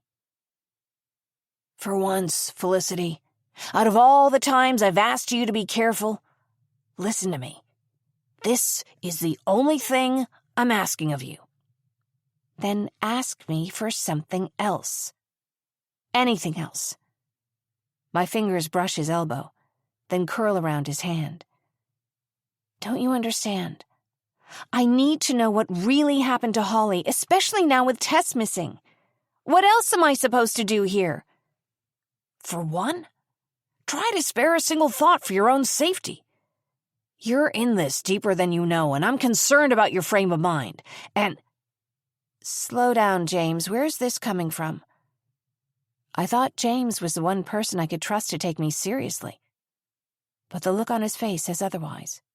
And for another, stop saying that you're fine, when I can look in your eyes and see damn well you're not. How am I supposed to trust that you're telling me everything here, and that this isn't all going to backfire on me? Again. Oh. I feel a careful breath leave my lungs, and take a resigned step away from him. That isn't it, he says, squeezing his forehead, tugging a nervous hand across his hair. I didn't mean it like that. But Felicity, please, just listen to me on this one thing. If I were the person he needed, I would see this for what it is. A moment where I need to move closer, not away, to reassure him of all those things I wanted to promise him. But his words chill the space between us. Once or twice I open my mouth to ask him a question. Why would you say that? Why would you think that? Until I realize he has every reason. Because after all, those things were true before. I'm so sorry. That came out wrong. He reaches toward me, but I cross my arms and turn slightly away. I'm not sure it did, James. Only a few nights ago, he had turned that gorgeous, sleepy smile at me and said, "No surprises here." I should have known I couldn't return the promise. This was a mistake. All of this. My hand shakes as I wave at James's car. Please, I need you to leave. Now. That isn't what I mean to tell him, of course. What I want is for him to move closer to me as I'm backing away, to reach across this space and tell me that he trusts me. You don't care enough for Tess to understand that I'd do anything for her.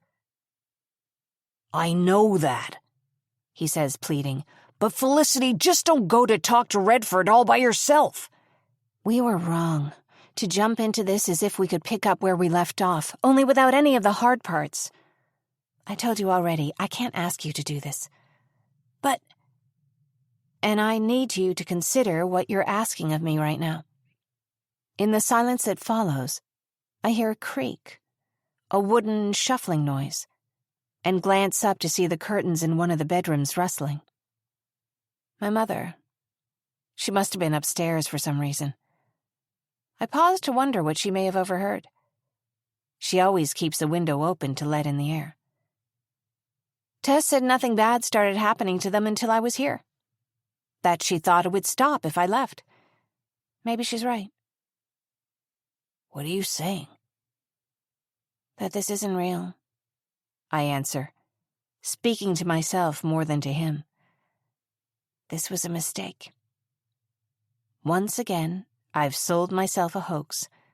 Another ghost story. The shattered pieces inside my chest have pulled like magnets toward him, regardless what wreckage that could mean for the two of us. You would really leave? Before you've seen your own daughter home safely? He speaks in an impersonal, chilly tone that makes me want to drop down and cry. You're not who I thought you were. My own? Oh, James, no! His assumption shocks me, until I consider how obvious it must have seemed. But you were pregnant. What happened to the baby? I exhale with the sound of someone who's just caught something too heavy to hold on to, then promptly wander off topic. I never meant that I would leave before I found her. My gaze wanders out toward the pine trees bordering the water, the mist that lingers between the branches. I'd do anything to make sure Tess is safe, because she is my sister's child. So you weren't telling the truth. You weren't pregnant. There's nothing I want more than to leave here. My admission lands with an impact, a wince flashing across his eyes. But I'm not leaving until she's back home. Felicity, you haven't answered me. I miscarried. A tear slips over my cheeks, falling to land on my clasped hands. Why it still carries a sense of guilt, of admitting something I failed to do properly. I couldn't explain if I wanted to. Why didn't you tell me? I'm telling you now. What more do you want? My voice twists inside my throat. Words I can't bear to speak, stinging like so many wasps. I want to not feel like you're going to keep secrets from me for a start. James removes his glasses, holding them in his hand with resignation. Can't he see what it costs me to tell him these things? How is this ever supposed to work if you can't talk to me? I know the answer, but it's tangled up with all the rest of the things I can't find the strength to say.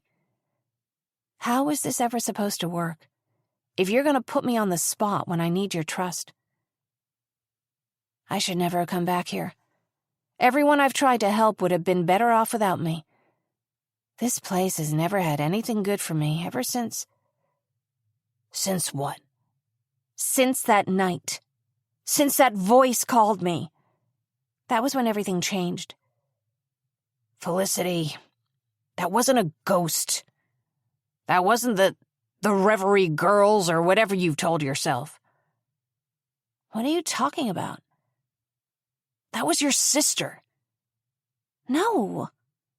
I'm shaking my head, but it feels like the ground is rocking below me instead. That's not true. Stop it. She called for you. I heard it. That isn't true, I repeat, tearful. If it were, you would have told me then. I didn't tell you because I knew that you knew it. He sounds so disappointed that I have to look away from him.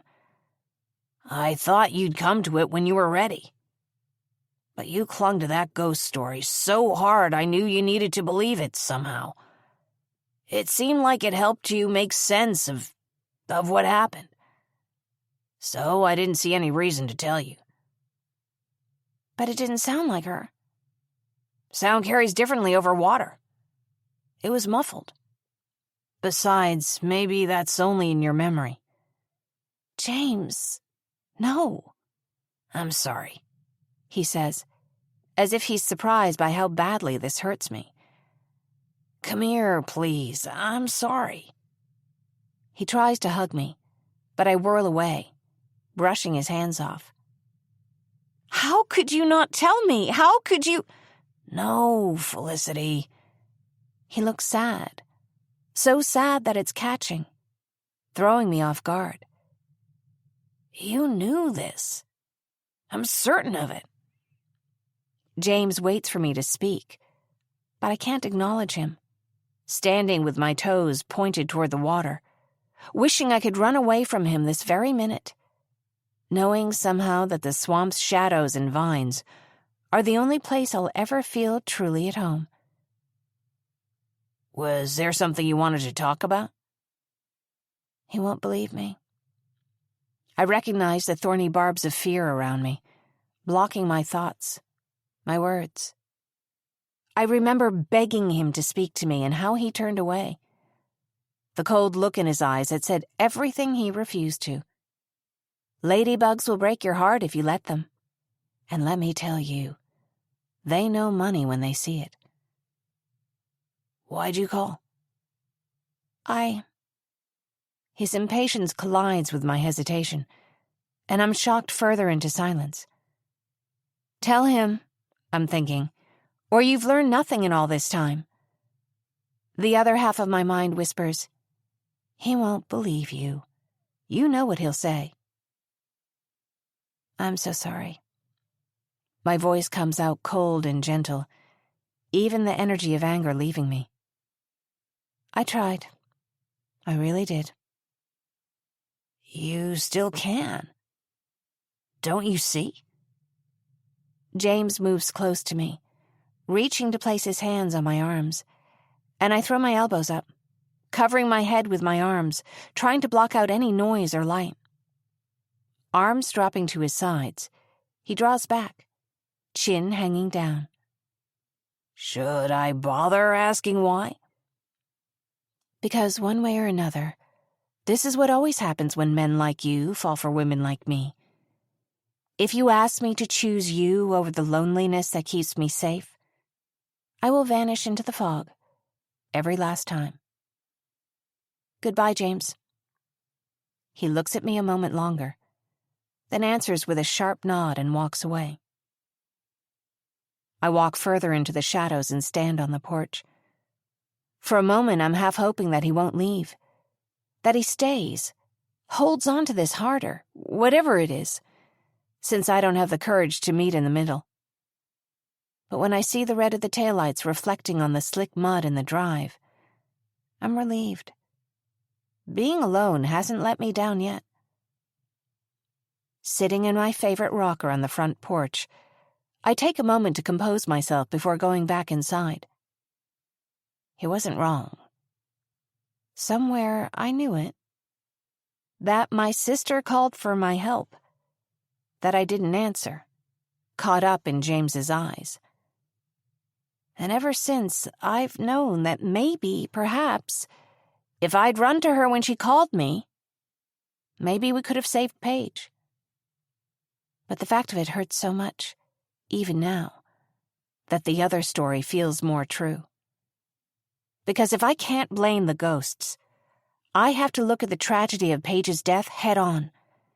Except that whatever horrible things people said might have a chance of being true. And despite what people have always said, it's easier to believe a ghost story than to believe my sister could have done something to hurt Paige. I've given too much for that version of things to be true. Chapter 39. Before.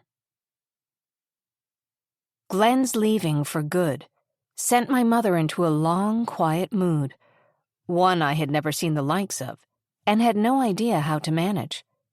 For long hours she would go silently about the housework, as if she was unable to be still. That evening I had tried to distract her, or to draw her out, helping to clear the dinner table, a fourth place setting left unused. I chattered nervously, as if throwing coins into a well. Mom, I've been thinking about baby names. Mom, I heard I could finish my high school diploma online. Mom, will we use the pink room for a nursery? Finally, she turned to me, and though she seemed too exhausted to speak, her eyes were sharp with frustration, with the bare annoyance of having to listen to a sound one doesn't want to hear. You know, you could still change your mind, she said, in a tone that let me know she very much wished I might. So I left her to the dishes. Back in the blue room, I pulled on a sweater over my tank top, because the house was always drafty. I was sitting cross-legged on the bed, watching out the window where the new chickens were pecking lazily around the yard, when Holly came in, returning late from a study group.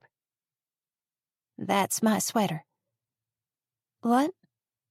No longer expecting her to speak a word to me, I was too surprised to listen. I said that's my sweater. Holly stood at the foot of my bed, the dresser behind her, so that she looked at me from where my reflection might have been. You can't wear my clothes. Sorry. I pulled the sweater off, tugged it gently over my head, then tossed it lightly to land on her bed. She appeared to take this as an insult, picking it up with a huff and turning to place it in the dresser. You're so thin. The pitch of her voice was clean and sharp, somehow accusatory. How are you so thin even now? I don't know. You look unwell. She was right, though I didn't want to admit it.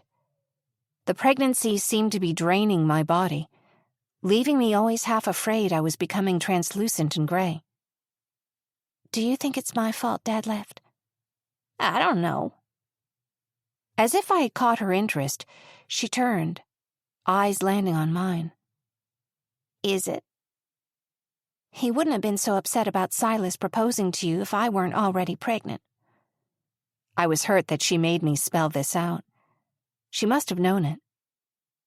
And if he weren't so upset about Silas, Mom wouldn't have told him to be quiet. That was the last straw for him. Maybe you're right. She was still wearing her school clothes. Either way, I don't think he's coming back. No. I wanted to ask her about school. I wanted to ask her if she had seen James and Cody and the rest of our friends, and whether anyone missed me, or talked about me at all. My heart rose as Holly sighed, crossing the room to sit at the foot of my bed. I looked at the modest gold ring on her left hand. So, are you going to tell me? Tell you what? Whose baby it is? I paused, felt the tension in between my shoulders as I laid there in bed. Holly was engaged to Silas now. Maybe the feelings she used to have for Cody didn't matter anymore. If I told you, I'd need you to promise not to tell anyone. No matter what. Ever. Sure. Eyes lit with curiosity, she leaned closer to me. Cody Redford's. Holly took a sharp breath in through her nose, and I felt right away that what I'd said was somehow wrong. You're lying to me. She rose to her feet, stepping back as though I might be contagious with something. No, I'm not, Holly. Her face twisted with regret or jealousy. Either way, something unbearable that had stung me to look at. You're a liar. No. Her anger was bigger than it should have been, and I realized her happy engagement was more complicated than it looked. That I'd been stupid to think it wasn't. You're horrible for saying something like that. Cody would never even look sideways at you. You were just my stupid baby sister always tagging along. And why had she said you were? When had I stopped being her sister? Shocked at her outburst, I'd picked up a pillow, held it over my face as I wept. She fell silent, and her chilly hand rested on my shoulder. I'm sorry, but you shouldn't lie about things like that, Lissy. You ought to know better. Only a month earlier, I'd believed I was standing on solid ground. Given time, I knew I could have found a way to live with the changes in my life. But if Holly, my cheerleader, my courage, could look me in the eyes and tell me she didn't believe me, I had no further reason to stay. That night, I walked to the bus station outside of town. Paying with cash, I bought a ticket for the most distant destination I could afford. I found work as a waitress, spending sleepless nights in the bus station for a week until I had saved enough tips to rent a tiny room. It was close to Christmas when I woke up to cramps and blood. Took a bus to the hospital to find it was too late to do anything. A nurse told me the baby's heart had probably stopped beating days ago. Struggling as I was to feed myself in those days, my first thought was one of relief, which in turn filled me with bitter self-reproach. What kind of mother could I have hoped to make if my heart's first answer to miscarriage was a kind of gratitude? Not long after, I took a job as a nurse's aide. Caring for strangers proved to come naturally to me, for which I was thankful.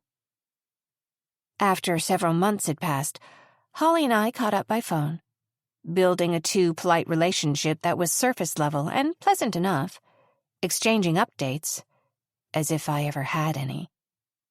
I didn't work too hard to fix what I knew was broken, what had already bested me once. I didn't need to, because I wasn't going home. Chapter 40. Now.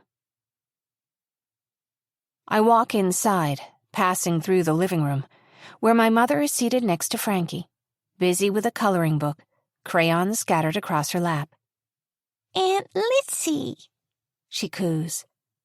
I bend down and place a light kiss on her nose. "Hi, baby," "I'm coloring you a picture," she says. "and I made one for Tess for Christmas." You're so thoughtful. I pause to study her, my thoughts quickly wandering away. I don't know how anybody could look at Frankie and fail to smile. "Felicity, come in the kitchen."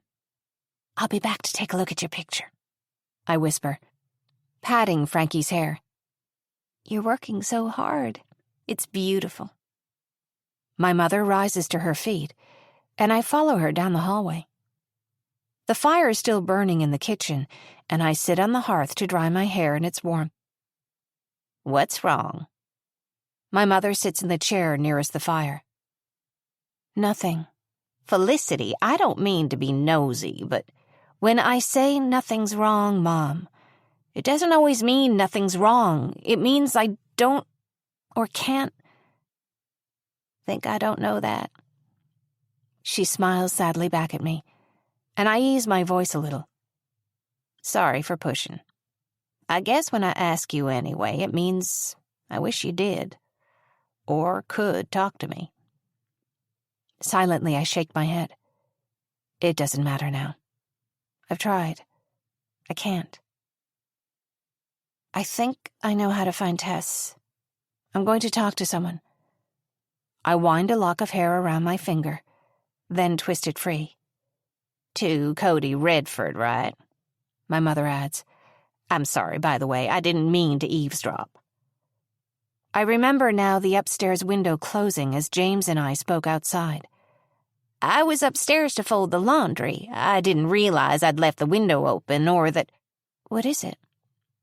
"Well, it sounds like you think Cody Redford may be able to help you with finding Tess." "Yes." "That's the boy who was in your grade, right? The principal's son?" "Yes." "And why doesn't James want you to talk to him?" I sigh and roll my eyes, inadvertently pitched back into our argument. "He doesn't want me to go by myself to meet him. Only that's—" "Felicity." My mother cranes her neck to look into my eyes. "Tell me." My voice breaks, and I realize how heavy it feels to stand, how heavy it has felt for all these years to carry the secret. "Mom, it was horrible." I let myself sink onto the chair next to her, arms around her shoulders. I'm not sure whether I'm crying with relief or with sorrow. "And you were telling me the truth the whole time? It wasn't James's child?" I shiver and draw in a calming breath. "He's so friendly still, in his disgusting way.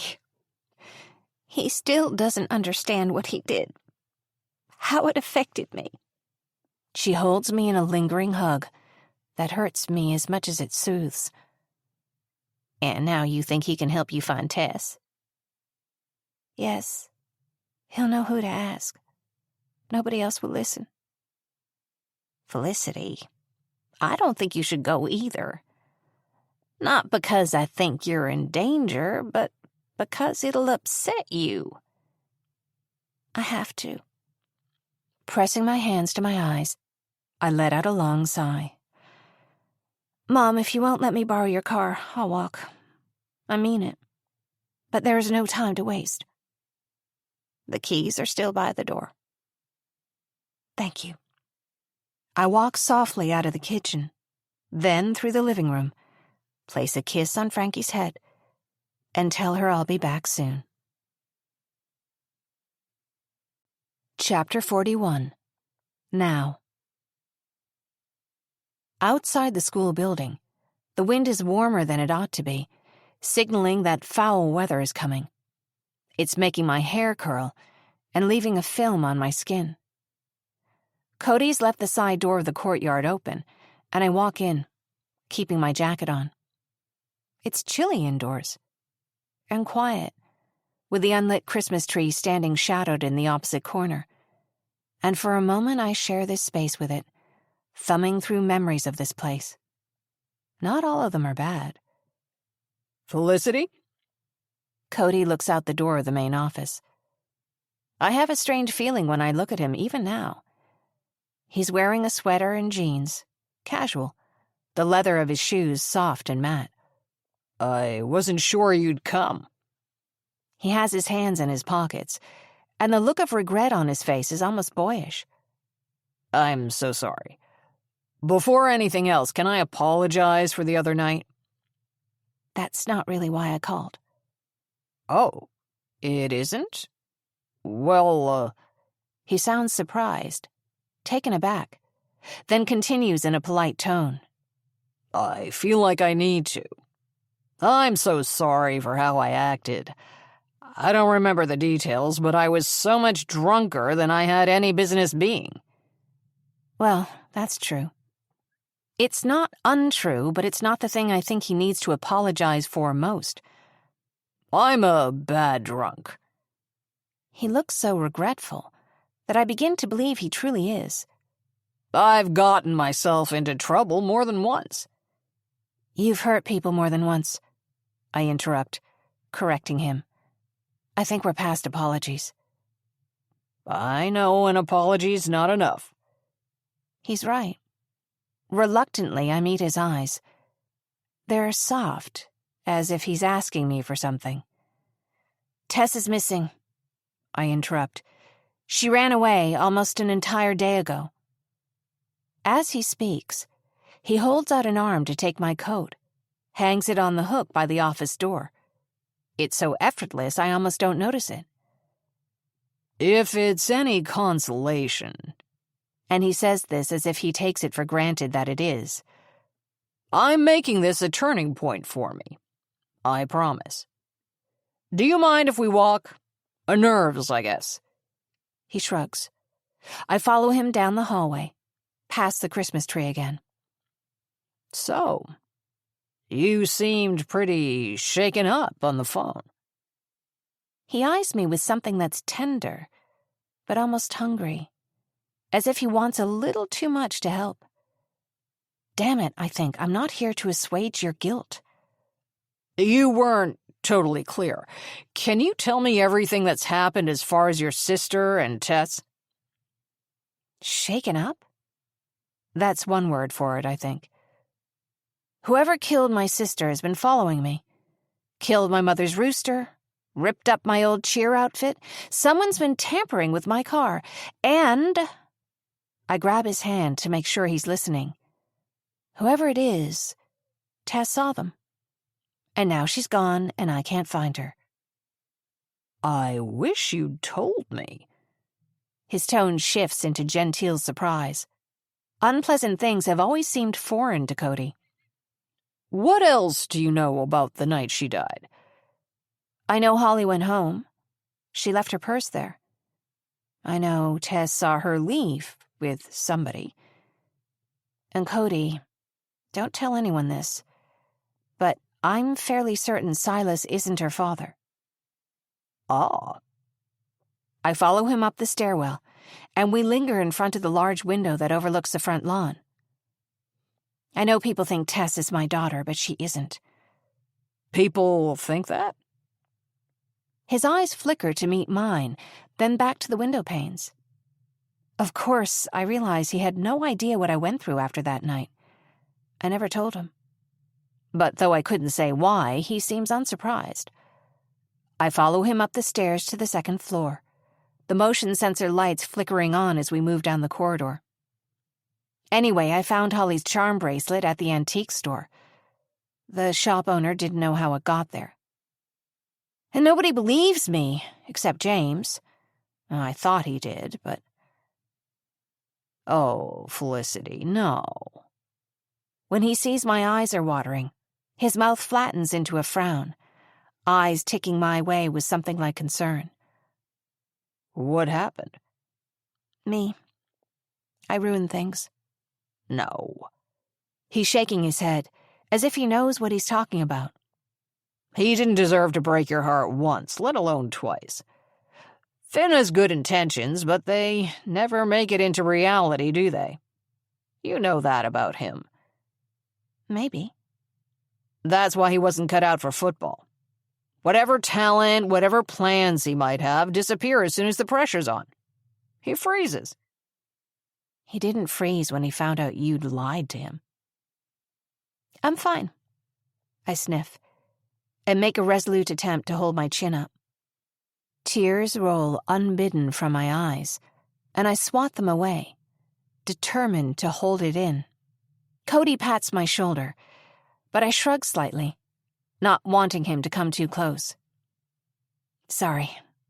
I don't know what's wrong with me. Some things aren't meant to be.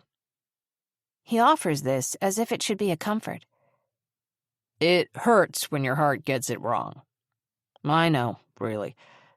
Don't beat yourself up. Suddenly, I'm aware of his arm on me, remember where I am, and draw back, clearing my throat. I'm afraid that Tess running away has something to do with whatever really happened to Holly. You said you could help? That your father knew people who could get them to reopen the case? Cody gives me a sorrowful sidelong look, and we turn the corner of the hallway, walk down the opposite staircase to the other side of the ground floor.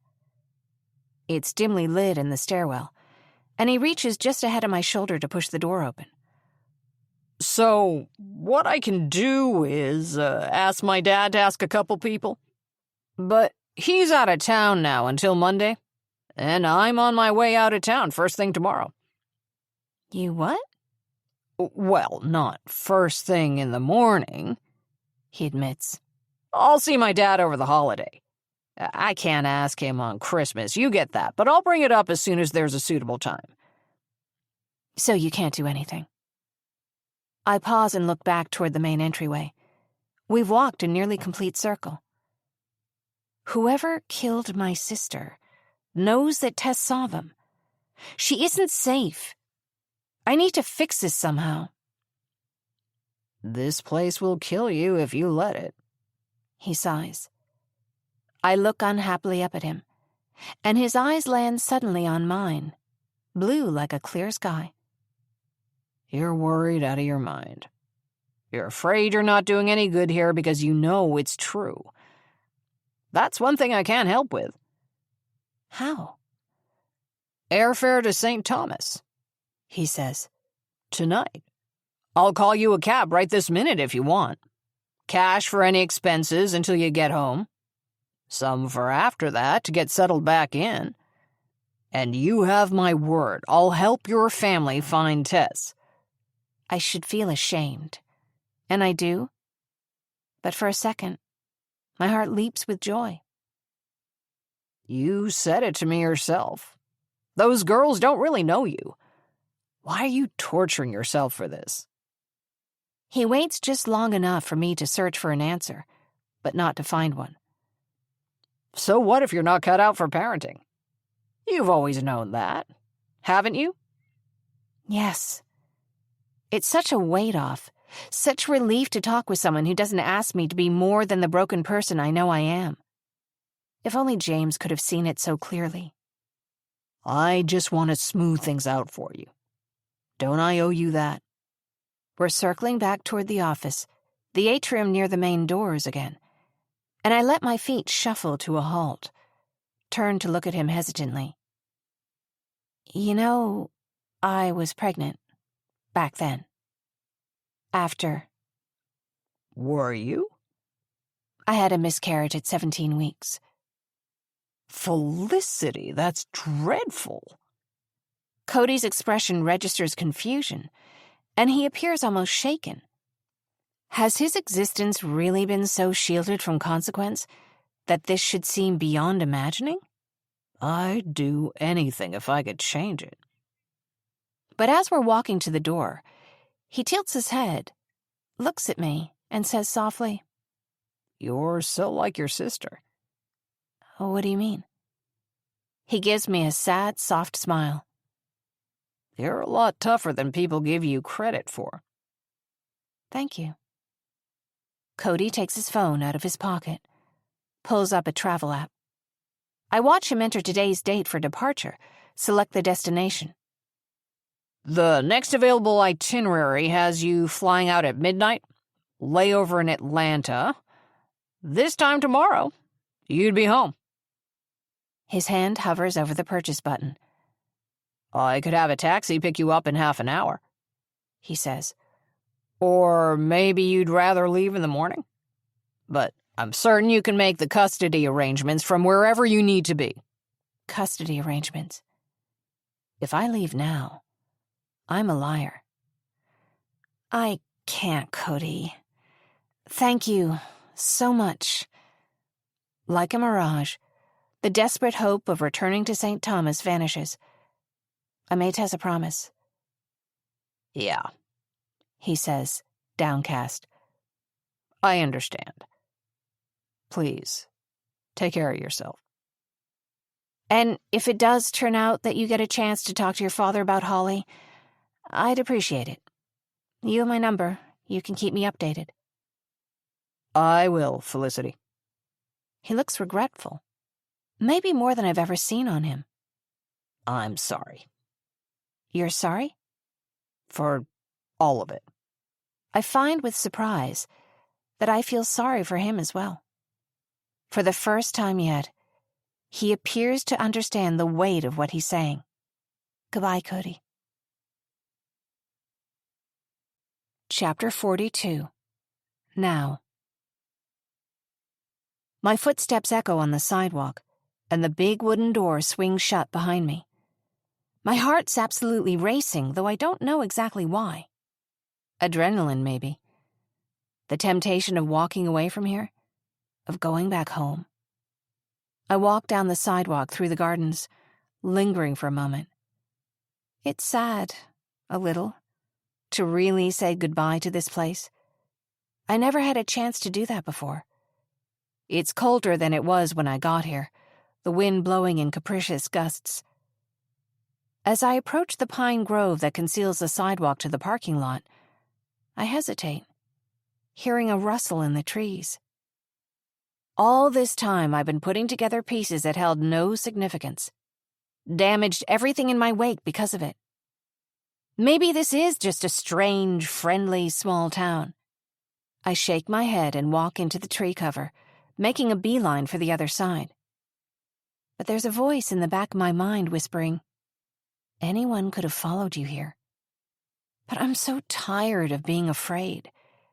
Instead of stopping to look behind me, I continue forward, disturbing a blackbird in the branches above. My eyes are on its iridescent blue-black wings, when a heavy impact on the side of my head drops me to my knees. My field of vision crowds with stars, the noise reverberating through my skull. Time seems to slow, until I catch my fall on my outstretched palms, the sting of it snapping me back into my senses. I need to yell for help. Maybe Cody is close enough that he could hear me, but my mind is so foggy. It stings, but the sharp sensation wakes me, and I manage not to fall on my face. I scramble forward, and in the blurred periphery I'm aware of a figure wearing a mask of some kind. I dart sideways off the walkway and into the cover of the thicket, dashing into the forest as fast as I can manage. By the time I'm something close to awake, by the time the need to blink every second subsides, I'm running through the pine needle-covered forest bed, shoving through thicket and shrubbery. The figure behind me is drawing nearer, moving much faster than I am. Branches tear at my clothes, and there's a dull ache in the back of my skull, warning me that once I stop moving, it's going to hurt worse. I slipped as it hit me. I realize that this was meant to be a worse injury than it is. There are footsteps behind me. I'm ahead, but not by much. I drop, cowering, to my knees, arms curled around my head. Though I'm afraid the sheer noise of my heartbeat will give me away, the footsteps move in the other direction. East, in about a half-mile, the ground sinks lower, giving way to marshy ground and swampland. Toward the west, the school property borders the road to town. Turning in the direction of the road, I take in a shaky breath, then launch to my feet and move as fast as I can. I don't care whether I'm headed for land or water, but pray to get quickly out of the woods. Staggering through one more ditch, I don't recognize the sensation of asphalt under my feet until I'm already hearing squealing brakes. I can sense the weight of the vehicle growing closer, blink dumbly in the headlights like a madwoman. The cars come to a stop when I stagger backward, half a sob sounding from my hoarse throat. I look wildly back into the woods, then toward the car. "What in the hell are you doing out here?" A voice shouts, feet hitting the ground. "Shit! Felicity, what happened?" The trees in front of me blur and dance, and I blink hard, but can't focus. I hold a hand in front of my face, watch an uncountable blur of fingers wavering in and out of focus, then see the bright red on my shaking palms. I hear footsteps in the brush again, a few yards back. Suddenly, here on the road, a set of arms grabs me. Before I can kick or scream, I'm pulled up from the ground, toward the idling vehicle. I struggle weakly, bracing my hands on the side of the car door. When I turn over my shoulder to see Silas, a bolt of fear clears my confusion. "Let me go!" With a jolt, I throw an elbow back, catching him in the ribs, and slip away. "How the hell did you get out here?" "Get away from me!" My foot slips in the damp roadside grass, and I brace an arm on the hood of the car, trying to get my footing. "What? Are you bleeding? Jesus!" When Silas takes a step toward me, I lurch backward, landing on my knees in the grass. I look up, gasping, shoulders tensed for impact. Silas touches a hand to his chin, points to me, then back toward the trees, shaking his head. "You still think I'm the one you need to be afraid of here?" Taking advantage of his hesitation, I get to my feet, ready to run. But he doesn't follow me. He stands there in his confusion, eyes wide with something that almost resembles concern. Suddenly, I feel my mind focus, all the fogginess dissipating. I decide to take my chances with Silas, as if I had a choice. Letting myself finally drop into the seat, I press my hands to my eyes as he climbs into the driver's side and shuts the door. Silas takes what appears to be a towel from the floorboard and hands it to me. I press it to my head, hair damp with rainwater and blood, then wrap it over the scrapes on my palms. "What are you doing out here?" "Driving to my house," he snaps. "That okay with you?" As he drives, Silas turns up the heat in the car, throwing a half-angry, half-worried look my way as often as he can while driving safely. I hold the flannel to my head again, then examine it, blotted with red. Suddenly I realize the fabric in my hands is a shirt. "I'm sorry about your shirt." "My shirt?" He coughs out a laugh. "Yeah." "You just presumably got chased through the woods by someone, or something, that hit you hard enough you ran out in front of a car, and you're sorry about my shirt." "Oh." When he sees I'm losing it, he tries to backtrack. "I'm sorry. That was clear. You were just being polite." I feel like I'm the one who should be asking you what the hell's going on. I crack the window to get some air, regardless of the cold. "Care to elaborate?" "I needed to talk to you." My anger wakes me up a little. I went by the police station today trying to get help finding Tess. Heard you screaming your drunk head off about God knows what, cursing Rob Dawson again. I brushed my knees off, palms smarting. I can't believe I was going to you for help finding Tess. Fine thing to tell a guy who just pulled your bleeding ass out of the road, he snorts. And for your information, I was sober as a saint. Dawson pulled me over because he's a rat who's always had it out for me. And I'm supposed to, what, just trust you? Yeah? Well, you're no charmer, he responds. And I'm telling the truth, I swear, on Holly's grave. Keep her name out of your mouth. You think I'm lying? I mean it. Swear it on Holly's death and her life. Where's Tess? My voice rises sharply, as if volume alone were enough to compel him. If I could only be loud enough. Don't tell me you don't know. You hid her, or you sent her somewhere, or you... With a gentle exhale, something like the sound of a dry branch snapping, he slouches, staring out at the road. Has anybody told you they're sorry, Felicity? What the hell do you mean? His silence absorbs my panic. Has anybody told you they're sorry that you came back here to deal with one tragedy and got thrown into an absolute mess with no right answers, no good outcomes? Once again, I'm too surprised to answer. Do you think I don't know that nobody in this town takes you seriously if you've made one mistake in your life? He speaks with no hurry. Well, I'm sorry. He's driving fast. I guess to the police or to the hospital. I don't know which, and I don't have the presence of mind to have a preference. Why did Dawson pull you over? What happened? He's always had a crush on Holly, Silas says. Years ago, I'm pretty sure he and Holly spent a night together. As he's driving, Silas turns to me, and I see a combination of dread and uncertainty on his face. And you think that's why he locked you up? I saw Dawson. I saw him from the road, and I could swear he was putting gas in a car. But when I slowed down and looked, it wasn't his car. He jumped back from it when he saw me. Whatever was in that gas can, it wasn't gas, and... Silas, what kind of car was it? I went to the station next chance I got, and I told him I'd seen it. He grumbles. I don't know what he's up to, and you can call it my imagination if you insist, but I know I saw something shady, and I bet you anything that's why he pulled me over, just to show me he can make trouble for me. What kind of car was it?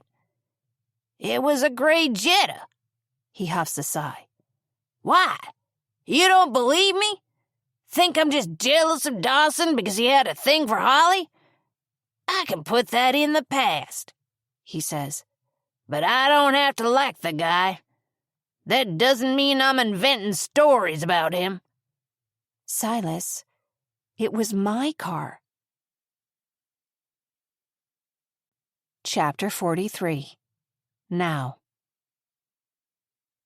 He hits the brakes, swearing, and takes an abrupt turn, heading in the other direction. How do you know? All my suspicions aligning, I tell him about the rental car misfiring, and the one after that. I'm brushing twigs from my hair, ignoring the myriad little scrapes and bumps. The only one worth complaining about is a lump on the side of my head, and that one could be plenty worse. Silas is swearing a blue streak as we drive. Why would he do that? I whisper. I've been half hoping still that I was somehow imagining it. I don't know, Silas says. But we're sure as hell going to his house and asking him. Silas, no! I'm pointing and gesturing back toward the woods. What? If you saw him messing with my car, it isn't safe. He's a cop. He's armed. That was probably him back there. Shit. He shakes his head, his mouth pursing. Your place, then? Yes, please. We fall silent, him squinting out of the windshield, swearing evenly at the defrost. I'm looking over at him uncertainly. From the road, I see the house is still standing as ever. Lights in the windows. I can see the twinkling glow of the Christmas tree, even from here. My thoughts are racing, but they're moving so fast I can't put anything together. Stop the car, I say, leaning close to the windshield as Silas pulls up to the bridge. What is it? He slows down to a halt. I open the door and get out, pacing in the rain. The weather's picked up now, and it's not a downpour, but the rain is falling steadily, and the cloud cover is so thick, it looks like midnight. I pace across the bridge, only a couple car lengths, then back to the other side. After a few moments, I pull the flannel shirt around my shoulders. Silas opens the driver's side door and stands, leaning against the car in the rain, his eyes following me cautiously. This is the only way to our yard by car, I say, trying to think. It's too bright. I brace against the side rail with my arms, wishing I could push it down. Stalk back to its other edge, pulling up the reflectors that show you where to drive. Beneath the bridge, the stream rushes, threatening its own banks. I bend down and find a rock, a broken piece of asphalt, and hurl it up at the streetlight. Silas curses and jumps back from me. It misses by at least a yard, sailing away to land in the water with a dull splash. What the hell are you doing? Take it easy, he says. I don't want anyone to be able to see out here, I cry. This whole yard is on display. Inviting anybody right in. I'm tired of it. I bend down to pick up a rock, but find myself crying, out loud, folded over my knees. I want her back. I miss her. Why didn't she talk to me? Why didn't she ask me what happened that day? I sob, staring up at Silas as if he could have any idea what I'm talking about. But I didn't tell her, and she never asked. Silas clears his throat and reaches a hand down to help me up. Listen, he says, twisting the toe of his massive boot in the mud. I wasn't totally honest with you that day when you came by the house. What do you mean? I look toward the house, wondering how loud I'd have to shout for my mother to come running. When I said I didn't know what broke your trust in people, he answers, stuffing his hands into his pockets, glancing nervously at me, and then away.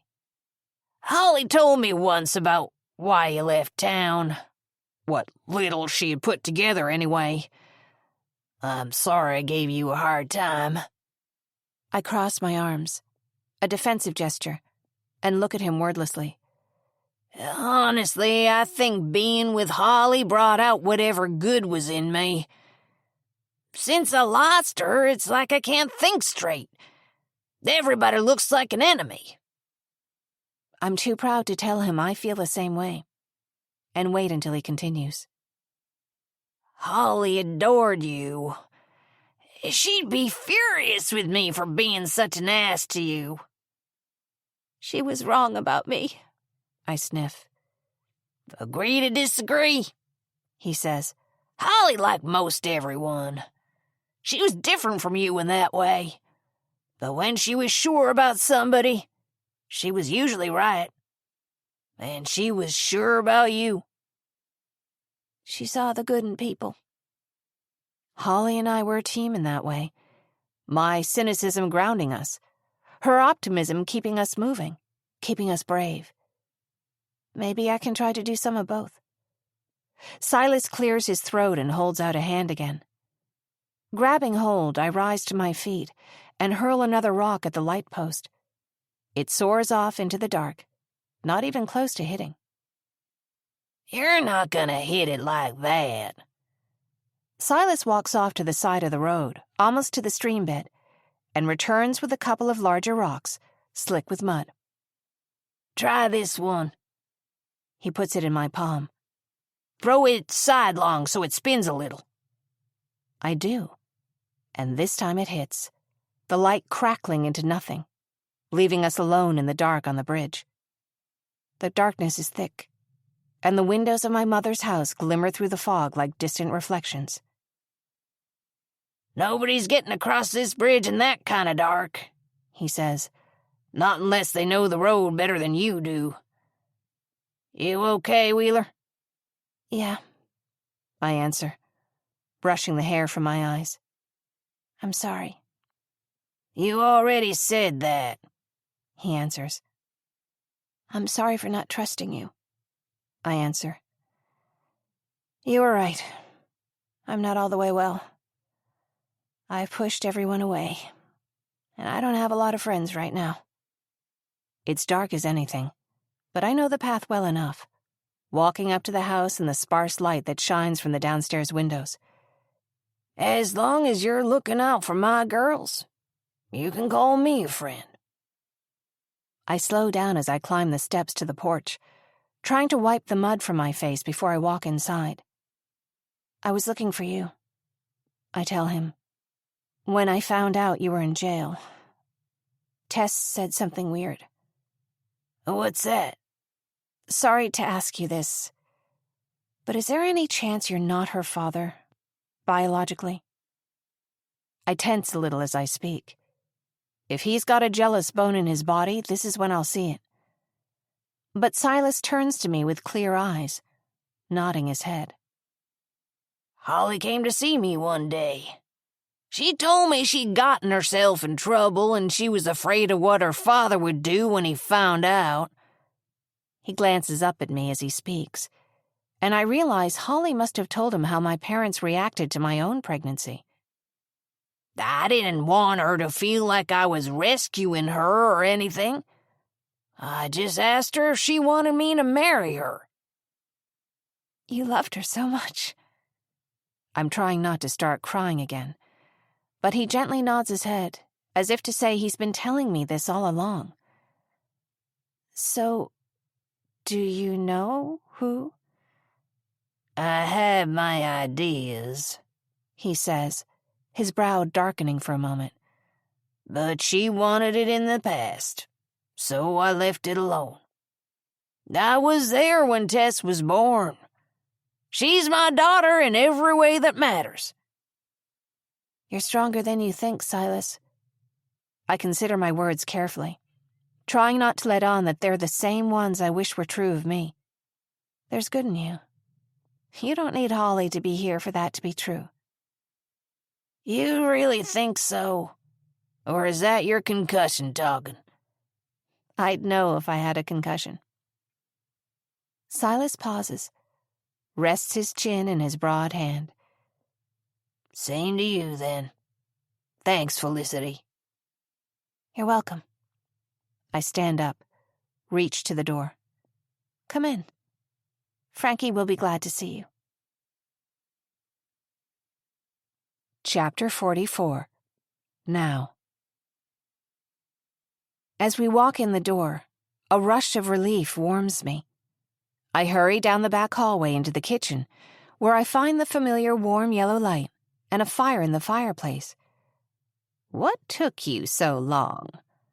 My mother barely turns from the sink, washing dishes. Silas lingers in the shadowed doorway. Aunt Lissy! Frankie bleats, holding her arms up, walking to me. I pick her up, taking care to turn my head away from her, though I squeeze her tightly. Lissy, is that mud on your face? My mother asks, coming closer. Some of it. I drop into a chair, facing the light. Stare up at my mom as she watches me, leans closer. She doesn't ask me anything, just turns back to the sink and gets a washcloth, starts patting my face clean. Frankie, darling, she murmurs, never taking her eyes off me. Your daddy's here. Go and say hi to him, okay? Hey, princess. Silas drops to his knees on the floor and squeezes his daughter tight. For the first time, I'm embarrassed to notice. I can see so clearly that he loves them, fully and entirely. That he's ill, and that maybe he could get better. Everything's fine. Your car is fine, but I'll have to go get it later.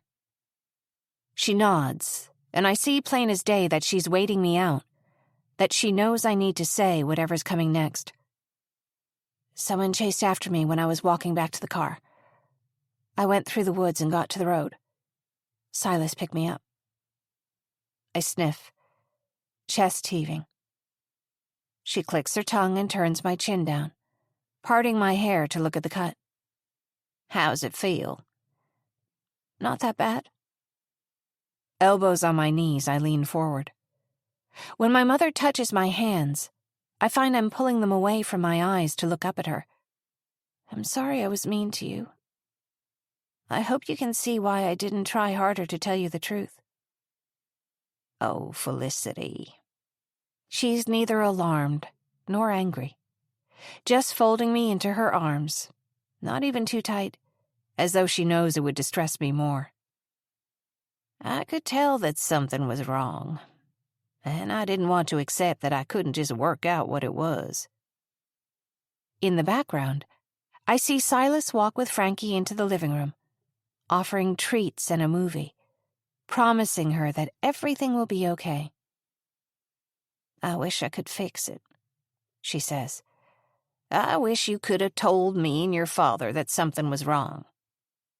If I couldn't tell you, I certainly couldn't tell him. I wait for her to refuse me again, to insist that I never gave Glenn a fair chance. Instead, she nods her head. You're right. Something like this would have been way out of his wheelhouse. I remember it now, the night after he left, how I cried in bed, telling myself that it was my fault. I woke up with only a cauterized anger for him. When Glenn left, my mother and my sister and I should have been a team, the ones who were still there. What I did was worse, I whisper, leaving you and Holly behind. You were taking care of yourself when nobody else could, she says, her voice even and calm. If there was anything to forgive, I'd forgive you without reservation. I'd forgotten the kind of magic a mother has, to absorb and forgive like this. You should have never had to go through all this. There's no good side to it. It's okay. It's not. You're okay, but what happened to you is not. She dries my eyes, hands me the towel to hold against my head, and returns to the dishes, just like that. I never thought that boy was anything more than an overprivileged brat. He's not, I answer. We want for there to be an answer to things, but sometimes there isn't one. I think he understands enough to know it's not something an apology can repair. I'm not so sure, she answers, drawing a plate, placing it in the wooden drying rack. Mom, there's something else I want to tell you. What is it? Hey, Felicity! Silas is shouting from the living room. There's lights, noises outside. Someone's on the bridge. He comes down the hallway, Frankie curled up in one massive arm, and hovers at the doorway as if asking permission. I nod, and he steps in and hands Frankie over to my mom. I heard a car. You wait here. Absolutely not. I head after him. You have time to put on a coat, my mother says, reaching in one fluid motion to take a coat from the closet and throw it my way. Holly's coat, again. Rainproof, flannel lining. I see the sadness cross Silas's face again. I'm not sure whether it's that I don't want him to go out alone, or I don't trust him, but I'm following him either way.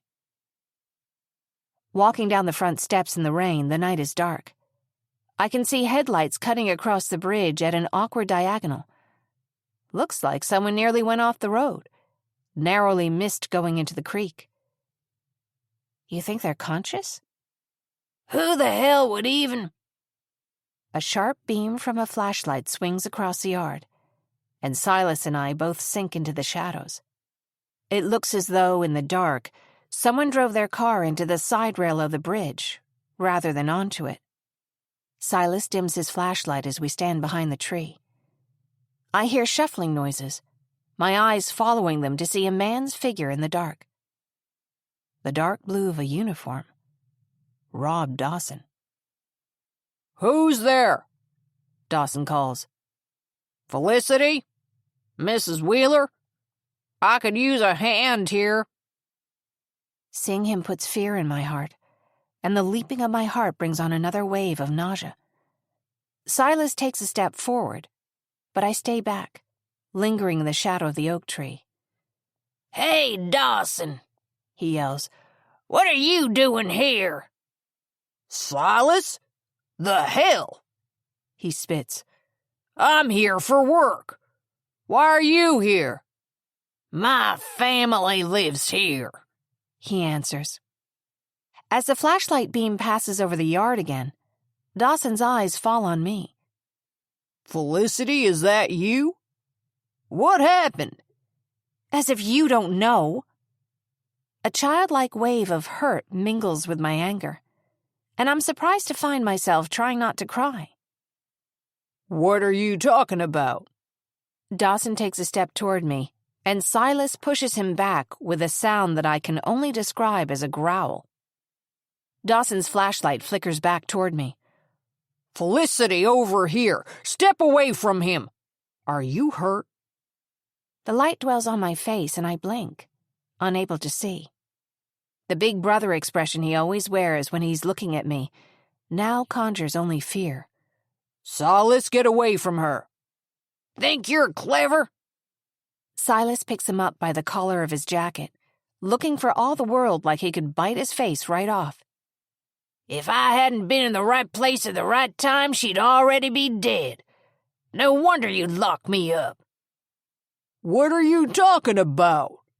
Dawson wheezes. Silas pulls back a fist, tightens his jaw. You think I don't know you had something to do with Holly going missing? What are you doing out here now, looking for Felicity alone? You were the last one to see Holly at the party, Dawson cries, shoulders thrashing until Silas lets him fall to the ground with a thud. Dawson gets to his feet, panting, straightening his coat. You're the one who ruined your marriage. I admit, though I can see their tempers are high, that was a personal blow. Silas finally hits him square on the mouth. Take it easy, Silas, I say. He deserved that one, but no more. At least for now. Felicity? Are you all right? He asks, pointing the flashlight at me. Right in my eyes? Come on. My head throbs. Yes, Dawson, I'm fine, no thanks to you. You don't look so good. Let's sit on the porch, get you out of the rain at least. Dawson's holding a hand over his mouth as Silas pulls him by the shoulder. Silas and Dawson both move to offer me a chair, but I'm more comfortable standing, leaning against a post, letting the mist cool my clammy forehead. They sit in the rocking chairs on the front porch, dusty and slick with rain. I stare at Dawson in the dark, touch a hand to the cut on the back of my head, shivering. Why'd you do it? I ask. What do you mean exactly? Don't bother lying, I answer. I know it was you out in the woods by the school. Felicity, what are you... I saw you screwing with her car, Silas growls. Dawson starts to stand up, and Silas levels an index finger at his chest, pushing him back into the chair. What have you got to say about that? At this mention, Dawson sighs, rubbing his eyes. Okay, Talk, dumbass. Silas towers over him. "He's getting to it, Silas," I murmur. I wait, and finally Dawson begins to speak. Next to Silas in his anger, Dawson's composure takes on a smug quality, almost as if he's not even hiding anything here. I begin to sense what Silas finds so infuriating about him. "I have no idea what happened to your sister," Dawson answers. "I swear. And your car, Silas moves to hit him again, and I reach out to stop his arm. It was meant to scare you. It was meant to be an inconvenience. So you would decide to leave town." "What did you do?" "It's an old prank," he says. "Put some lacquer thinner in the gas tank. It throws the engine off, but usually runs through the tank before you can get it to a shop." "You always talked about looking out for me, about how you were worried for me." My words are uneven and ragged around an unexpected lump in my throat. You're the last person I ever expected to do something so cruel. The mechanic laughed at me. Everyone thought I was losing my mind, and I wondered too, honestly. "Look, everyone knows it's not easy for you. And I didn't want to say anything, but I heard about the trouble you've been having, and I thought if you had a reason to—" "What trouble?" "I heard you were sleepwalking, having trouble, keeping things straight." I narrow my eyes at him. "Where did you hear that?" "Redford." He shrugs. "He was the first one who was worried about you. Thought it might be hard considering what happened in the past." "Let me just get this straight," Silas repeats. "Someone put you up to this, messing with a woman's car. Someone who was driving around with kids, my kids." Dawson begins to mumble. "Cody Redford seemed to think it would be easy to get you to leave town." "Seems like he's really set on making himself feel like the good guy," I mutter. In any case, he was wrong. "Yeah, he was. You're a real pain sometimes." Dawson says these words with something close to admiration, but I flinch, and Silas hits him in the stomach. They're a perfect match, these small-town rivals, both infuriating in their own distinct way, each suspecting the other of hurting Holly. "That's my wife's sister, you dirtbag," Silas yells. I could intervene, but I don't. Dawson splutters an apology. "But what about my cheer uniform? And the break-in?" "Absolutely not," he says. "I would not do that. I figured maybe you'd done it yourself." "Tell me the real reason you locked Silas up." "I thought he was a danger to you. I'm still not certain he isn't." I don't know why, but I believe him. Maybe he's not smart enough to lie convincingly. In any case, even now I can't picture him strangling a rooster. "Remind me to punch you before you decide to open your mouth again," Silas grumbles. "Both of you, calm down," I insist. "Dawson, for the record, subterfuge is not your thing. You don't have the personality for that. Silas, please just stop hitting him for 5 minutes." Overwhelmed, I step away from both of them for space. Fresh air, I'm not sure. I make it down the front steps and into the yard before a spell of lightheadedness stops me in my tracks, trying not to throw up on my boots. Moments later, I hear their footsteps behind me. "What is it?" "You all right, Felicity?" They're both offering me a hand. Holding both arms out to demand space, I follow them back up to the rocker, where Dawson pulls a chair near me, and they sit in uneasy silence, as if it isn't obvious they're waiting for me to say something. "I'm going to be fine," I answer. "It's not contagious, if you know what I mean." Well, I didn't know," Silas mumbles. Is this a congratulations sort of moment, or... I guess my expression must have given me away, because they both stopped short. Well, where is he? I'll go find the guy if that's what you want, Silas says. Why isn't he here? You shouldn't be alone. Yeah, I'll go find him, Dawson says. Unless, if that's not what you want. Of course it is, Silas says. There's nothing wrong with choosing to raise a kid on your own, Dawson snaps. I'm staring out over the yard, silent, tears streaming down my cheeks. Shut up, Silas hisses, jabbing Dawson with an elbow, nodding in my direction. Sorry. Their whispers sound in unison. For the first time, they don't seem at odds with each other. Wheeler, if you need anything, Silas says, you know where to find me. Dawson clears his throat awkwardly, before adding in a quiet voice, Same goes for me. As if she'd trust you, Silas says. None of this matters. I press my heels to the boards of the porch, tilting the rocker back and forth. Tess is still out there somewhere. Dawson, why'd you come out here if it wasn't to try to kill me? Well, that was the thing, he says. I got a phone call at the station. Someone said Tess is nearby. Chapter 45. Now. We move inside to dry off, Silas watching Dawson like a hawk the entire time. I fill him in on what happened outside the school, while he shakes his head in disbelief. What did they say about Tess? I remind him that she's been gone for nearly a full day, that she disappeared on the boat from James's lake house. Yeah, someone called and said, Who? Tell me. I'm trying, he says. They said I'd find her at the fairground. There aren't that many places to really hide out there, and I wouldn't doubt that Tess knows all of them.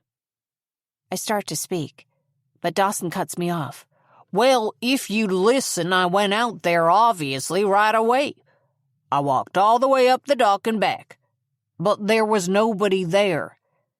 No, I murmur, talking through my hands. No, Dawson, that's not it. What, you know where they meant? Yes, I answer. There's a lump in my throat now, but it's not from my uneasy stomach. I do know. I remember that water, so murky and deceptive on a beautiful day, with those hidden deep spots where the mud could swallow your whole oar if you dropped it. There's a handful of places she could be. Can you tell me how to get there? In this weather? With the water this high? It would take you hours and... I begin to speak, but change my mind and get up, start walking to the door. You can't go by yourself, Dawson says. Then you're coming with me. Are you out of your mind? Silas asks. 5 minutes ago you thought it was trying to kill you. I shake my head again, pulling my wet rain boots back on. Silas, you stay here with Frankie and my mother, just in case. He starts to grumble, but I silence him with a stare. Frankie's scared. You want to do something for your daughters? Be here with her while I go get her sister. And what good is it going to do for her if I let you go out there by yourself and you get hurt? He asks. Or worse. You have to stay with them, I answer. Besides, if Tess is out there, you don't know it the way I do. It will be faster if I go. I pull on Holly's coat and nod to Dawson. You ready? Dawson follows me out into the yard. So, where are we going? The canoe wobbles as we step in, then rights itself.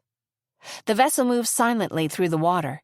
The chilly rain that falls around us absorbs any small noise, giving me the impression almost that we're not really here. Dawson sits holding the flashlight across from me, while I paddle near the water's edge.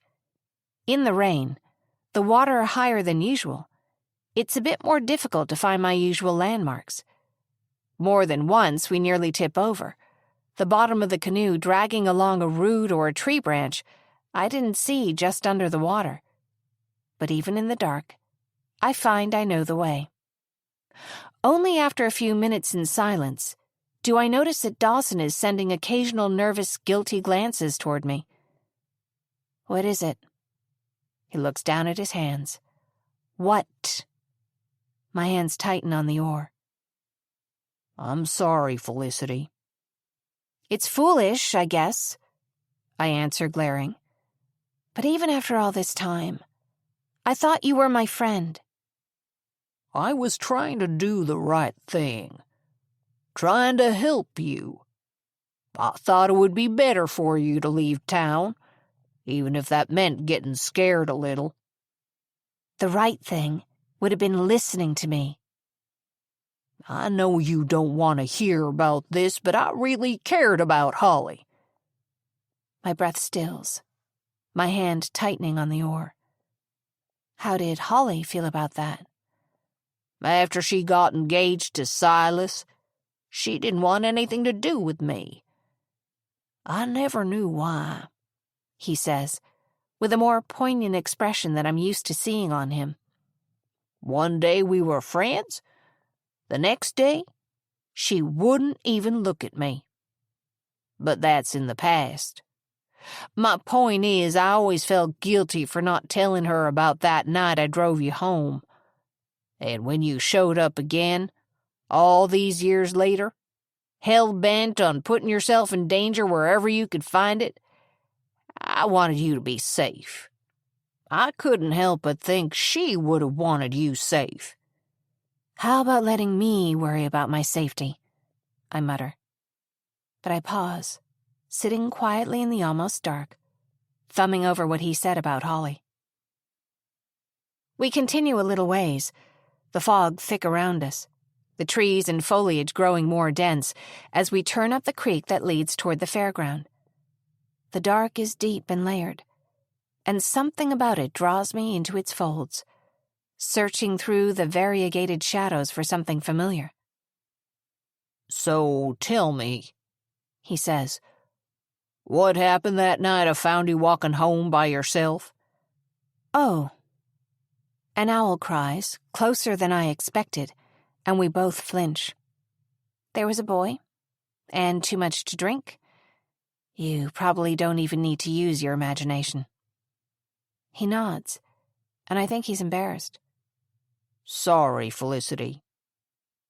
I know you were expecting some sort of missing puzzle piece. When I pull the hood of my coat up against the rain, I sense Dawson glancing away from me, and I know he's thinking of that night again. But memories like that are a dead end. It's better forgotten. Over his shoulder, I see the trees thinning, the skeletal structure of the fairground's old swing ride coming into sight. Up here, near the boardwalk, there's a place we used to tie up the boats. You used to be able to walk from there. I point to show him where I intend to go.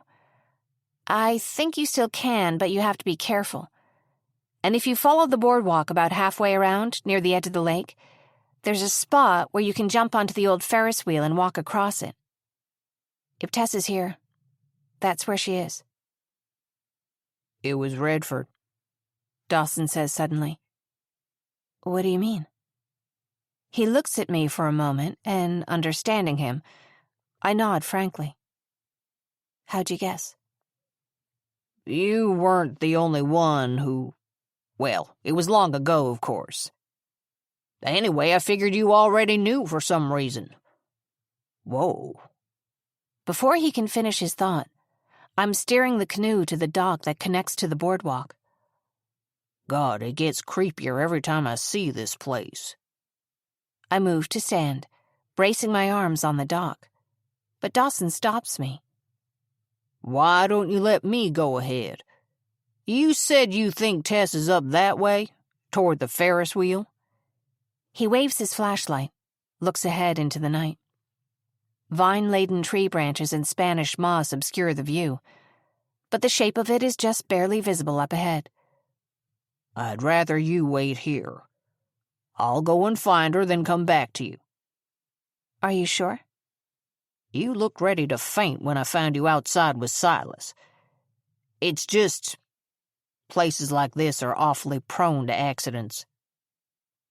Without waiting, Dawson turns his back to me and walks away. It would be easy to dismiss his all-too-predictable concern if I didn't know there's an all-too-real reason for these rushes of lightheadedness. Dawson? What was it you were saying about Cody? I call after him, but I'm reluctant to raise my voice more than a little. The only sound is his footsteps, growing softer with distance. A noise from down the boardwalk startles me, a muffled thud and a splash. I realize Dawson's left me sitting in the dark, that I told him to take the flashlight. I can almost make out the familiar forms of the fairground, the old swings, the dance hall in the distance. I steady myself with one arm, climb up out of the canoe. The wooden planks are familiar under my feet, seeming to whisper in greeting.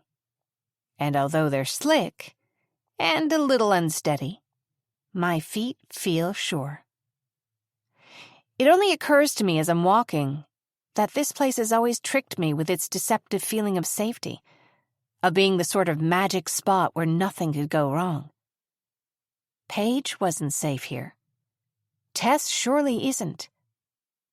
And now I'm here, walking down a boardwalk that sighs under my weight, looking for Dawson. Dawson, who showed up to my mother's house, claiming that he received a phone call informing him that Tess was out here. Dawson, who always looked at Holly the wrong way, if Silas is to be believed. With a chill, I recall Silas saying that Holly would have sent Dawson straight to hell if she could have done it herself. And why did he look at me so strangely this morning, when he insisted I might know who Tess's father was? Dawson never told me who called, or described that call. I've only come a few yards down the boardwalk when I have to duck under a curtain of moss that hangs from a gnarled oak. I'm moving slowly, checking before I step forward, half expecting the wood to collapse beneath my steps. A weight catches under my foot and I sail forward, grasping the moss with my fingertips as if it could support me.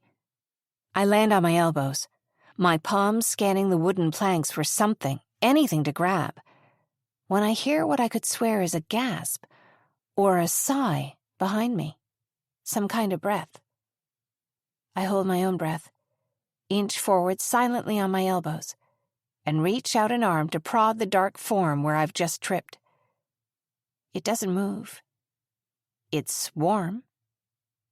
My heart lurches, struck with a fear I can't even put into words. I can't think her name. I can't bear it. But as I reach out, find a shoulder, a solid weight, I realize this isn't Tess. It's Dawson. "Dawson, get up," I whisper. "What happened?" He could have slipped or fallen anywhere. Knowing Dawson, he might not have taken the care I would with this boardwalk. I should have gone ahead. I should have gone with him. "Wake up," I hiss, my hands reluctantly scanning his body for an injury, double-checking that he's breathing. I hold his chin and turn his face, trying to see him, and then draw back with a gasp. My hands come back slick, damp, and suddenly I'm aware of the smell of blood, almost masked by the familiar, incense-heavy smell of the swamp. Dawson breathes, but he isn't moving. I can't get him back to the boat. He's far too heavy. And while I'm reluctant to leave him on his own, I have a feeling telling me Tess is near. I swallow a curse, wishing I'd come here alone instead. I reach desperately forward, sweeping an arm along his leg. I'm looking for a gun, but it still feels indecent. Until finally I feel what I think is a holster under my fingertips. My stomach churns. The holster is empty. I take my phone out and check the reception. 1 bar. It's worth trying, so I dial 911. Then wait. My hands shaking. Rainwater on the screen. I remember from before, I can call emergency services without a phone plan.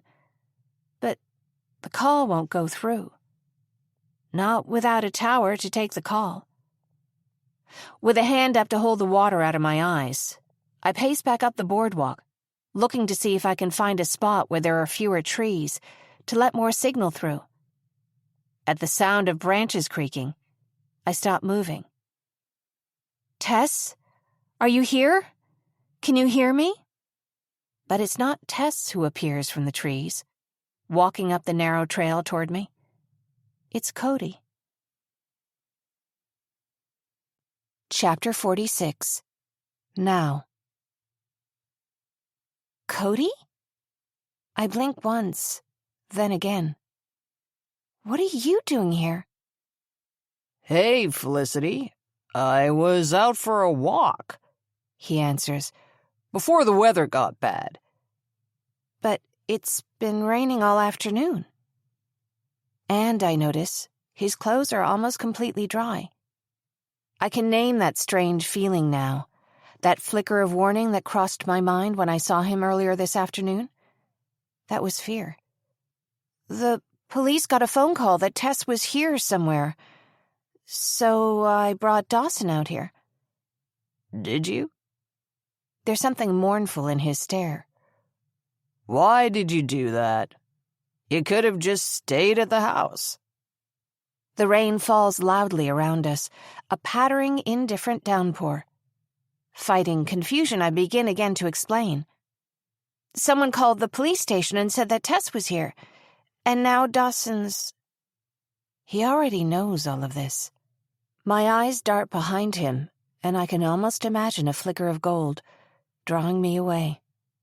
Oh, Felicity. He tilts his head. I gave you every chance to leave.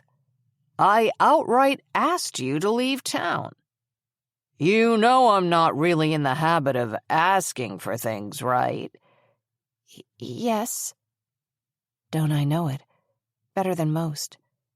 I see Dawson's flashlight in his back pocket. But for you, I begged you to leave. Cody, stop it. I inch side to side, looking for a path around him or away from him, and he follows every tiny move I make. And do you know why? No? Because I didn't want to hurt you, Felicity. He answers, seemingly offended that I don't understand him. I still don't. He swings the flashlight. This time, he doesn't miss. Chapter 47. Now. The first thing I notice is the ringing in my ears, the faint whistle that sometimes accompanies radio static.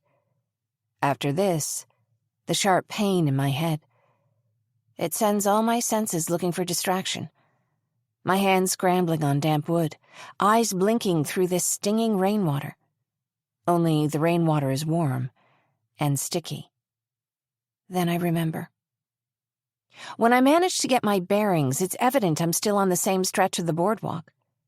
Curling my knees inward, I try to sit up, leaning my weight on one elbow. Cody sits at my side, elbows resting on his knees, hands tented in front of his face. His eyes are gently closed, as if he's deep in thought. God damn it. This wasn't meant to happen. He speaks softly, a disappointed whisper that slips through his fingers. I did everything I could to try to make you leave. To make me leave? What do you mean?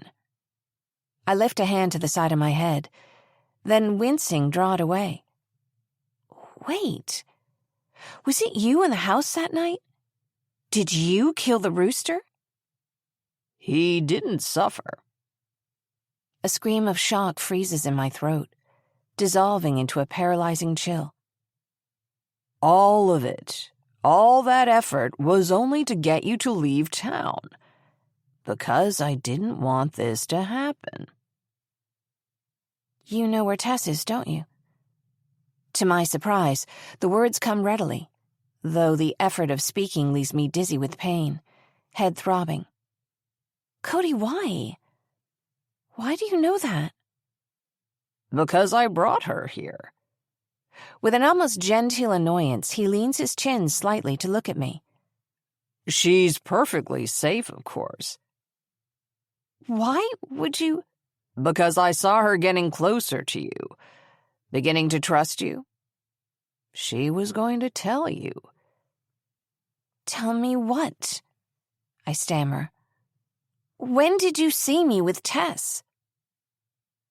Are you really going to make me spell this out? Cody shifts one hand to his forehead, turning a quietly furious gaze on me. What was it that I wanted Tess to tell me? Tess was supposed to tell me who? Trying to think around the racing of my heart and the throbbing in my temple, I bite my lip with effort. I had begged Tess to tell me who she saw. That's it, who she saw Holly leaving with. You couldn't have.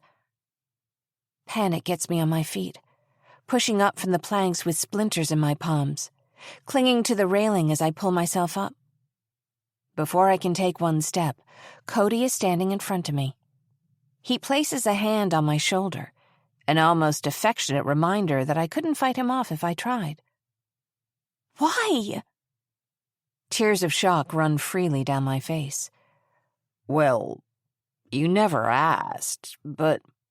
Cody hesitates, something diffident in his tone, as if he wants to confide something but fears being scorned.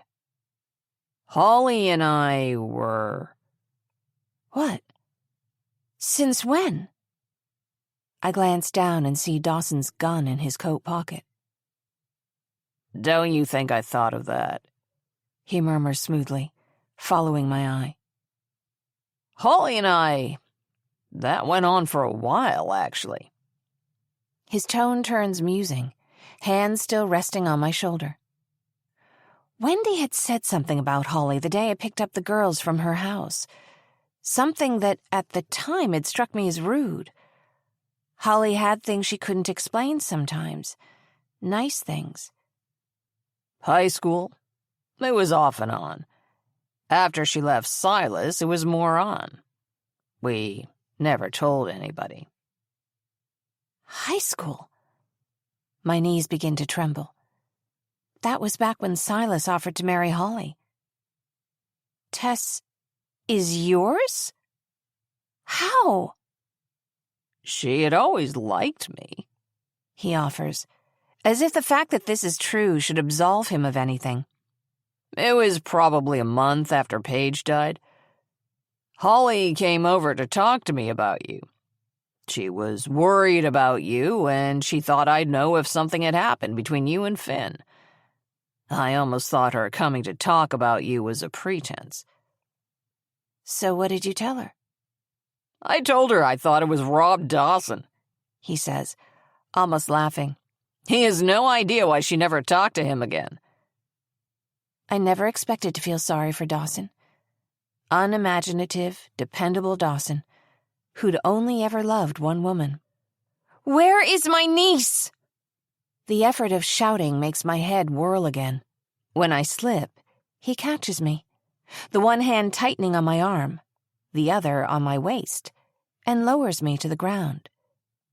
As I said, you don't need to worry about her safety. But why, Holly? I weep, slapping weakly at his legs. Tell me. He drops to his knees, eye level with me, and the sadness in his face is gone, replaced with an emotionless stare. Don't play coy, Felicity. In a single swift motion, he hauls me to my feet, half carrying, half dragging me along the boardwalk, out over the deeper water. Please, Cody, you have to tell me. My fingers grasp for his hands, for anything to hold, as if I could remind him that he's human. I need to know why she died. He stops walking, turns me so that I'm looking out over the railing, his hands tightly gripping my upper arms. I'm haunted with a sudden vision of Holly as she appeared in my nightmare, that first night back here.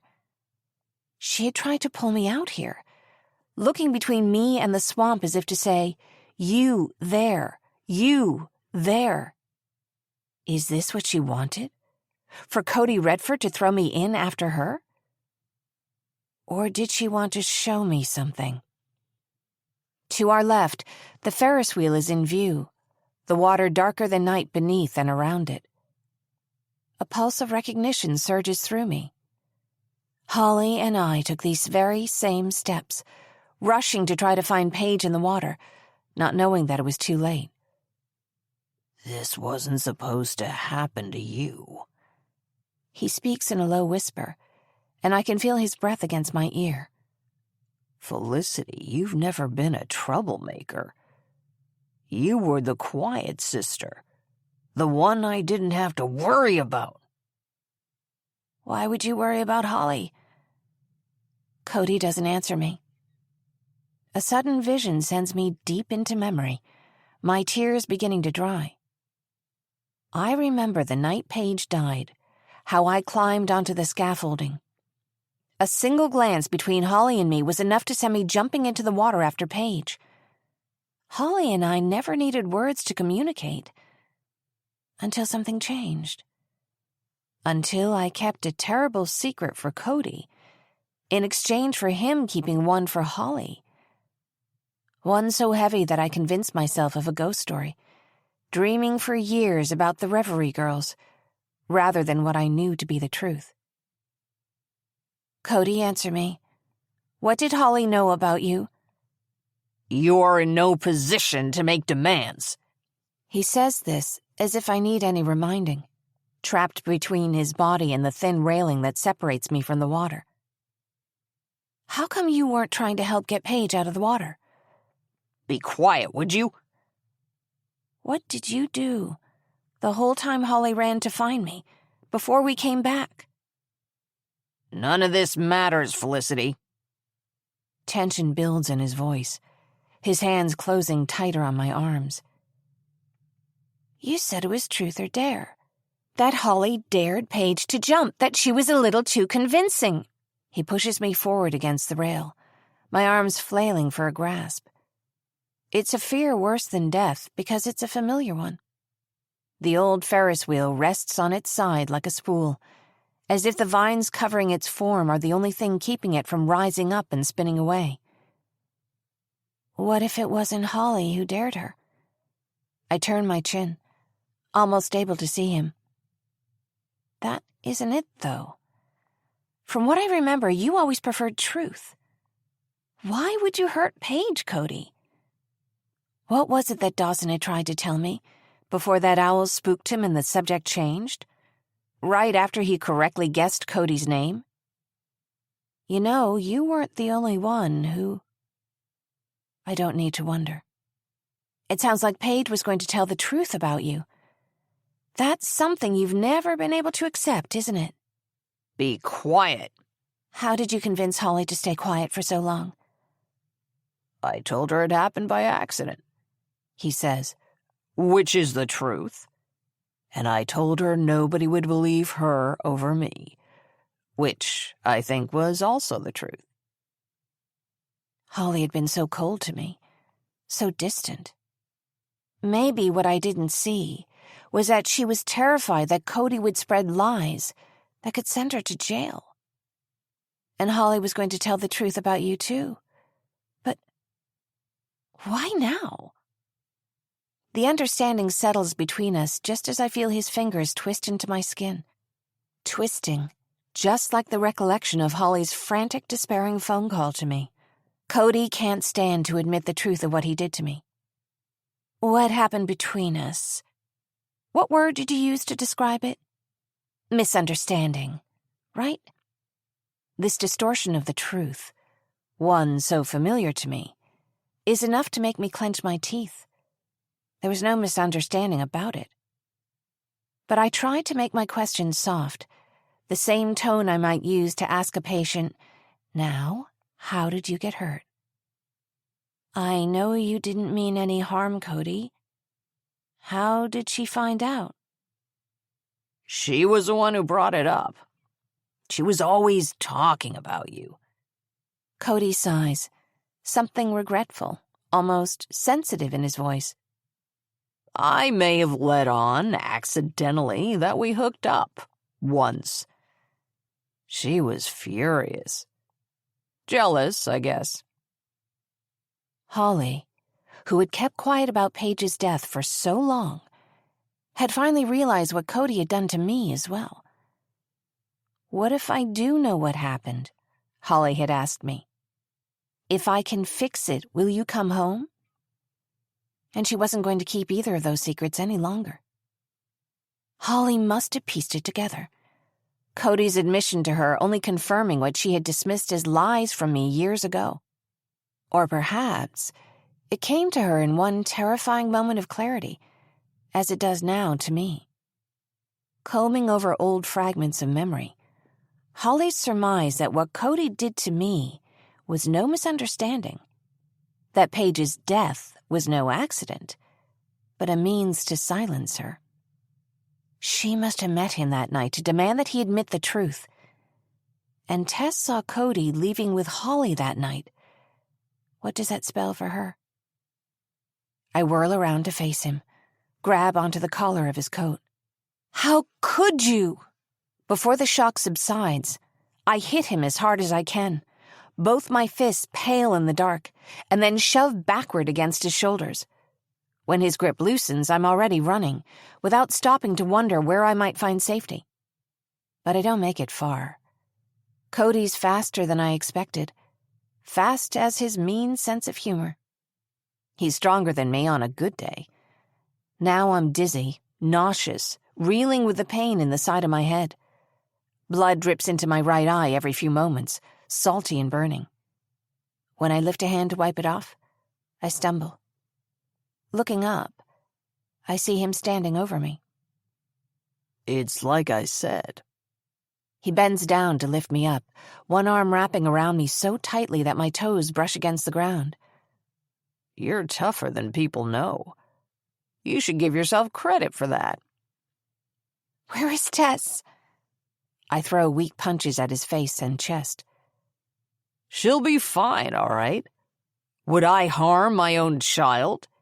He asks, as if I've offended him. Like you did to Paige? And my sister? I did not. He gives me a shake, like a child with a broken toy. I keep trying to tell you this. I would never hurt anybody. Your sister and Paige, they fell in the water and they couldn't get back out. Where is she? My voice rises again, sharp as my splitting headache. I can't listen to this anymore. Cody brushes the hair from his forehead, drawing a deep, slow breath. Grasping me with both arms now, he takes a step nearer to the railing. I'm sorry.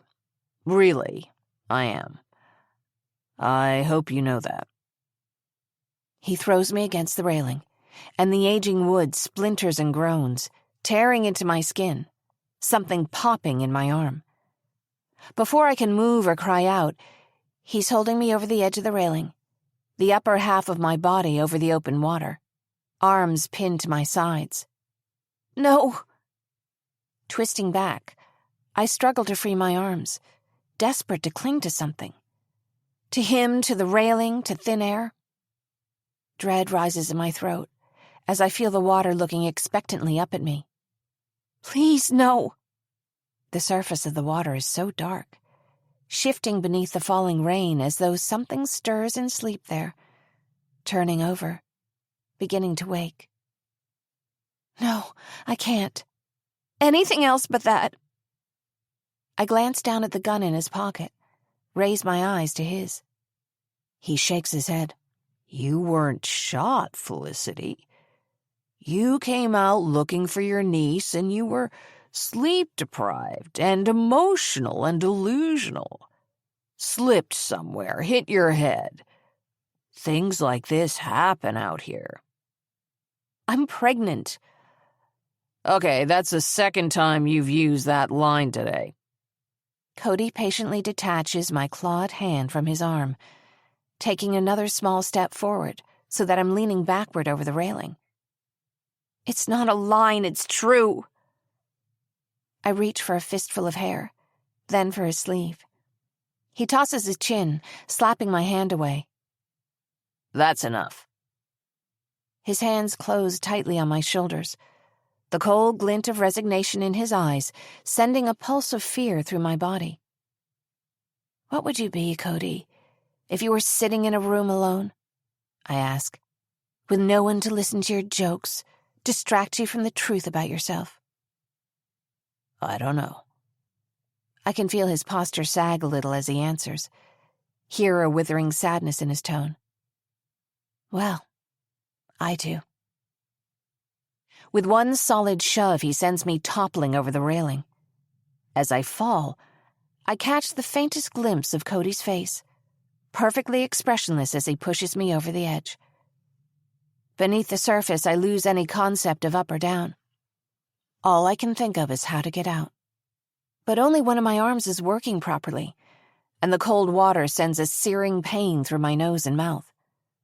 When I feel silt and tangled roots beneath my hands, I push off with both feet.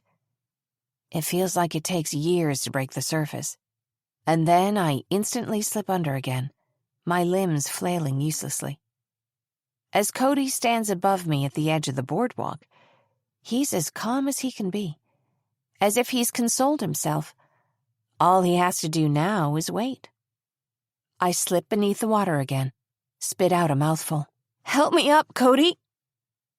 I fight for purchase and get an elbow up onto the boardwalk, but I'm too weak to pull the rest of my weight up, my other arm pulsing with pain. With the toe of his shoe, he nudges my fingertips away from the edge. When my hand slips off the planks, I try to keep hold of the supporting beam. But there's water in my ears, and my vision blurs, head throbbing. I tilt my chin back to keep my nose above the water. He kneels and pries my hand from the beam. Just keep a grip, I tell myself. It's simple, just hold on. But I can't do it. My hands fail. I'm gasping one more time for help. I let go and slip into the water. As I'm falling, I remember it. The sound of that voice calling my name, bell-like, urgent. Even now, I can remember it so clearly. It's as though I'm back there. Again, I am summoned by a ghostly voice, distorted by mist, or trees, or whatever boundary separates death from life. Chapter 48. Now.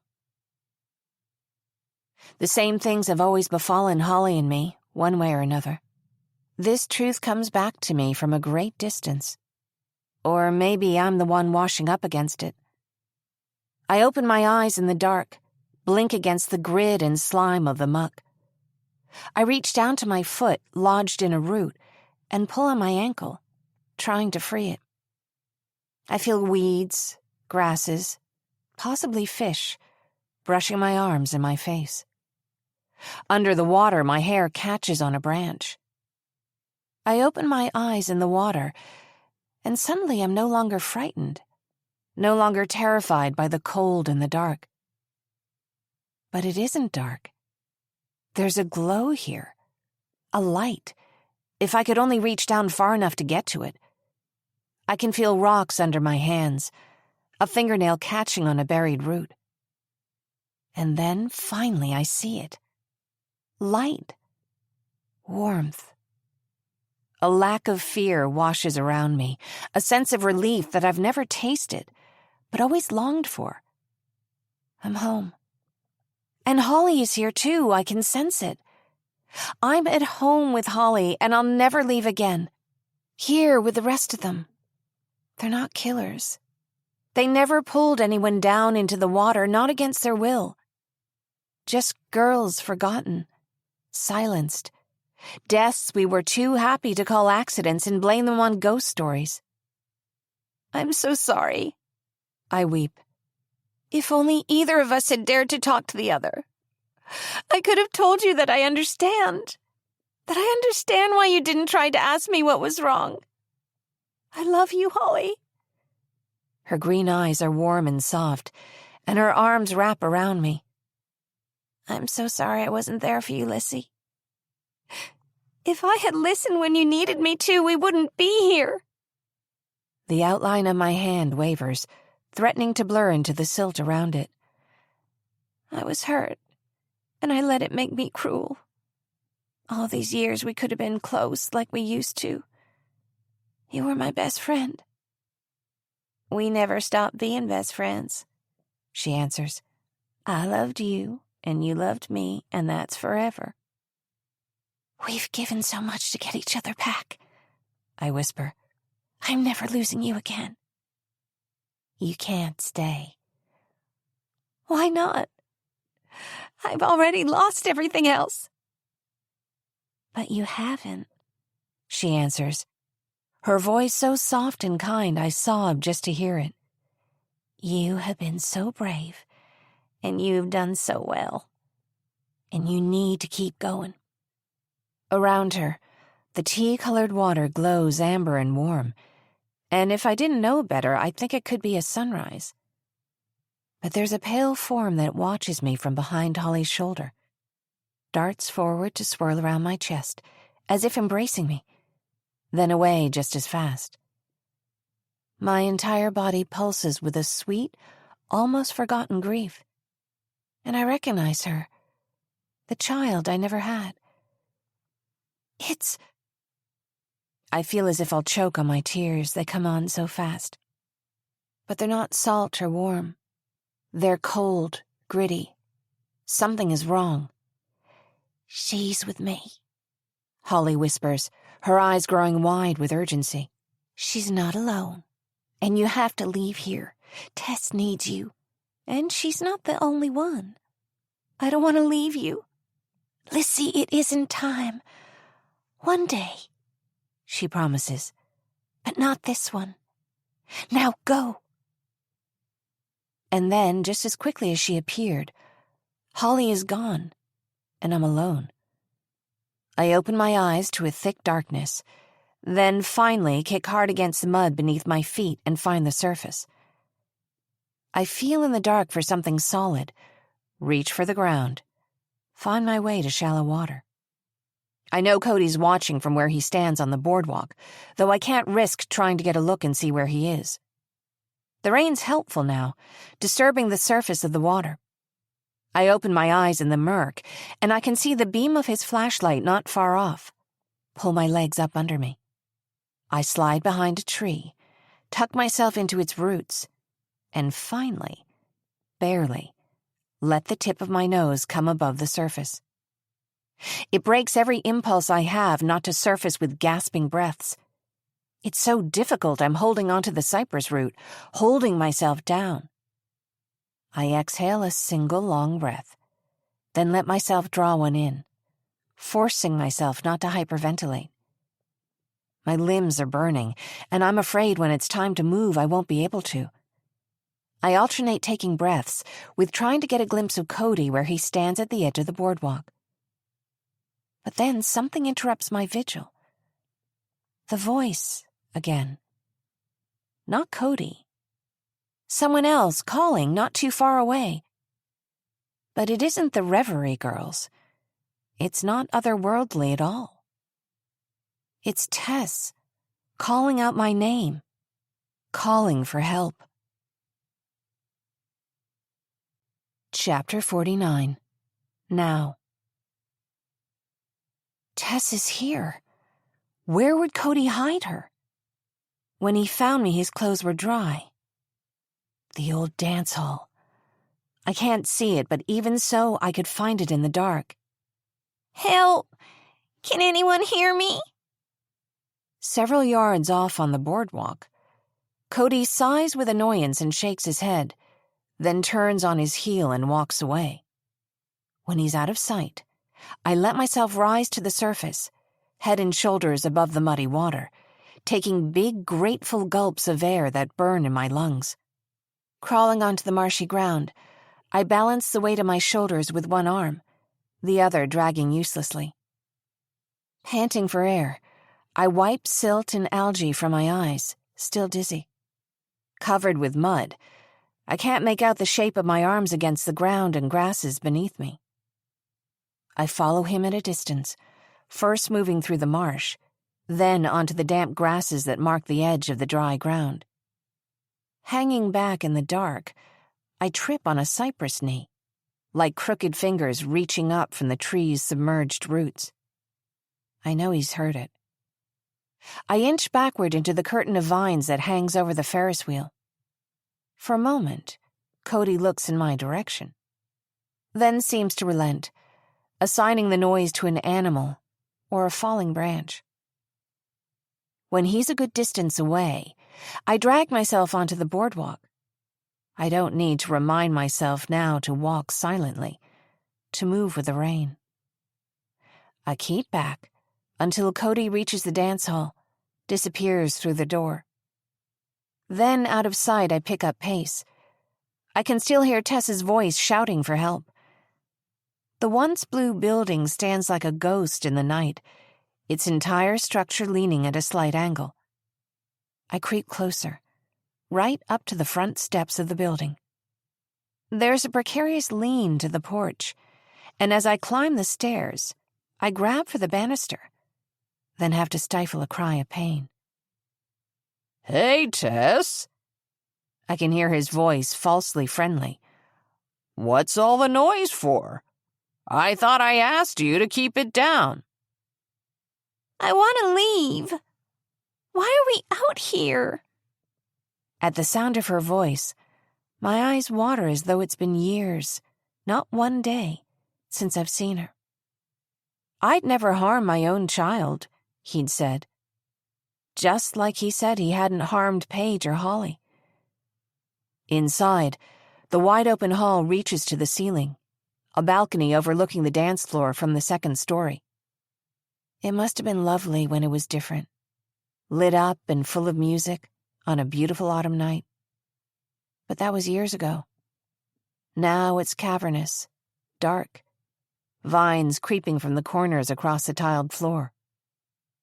"What are you doing up here?" Cody asks, speaking to Tess. "I told you to stay on the ground level, remember?" Hearing his footsteps on the staircase, I step inside, keeping to the shadows. Only Cody's flashlight breaks the darkness. My shoulders curl in, tense, as I watch. Cody sets the flashlight on the floor and greets Tess. She doesn't look to be hurt, but I can see that she's afraid, that her confidence is searching for footing here, that it's flickering, and I feel a desperate need to protect it. You said to meet you out here. I want to go home now. "I really need you to stay calm here," Cody answers. As I take a step toward the staircase, something skitters over my foot, a shadow about the right size to be a mouse or a large spider. The shadow disappears behind a larger, hulking shape, which at first appears to crouch and sigh, but upon closer inspection is the age-warped and dusty old piano, calling to mind ghosts of old dance parties. Going up the staircase, I move slowly, hoping the sound of the rain on the roof will cover any small noise.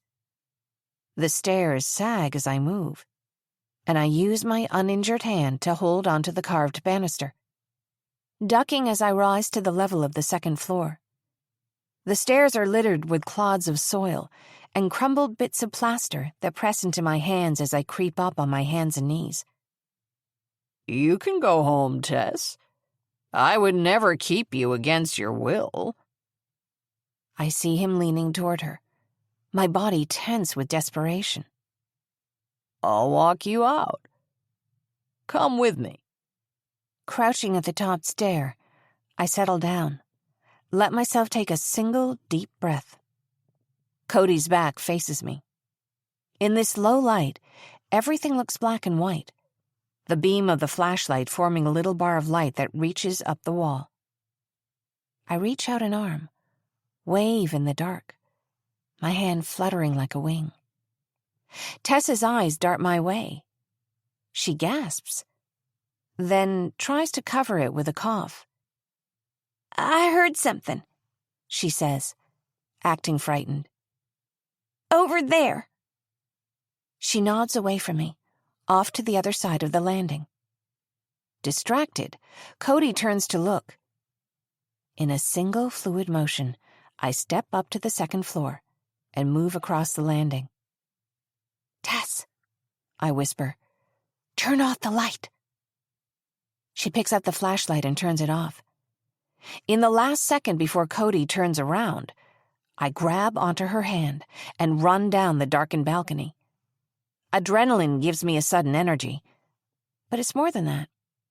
It's energy I realize I've been holding in for years, that I've swallowed, playing safe, using it only when I've needed to move on. Now, I can wield it like a weapon or a tool. I hear Cody's footsteps behind us, hear him collide with the edge of the balcony, swearing. The old wood sags, and I can feel the impact even here, a few yards off, but it doesn't break. I pull Tess behind me and step into the corner. I cling to her hand as I move, pull her body closer to mine, as if I could reassure her. I can hear her terrified breaths, Cody's footsteps near us in the dark. I make my voice as quiet as I can, lean close to her ear. I love you, okay? I'm on your side here. I let go of her hand and reach to take the flashlight from her. Stay right here. Wait for me. Without the flashlight, without even the ambient light of the outdoors, it's pitch dark. I hold the flashlight tightly in my hands and press my back against the wall, inching toward him. Help me, I think again, apologizing to the old fairground for every time I've hated and feared it. I make no sound as I move. He's crashing through the dark in my direction. The injury in my shoulder, now that I stand still a moment, sends jolting waves of pain-fueled nausea all through my body. With a sigh, I sink down to the floor. Only for a moment, I promise myself. Only so I don't faint and fall over altogether. Felicity, you're smarter than this, he yells. I can hear him, but I can't see him. I didn't want this to be difficult for you. You know that. Steps again. Then he's close. Too close. I can feel the age of the building under my palms, plaster and soil, bits of the outside that have found their way in over decades of neglect. I hold my breath and throw a pebble-sized bit of plaster. It sails past him and clinks to the floor on the ground level. Cody pauses, then takes a hesitant step in that direction, as if he could look down into the dark. I follow it with another, 90 degrees the other way. Where are you? His breath catches, and he twists on his heel, looking into the shadows. Is there someone else here? I know what it feels like, to hear whispers around you, moving through a space where you assumed you'd be safe. To know you're a target, but not know when you'll get hurt again. An imposter in a world where you once felt like royalty. Now blinking mud from my eyes, I send this at him like it's a curse, throwing pebbles into the dark around him until he's frightened and disoriented. All the while, I take tiny steps, inching closer to him until I can hear his breath. I tighten my hand on the flashlight. It's not a sure bet, but it's all I have. I throw a stick, the rain muffling its sound until it hits on the landing across from me. I can almost hear Cody flinch, hear the hiss of his breath, and the jagged step as he whirls around looking for an assailant. Where are you? Truth or dare, Cody. I swing the flashlight and feel it connect with his head, A dull smack. When he hit me, he made it look so easy. It's not. My hands tremble and the flashlight drops to the ground. I sink down to reach after it. Cody's hand lands on my shoulder and I struggle for balance, negotiating with the pain in my right arm, my fingertips brushing against the flashlight. I remember the feeling of his hands on my body, his elbow resting across my neck. And I recognize a sound so close now, right in front of me in the dark. He's laughing at me. My hand closes on the flashlight, and I swing straight at his temple. Finally, he loses his balance, hands trying to cover his head. But he grabs for me, his hand closing on my arm as I back away, and I yelp with pain, pushing him away savagely with my free arm. I hear the weight of his body hit the stairs with a sickening clap, one that seems drawn out, a ghostly sort of wheeze or groan. I begin to back away, and I could blame it on an awareness of danger, of wanting to put more room between me and Cody Redford, enough to last the rest of my life. But the truth is, it sounds like something horrible, a determined howling, and I'm frightened in a way I didn't think I could be. It's only as I'm backing into the corner, wrapping an arm around Tess, that I realize the staircase has collapsed. Chapter 50. Now. Aunt Lissy? Tess's voice trembles, devoid of her usual sass. She's right where I left her, sitting in the corner of the balcony on the floor. I throw one arm around her body, the other one sore and useless at my side. Tess is warm, unhurt. Are you okay, Tess? Yes. My hands shake as I click the flashlight on. It's slick with blood, and my stomach turns. I take a long look at Tess, then point the light toward the stairs, track around the rest of the balcony. There's no other staircase, no other way down. Besides, Cody's down there. Alive, maybe, or dead. I'm not sure which frightens me more. I turn back to Tess to see tears running down her cheeks. I'm so sorry. Everything is going to be fine. It's not, she answers, her chin trembling. What happened to you? I realize I'm bleeding, covered in mud, that I must look like a monster. Tess covers her face with her hands. I huddle next to her and sink gratefully to the floor. I'm so sorry, she weeps. I was such an asshole. I'm the one that needs to be sorry. I can hear the rain tapping on the roof, and I know the water outside is higher than it ought to be. I wonder how much it would take to knock the rest of this balcony down. It's bad weather for this. It isn't all that cold, but it doesn't take terrible cold to get you hypothermic. Just time. You're sorry, she repeats after me. This is all my fault. I lied to you. I knew he was my real dad.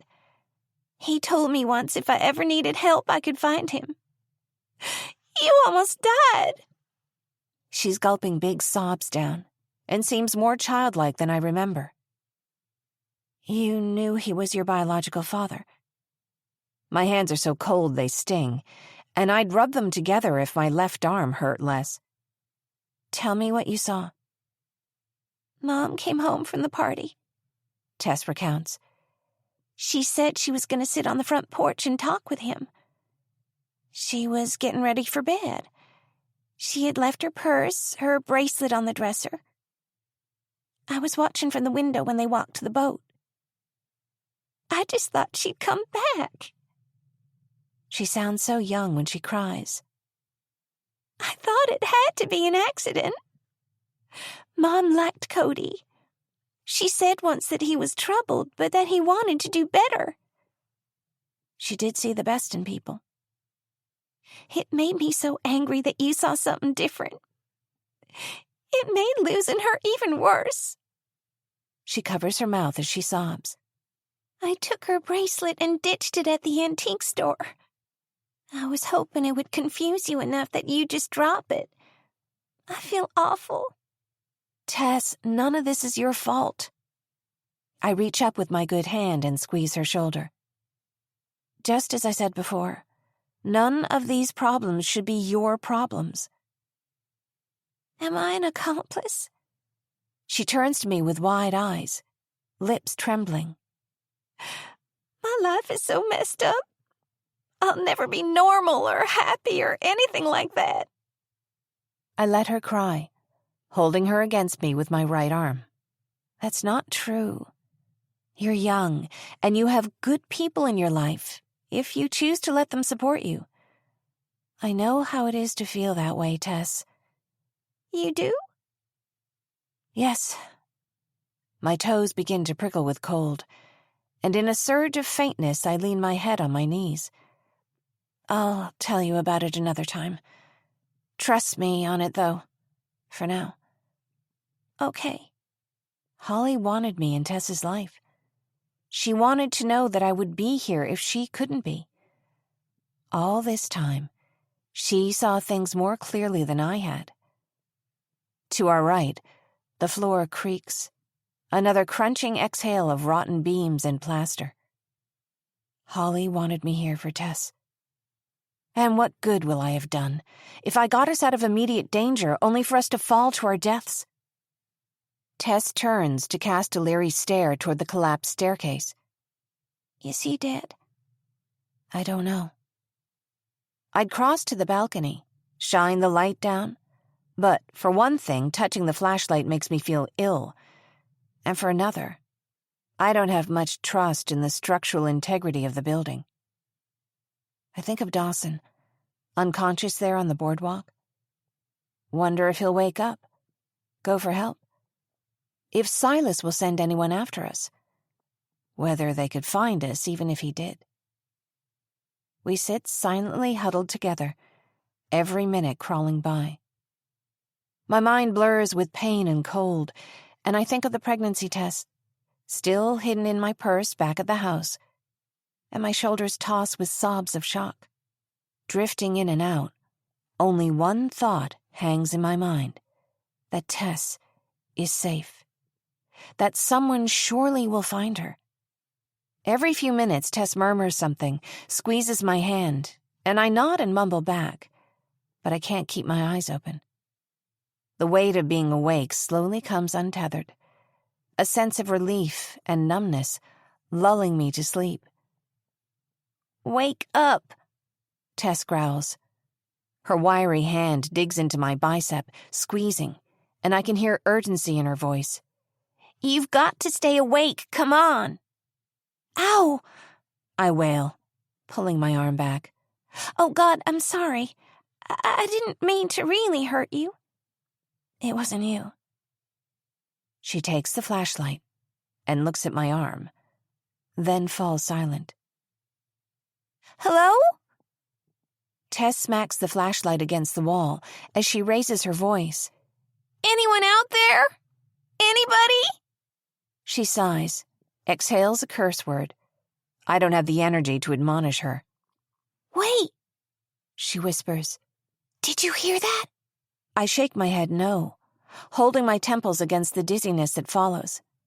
Again, Tess beats the flashlight loudly against the wall behind us, then shines the beam over the railing toward the doorway. The noise and the light make my head throb, and my consciousness fades again. And finally, the dark and cold become a comfort, rather than a threat. When I hear James's voice calling my name, I'm certain I'm dreaming. Felicity, shout if you can hear me. The sound alone, echoing in the dance hall, sends my head spinning. And when I open my eyes again, he's standing in the doorway, the yellow beam of a flashlight in his hand. His hair stuck to his forehead with rain. Felicity! Tess, are you in here? We're over here, Tess yells back. Up here!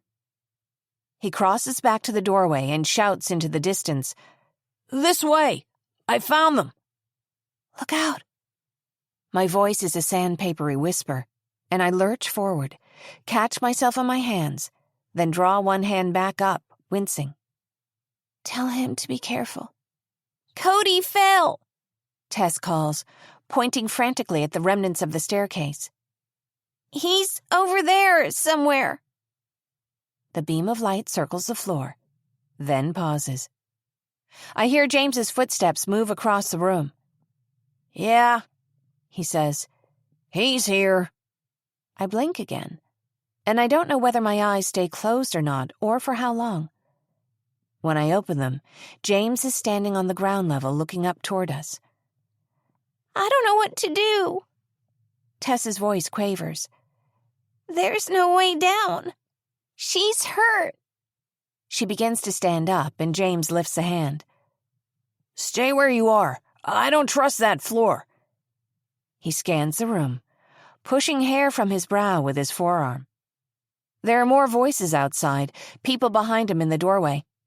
He waves to the dusty piano standing in the corner. Help me move this. On 3. With a groaning of old wood and creaking, it moves. I hear a shuffling, discordant protest from the old keys. Piece of cake, he says. You okay, Tess? His face appears, his eyes level with our feet, and as his eyes find me in the shadows, I see the cheer in his voice is affront. I'm fine, she says, though her eyes begin to fill with tears. All right, what I need you to do is stand up, very carefully walk to the railing. I'm holding it from this side, see? And just climb over. I'll catch you. She swings a leg over the railing, swivels around, and jumps down into his arms. He helps her to the floor, and I hear her cry, Dad! That means Silas is here. There's a murmur of voices from below that I can barely distinguish from the whispers in my mind. How'd you find us? My head jolts with pain when I speak, my body numb and damp with the cold. His eyes are hollow with sleeplessness, and his hair looks as though he spent all night in the rain. We can talk later. Come on. James holds an arm out, and I shake my head. With a sigh, he continues, speaking quickly. I went to your mother's house to talk to you.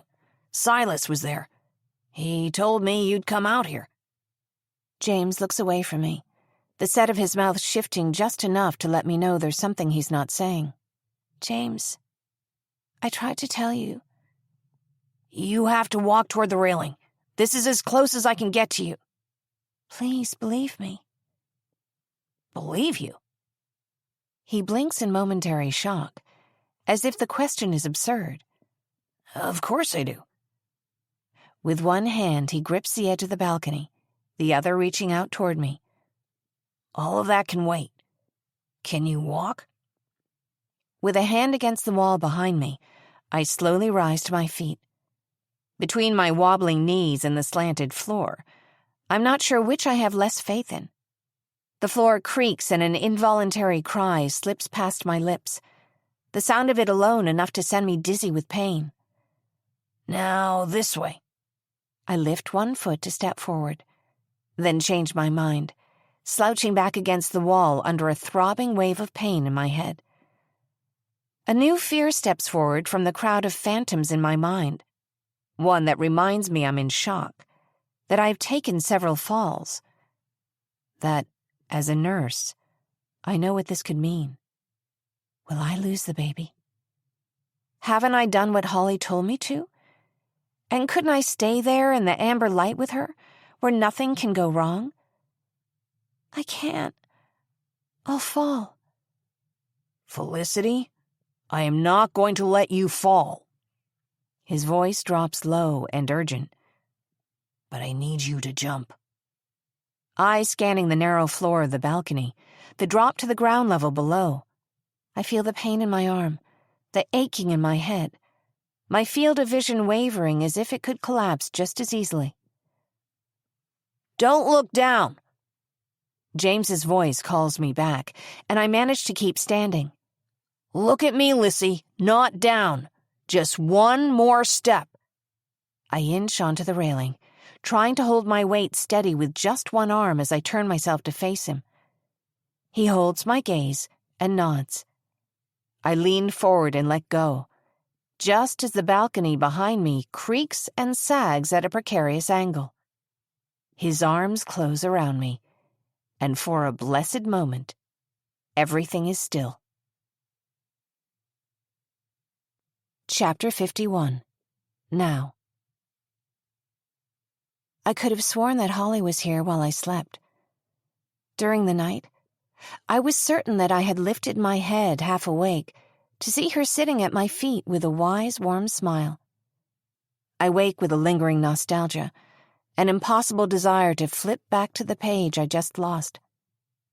The memory of the night before settles around me, and I remember that Holly is still gone. The air in the room has a warmth, as if she only just walked out the door, and I still cannot go with her. My memory of the prior evening seems so distant that at first I'm fearful that was a dream as well. Then I catch sight of the bandages on my right arm, lift a clumsy touch to the stitches on the side of my head. The other arm won't move, held in place with a snug sling. Dreams and reality have been blurring too much for my taste lately. When I manage to stand up, everything hurts. Crossing to the window, I pull the knit blanket from the foot of the bed and wrap it around my shoulders. Out in the yard, as I look through the bay window, I can see Tess and Frankie playing in their jackets. I tap on the window, then open it. "Morning," I shout. Frankie stops and looks up, waves at me with a smile. "Morning, Aunt Lissy. You slept late." "What day's it?" "It's Christmas Eve." With one working arm, getting dressed is an effort. I eventually manage a pair of leggings and then untie the sling, slipping my arms into a flannel shirt, since I can't pull anything over my head. But fastening buttons is so painful, my eyes water, any inkling of movement in my shoulder throwing a nauseating wave of pain down my arm. Clearing my throat, I walk to the door of the room and pull it open. "Mom? Are you there?" For a moment, I can't say why. I'm so afraid that she won't answer. Then her footsteps sound on the stairs, and in moments, she's standing in front of me. "Morning." "Hi." A rush of relief hits me, and I blink at my tears. "I need help with my buttons." My mother fastens the buttons on my shirt, then helps me back into the sling. Before I have to ask, she steps to my other side and sweeps her fingers through my hair, fastens it into a ponytail. "Thanks." "I made coffee if you'd like some." "I think I'll have to pass, but thanks." The smell of coffee, even faintly from downstairs, sends waves of nausea through my stomach. What happened last night, after they took me to the hospital? "Silas brought the girls here. He slept on the couch." "And Rob Dawson?" "In the hospital with a concussion. He'll be fine." She gives me a worried look. "There's a police detective downstairs. I've already told him everything, but he wants to run through a couple details with you. Are you up for it?" "Sure." I follow her through the corridor and down the stairs. In the living room, she leads me to the most comfortable armchair. "Felicity, this is the officer I told you about." She nods at the man sitting on the couch, then puts an ottoman under my feet. "Miss Wheeler, I'm Detective Wes Grant." He rises to his feet, leaning across the coffee table to shake my hand, then resumes his seat. Reddish hair and hazel eyes soften his somewhat official manner. "I only have a couple questions." "About my sister?" "Mr. Redford confessed early this morning." He speaks with the ease of someone who knows what he's talking about, the words rounded like an older brother's cadence that sets my nerves at ease a little. "To what exactly?" "Your sister's murder. But there was something else, too. That's why I'm here." He folds his hands on his knees, his pause taking on meaning. He made some allusions to the death of a girl named Paige Winslow and events that followed. Is that something you have information about? It is. I'd like to talk with you about that. Really? For so many years, I've taken it for granted that nobody cared what I knew, what I had been through. Gladly. Only, I don't think I can handle that right at this moment. Of course, he says. I'm gonna leave my business card. Enjoy the holiday and rest up. Everyone is glad you're all right. Thank you. When Detective Grant is left, I make my way into the kitchen, where my mother is at the table with her knitting. So, I heard you saying to James that you plan to leave. She gets up and turns to the counter, then returns to the table and sits a plate of food in front of me. Toast, eggs, a pear, sliced in half. Will you be leaving then? She turns away quickly to the stove, and I'm suddenly aware of the tempting smell of butter in a skillet. I don't know, to be honest. Really? Whatever happens, I'm not going to disappear again. And honestly, I'm not the person here who should keep custody of Holly's daughters. No? What do you mean? They should live with their father once he's ready. And you? My mother's smile falters. Where will you be? Never more than a phone call away. Half done with my food, I realize I can't eat another bite. This is delicious, but I'm afraid I have a bit of morning sickness. Her face softens into a smile. I'm happy for you. With this admission, words begin to tumble out, and I can sense how excited she is to talk to me. Silas told us about your pregnancy. I gathered. How long did that take? I don't think he intended to share your personal business. Yesterday evening, just after you left with Dawson, James knocked on the door. He said he needed to speak to you if you were willing to see him. And Silas just said to him, I think there's something you need to know. You should have seen his face. Felicity, what's wrong? I focus on her steady gaze, her solid elegance, until I find the words. What if something goes wrong again? She folds me into a warm hug. You won't be alone, no matter what. I soak in her embrace, breathing in this bittersweet feeling of hope and sadness, until it's too much and I inch back. Thanks, Mom. I take a sip of water, then manage a few more bites of the eggs and toast. After placing the plate in the sink, I approach the screen door. I'm going to sit on the porch for a bit. All right, Felicity. I'll be here. It's warm for winter, though that's hardly unusual here. Though I took a shower last night, after returning from the hospital, before collapsing into bed, it feels like it will take days to wash all the mud off. Watching the sunlight and its patterns on the yard, the chickens walking their familiar paths, I hardly register the sound of another car in the drive, now that I'm not on edge. And so I'm surprised when my mother walks to the back porch and lets James out. I move to stand up, and he shakes his head. Don't get up. He's clean-shaven, his hair combed, but his eyes jump from here to there, carefully studying everything but me, betraying his nerves. Hi, James. I want to hold his hand, but I can't read his expression. I'm sorry I didn't tell you. You're sorry? For a split second, he looks up from his shoes, his eyes meeting mine, eyes wide with regret. I came here last night to ask you to forgive me. For what? Please sit. I reach toward him, but stop short of touching. With a nervous glance, James sits next to me on the porch swing, setting down a paper shopping bag by his feet. For putting you in a corner when I should have listened to you? I was scared. It's no excuse, he says. I was so afraid you put yourself in danger. Well, you weren't entirely wrong. A jolting shiver runs from my shoulders down to my toes, leaving me feeling cold. The sheer certainty I was dead. The depth of ice-cold terror when I knew that Tess was in danger. When I open my eyes, he's turned toward me, his eyes lowered. And the baby you lost? I didn't have any right to expect you to have told me about that. That's your life, and it's in the past, and you don't owe me any of it. The tenor of his voice is even, calm.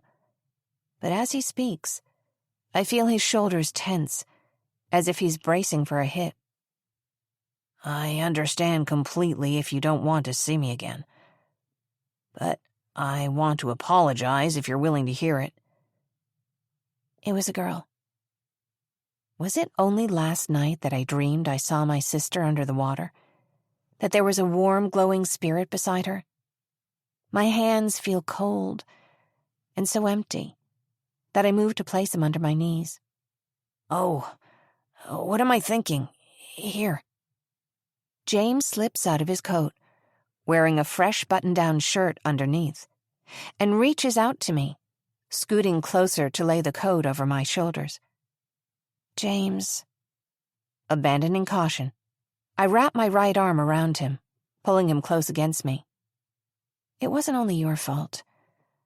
I was afraid to tell you the truth because, pausing to catch a breath, I draw back to look into his eyes, my hand on his cheek. Because I want this more than anything, and that terrifies me. It terrifies me still, for the seemingly endless moment that I wait for him to answer me. I can't blame you if you don't feel the same, I whisper. But I can't let you go without telling you. Then, finally, he's gathering me into his arms, holding me close against him as we kiss. Me too, he answers. I've wanted to hear you say that for so long. It isn't only me, you know. His hand rests for a moment on my midsection. I know. I need to be there for Tess and Frankie, too. That's not going to change. I wouldn't want it to. James places a kiss on my temple. I want this. You. All of it. Oh, and I brought you a Christmas gift.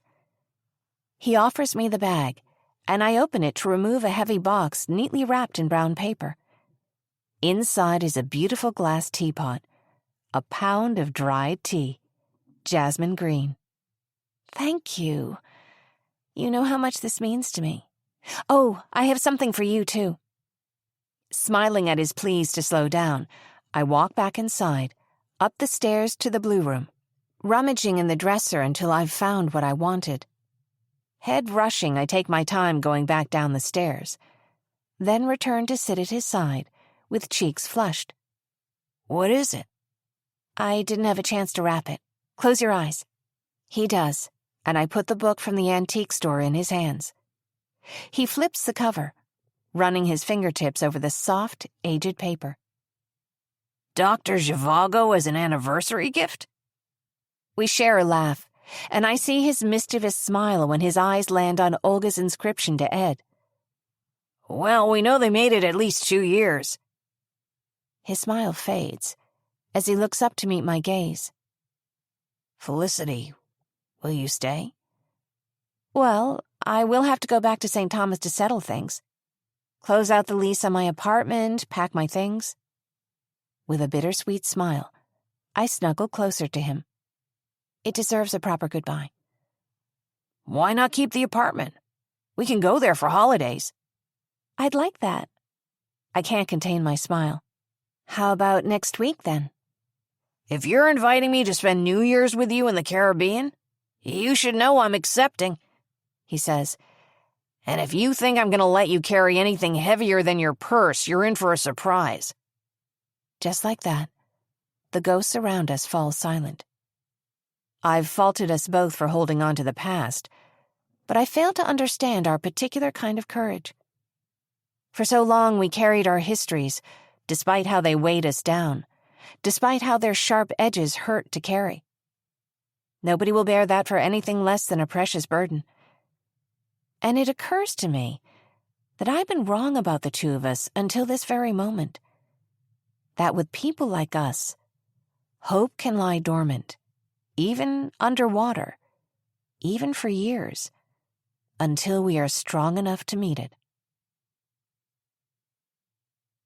Chapter 52. 15 months later. The following winter passes in shades of gray and green, brown and rust. Some might say they're muted, but no color here ever really is.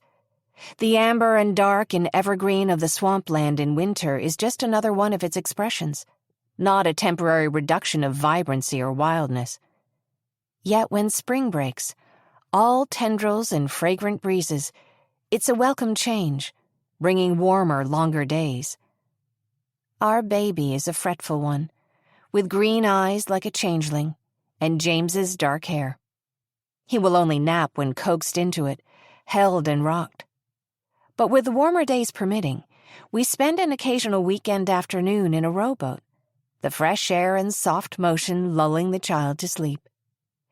James sits across from me, holding the oars, while the baby curls in my arms, wrapped in a muslin blanket, the same shade of pale blue as my dress.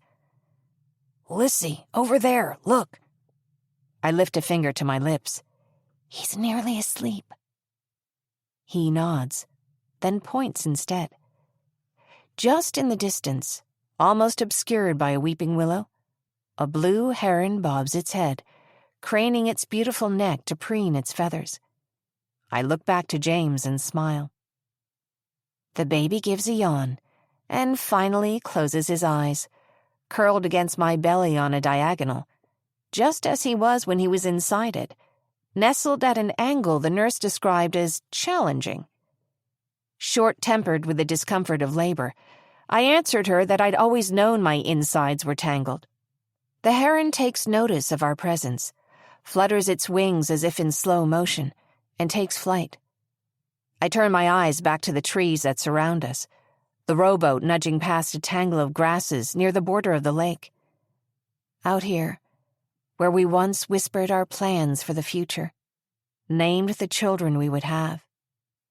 We wouldn't say it out loud, even if the child weren't finally sleeping.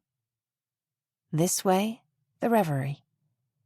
That way, the placid shallow waters that border the lake. James raises an eyebrow and I shake my head, no. I never go too close to it these days. Not that it doesn't call to me. It wasn't an easy birth, though I imagine they never are. Yet the experience was dark, in a way I couldn't share with James, afraid to dampen his joy. My mother told me that labor will send you through a strange passage, that you go right beneath your surface and middle layers to whatever's at your center. And what I found was that there's something dark in me. Strange, but familiar. And I know too well what promises wait beneath it. I've heard that some women don't lose it when they give birth, which, having been there, sounds almost mythological. I did. I wept for mercy with each contraction, wave upon wave until I felt submerged. And then beneath it, I found the place I knew, the place that felt immediately like the home I had always missed, sweeping me into a current of mud and vines under my hands, of holly, of honey-colored light that was brighter than morning. And once again I wanted to stay. Then I felt James's hands on mine, pulling me back to where we were, and he said, "Keep your eyes on mine. You're nearly there." So I wrenched my way back to the living world, away from Holly, reminding myself that she had been laid to rest several months past. The memorial service was on a balmy November day, uncharacteristically sunny. The church was so crowded, nearly everyone in town was there. Even Dawson, who shed a few tears when he thought nobody was looking. I approached to stand at his side, waited for him to gather himself, and then spoke. "Cody Redford told Holly a lie about you, and that's why she stopped speaking to you." There was no easy way to say it, but Dawson deserved to know that it wasn't his fault. I had to walk away before he responded, unable to hold any more sadness that day. It was then I felt the baby kick for the first time. My eyes landed on James, where he stood a few yards away with my mother and the girls. And as if sensing something momentous had happened, he smiled and walked over to embrace me. Questions left in the past of what might have been lie buried in almost everyone I know, never to be answered. How could James and I have been so lucky? I thought we would name the baby Holly, but it was a boy. We chose a name that was new to us, never used in either of our families. Asher. James likes it because of its meaning. Blessed. Fortunate. I like it because it makes me think of fire, dry warmth, a hopeful warning against the gloom and murk I grew up knowing. Not this one. This child is not for you. James's smile when the doctor announced it, a baby boy, was pure joy, like I'd never seen on him before. And mine was too, but maybe for a different reason. I know the world is unkind to everyone, but it's unkind to girls in a different way. Every so often, I spare a thought for Cody Redford, sitting in a cell with no one to lie to, nobody to mirror back his lies about what he really is. At the end of the day, there was no Cody Redford to mourn. There was no good in him that had been overwhelmed by circumstance, any more than there was any real evil. Just a vacuum of wanting and taking, and an occasional flourish of false guilt. I hadn't wanted that to be true about him. I see that denial now for what it was, just talking off the edge of a cliff, pleading with an empty space to answer me. There was never anything but my own echo. But I forgive myself that, for having wanted to see something decent in the father of the child I never had. I was glad my child wasn't a girl. For me, I guess the danger you know is more frightening. Maybe that's the reason I don't get too close to the swamp, keeping my distance from the skeletal fairground in its depths. I moved in with James 2 months before the baby came, when Tess and Frankie moved back in with their father. Each morning I wake up in our home to the sound of a child's cry, next to the only man I've ever loved. And every time, it feels too good to be real. But there's seldom a night, especially during the winter, when I don't look out the window across the lake and see a wisp of light beckoning. Hear that familiar voice that has always known me by name. One day I'll follow it. Hopefully not until I'm well into my old age. I know just who that wilderness belongs to, and that I belong to them just the same. Yet, for now, I think, they're content to wait for my return.